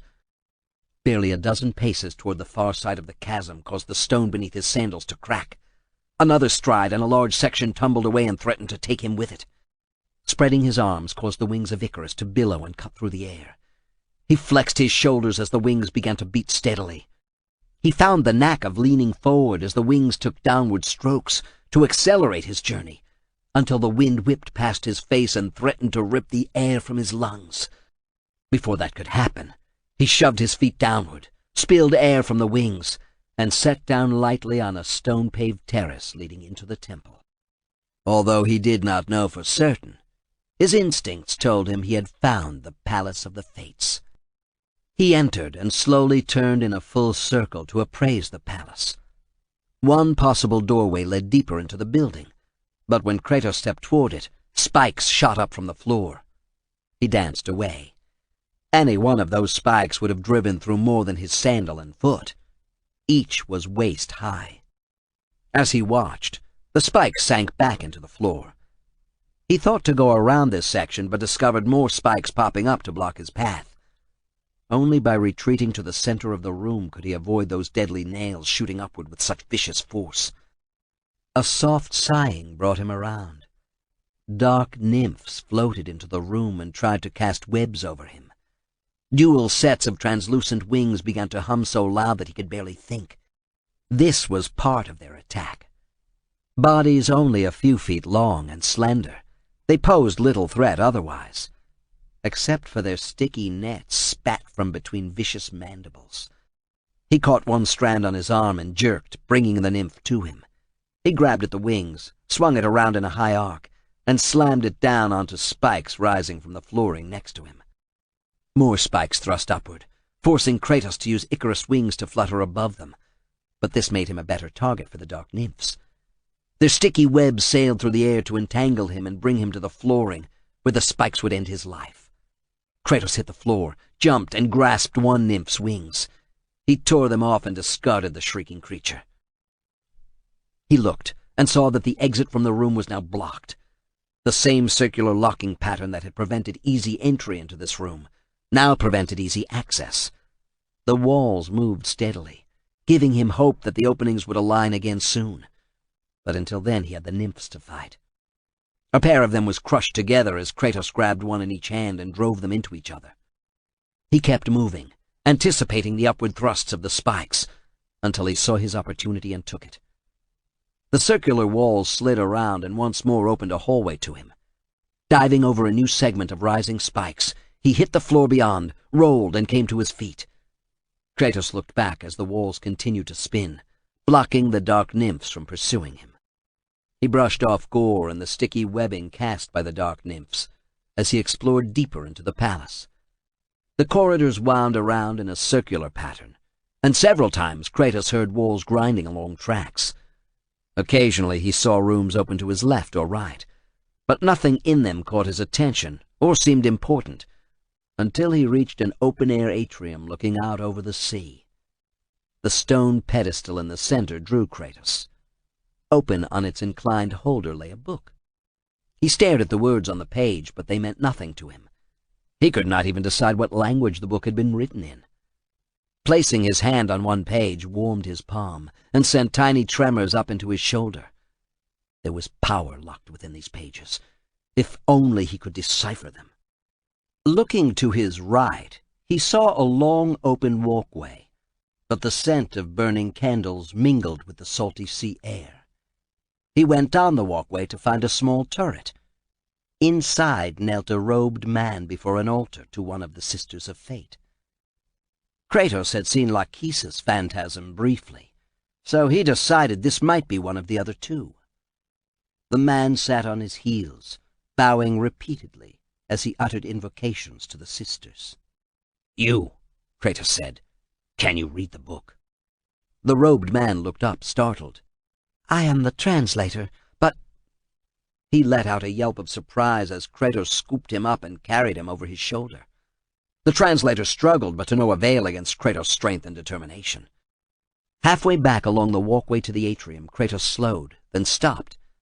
Ahead, blocking entry to the atrium and its book, two tall soldiers with war axes moved to fight. "Stop them!" cried one soldier. "Stop them?" scoffed the other. "Kill them both! You know our orders." "No one can speak to the translator," agreed the first soldier. "No, you can't let them kill me. You must protect me." The translator clutched fearfully at Kratos' arm. Kratos cast the translator aside. The man hit the edge of a railing and sat heavily. His eyes were round with fear and his mouth moved, but no words came out now. The two soldiers attacked in unison. As one axe rose to lop off Kratos' head, his comrade's axe drove for Kratos' legs. Only an agile twist and leap into the air saved the Spartan from losing either a leg or his head. As he came down, the pair launched a new attack. Both swung their axes for his head, forcing him to block using the blades of Athena. Sparks erupted from the contact, and Kratos was pressed back. "They'll kill me! You can't let them!" cried the translator. The soldier on Kratos' right was momentarily distracted by the translator's plea for mercy. Swinging his swords in a furious arc, Kratos cut off first a hand and then a leg. The soldier staggered, then fell over the railing. If the dismemberment did not kill him, the fall past the edge of creation would. His comrade's death caused an instant of hesitation in the other fighter. Against the ghost of Sparta, this meant only one thing: death. He judged his chances and saw no hope. Instead of engaging Kratos, he rolled and tried to reach the translator to slay him. Kratos swung his warhammer high and dropped it squarely on the soldier's helmet before he could make a fatal thrust through the translator's breast. Blood exploded out the eye holes as his head was turned to pulp within the bronze confines. You're going to kill me. I know it. You can't, please. I have forgotten the words." Kratos grabbed the translator by the scruff of his neck and lifted him so his toes dragged along the blood-stained stone. They returned to the atrium, and Kratos shoved the man forward onto his knees in front of the opened volume. As the translator tried to shy away, Kratos laid his open palm on the back of the man's head and slammed his face forward. "Read the words," Kratos commanded. "Hear me, sisters who control the thread. "Keep going." Another searches for what only the sisters may give. He is worthy." The translator began. Then he writhed in Kratos' grip and turned a frightened, bloodless face to the Spartan. "No, don't make me read the words. I'm not ready." Kratos slammed him into the volume again, this time causing blood to spurt from a deep cut on his forehead. The blood dribbled across the book and onto the floor, where it collected in blood gutters radiating outward from the stone pedestal. The translator pushed away, his blood dripping onto the book, before running off to the grooves in the floor. "I know this is what you have asked of me, my exalted sisters, but is there no other way?" "Read," Kratos said. He gripped the back of the man's neck hard, found nerves and pinched down. The translator danced about, unable to control his own legs or arms. "Great sisters of fate," "Keep going." "I come before you to humbly request an audience." He swallowed hard before he continued. "To prove my resolve is true. No, please, no! I can't do it." "Read it." I offer the sacrifice of my blood." Kratos rammed the man's head so hard into the book that his neck snapped. Blood gushed from his nose, mouth, and ears.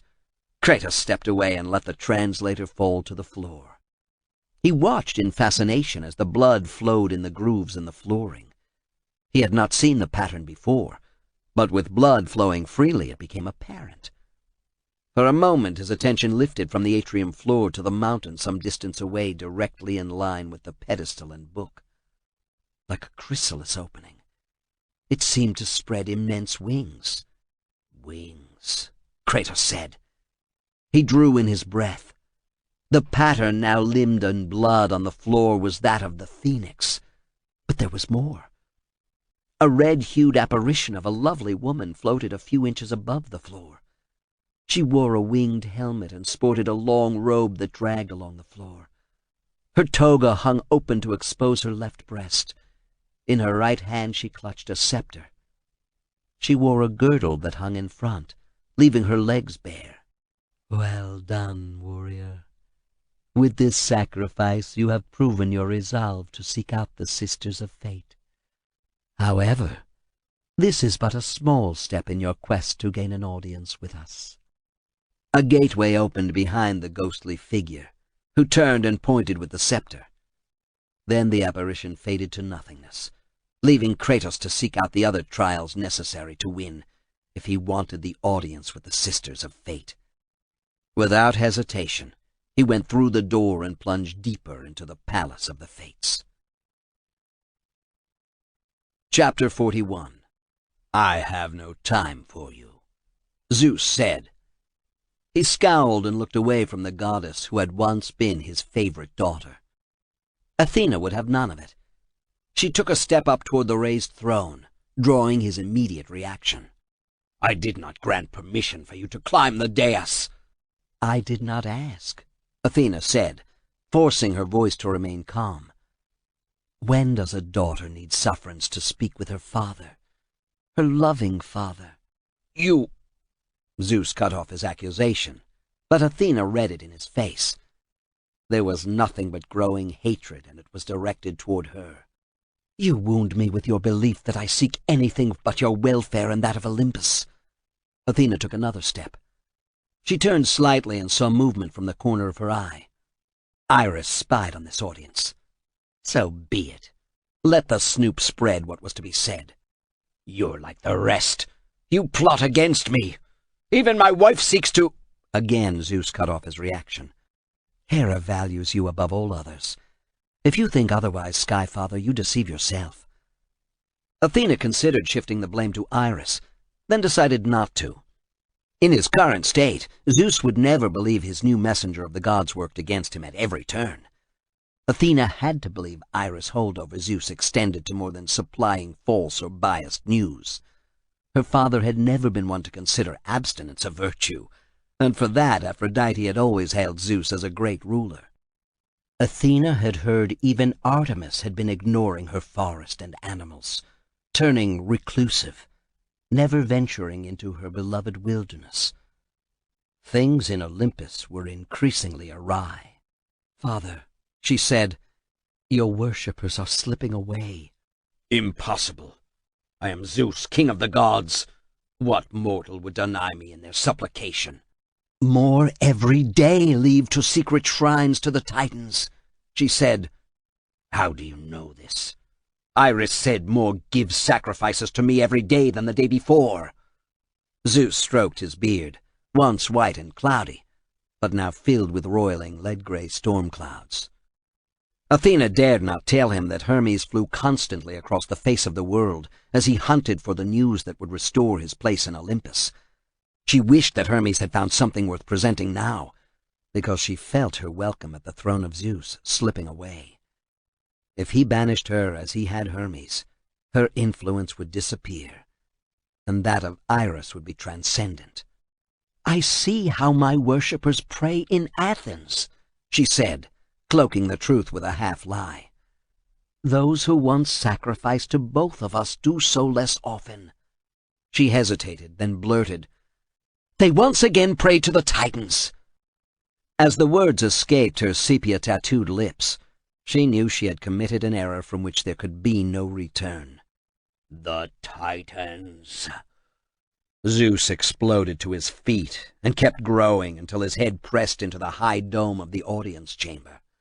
His shoulders rippled with muscle and his eyes frosted over, then turned to burning white pools without definition. Athena had never seen her father so wroth. Zeus clapped his hands together and thunderbolts exploded. Athena threw up her arm to shield herself from the assault. If it had been directed solely at her, she would have died. He is responsible for this. If he had shown the good sense to remain in the underworld and not allow Gaia to bring him back to this world, the Titans would still be where I put them, in Tartarus, in the deepest realms enduring Hades' tortures. Must I return to Hades' grasp myself? Again? I am king, but none will serve me by removing Kratos. Kratos is an annoyance, but you cannot hold him entirely responsible. The Titans use him. He thought Ares was a liar and knave. Kratos has no idea how the Titans can lie and deceive and manipulate. Kronos thought to kill all his children. His own children! Gaia raised you, Athena said, again damning herself for letting her true thoughts reach Zeus. Your fight was with Kronos, not the other Titans. They all deserve to be destroyed, but I chose to allow them to live. Athena fought to keep her words bottled up, but the pressure became too great. You made Kratos an enemy, father. If you had not duped him into draining his godly powers into the blade of Olympus, he still opposes me. A mortal. After I put him on the throne of the god of war. How dare he? Zeus grew even larger and caused the ceiling and walls to tumble. Lightning flashed about, mirroring Zeus' wrath. Father, please! Athena looked up and saw that Zeus paid her no heed. His fury consumed all reason. He will suffer in ways he has never considered possible. I will destroy everything he holds dear. Athena turned as Zeus vanished in a flash of light so intense that it would have blinded her had she watched. She didn't need Hermes or Iris to tell her what would happen now that Zeus was willing to unleash his fury into the world. Tears formed in Athena's eyes for what was happening to the Olympians. Chapter 42. Cold fury drove Kratos. Lachesis had told him he had taken a small step toward an audience with her and the other Sisters of Fate to plead his case. Being denied was a slap in the face when he had Zeus to kill. He would do whatever it took to drive the blade of Olympus through Zeus and make the king of the gods suffer the way he already had. Kratos entered a curving corridor, paused when the door slid shut behind him. The only way to go was onward, but that was where he intended to go. He ran around the circular path, stepping over rails mounted in the middle. The stench of burning metal reached him an instant before grinding gears sounded, and a metal wall ahead creaked on the rails and then accelerated toward him. We will never allow you to reach us in our secret temple, Kratos. We have tired of you as a diversion, said Lachesis.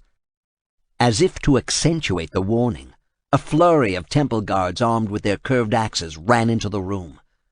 So many faced him that Kratos unleashed the Kronos rage. The energy building within lacked the potency of earlier releases. The white-hot speck seemed cooler, more diffuse because of his earlier usage. Some time must be necessary to regenerate, but Kratos did not have the luxury of this. He cast forth the rage. For a brief instant the powerful spell flowed through those attacking him, their limbs numbed. A full-scale casting would have blown them away.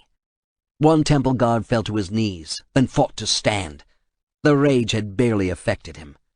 He looked at Kratos and sneered, "You must kill us all, and more." Kratos saw the rage shock wearing off the other guards. But what did the one mean, and more? "Delay him! Delay him!" the guard called to his recovering comrades, and this told Kratos what had been meant. The wall would yield to his passage for only a short time. If the temple guards prevented him from reaching it during the moments of vulnerability, he would have to find another way forward. Time pressed down on him, knowing the Sisters of Fate might take note of him at any instant and prevent his appeal. With grim perseverance, Kratos cut and slashed his way through. He saw that the metal wall, still sparking and grinding forward, slowed with every death. This spurred him to fight harder. They had no chance against his skill, his strength, his determination and rage, and they died to the last guard. But had he killed them in time? The wall reversed direction and clanked away amid showers of sparks, then grated to a halt. Kratos acted without thinking, rushing to an exposed door in the outer wall. Just as he slid through the portal, the wall shot back like the descending blade of a Spartan soldier. Kratos had almost lost his arm, if not his life, to the trap. He dropped to one knee, got his breath back, then continued to explore until he came to a room suitable for worship of the Olympian gods. Statues of the gods stood in small niches. Most had been destroyed, but one remained intact. Kratos walked forward and stood before the statue of Athena. He was not surprised when the statue spoke. "Kratos, You know not what you do. There are things far more important than your revenge. She had once guided him, and had been there when he ascended to the throne of the god of war. But like the other gods and goddesses, she had shunned him. Only when he had urged the warriors of Sparta to conquer the other city-states had she taken notice of him, and then it was to sternly order him to cease. He had killed Ares. He had become god of war. And Athena had sided with Zeus and the others, demanding that he not allow his worshippers to go to war. You, of all the gods, cannot deny me. Yet you ally with Zeus against me. I will do what I must to protect Olympus, she said. Zeus is not Olympus. He must pay for what he has done. I do not seek to destroy Olympus, only the one who betrayed me, who gave me this reminder of his treachery. Kratos ran his hand over the scar crossing his belly, where the blade of Olympus had skewered him. The simple touch renewed his determination to kill Zeus. Kratos, please. Kratos swung out with the warhammer to crush a statue of Poseidon to dust. Not satisfied, he worked around the room. Finding one of Hermes, Kratos took grim satisfaction in reducing it to gravel. I beseech you, Kratos, cease this quest for revenge. Zeus is far too powerful. You are destined to fail.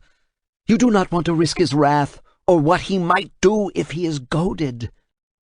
Kratos stopped in his destruction of the statues depicting those who had once been fellow gods and goddesses, and stared at Athena's stony visage. They all told him he would fail.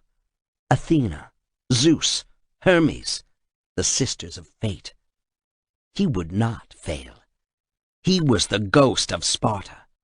Kratos, please, I am your friend, but your actions make it impossible for me to defend you to Olympus. He swung the hammer and sent pieces of Athena's statue flying throughout the room. Athena's marble head rolled away, still speaking. You must stop.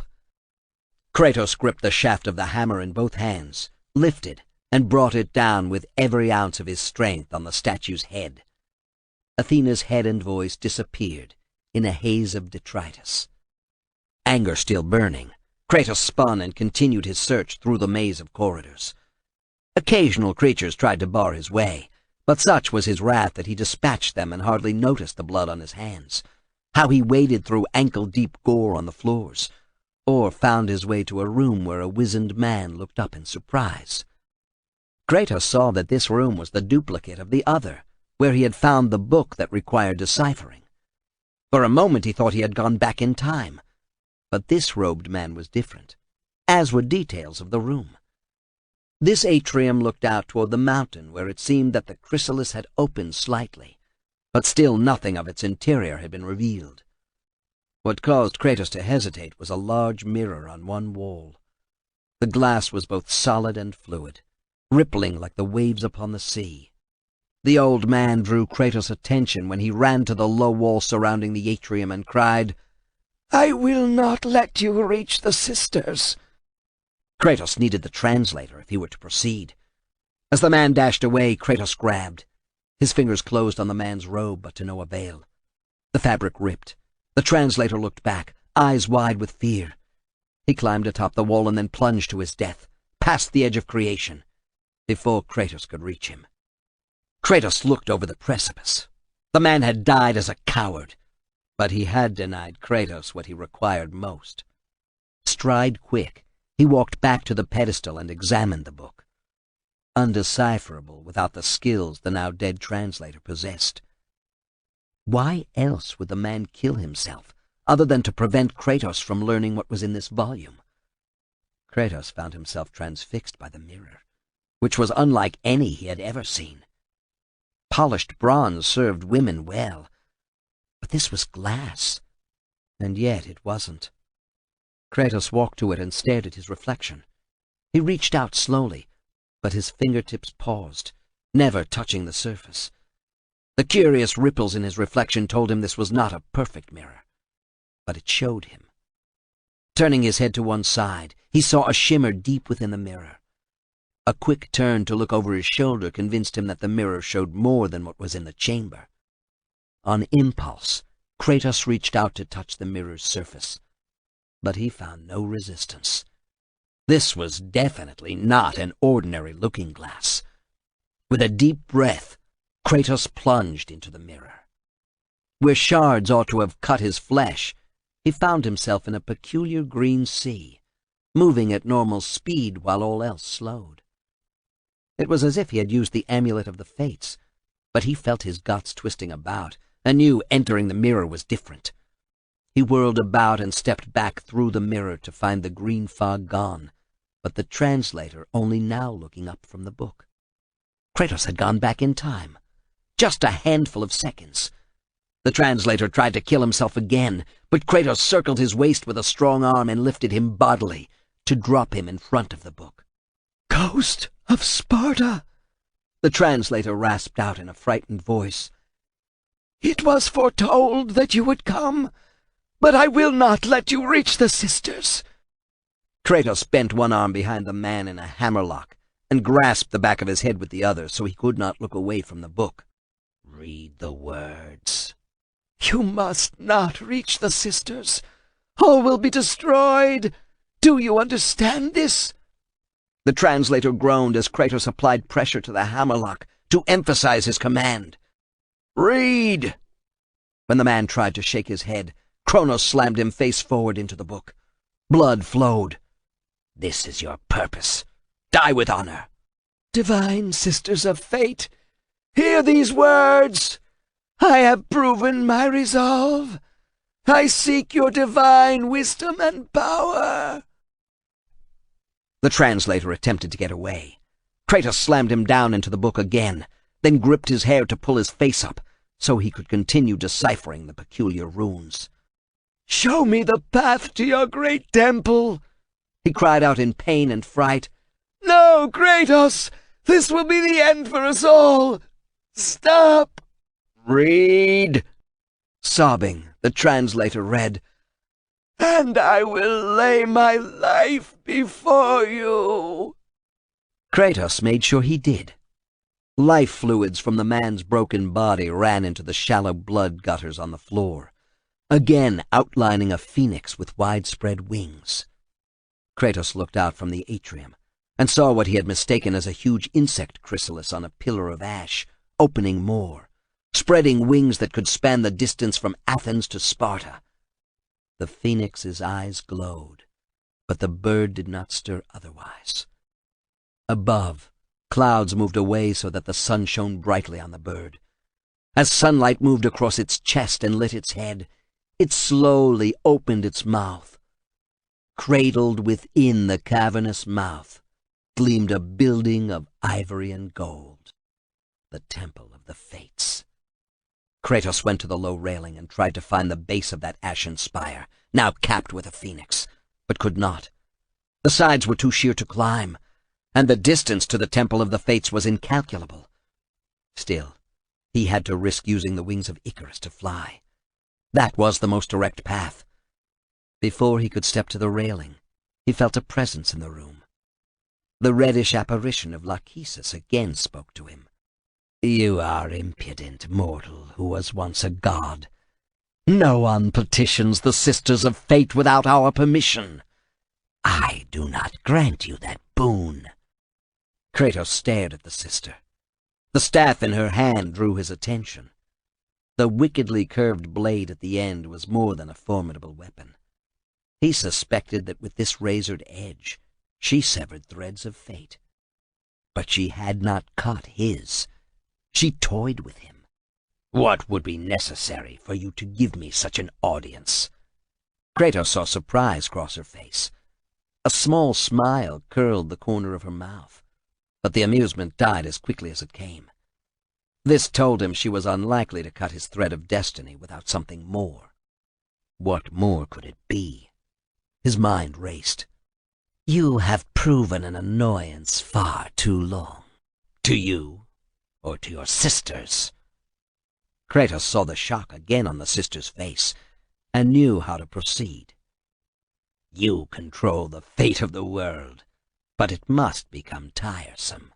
I eliminate continents, mortals by the thousands, gods, Lachesis said proudly.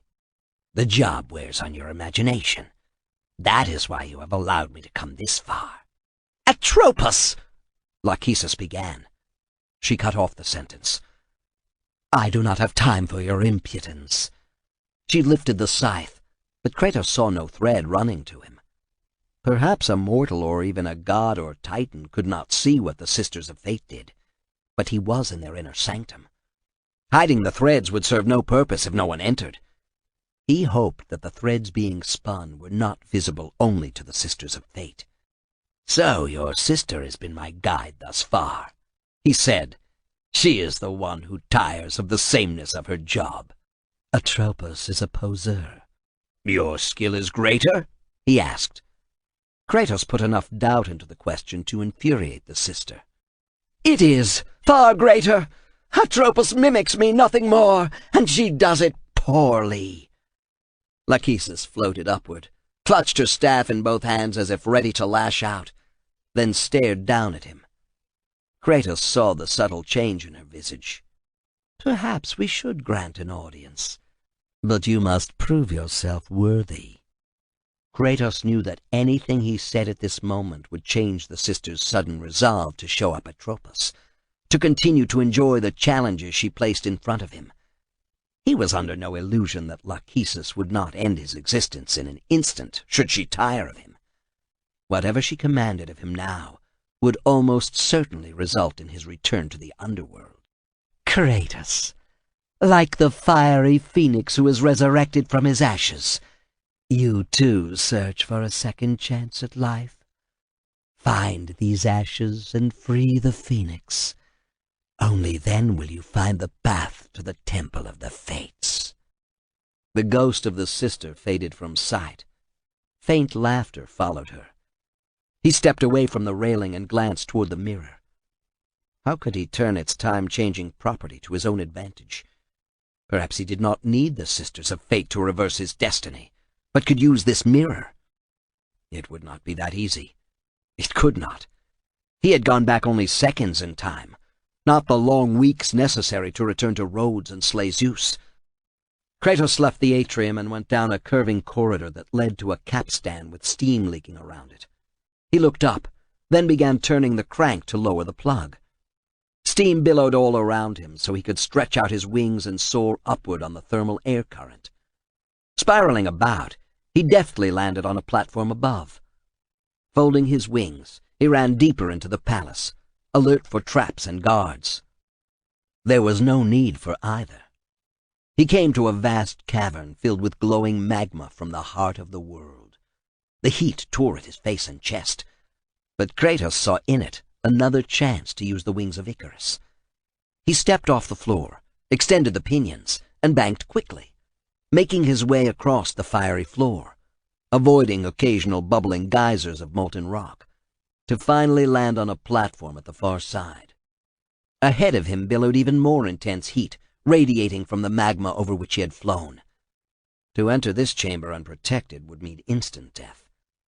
Looking around, he saw a tall stone statue. Putting his back to it, he scooted the statue out and used it as a shield to get closer to the flames shooting from the far wall. Barely had he begun his journey across the room than Hades' legionnaires surged forward to engage him. Kratos found himself at a disadvantage, having to remain behind the statue. The creatures from hell had no such problem. If anything, they relished the intense heat and flames that licked at their hindquarters as they brandished their scythes and curved war axes. Kratos swung his warhammer and caught one Hades legionnaire with the spiked surface. A second blow knocked the monster to its knees, a third crushed it. But while he fought one, the second came at him from the rear with an attack that almost took him by surprise. Rather than a sword, the legionnaire simply shoved him forward. The flames bathed him and burned at his flesh. Kratos spun and grappled with the creature of Hades. His fingers crushed one arm and distracted the legionnaire, long enough for Kratos to gather his strength, bend low, and then heave. He swung the creature high, then smashed it to the floor. Kratos whirled around, still holding its arm, and banged it into the rear of the statue. Another hard slam to the floor ended its life. Kratos pressed into the blisters that dotted his massive chest and sneered. They were badges of honor to him. He lowered his head, pushed hard against the statue, and moved it closer to the flame wall until he could see a point high on the ceiling above to grapple, catch, and swing past.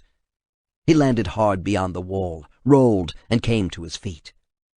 Ahead stretched another chamber filled with molten rock, but this time Kratos dared to hope that he had reached the Phoenix chamber. In the middle of the ocean of liquid rock stood a ring of columns, the magma bubbling and boiling between them. The sulfur scent made his nose wrinkle, but he also smelled the hint of victory that hung in the air. Standing in an alcove was an intricately decorated urn. He tried pushing the urn toward the ring of columns, but it proved too heavy for even his immense strength. Kratos stepped back and looked above, seeing a track. He walked back toward the boiling lake of lava and found a lever behind the head of a phoenix statue. Pulling hard on the lever caused the grappling mechanism to activate. A platform above rolled over the urn and lowered a chain outfitted with a metal collar. Kratos fastened the collar around the lip of the urn, then returned to the lever and pushed it back. Chains rattled, and the winch on the rolling platform above began whirring. The urn lifted from the floor, so the platform could roll toward the columns in the molten lake. The urn stopped directly over the center of the columns, before the collar released and sent it hurtling downward. The heat consumed the urn, but dancing sparks rose above the magma, swirling about and settling down on the boiling surface in the pattern of the phoenix. Kratos stepped back and reached for his swords when a head appeared in the molten rock. The columns constrained the creature as the magma beneath it rose slowly. More and more of the phoenix's writhing body was revealed. Wings formed. The beak snapped as the head took on more definition. Then the phoenix arched its back and became whole atop the rising pillar of lava. The phoenix exploded upward, bursting through the ceiling and leaving behind a hole that showed azure sky beyond. Kratos explored and found an elevator to a higher level that overlooked the sea. The phoenix struggled atop the pillar of molten rock, unable to escape. Its wings flapped futilely, trying to get free. It spun about, but no amount of fury released it from its invisible bonds. A long horn at the edge of the terrace drew Kratos. He placed his lips against the horn, remembering how he had summoned Kronos in the Desert of Lost Souls, pursed his lips, and loosed a powerful call. The resonant note built and radiated outward, encompassing the phoenix and the column of magma holding it. The phoenix shivered as if cold, then shot upward, free of its molten bondage. Kratos watched as the bird with flaming feathers circled, and then settled on a perch halfway between him and the prodigious phoenix statue with the ivory and gold palace in its mouth. He had freed the phoenix, and had won the right to an audience with the Sisters of Fate. Chapter 43. Lord Poseidon, Iris said, bowing slightly. I had thought to find King Zeus. In my chambers? He is often here, since he trusts you above all others, Iris said. She half-turned to hide her disdain, sending bits of rainbow from her gown flying around the drab quarters.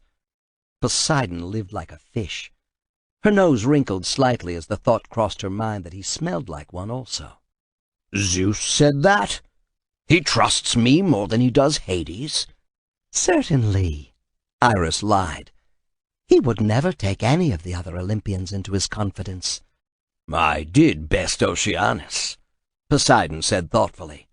That was an epic battle, and saved Zeus from having to deal with a titan controlling the waters that girdled the earth. Iris looked at him askance. Yes, this must be why Zeus said such a thing about me. Poseidon went on, puffing himself up. Oceanus was not easily vanquished. He had 3,000 offspring. I had to bring every river and lake under my domination to defeat the Titans. Still, he said, running fingers through his seaweed beard, I find it odd that Zeus would trust me so when there are others. She sniffed and looked pained. Certainly not Athena. Athena? She is his favorite. Poseidon chuckled. I can see why. She has the gift of persuasion. A thief with her words, Iris said. How's that? Oh, just something I heard Zeus say. But I must find him. I have an urgent message. Do you know where he is? He rushed off to do whatever his anger dictated, Poseidon said. His wrath has grown of late. Kratos, she said, nodding as if she agreed with him. Kratos provokes him at every turn.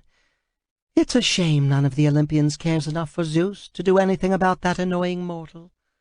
It seems that Kratos allies himself with Gaia. And you know what rabble-rousers those titans can be. What are you saying? Poseidon bent over and looked at her closely. Iris tried not to flinch as seaweed from his beard flopped across her face. Worse than this saltwater assault, the stench of fish almost made her gag. Zeus always had a strangely pungent odor about him, something like garlic, especially after he had lashed out with his thunderbolt. That was bearable. But Poseidon— What everyone knows, she said carefully. The rumors run rampant that he holds back on dealing with Kratos again because of Athena's importuning. She is his favorite, Poseidon repeated. But he would certainly favor anyone who relieved him of Kratos and his meddling ways. Zeus is far too hard on himself. What do you mean? Iris looked hard at Poseidon and saw he was soaking up her every word like a sponge from his underwater kingdom. Trying not to laugh at his gullibility proved more difficult than the lies she told so glibly. He blames himself for elevating Kratos to the throne, although it was entirely Athena's doing. She hated Ares and used Kratos to kill him, then thought she could control the new god of war. Kratos proved too obstinate for that. Once a mortal, always a mortal. He would show great favor to anyone killing Kratos? I am sure Zeus is on a pilgrimage now, to think about this matter away from the Olympian hubbub. He's not going to kill Kratos himself? I hardly think so. Not even Zeus dares oppose the Sisters of Fate, Iris said. But I do need to find him. I have important messages. She hesitated because Poseidon pursed his lips, but did not come to the conclusion she had hoped he might. You don't know where he is? Perhaps finding a way to deal with Kratos that would not anger Athena? A way of killing Kratos. The god of the ocean smiled cruelly. Now, what could kill a crafty warrior like the ghost of Sparta? I don't know, Lord Poseidon, but a god of sufficient daring and power would, Iris said. She silently added, but I am sure I will find out soon. All of Olympus will find out. Chapter 44. The Phoenix sat on its perch with the Palace of the Fates some distance beyond it. Kratos compared the newly resurrected Firebird with the Spire of Ash and the opened wing replica with the palace in its mouth. There had to be a connection between the actual Phoenix and the location of the Fates' palace, but he could not see what it was. Blowing again on the horn would solve nothing, but a different perspective on both Phoenix and palace might. He began edging along a narrow walkway to find the true path to the sisters. The walkway ended in a room opening on the sea, the Phoenix and the palace, but otherwise in utter darkness. But Kratos sensed another being near even before he heard, "I have come too far to fail." Kratos drew the blades of Athena and swung around in time to meet a sword thrust with a quick parry. His opponent, cloaked in darkness, peppered blows with a fist along with the sword attack. Kratos ignored the pummeling, blocked a lunge with the flat of one blade, then swung about and brought its razored edge down on the attacker's head. Only a last-minute twitch saved the man from having his head split open. This turned the tide of combat. His opponent weakened rapidly from the blow, which had severed an ear and cut deeply into his shoulder. Kratos pressed his advantage. He batted the sword from the man's hand, grabbed him around the waist and lifted. Grunting, Kratos slammed the man into a wall and felt even more fight drain away. But his foe proved not to be as easy a kill as it first seemed. Kratos punched hard, but the man jerked to one side. Kratos' fist slammed into the wall, and he loosened his grip on the hidden man. Kratos landed 2 more hard punches. As quickly as the fight began, it ended. The man grappled with Kratos and wrenched him about. Kratos drew his sword and lunged. Locked together, they plunged through an interior window, fell 2 stories, and landed hard in the center of a large porch overlooking the ocean, surrounded by shards of glass from above. Kratos started to twist the sword he had buried in the man's gut, then saw his opponent clearly for the first time. "You!" Kratos slid the sword from the soldier's torso. The soldier looked up, clutching Kratos' sword, which had run through his chest. "My lord, in the darkness, I didn't recognize you. I sought the sisters to—" Kratos grabbed him by the cuirass, as he had once before back in Rhodes. "I told you to return to Sparta. Why do you leave Sparta unprotected?" "Sparta," the young soldier gasped out, visibly weakening, "is no more." He looked away, unable to meet Kratos' accusing gaze. "What treachery is this?" Kratos shook him hard to focus his attention on reporting, rather than dwelling on the sword wound that would soon end his life. "Zeus," the young soldier said, coughing up blood. "He came under the cloak of darkness. I was standing guard with 2 others, and a thunderbolt destroyed the wall and sent us flying through the air. They were killed. I was trapped under a large stone, unable to move. But I saw, oh my lord, I saw every moment of the destruction." Kratos stared in disbelief, trying to understand what he was being told. Sparta laid to waste? Impossible! The people ran about in confusion, begging for their god to save them. I saw Zeus striding through the city, 100 feet tall. More. He reached down and destroyed the tallest structures by plucking them like a thorn from flesh. He crushed smaller buildings underfoot, then ground what he had already crushed into powder finer than flour. Fires raged. Fires Zeus caused by plucking lightning bolts from the sky and hurling them into the city. Women and children were burned to death before my eyes. The soldier sagged back. Kratos shook him again until his eyelids fluttered, and the soldier forced himself to speak. They ran past me on fire, and I could do nothing. My legs were pinned under a stone from a temple. Your temple, god of war. Yet you are here, Kratos said. I forced the stone from my legs and stood weaponless to face a god. But Lord Zeus had already gone to destroy more distant sections of Sparta. I was left with no choice. I had to seek out the sisters to change the fate of our beloved Sparta. How did you penetrate this far into their temple?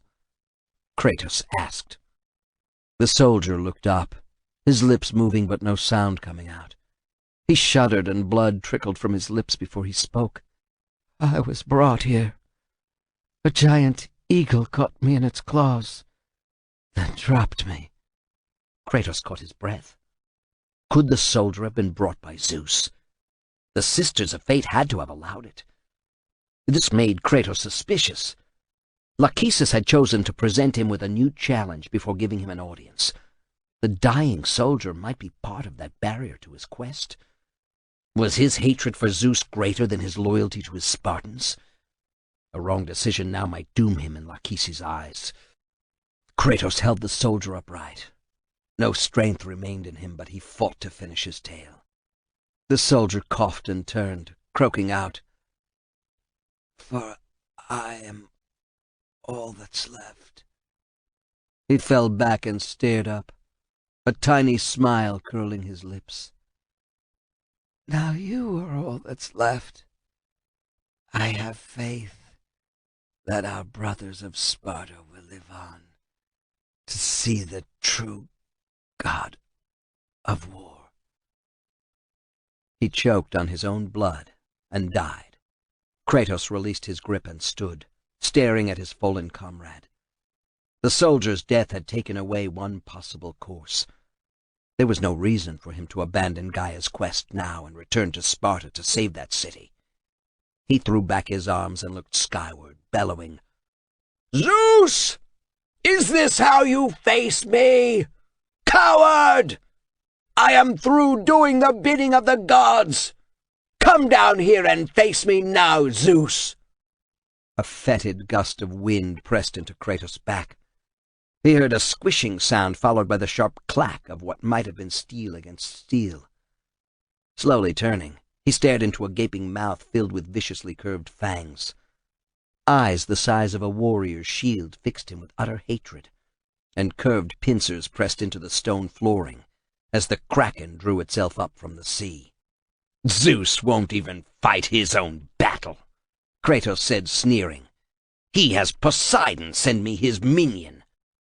The kraken roared and spat at him. "Come down here and face me now!" Kratos roared, not at the kraken but at Olympus. "I grow tired of the lies of the gods." Kratos swung his warhammer in an arc before him. The kraken reared higher and pulled more tentacles from the sea. It roared and lashed out with preternatural speed, a tentacle whipping around Kratos and circling him entirely. Arms pinned to his side, Kratos struggled in the slimy grasp. To no avail. The kraken lifted him high and drew him closer to its maw. It would feast this day. Kratos made a mighty heave in an attempt to break free, but the tentacles slithered up around his neck, and squeezed, and squeezed, and squeezed. He blacked out for a moment, and then thrashed about, startled to find himself on a hillside. The clouds in the overcast sky reflected light from the fires burning in the city below. Kratos took a step forward when he saw the woman making her way toward him. Silently she stopped a few feet away. "I am so sorry, my love."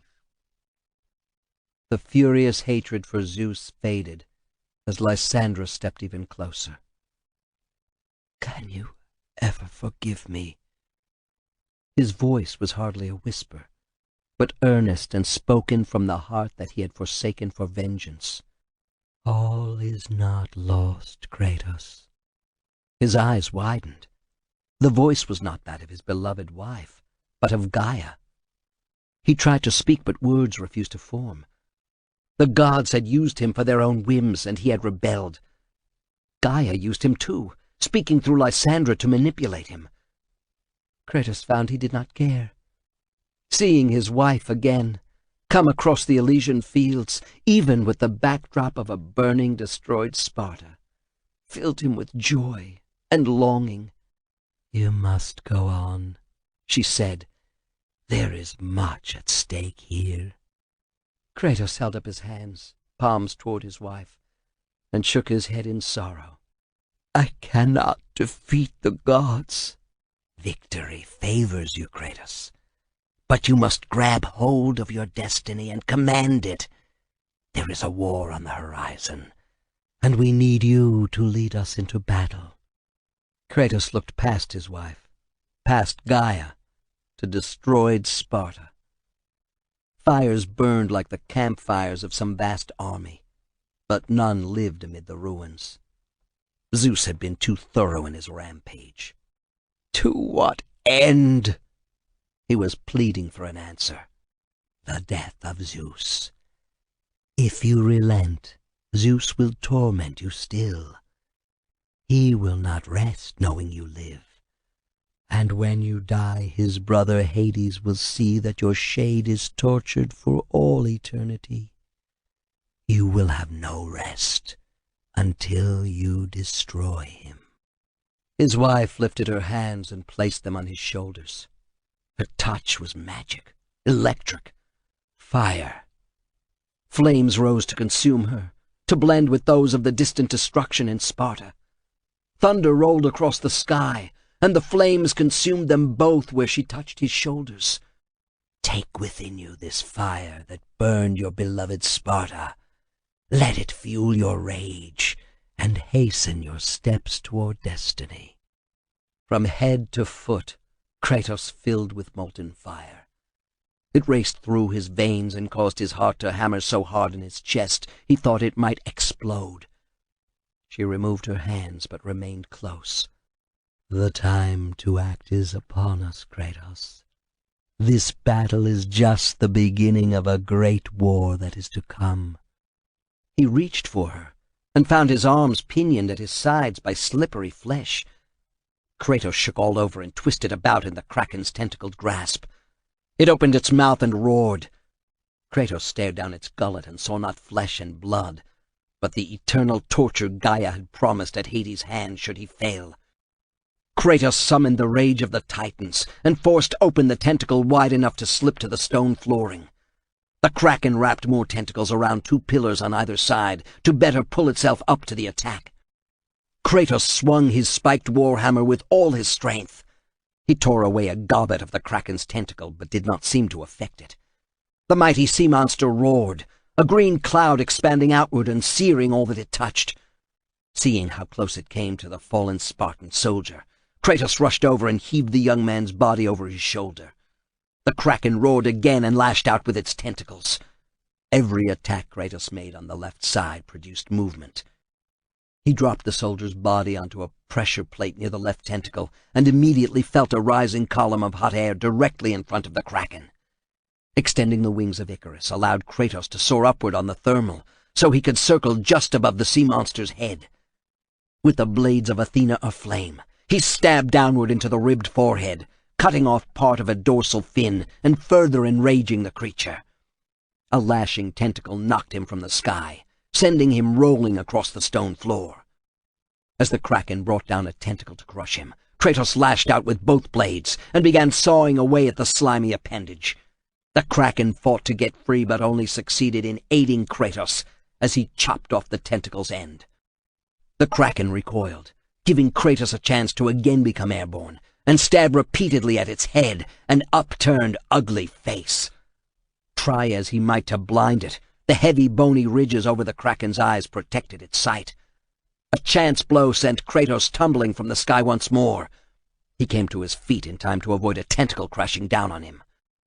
As before, he slashed at the end, worrying his blades about and digging deeply whenever the opportunity presented itself. The end of this tentacle soon lay on the floor, severed by Kratos' slashing blades. The Kraken recoiled at this new pain, giving Kratos the chance to unleash the rage of the Titans once more. Electric sparks erupted, enveloping the Kraken, dancing from its eyes to the fangs in its mouth and finally burning at its tentacles. As the spell worked to humble Poseidon's monster, Kratos launched himself upward on flapping wings and renewed his attacks against the monster's head and eyes. He drove it downward. Seeing victory within his grasp, Kratos landed on the edge of the terrace. The Kraken's massive body had hidden a lever. Kratos drew it back. A bridge shot outward, decapitating the Kraken. Kratos nodded solemnly as he saw the bridge extended to the pedestal where the phoenix perched, as if waiting for this moment. Kratos ran out onto the bridge, vaulted over the pieces of Kraken staining the roadway, and landed only a few feet from where the Firebird perched on a roost atop a fiery brazier. Kratos walked around the brazier, staring up at the 30-foot-tall phoenix. He glanced from its nervous movement on the perch to the distant spire of ash and the stone phoenix that had opened its beak to reveal the Temple of the Fates. Stopping directly in front of the phoenix, Kratos cast out his blades, using them as grapples that caught on either side of the bird, just in front of its wings. The phoenix went berserk, flapping and thrashing, burning hotter and trying to escape the punishment. With a powerful tug, Kratos dragged the phoenix from its perch and knocked it flat on its breast in front of him. Ignoring the fiercely burning feathers, Kratos jumped onto the Firebird's back. It surged upward, dropped one wing, did everything possible to dislodge him. Kratos held on firmly to the grapples and reined them in to gain better control. The phoenix took to wing, rolling over and banking suddenly in further attempts to unseat him. It would take more than this to deter Kratos now. He bent forward and guided his fiery transport toward the open mouth of the stone phoenix, far out to sea. The phoenix understood that it would be free if it obeyed his commands. On powerful wings blazing, the phoenix carried Kratos toward his goal, the Temple of the Fates. Chapter 45. "What have you done?" cried Athena. "Keep a civil tone," Zeus said, glowering at her. "I did what was necessary. Kratos had destroyed the other cities. I destroyed Sparta." "That won't keep him from killing you, from trying to kill you," she hastily amended, shocked at the slip of her tongue. More and more she said what she thought rather than what was wisest. Dealing with the Olympians had always required a large amount of diplomacy, to soothe bruised vanity, to gloss over slights, to guide the others in the direction she desired. Not for nothing had Zeus valued her counsel above all others. She had remained calm and tactful when others grew wroth or sulked. "Kratos has always been your pet mortal. No longer. I declare him nothing more than a stag to hunt, game to bring down. I want him dead, for good. I want my brother Hades to imprison him in the deepest hellhole in the underworld for the rest of eternity." "Destroying Sparta only stiffened his resolve," she said. "How do you know this, daughter? Where is he?" "I know Kratos, wherever he is." "I know where he is," came a clear, lilting voice that rang out as clear as a bell. "Hermes!" The name slipped from her lips before she realized it. She raised her hand to motion him away, but the god paid her no heed and flew forward to the bottom step leading to Zeus's throne. "I banished you! You defy me!" Zeus jumped to his feet and drew down the power of lightning to slay Hermes. "I venerate you, Sky Father," Hermes said, bowing deeply. "I bring you news of Kratos that will allow you to destroy him."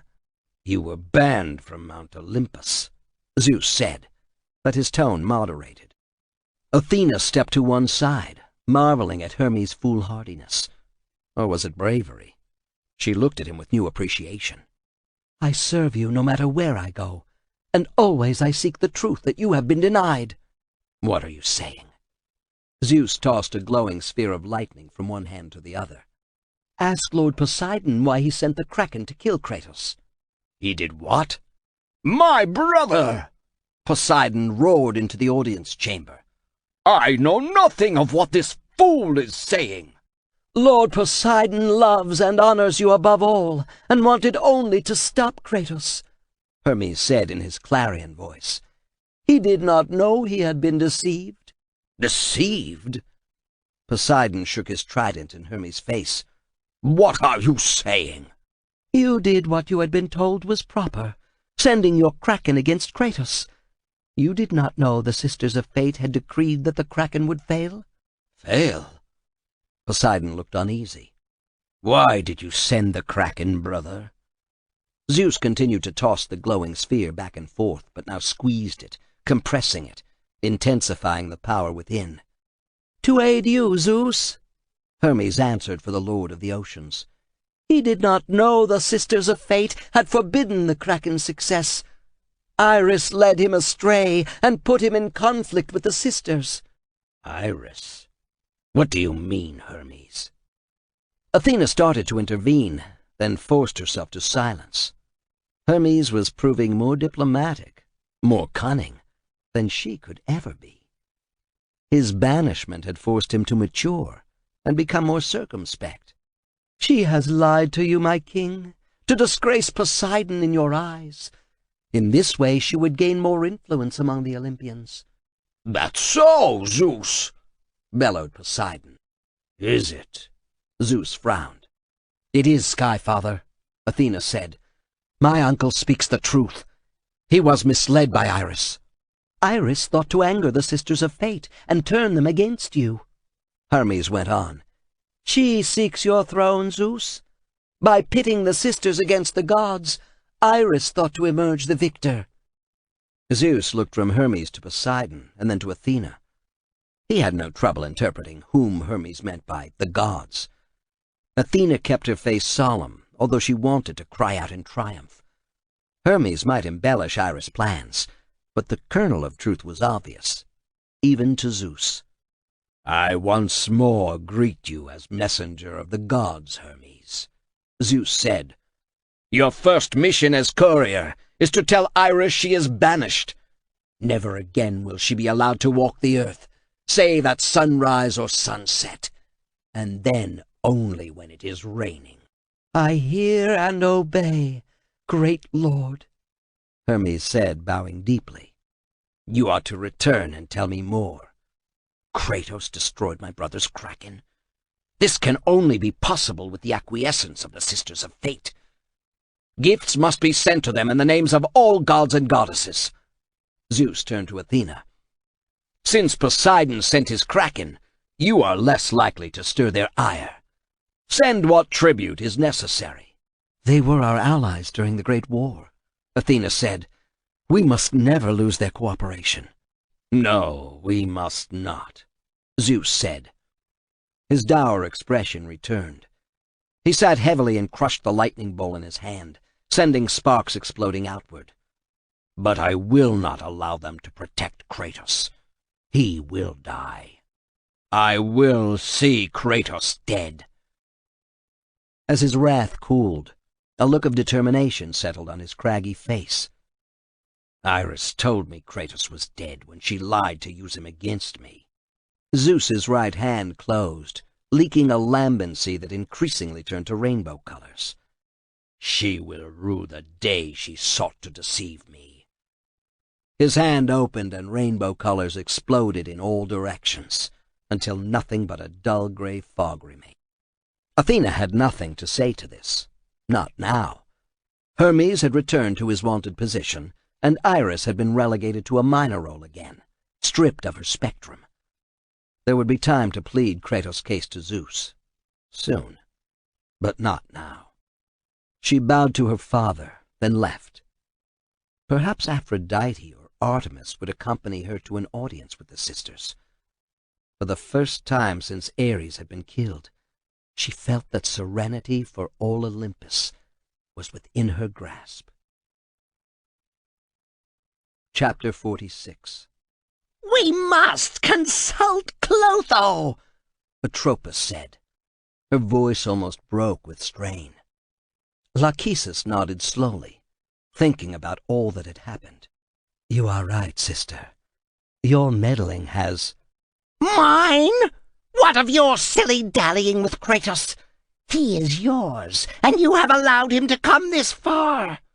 We must share some of the blame for that, sister, Lachesis said. We have worked at cross purposes. The warrior of destiny was too hesitant with that use of the spear of destiny, and allowed Kratos to recover it. "Cut his thread now! I will measure it! You cut it!"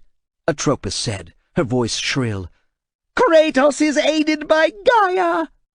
"Gaia," Lachesis said, waving her hand in dismissal. "The Titans dream of bygone days. They will never be a threat. What worries me more is the Kraken. Did you weave the monster's attack into Poseidon's thread?" No, of course not.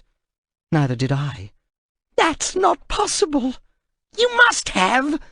You were teasing Kratos and had Poseidon send his monster," Atropos said. She fell silent when she saw the answer on her sister's face. We who are mistresses of the fate of the world are not supposed to be surprised by such things, especially when the attack occurs on our doorstep. "If you didn't weave the Kraken's attack into a thread, and I didn't, could Clotho have done so?"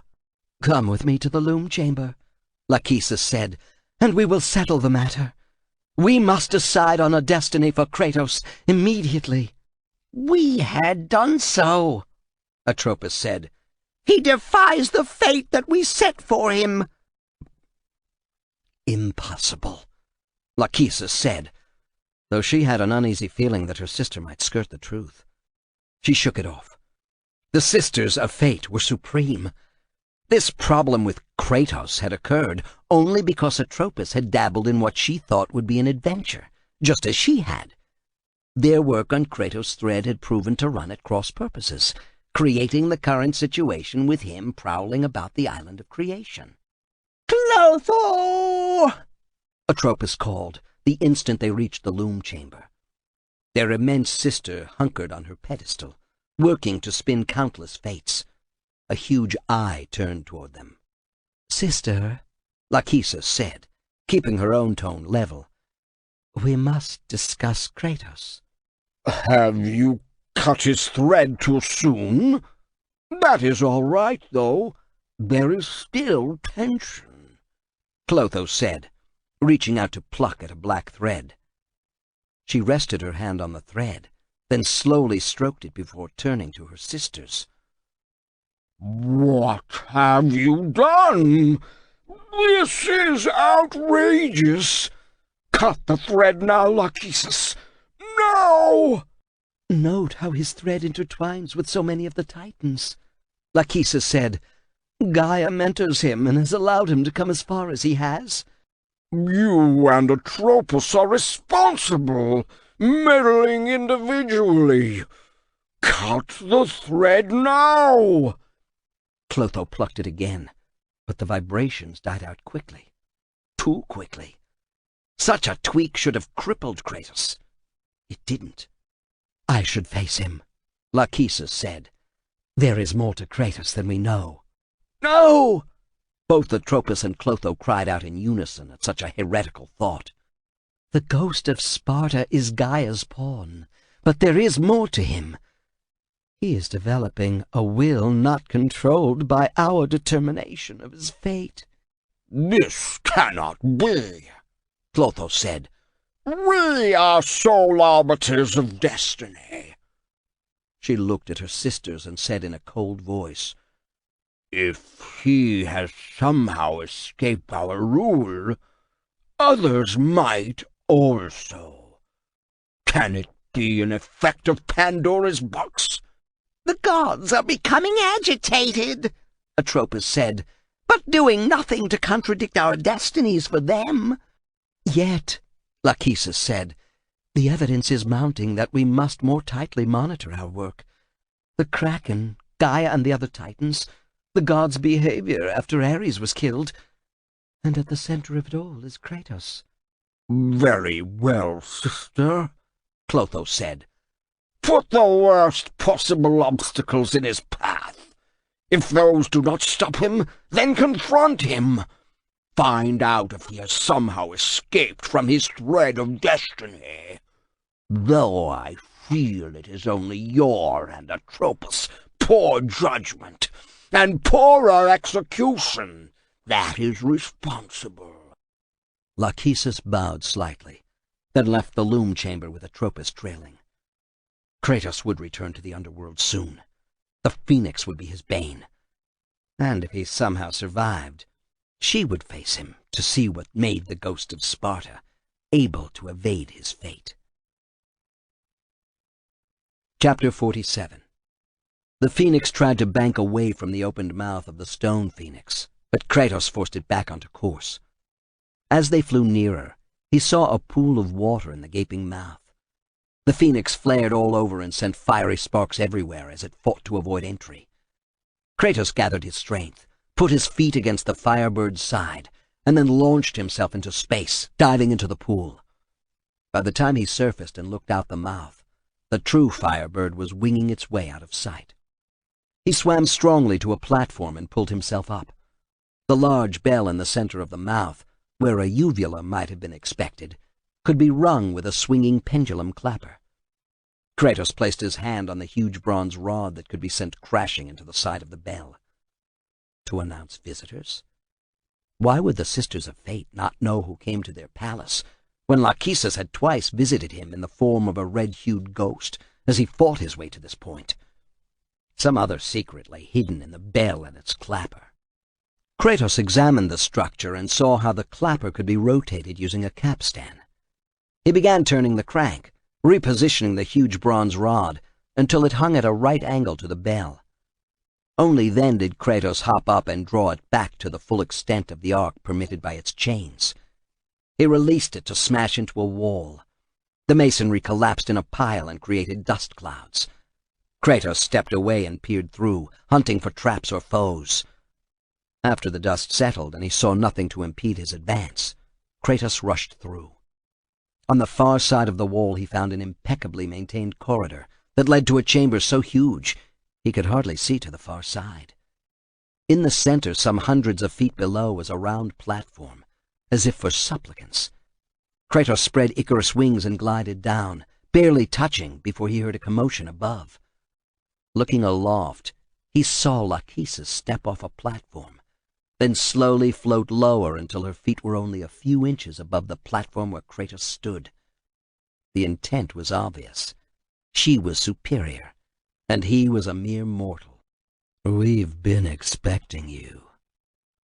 The upper part of her face was hidden by a black mask, and her voluptuous body was more beguiling than any houri Kratos had ever seen. Sleek, bare legs extended down, but her feet did not touch the floor. She floated inches above the tiled flooring, as if she disdained sharing the act of walking with a mere mortal.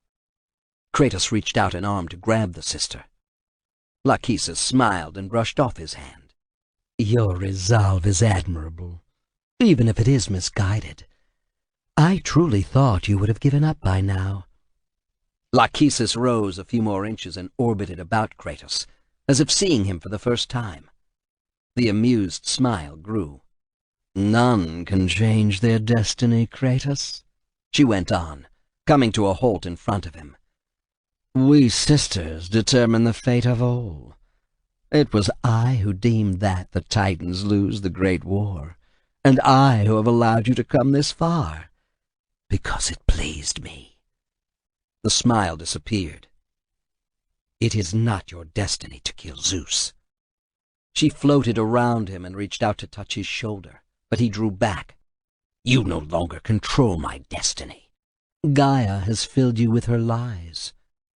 Kratos grabbed Lachesis by the throat and squeezed so hard she could not finish the sentence. "Give me what I want. I would go back in time and kill Zeus."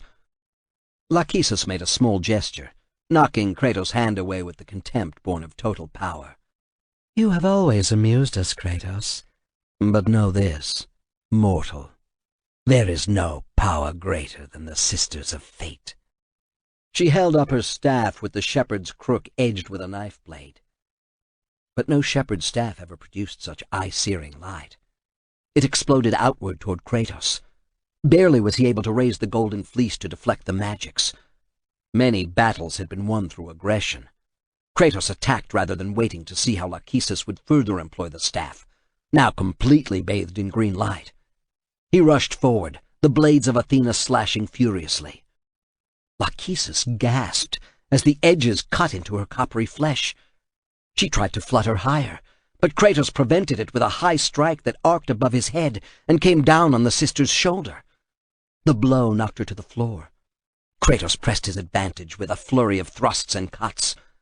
Somehow Lachesis once more gained the air and floated high, the hem of her long, intricately woven robe barely brushing the platform. Kratos unleashed the rage of the Titans and again knocked Lachesis to the floor, but this time she used the long staff as a sweep and caught his leg. A quick yank sent him sprawling onto his back. She soared above him, her glowing staff aimed at him. Kratos caught the new bolt of energy on his crossed swords, but felt the shock all the way up his arms and across his shoulders. It was as if he had been hit with the barbarian king's maul. A second bolt narrowly missed him. He rolled to the left and scrambled to get his feet under him. He faced away from Lachesis, and she swooped in for the kill. Warhammer in hand, he spun about. The full power of the rotation and his incredible muscular strength powered the spiked head directly into the sister's body. Lachesis turned a flip in mid-air and crashed to the floor, lying on her face and moaning in pain. Kratos walked over, the hammer raised for a killing blow. Lachesis looked up at him. "You do not defy fate, Kratos." She slammed her staff onto the floor. At first, Kratos wanted to laugh at the ineffectual gesture. It was nothing more than spite, and not a real attack or attempt at defense. We have woven the events of your life. The crook grew brighter yet and cast a shadow against the far wall. Lachesis tapped her staff against the floor and caused an inky mist to expand slowly, roiling and taking form in front of a tall mirror. Atropos, he growled, recognizing the sister flowing from the mirror. In place of legs, she rode on the ebon mist, floating toward him. Both sisters of fate intoned, "And now that life is at an end." Kratos backed away to confront the two sisters. Atropos screeched as she swooped down, her long talon-like fingers clawing at Kratos. He caught her up and threw her to the floor, but holding her was difficult. She proved stronger and more agile than her fragile appearance suggested as she writhed away from him. Atropos screeched again and grabbed him, carrying him through the mirror. It was Kratos' turn to scream. It felt as if every muscle in his body was strained to the breaking point. Bones cracked and nerves sang with pain, and the brightly lit throne room of the Fates had turned to inky night. He took a step and sank to hands and knees, fighting the dizziness. His gorge rose, but he forced it back, despite the burning bile in his mouth. He looked up, got to his feet, and stared into the distance, where he saw himself as a giant battling with an equally outsized Ares. A curse came to his lips when he saw that distant self, wielding the blades of chaos, their chains still welded to the bones of his forearms, showing he was a minion of Ares. "We control your destiny, foolish mortal," cackled Atropos. "With a whim, we can end your life, or allow you to live." Kratos looked at the ground and realized he stood on a broad strip of steel. Then his attention was drawn once more to the distant fight. Ares fired a massive fireball that whirled and spun and formed a vortex so powerful it sucked up everything around it. Kratos cried out, but his other self was sucked into the tornado. Ares threw back his head and laughed, then vanished in a sheet of lambent light. Kratos swung his sword as Atropos swooped past. Her impossibly long talons lightly raked his cheek, and then she soared away, hovering high above him, her feet hidden by the blackness. "Search your memory, Kratos. The sword on which you stand delivered your victory against Ares. Without it, you will be the one who dies this day, not Ares. We can change your past and set your future. This is the power of the Fates." Kratos spun and saw that the sister spoke truly. He stood on a long bridge made from a sword he knew all too well. The steel blade cracked under his feet, causing him to fight to retain his balance. He fell to one knee and saw Atropos preparing to release a glowing sphere of pure energy at him. Drawing Typhon's Bane, he released one icy arrow after another. One caught Atropos and sent her spinning back. Atropos launched one of her fireballs. Never hesitating, Kratos deflected it with the golden fleece, but it did not soar back at Atropos. Rather, it looped out in a wide arc and came back toward him. He ran. The sphere chased him, gaining swiftly. The white burning star of energy that formed before releasing the Kronos rage failed to grow. He had to rejuvenate, and only time would accomplish that. Instead, he felt the chills suffuse his entire body from the gift Atlas had given him. Kratos stumbled, fell onto his back, and lifted arms and legs. From hands and feet roared the Atlas quake. The power of the magic meshed, and cancelled out Atropos' sphere of death. Getting to his feet, Kratos unleashed a new attack on Atropos, using Typhon's Bane. The bowstring hummed as he loosed one gelid wind gust after another. Several more airy missiles struck Atropos, causing her to sink until she hovered only a few feet above the sword bridge. Kratos lashed out with his swords and jerked the Sister of Fate on each shoulder with the grapples. He jerked her downward to the bridge, kicked her in the head, then drew his sword and drove the point through her forehead. Orange fire enveloped Atropos' body as he stepped away. Bit by bit, the blackness that had encircled her lower extremities worked its way upward, as if devouring her. The smoky blackness circled and enveloped Kratos. Then he was spun about and exploded in size to match that of the advancing Ares. Kratos looked from the god of war to the immense sword bridging the great chasm.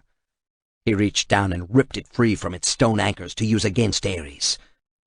As the blade pulled free, what remained of Atropos tumbled over and over into the chasm. Her screams faded into the distance. Kratos ignored her and turned to face Ares. A surge of knowing blasted through him. He had faced Ares like this before. He had fought Ares with this sword and won. The battle had been... Kratos stood staring at the mirror in the Temple of the Fates, Atropos pounding against the far side. She had been trapped, and Kratos no longer held the blade that had spanned the chasm. Atropos clawed and smashed repeatedly against the other side of the mirror, but could not get through. Kratos half turned to Lachesis, who said, "I am through playing games with you, Kratos. This power was never meant for a mortal like you." Lachesis raised her staff. It had been eye-searing before. Now it seared Kratos' very soul. He squared off to face Lachesis. Green lightning raced from Lachesis' staff to each of 3 mirrors in the room. Kratos rushed forward, sword swinging. He drove Lachesis back and circled, and beyond her he saw Atropos halfway through a mirror. Her talons clawed the air, seeking his flesh. The upper portion of her body writhed, as if she were in excruciating pain because of the half-entry back into this world, this time. Kratos pulled out his warhammer and rushed to the mirror where Atropos struggled. Mighty blows of that heavy maul cracked the looking-glass and drove Atropos back to the far side. Barely had he succeeded in smashing this mirror when Lachesis renewed her attacks. Kratos used his hammer on her, stunning her, but saw that Atropos tried to creep through another of the remaining mirrors. Kratos used the Amulet of the Fates to slow time. He ran to the second mirror, where Atropos seemed stuck halfway through, and swung his hammer, smashing the glass to shards. Atropos vanished once more, leaving only one mirror passage. Seeing the second mirror destroyed, Lachesis redoubled her efforts to kill him. Her staff flared constantly now, forming marching columns of death that sought to encircle Kratos. He avoided them, backing toward the untouched mirror, thinking to smash it too. Lachesis rushed forward, oblivious to the way she left herself open to attack. Kratos wrested the staff from her, swung it around, and knocked the Sister of Fate skidding across the floor. He reared back to impale her with her own weapon.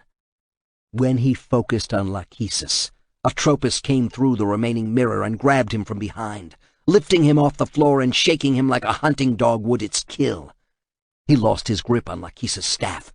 It went spinning away from him to be caught up by the sister.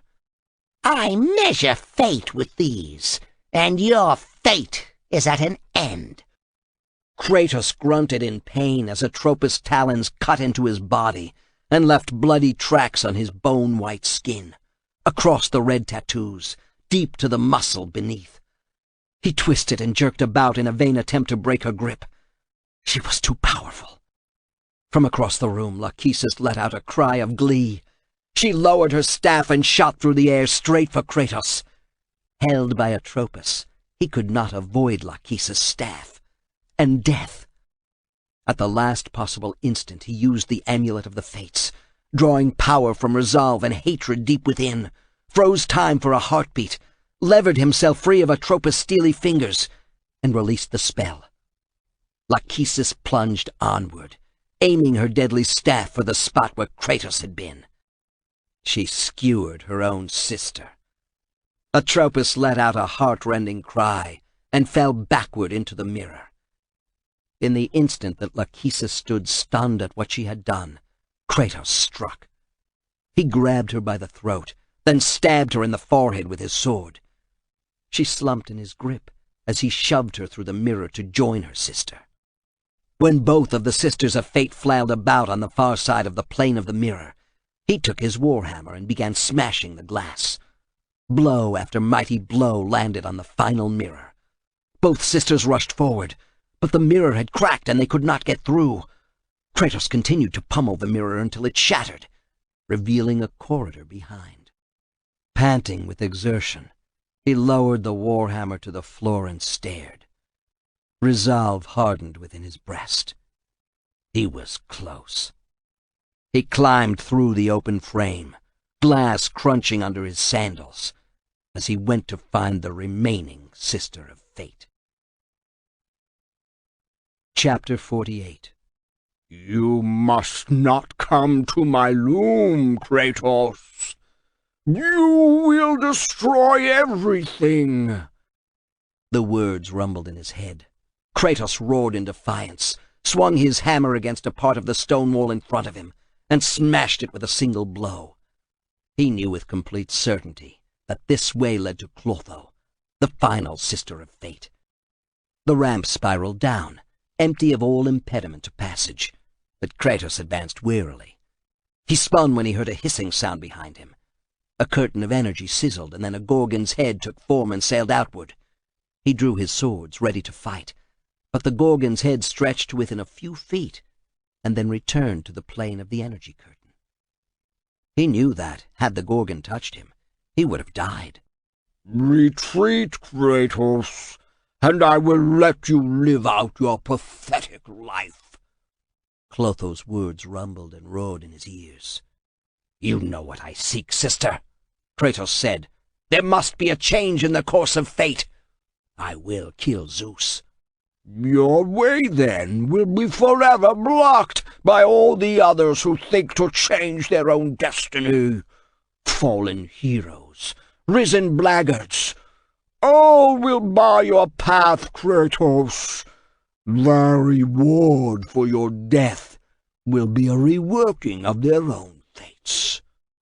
Kratos returned to his course and immediately found his way blocked by cursed legionnaires, with their curved blades waving menacingly.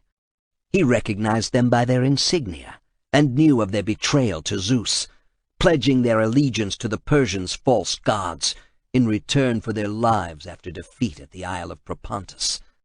Those legionnaires who had bent a knee to the Persian god Zahak had been defeated in a subsequent battle with the Greeks and had discovered that Zeus' rage knew no bounds.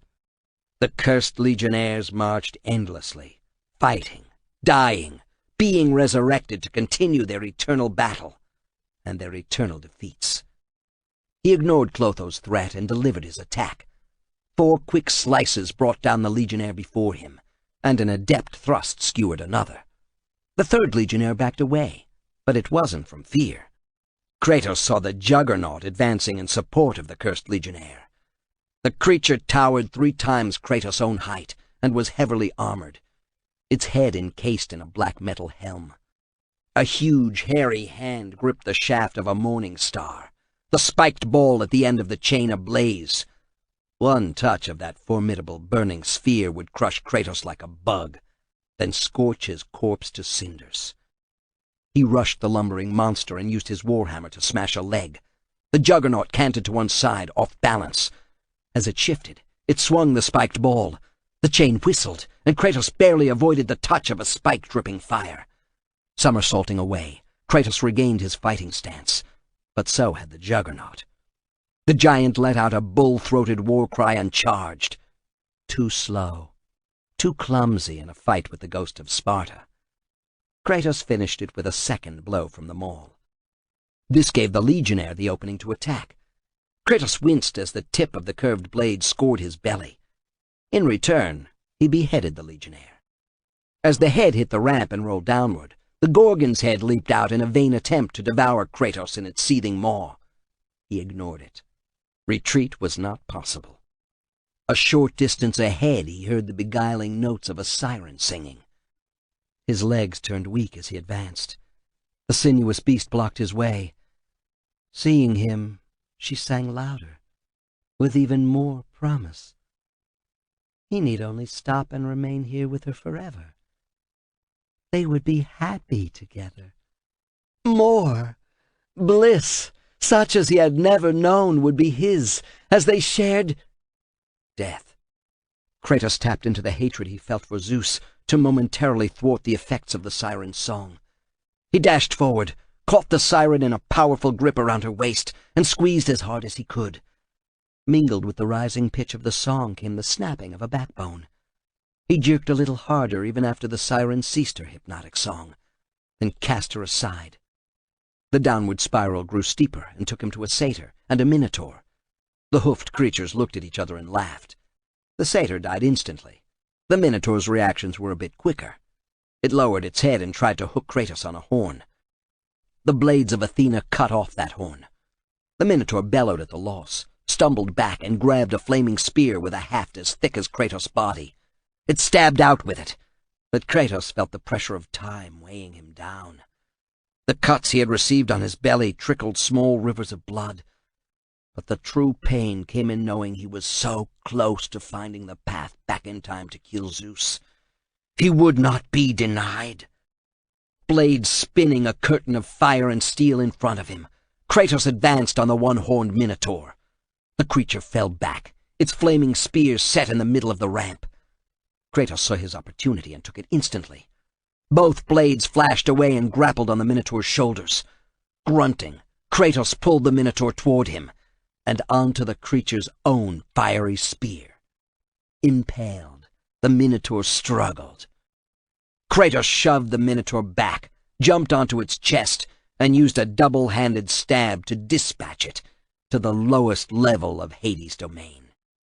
Pushing ahead through cobwebs and enduring a musty smell that turned to a sickly sweet stench, reminding him of decaying flesh, Kratos slowed and finally faced a huge door inset with a metallic leering face and claws reaching down to hold shut a locking bar. Kratos swung his hammer hard. Each blow knocked open the claw latches. He grabbed the locking bar and jerked hard, sliding it away, so he could grip the bottom of the door and fling it up and open. The fetid odor hit him like a physical blow. He stopped when he heard Gaia's voice in his ear. I am the earth, but Clotho is creation. She is the loom of life. To defeat her is to defeat the genesis of all. Kratos advanced slowly, coming to a bridge guarded by two swiftly swinging pendula with razor-sharp edges. He judged the speed of each pendulum, the length of the arc, and then walked without stopping, the blades cutting close to both chest and back. He stepped past the second pendulum. To disrupt the loom of life, Gaia continued, is to endow mankind with the ultimate freedom. No longer will humanity be bound by the chains of destiny. He rounded a large central column. Kratos' eyes widened when he saw this column was flesh. He looked upward and saw flaccid teats and scrawny arms with skeletal fingers drooping down. First you must gain control of the loom and find your thread, Gaia said. Find your thread, Kratos, and determine your fate. He stepped back as a bony hand flopped down in front of him. Looking upward into the lofty chamber, he thought the cobwebs had taken over. Then he saw the different-colored strands, the way they quivered, the size growing or shrinking, and he knew he witnessed the fates of countless humans and gods and titans. Somewhere in the midst of all those threads stretched his own destiny. Finding it might be difficult, but taking control of it might be impossible. Kratos had no idea how to change his own destiny. He hurried around the side of the immense mountain of putrid flesh and found a dangling chain. Hand over hand, Kratos made his way up to a higher level. He passed a level where more teats grotesquely flopped onto a walkway around her. Kratos jumped off at the highest level and ducked under the threads that spun from the very body of the Sister of Fate. Faint, distant, he heard humming followed by the words, "Cut and mend, cut and mend, cut and mend. You live because we allow it." A bright green thread above Kratos' head was severed, then spliced with a double strand extruded from Clotho's flabby, gray-fleshed body, the strands swimming forth like a spider's web from a spinneret. Kratos dropped from the chain and walked around the circular platform that served as a scaffolding for Clotho. One of the spindly arms flailed about, and the long bony fingers slapped down in front of him. Revolted, Kratos swung his warhammer and smashed 2 fingers. I am the loom of life, eternal. Kratos sneered. He would see about that. He smashed the other fingers on the hand, forcing the arm to lift the damaged hand away. Clotho took no notice of this minor damage, so Kratos knew he would have to do better. But he had to find his thread among the thousands of others crisscrossing the chamber above. Each strand traced back to a spinneret on Clotho's body. Kratos moved an apparatus on the edge of the circular platform, and was rewarded with more furious beating from Clotho's other arms. The thread of life runs until its end. You cannot change what the fates have deemed. I will find it, Kratos shouted. I have already changed what the fates have deemed. I will find it. Clotho stirred, bringing her arms about. Kratos saw past the bulging body for the first time. Clotho's head was tiny and pointed, set amid the folds of fat of her grotesquely sloping shoulders. Her pig-like eyes fixed on Kratos. She turned in the confines of the scaffolding and swatted at him as if he were nothing more than a bug. He smashed at her fingers with his hammer, but inflicted no serious damage.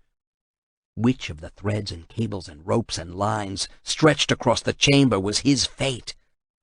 Do you sense it? Clotho taunted.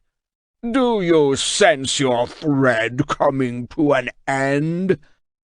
Kratos moved more of the equipment around the outer ring, not sure what it did other than irritate Clotho.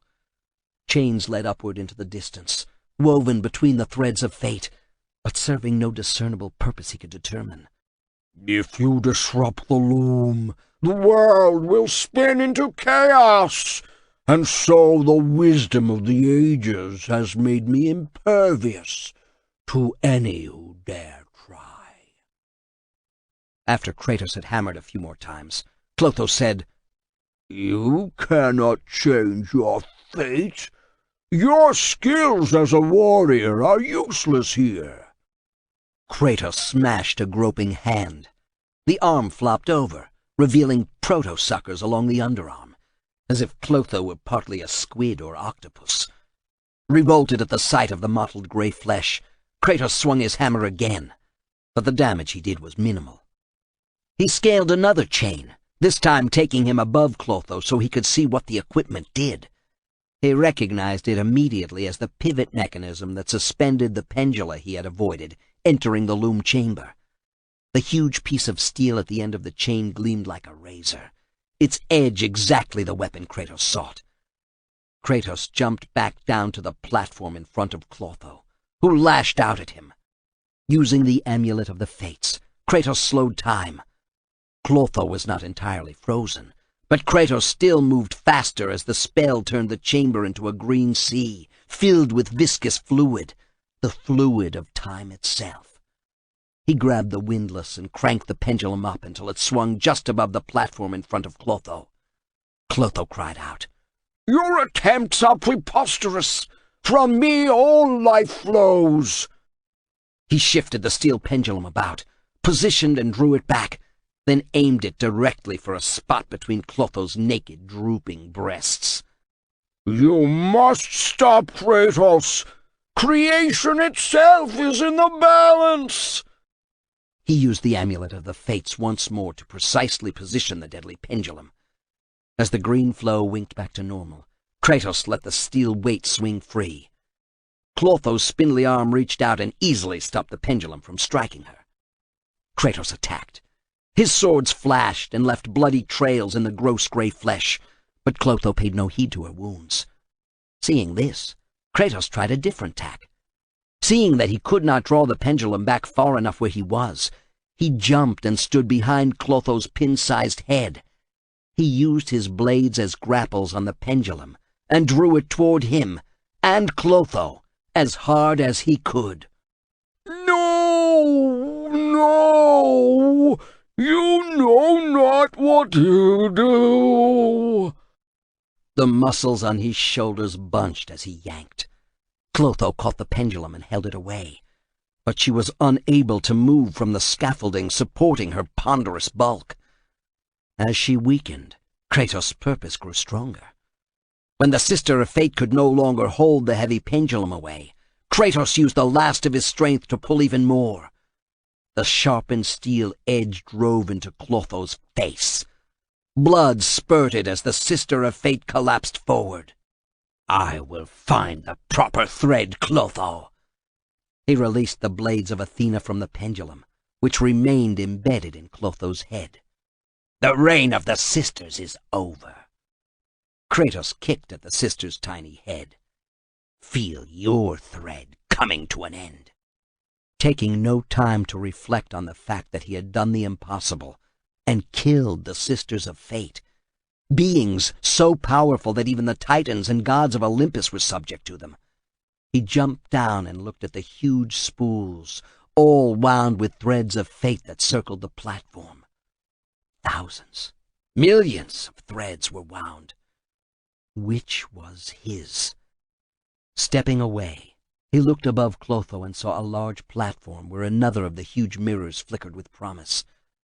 He had destroyed both Lachesis and Atropos by imprisoning them on the other side of such a mirror, then destroying it. Kratos found an elevator to the platform and stood before a mirror 10 times his height.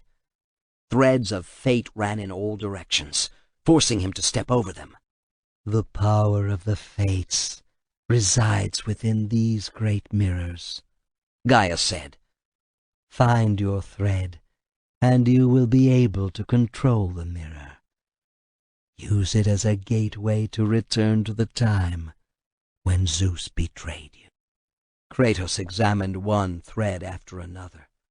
The tangled skein proved too complex for him to identify any single strand of fate as his own.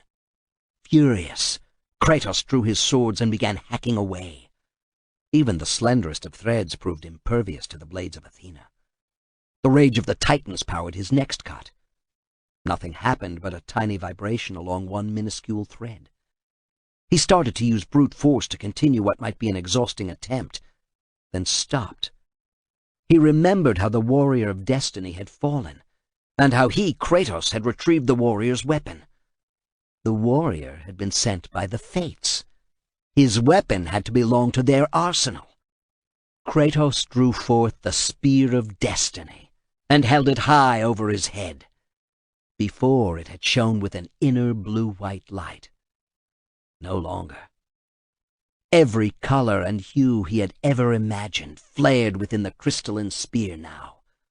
Gripping its shaft, he swung it around and drew its spearhead against an arm-thick cable of woven fates.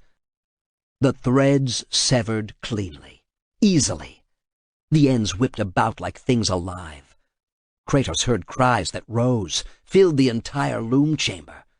He could not tell if they were of joy or fear, sorrow or release. No longer were these souls bound to a destiny the Sisters of Fate had decreed. He began cutting the threads, using the Spear of Destiny. With every thread he cut, the crystal spear glowed brighter and more colorful. Wantonly slashing now, every thread he found was cut. The sounds from those attached to the far end of the threads rose in his ears, like a wave breaking against a gentle shore. The faster he chopped, the louder the sound, until a full-blown storm might be smashing against an unseen rocky point. When he cut one bundle of threads, he felt suddenly weak, and a sound like those he heard escaped his lips. Kratos grabbed at one thread of the purest ebony and held it. His heart threatened to explode. This was his destiny. He held it in his own hands. With a snap as he lashed out with a whip, he sent the black thread that was his now severed fate into the mirror. Kratos cried out as it felt as if he were being ripped apart. Every muscle, every bone, every nerve destroyed. Chapter 49. Even now, as you draw your last breath, You continue to defy me? No matter. Kratos took a stumbling step forward, sucked in a deep breath, and forgot the sharp pain that still permeated his body.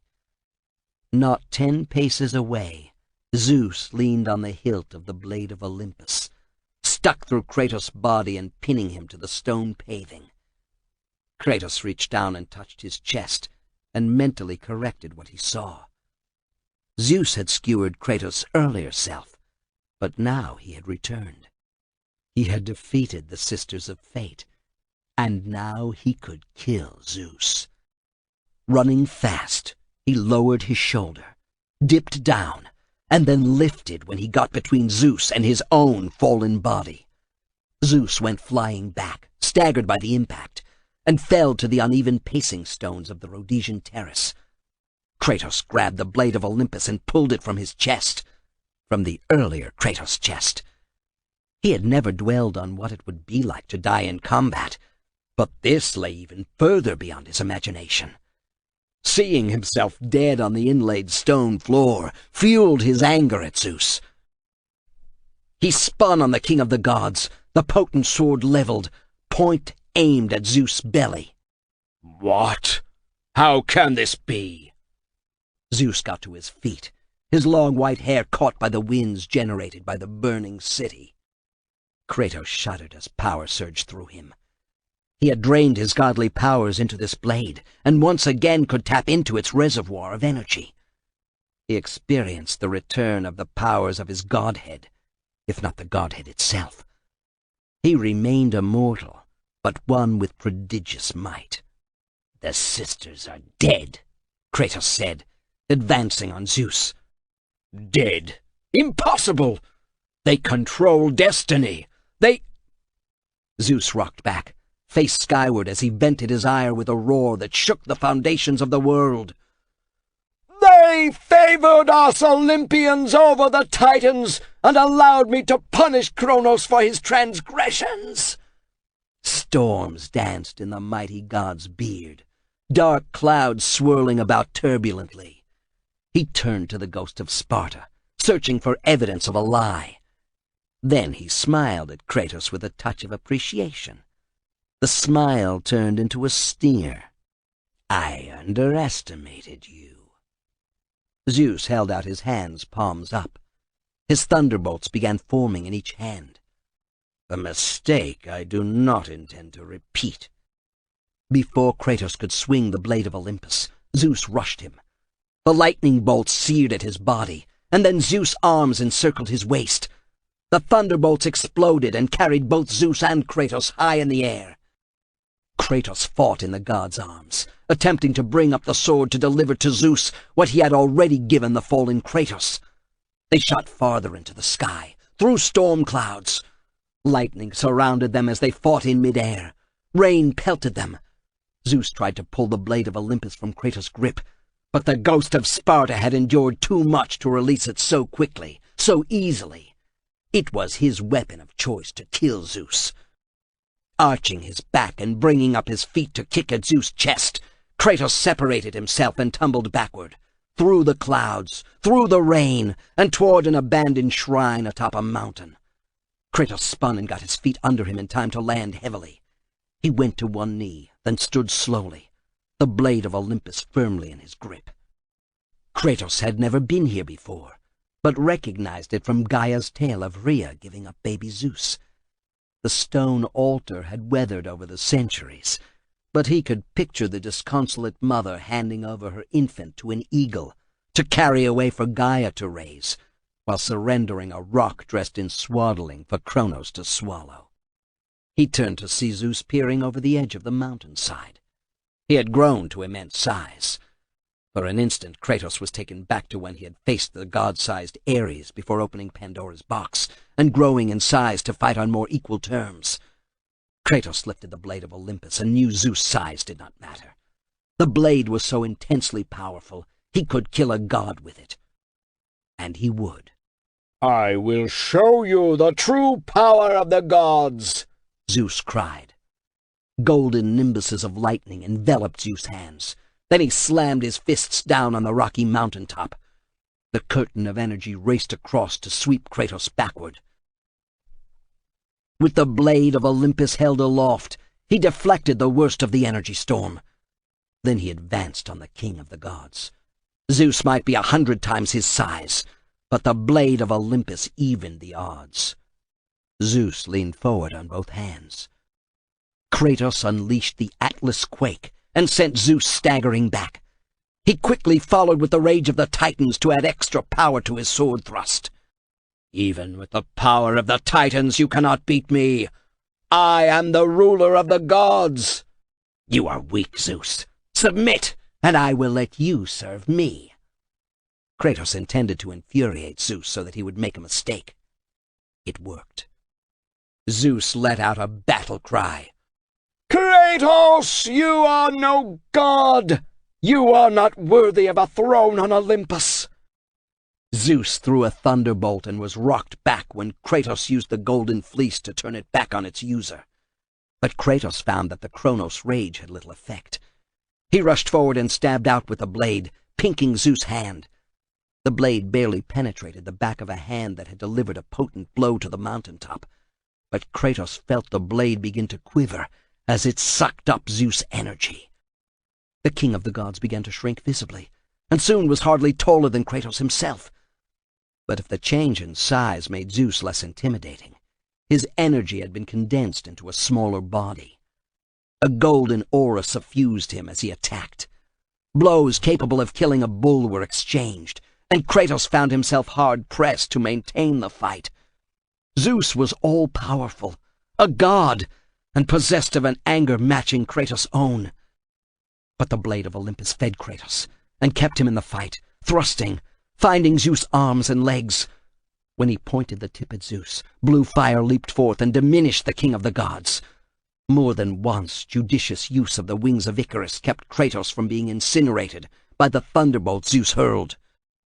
Kratos drove forward, only to find Zeus' fingers around his neck, squeezing the life from him. The blade of Olympus dropped from his grip, and Zeus cast him away like some piece of offal.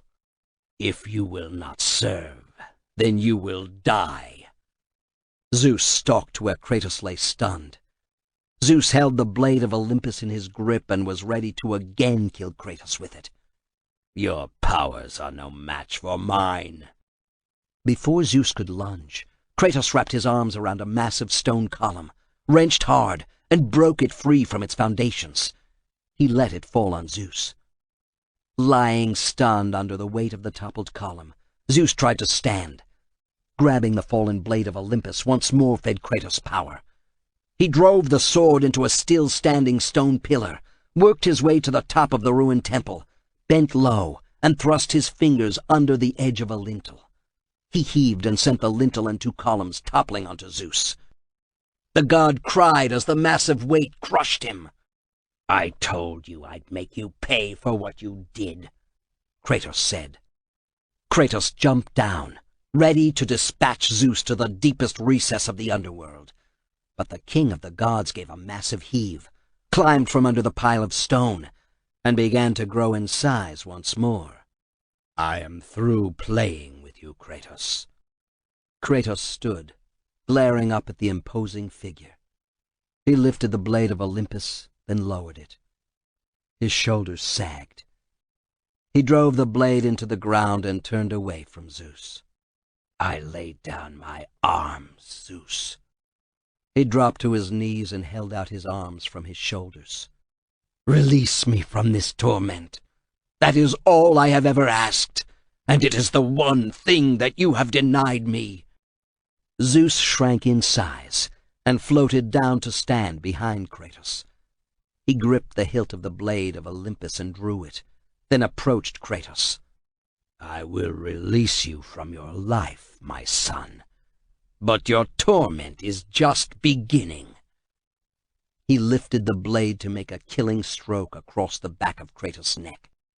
As Zeus drew back for the blow, Kratos ducked down, got his feet under him, and drove backward, the blades of Athena stabbing out. The tip of one caught Zeus in the midriff. Blood exploded from the wound, and Zeus slumped back, sorely injured. All the rage Kratos had built for years blazed forth now. He turned and repeatedly drove his sword into Zeus with his right hand, as his left circled Zeus' wrist to keep the blade of Olympus at bay. A savage twist forced Zeus to drop the weapon. Kratos continued his attack, kicking Zeus to the ground. As the king of the gods attempted to pick up the fallen blade, Kratos grabbed him by the scruff of the neck and smashed his head repeatedly into the stone altar, where Zeus was to have been sacrificed to Kronos. The shower of blood mingled with the falling rain. Reaching down, Kratos picked up the blade of Olympus. There was no hesitation in his strike as he lunged forward. Zeus grabbed the blade to keep it from skewering him in the chest. Kratos leaned on the hilt, refusing to yield as Zeus slowly weakened. The thrust finally drove home. But this was not enough for Kratos. He yanked it free of its godly sheath and stabbed Zeus again. Before he could end Zeus' life, the slap of sandals against wet stone came from his left. Athena shoved him away and cried, "You cannot do this, Kratos!" She interposed her body between god and mortal. "You dare stand against me, Athena?" "I do not wish to fight you, Kratos." She grappled with him, pushing against the blade and trying to force him away from where Zeus clutched at his bleeding chest. "But I will defend Olympus." Kratos looked past her to where Zeus painfully climbed to his feet. His wounds healed of their own accord, but there was a slowness to his movement that betrayed how badly Kratos had injured him. "Know this, my son. You have started a war you cannot win. The Sisters of Fate have already deemed me victorious." Kratos growled and shoved Athena to the side to finish the killing he had begun. Zeus would die. Kratos lunged, but Zeus had already begun his retreat, his feet leaving the ground and his body soaring high into the clouds.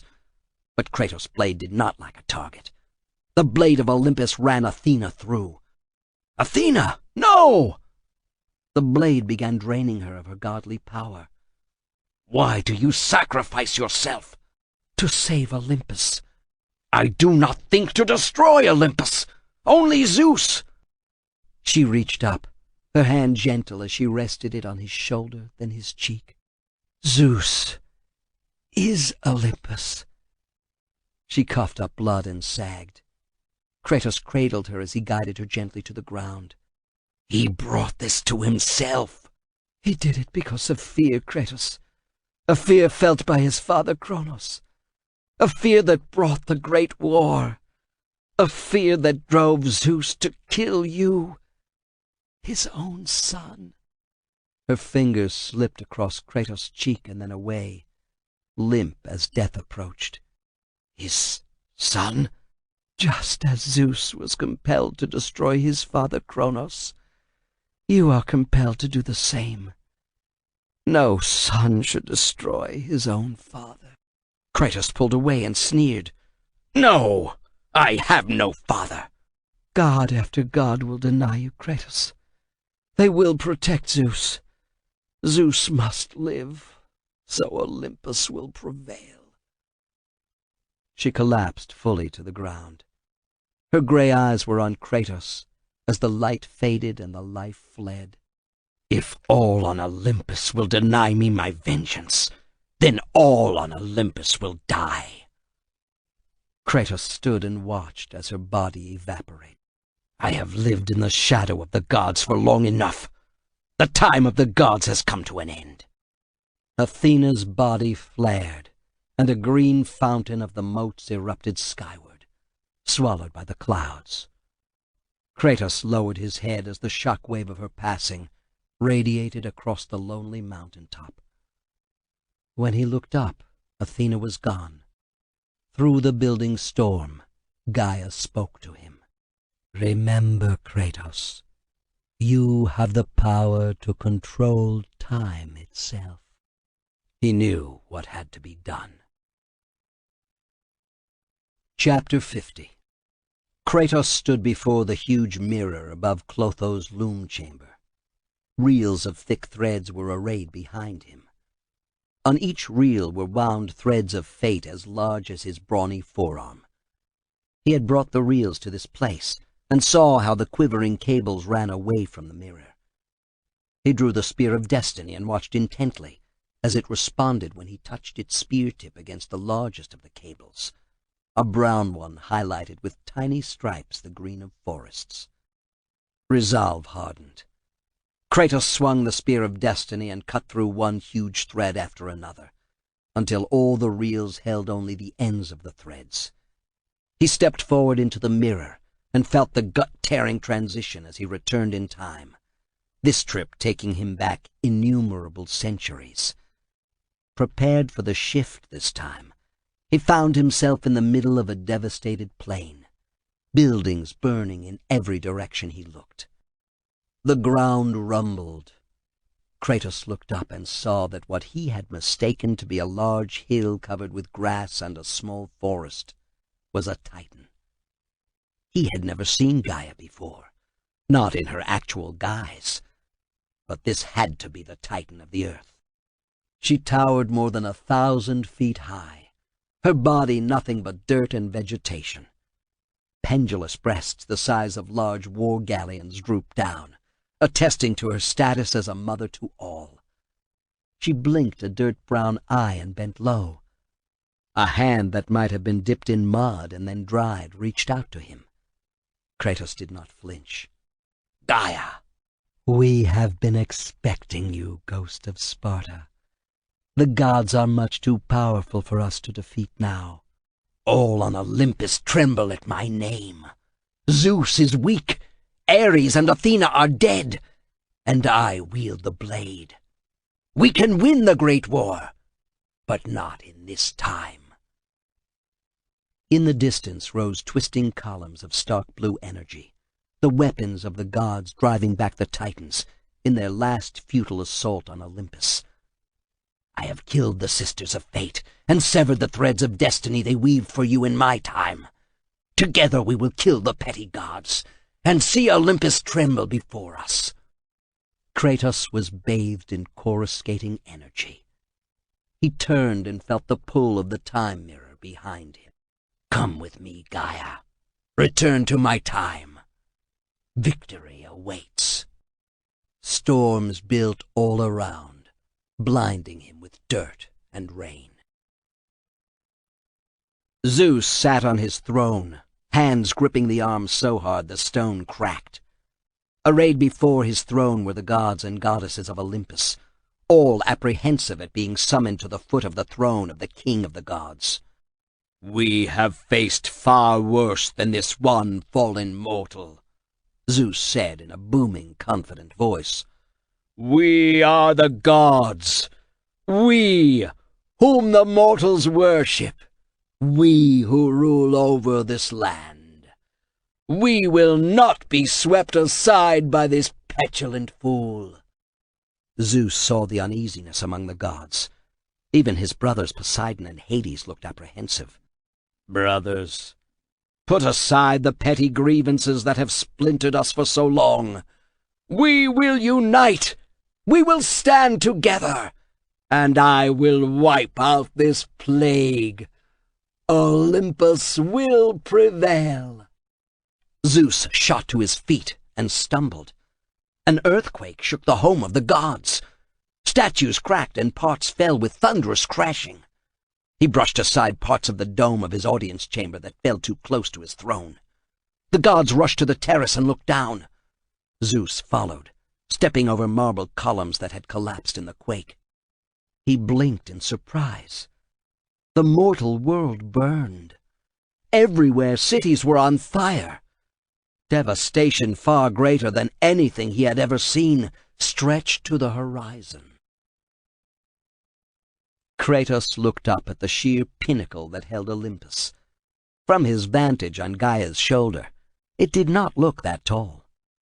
He grabbed a linden tree for support as Gaia began climbing.